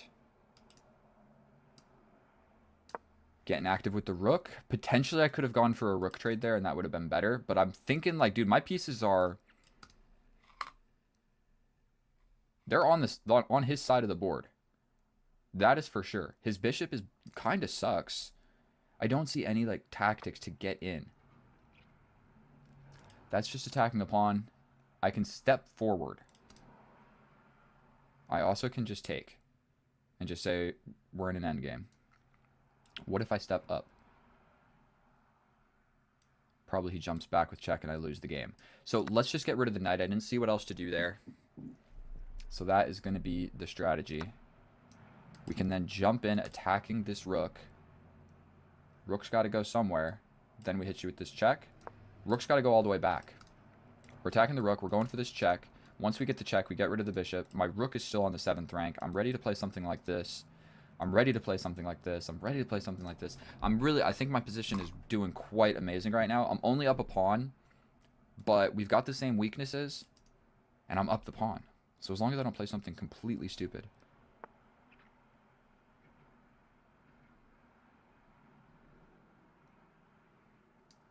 That just hung a rook. Let's go. That just hung a rook. I think he needed to play what I was talking about. He needed to kind of defend against that, and he just didn't feel like doing it. So I think we will...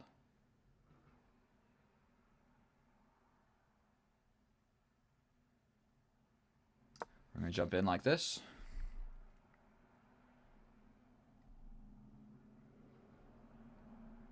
Now I mop up.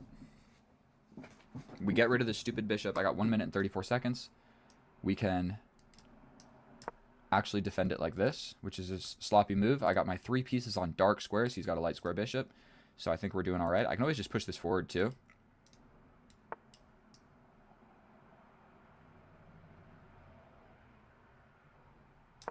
Defend it, bro. Defend it. I'm coming in with a fork if you defend with this rook. And I'll do it, bro. I will do it. Something's going to give. Okay, so he goes for this. I think we step over going for this. 1 minute and 16 seconds. I need to just play quickly and not blunder. Also, this is hanging, so I can grab this. He can attack the knight, but I think we just grab here. We're attacking this. He can play some sort of nonsense. Like this. But I can take. We give a check.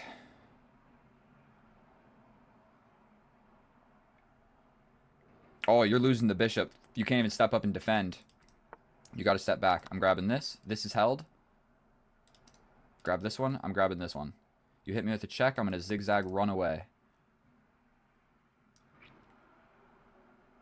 We play this.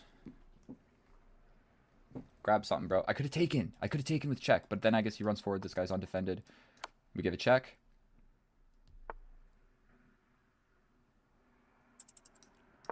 Scared. I can always defend as well. 58 seconds. Okay. We're going to grab this one.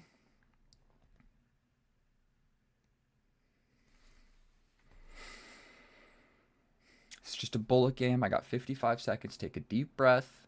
Take a deep breath, bro. I got this. I'm ready to grab this guy next.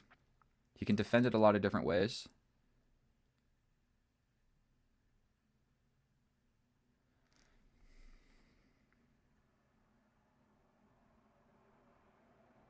He grabs.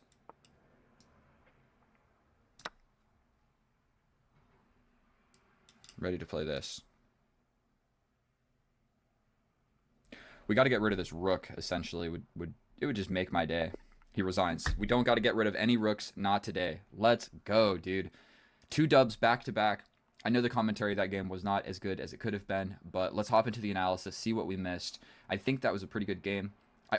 And here we are in the analysis, and hell yes, dude. I suffered so many losses in a row, so to have 2 back-to-back dubs feels good. Real good. And this game, I played 91% accurate, so a fairly decent game on my behalf. There was only a moment right here that I was down a pawn positionally. I didn't actually lose the pawn. It was just my position kind of sucked a little bit. That's kind of what this is saying. It's saying you didn't lose the pawn, but you suck at chess, and then this is where I'm crushing it. So out of the opening, didn't play that well, and there's definitely a move later on, rook a4, I'm quite proud of, and so let's just hop right on into it. I'm going to start a timer, and I'm going to take up like 2 or 3 minutes of your guys' time. We're going to fly through this. Stuff's going on, and he just immediately goes for the bishop. Now, I got tunnel vision and said, my bishop, but this pawn is hanging. I could have just straight up grabbed the pawn.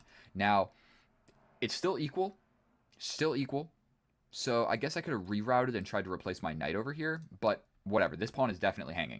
So I jump around with this bishop doing the zigzag technique, jump over with the knight, capture, capture, and now the pawn is like actually really seriously hanging, and I castled.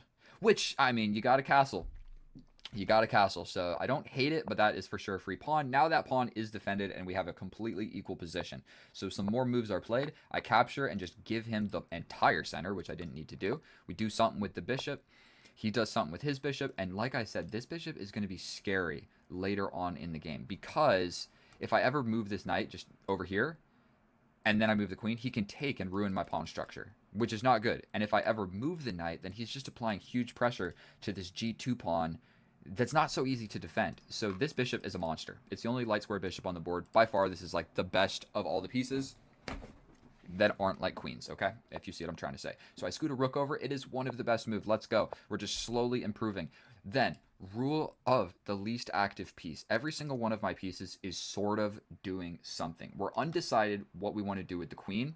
This guy has a job. This guy has a job. This guy has a job. This guy's on the semi-open file. So moving the knight is the best move. And literally the way that I found that move was not calculating anything. This is just how you can make small improving moves that are going to help your chess. Like, he's got a job, he's got a job, he's got a job, he's got a job. Pushing a lot of pawns doesn't really make any sense. These are the pawns in front of my king. I can't push, don't want to push, can't push, and don't want to push. And so that's how I found this move. Not because I'm like calculating anything. It's just Grandmaster Daniel Naroditsky said, when you have every piece needs a job, look at them, which one is unemployed, give them a job. Okay? I don't know if he actually said that, but it was something along those lines, and I remember it. Rest in peace. And so we get this little fork here, and I was deliberating on which knight is better. They're both good, who really cares, but this one is slightly better for reasons I'm not going to be able to explain. So we cash out on the bishop. We step up with the queen, because you got to connect the rooks, and I'm having sort of ideas of like applying pressure to this pawn, maybe sneaking out this way, hopefully getting out of this nonsense, okay? So we step back with the bishop, best move. We jump over with the knight attacking the queen. He comes back, we go back, he steps back, and we could repeat the position. But in this position, I said, you know what? Rule of the least active piece. He's got a job, he's got a job, he's got a job. What is this guy doing? Well, he's never taken this, that's for sure. It's defended twice. So what about just like sliding up and applying pressure here? How are you going to defend that? Well, I got a good answer for you. You're not. You're not going to defend that. That's what we're doing. So we're straight up just attacking it twice. It's only defended once, and he has no way to defend it again. So he throws in this capture. I throw back a capture with the pawn. I'm taking with the pawn because, yes, it ruins my pawn structure, but more importantly, we can't let his knight arrive here. That's why. And if I did it with the queen, the knight can arrive here, and then I think I'm probably losing. So let's see. I'm still winning, but it's not as good as what I did. So we take with the pawn, and we cash out. We applied pressure here, and this is the move that I was proud of. Scooting up with the rook for two reasons. We got a lot of stuff going on in the middle of the board, and I just decide, what are you doing about that pawn, bro? And I'm proud of that. Least active piece and just making like a threat while all of this nonsense is going on and realizing it's going to be okay. And it was okay. We got the pawn. All these moves later, tempo on the bishop only moves to step back and disconnect the rooks. My position is just slowly but surely getting better. Now, again, got a job, got a job, got a job. Let's scoot this guy over. I guess this is better because we're trying to like, whatever. But this is like the second best move. So we're sliding around. Again, sliding in is the more preferred move, but I like stepping over with the king.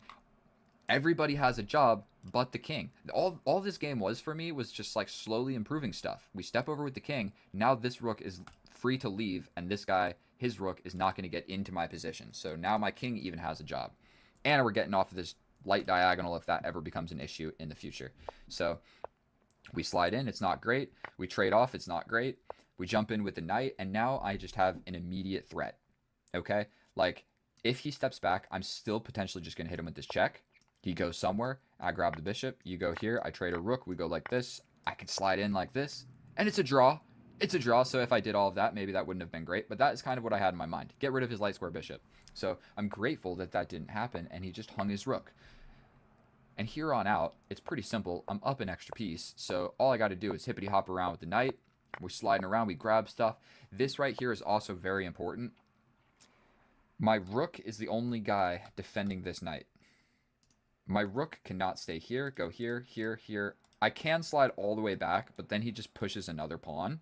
So literally every single square that is defending this knight is not going to work. And I can't play something like this because he'll just take my rook. So you always have to look for checks. 4 seconds and I found this move. Saves the game. If I didn't have this check, if the king was here, I'm probably just equal or losing or slightly better because I do have 2 rooks, but whatever. We step in, we grab, and then the rest is history. This is not super important. It's just clean up, and then it's mate in 2. I didn't see this move, I'm going to be honest, so he has to play this, and then there's nothing he can do to just not get mated on the side of the board. I didn't see that. To be honest with you, I probably should have been looking for that, but in this position, depends what he played. I kind of thought he was going to grab this. I don't think I was going to see this checkmate, dude. I might have, but I was probably going to give this. And I guess that's checkmate. Okay, so I was going to win one way or another. Thank you so much for watching my video. If you made it to the end, you are an absolute legend. Sorry for the analysis being longer than it needed to be. Please subscribe. Please watch my other videos. Please do anything to engage because it helps me out a lot. So if you made it this far, you might as well just like comment a thumbs up or something to help me out. So I love each and every one of you. I'm going to go to the gym. I'm feeling quite good about that one. So road to 2,000. We are back on the wagon.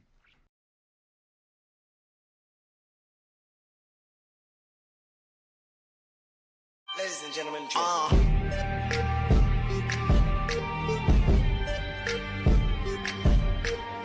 Oh, hello and welcome back, and thank you so much for clicking on my video, my fellow chess enthusiast. In today's episode, what we're going to be doing is pursuing the prestigious 2000 ELO rating on chess.com.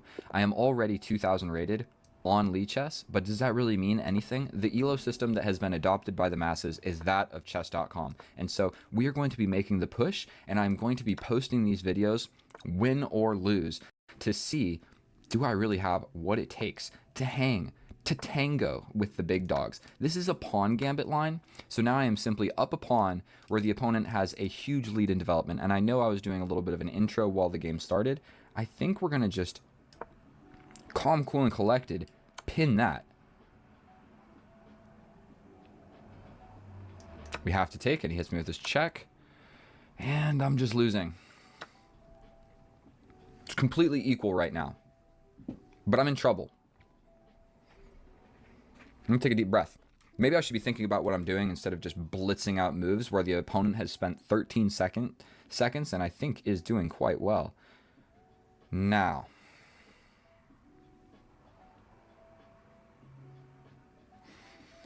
all that I'm really noticing is this pawn is a little bit frail.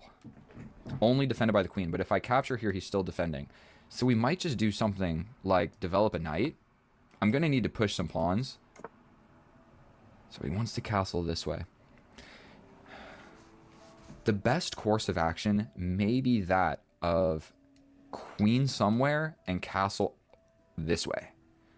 Now that is a risque maneuver, but we came here to have fun. And so we're going to try and get better at chess and have fun. I can also just push this, greatly weakening the pawn. This pawn is already a weak pawn, but oof. I'm really not having a whole heckin' lot of fun. What about getting freaky with the queen? Does that do anything useful? I think I'm probably going to just have to push something here. But if I push and he just brings the rook, then like really what am I doing?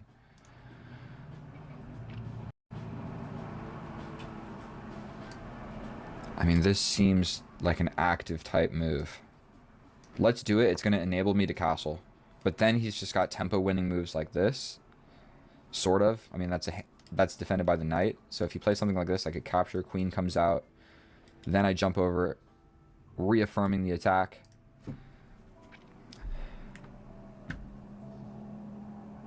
And I guess we really do got to be scared of this. Got to get the king out of the center, long story short. I'm already not so confident. Ooh, he's stepping out of it. That is probably a great idea. But I can get my king out of the center now, and I think... Oh, wait, I can't castle. Yikes. Stepping up, stepping here.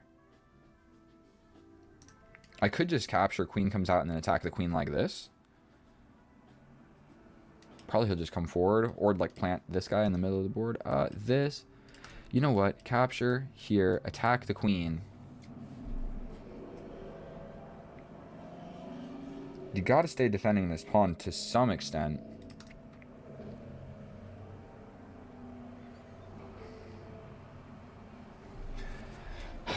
This is not such a good position for me. What if I push forward and just go for this? Boom. I think we gotta go for something. That does beg this a little attack. I guess we're really just fighting to get my pieces developed here. I'm struggling out of the opening a little bit, falling for that, the weakest square. The sacrifice on f7 is always so common. I don't know how I let that slide, but fortunately, we're not completely losing. If anything, it's like a -1 for me. So we're fighting back. This dude is rated 1700. He has played exceedingly fast thus far in the game, which is definitely a cause for a minute amount of concern, but I think we're going to be all right. Like, my pieces aren't terrible, and his pieces aren't incredibly active either. And at least temporarily, this pawn is just, it is a little bit weak. He could just go ahead, I mean, he could just go ahead and push. Where if I capture, he captures, I capture. He jumps in. Really cutting off a lot of crucial squares there. So this pawn push might, in fact, be quite decent for our opponent. But what about boom, boom? You bring the queen. I then attack the queen. Queen goes anywhere and everywhere. Then we recapture. Then you capture, then I capture, then the queen would get in. I don't think... This pawn push is actually what we're a little bit afraid about right here. This knight on the side of the board, I kind of don't believe in it. I think we can step forward. Like, if he plays something like this, we can just capture. I don't believe that that's going to work incredibly well. Of course, the queen is being attacked. This seems like it keeps an eye on this rook. We're going to go for this. You could launch forward. But really what we're doing here is we're threatening this by like this. The only thing defending this knight, the only thing defending the knight is the queen. So I think we can just capture the knight. Where if you capture back, that's just mate. Is my queen going to get trapped somewhere along the way? What about like this? Sacrifice with check. I step over. No more calculation. I think we just take this. Unless I'm missing something. There's definitely this. But then I slut. Am I crazy or is that just mate and one? Did he just fall for that?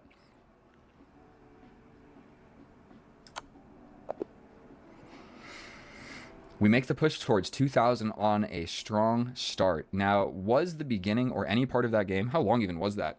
6 minutes? What I'm trying to do here is make a new, like a new series, Road to 2000. And that was a sloppy performance by both of us, but mine was just like a positional fudge up. His was a hanging mate and one due to tactics. Now, what I'm curious about here, I think this is going to be the best move because I would have to play something like this. Where you could just completely abandon. Oh, no, you have to reckon with this. Oof. And it's okay. Boom, boom. Okay, let's not dive into... What am I talking about? I won the game of chess. Almost certainly I will be playing another. Should we analyze that? I suppose we... Ladies and gentlemen,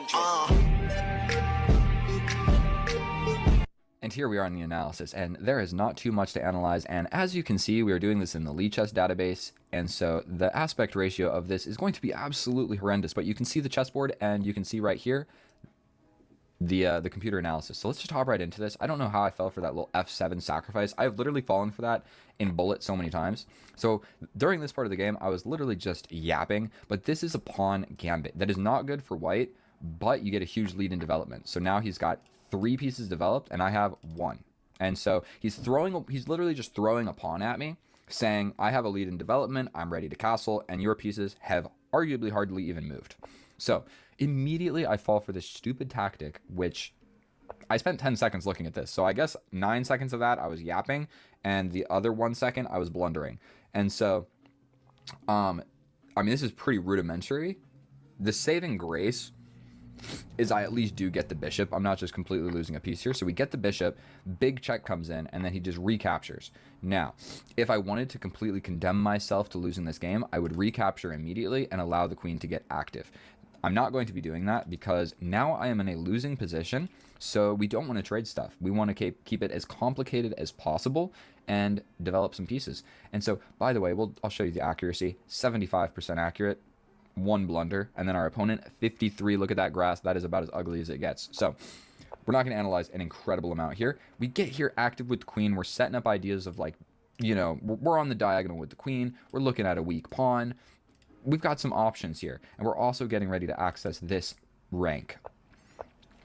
Okay, we then slide up a little tickle touch on the knight here, and then what? He walks directly into this tactic where the queen is overloaded. This is just a basic and simple overloading. You don't want to be doing the job of defending a lot of pieces with the queen because it's so powerful. And so this is just plain and simple here. I capture the knight, and if you capture back, you hang mate in 1. So you really just can't capture back. What I thought was like capture and then you block with something, either the knight or attack me. So I guess this would have worked. Or just attacking me. I was kind of considering this, but then I slide all the way over. You have to play something. Okay, that walks into losing the queen. Oh my god, because it would pull the rook off the back rank. And if you move the king, I'm taking you this way and you take the knight back. But if you take here, oh my god, same back rank problems. He never developed this bishop, so the rooks don't see each other. So the queen is doing the job of like defending stuff along the back rank.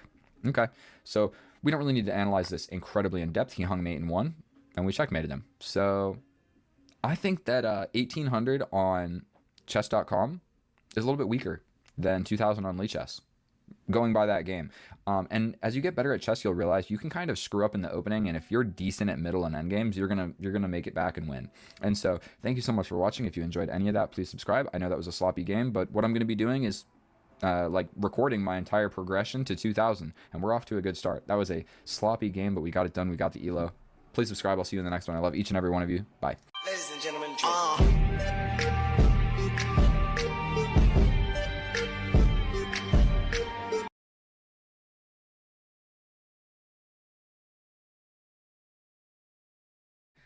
Oh, hello, and welcome back, and thank you so much for clicking on my video or swiping up on YouTube Live. Whatever it may be, I'm glad that you made it here, because we are about to hop into an epic game of chess. What this is a raw look at my chess performance. So today we're facing 1e4. We're going to be going with c6, the Caro Kann, the easiest to play opening for black. But essentially what this is, without too much of an intro, is I'm going to be posting these games win or lose. So no matter what happens or what I say or whatever, there's going to be no cuts, no edits, no nothing. You're just going to get the raw video. Is he going to push the pawn? He doesn't. Okay, so this is called the Tartakower, where they capture. You can also step back, and I'm a little bit less familiar with this. For some reason, I think this move sucks. You know what? I think you pawn gambit here. Now that I'm trying to remember, unless there's like a specific reason I'm not supposed to play that, I do believe that this is the correct move. You gambit the pawn to ruin his ability to castle, and then you just kind of are down a pawn, but he can't castle, and you say, it's okay. Don't quote me on this. We're going to check after the game and see how accurate that move right there was. He's definitely thinking about it, which makes me happy. Maybe it doesn't make me happy. If he... Let me think about this for a second.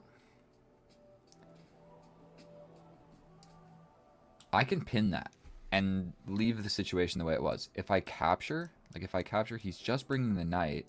Then I attack the queen and he can still push this pawn forward, which I just don't love. I could capture here and then just jump in. We capture, we attack, opening up my bishop as well. Oh, he can take with the queen, whereas I take and he takes with the knight, and then he's just got a knight in the middle of the board. I still attack it, but it's not as dank as what I was previously thinking.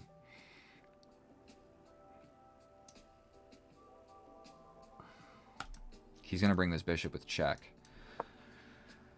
Gambiting a pawn, bro. I'm not a big pawn gambiter, if we're gonna be completely honest. I'm just gonna level with you guys. I play like solid chess. This dude's rated 1889. What country is this? Myanmar, Burma. I had a 3-day relationship with a girl from Burma. A little insight into my life. Take your time, Mr. Dude from Burma. And then also something funny. I was recently in Thailand for the entire month of August this past year of 2024, and there was an island called Koh Samui, and there's a whole bunch of people there that look Thai, but they're actually from Myanmar, because Myanmar is a country that's going like through a bunch of civil unrest or whatever. That's what they told me. I did zero research. This is just what the locals told me.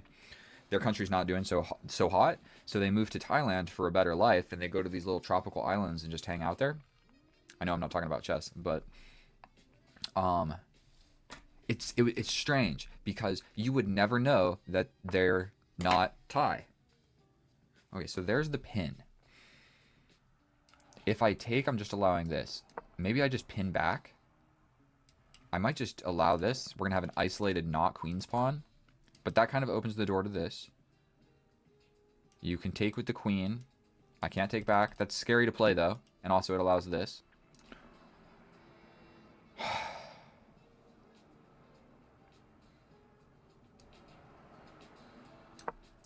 We need to play this. What a basic, stupid thing for me to fall for, dude.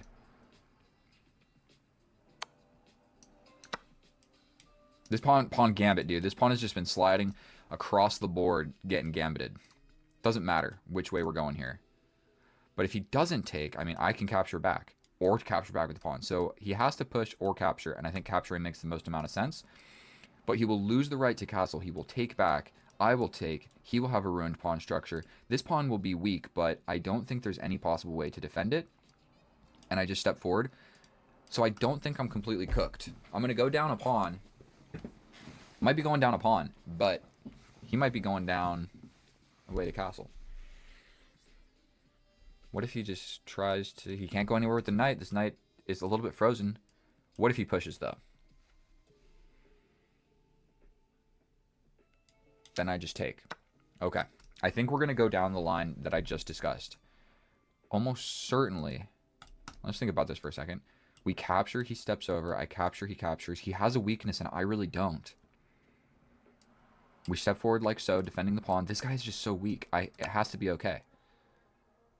Has to be okay. This guy, how often do you ever see this? Dude, we got flip-flopped pawns. My pawn's going this way. They're running away from... You never see this. That's pretty rare.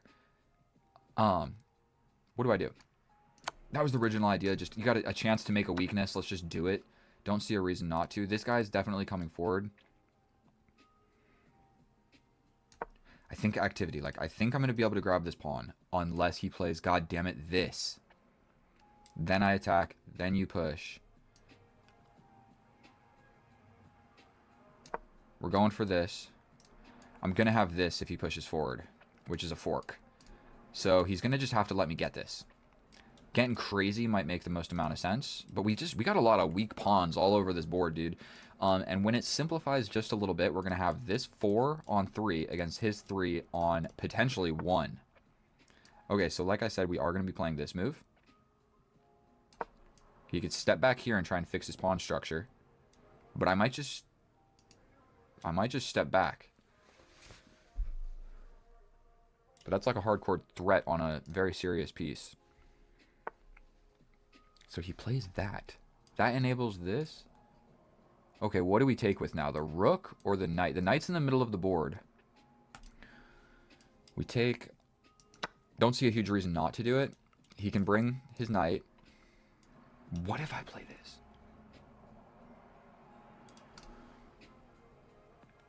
Here, I step back. If you launch... I'm just going to do this. It seems like it makes sense. Oh, I gave him a passed pawn. He has to play this. I gave him a passed pawn. That definitely wasn't incredibly smart.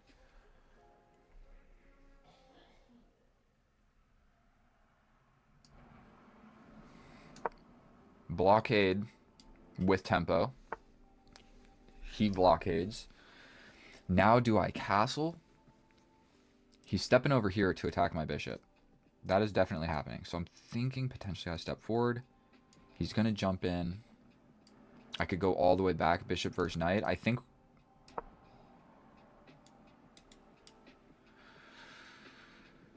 I could just let it fall. Nobody's up anything. But he has the passed pawn. That is what needs to be noticed. He's got the passed pawn. That definitely wasn't super smart by me. If I step back, he's probably just going to get ready to start pushing it. But if it gets defended by pieces, okay. We're stepping back.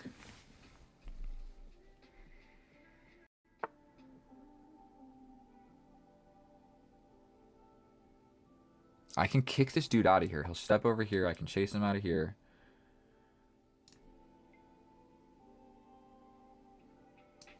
This is a risky type move. You can see my hand is almost shaking, bro. Holy shit. Crap. I didn't mean to swear.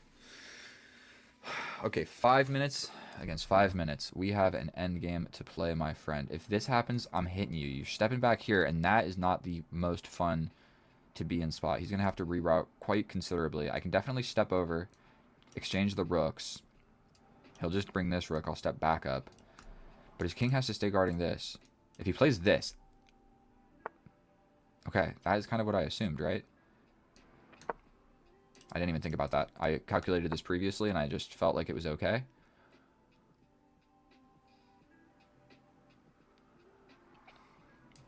Why does this move feel okay? Capture, capture, check. I step up. I mean, I can't let him just have the open file.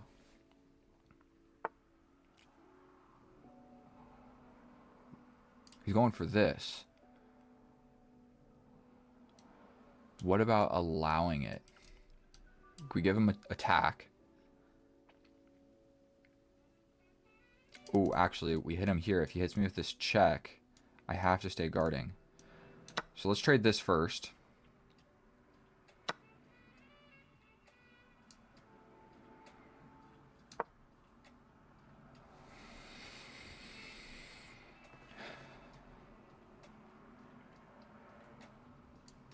This might be a way in. Just unless it's not. No! That's a pawn. Not only just a pawn, it's this one. And those are the most important pawns. Damn it. He grabs this. I grab here. He takes here. I take this. He takes this. I think that I'm just losing. I push in, go here. I go here. Damn it, dude. I can kick. God damn it. I think I just threw it away, guys. Why did I just... All I needed to do is push this pawn forward, and then I can go for the pin.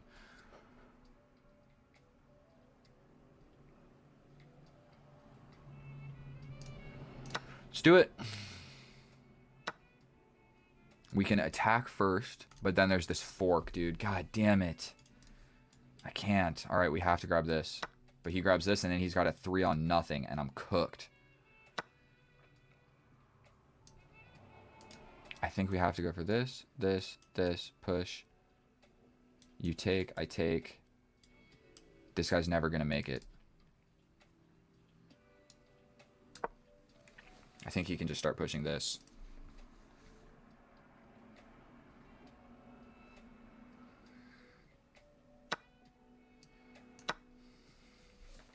Never give up, but you got to be reasonable sometimes.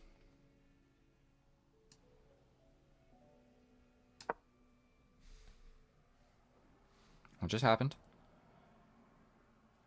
Unfortunately, I'm not sure. His king is going to get frozen over here. If he pushes here, he can attack, but I push forward, and then these guys cement each other in. But the king will be here. This pawn's never going to do anything. I could start pushing this one.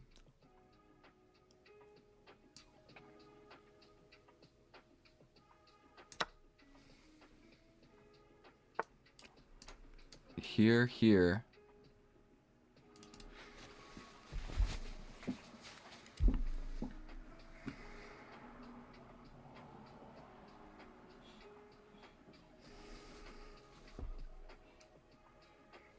This got tense real quick.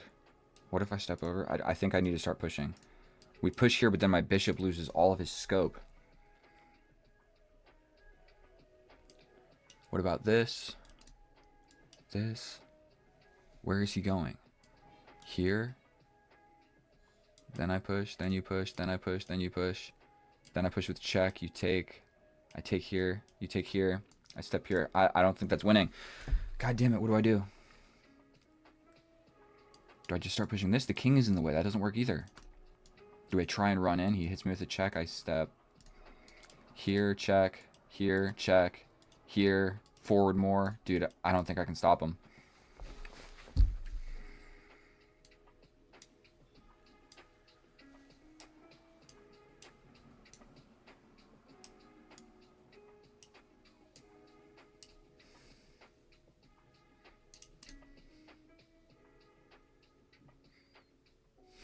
Every single piece in his position is on a light square. I think that I'm just losing. I cannot figure this out. Man, my mouse is glitching out. Boom. Boom. Here, here, here. Say he plays this. I step over. It doesn't work.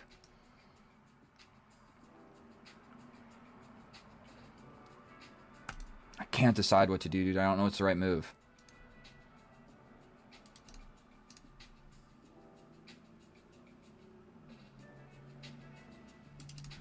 Here, push. Say I take. Step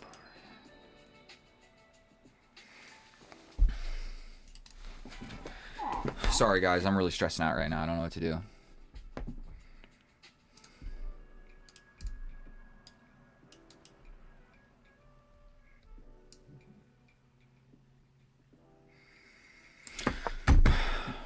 Fuck, dude.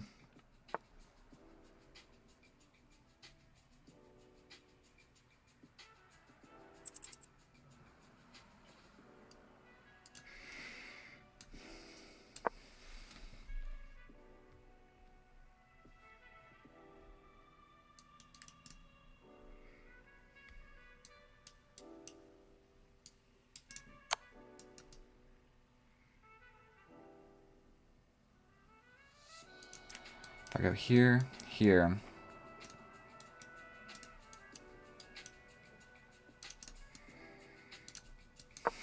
I think he's just going to push through and there's nothing I can do about it.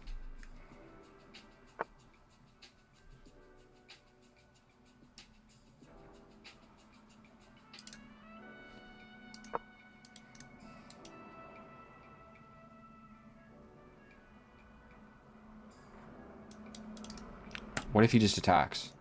You can play slow. I needed to step over.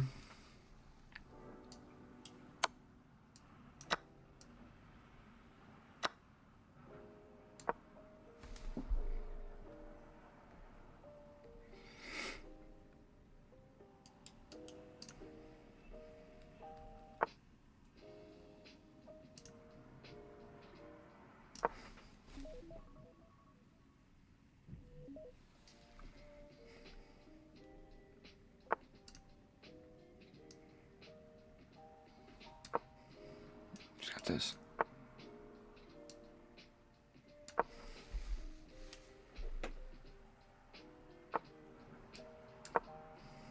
Are you kidding me?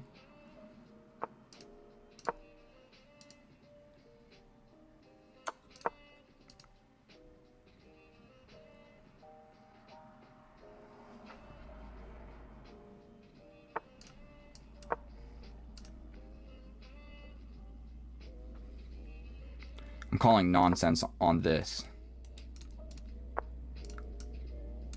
Dude. I don't know, bro. This endgame, are you kidding me?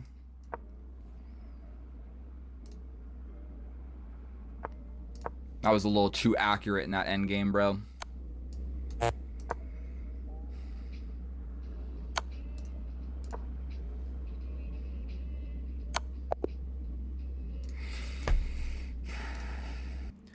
And alright guys, here we are in the analysis, and I was mumbling at the end of that game that it was too accurate, our opponent. I was suspicious because our opponent played too accurate. Dude, I don't know how accurate we were playing. Are you kidding me? What am I talking about? We both played not that accurate. He played 84% and it was equal the entire game, and then all of a sudden at the end I started screwing up pretty bad. So let's hop through the beginning. I almost know for certain that our opponent did not cheat this game. I felt suspicious because in the end game it felt like no matter what moves I made, he had like a perfect response that solved the problem 5 moves down the line. I don't know how to explain it, but it just felt like superhuman. But this move right here is a pretty simple fork. He does not have the natural knight development to defend the bishop, so this check straight up just picks up the bishop. He has to block the check and I grab the bishop. We both missed that. Normally this doesn't work. Like, you're pretty used to this pin coming in, but it normally doesn't work because they can just develop the knight to block the check and defend the bishop all in one. So I wasn't even looking for this. Neither of us were. But he had both knights on the other side of the board. But more or less it's still even. I still have the opportunity to get the bishop, by the way. So it was there more than one move in a row, and I just did not go for it. We trade here. All of this is good. This is not perfect, but it ruined the pawn structure. We bring the rook to attack the pawn. The pawn scoots forward. We fork the pawn and the bishop. Bishop goes ahead and moves. Then I grab the pawn. He attacks the knight. I jump in. He captures. Now he has a passed pawn. We bring the bishop. We bring the king. We step back with the bishop. We attack the knight. We attack the knight. The knight jumps back. I was supposed to just continue expanding. It's going to turn into a 4-on-3 at some point, so just advancing the pawns as far as you can makes the most amount of sense. I step over with the rook. We trade the rooks. I attack the knight jumps over, step over, and all I needed to do here was be a little bit more patient and defend my weakness. Then we can go for these pins. Then we can start doing other stuff. Instead, I lose the pawn for free. So now I'm just down a pawn. But I get the pawn back, but arguably that pawn was so much less important than my pawn. And not only that, like I mentioned, he's winning this pawn as well. And I needed to take, or he was hitting me with a fork and getting my bishop. So now I lose this pawn, and he just all of a sudden has a 3-on-0, which is actually still a draw, but it's so hard to find. So we capture, I step in, we get the pawn, and now all of a sudden we have a 3-on-0 and a 3-on-0. How often do you see that? Not very often, dude. 3 pawns on, like 3 on, crazy. So either way, he starts pushing. It is still a draw. I am actually still winning, and this is where I spent the most amount of time thinking the entire game, and I couldn't decide what to do. What did I need to do? Push the pawn. Say you push, I just push again. Say you push again, I push again. Say you push here, step back, you push here. We allow you to make a queen. I make a queen. But you don't have good checks? Is that what it is? What's going on here? White is just losing in this position? Why? Because he doesn't have good checks. Oh my god. He can't check here. He can't check here. So I needed to... We both make the queens. I needed to get hit with the first check. Get hit with this check. And then realize no more checks. Dude, that's like impossible to calculate. Are you kidding me? From all the way back here. And that's why when I recommend playing against stronger rated opponents, get into a crazy endgame like this against a higher rated opponent. And dude, it's anybody's game.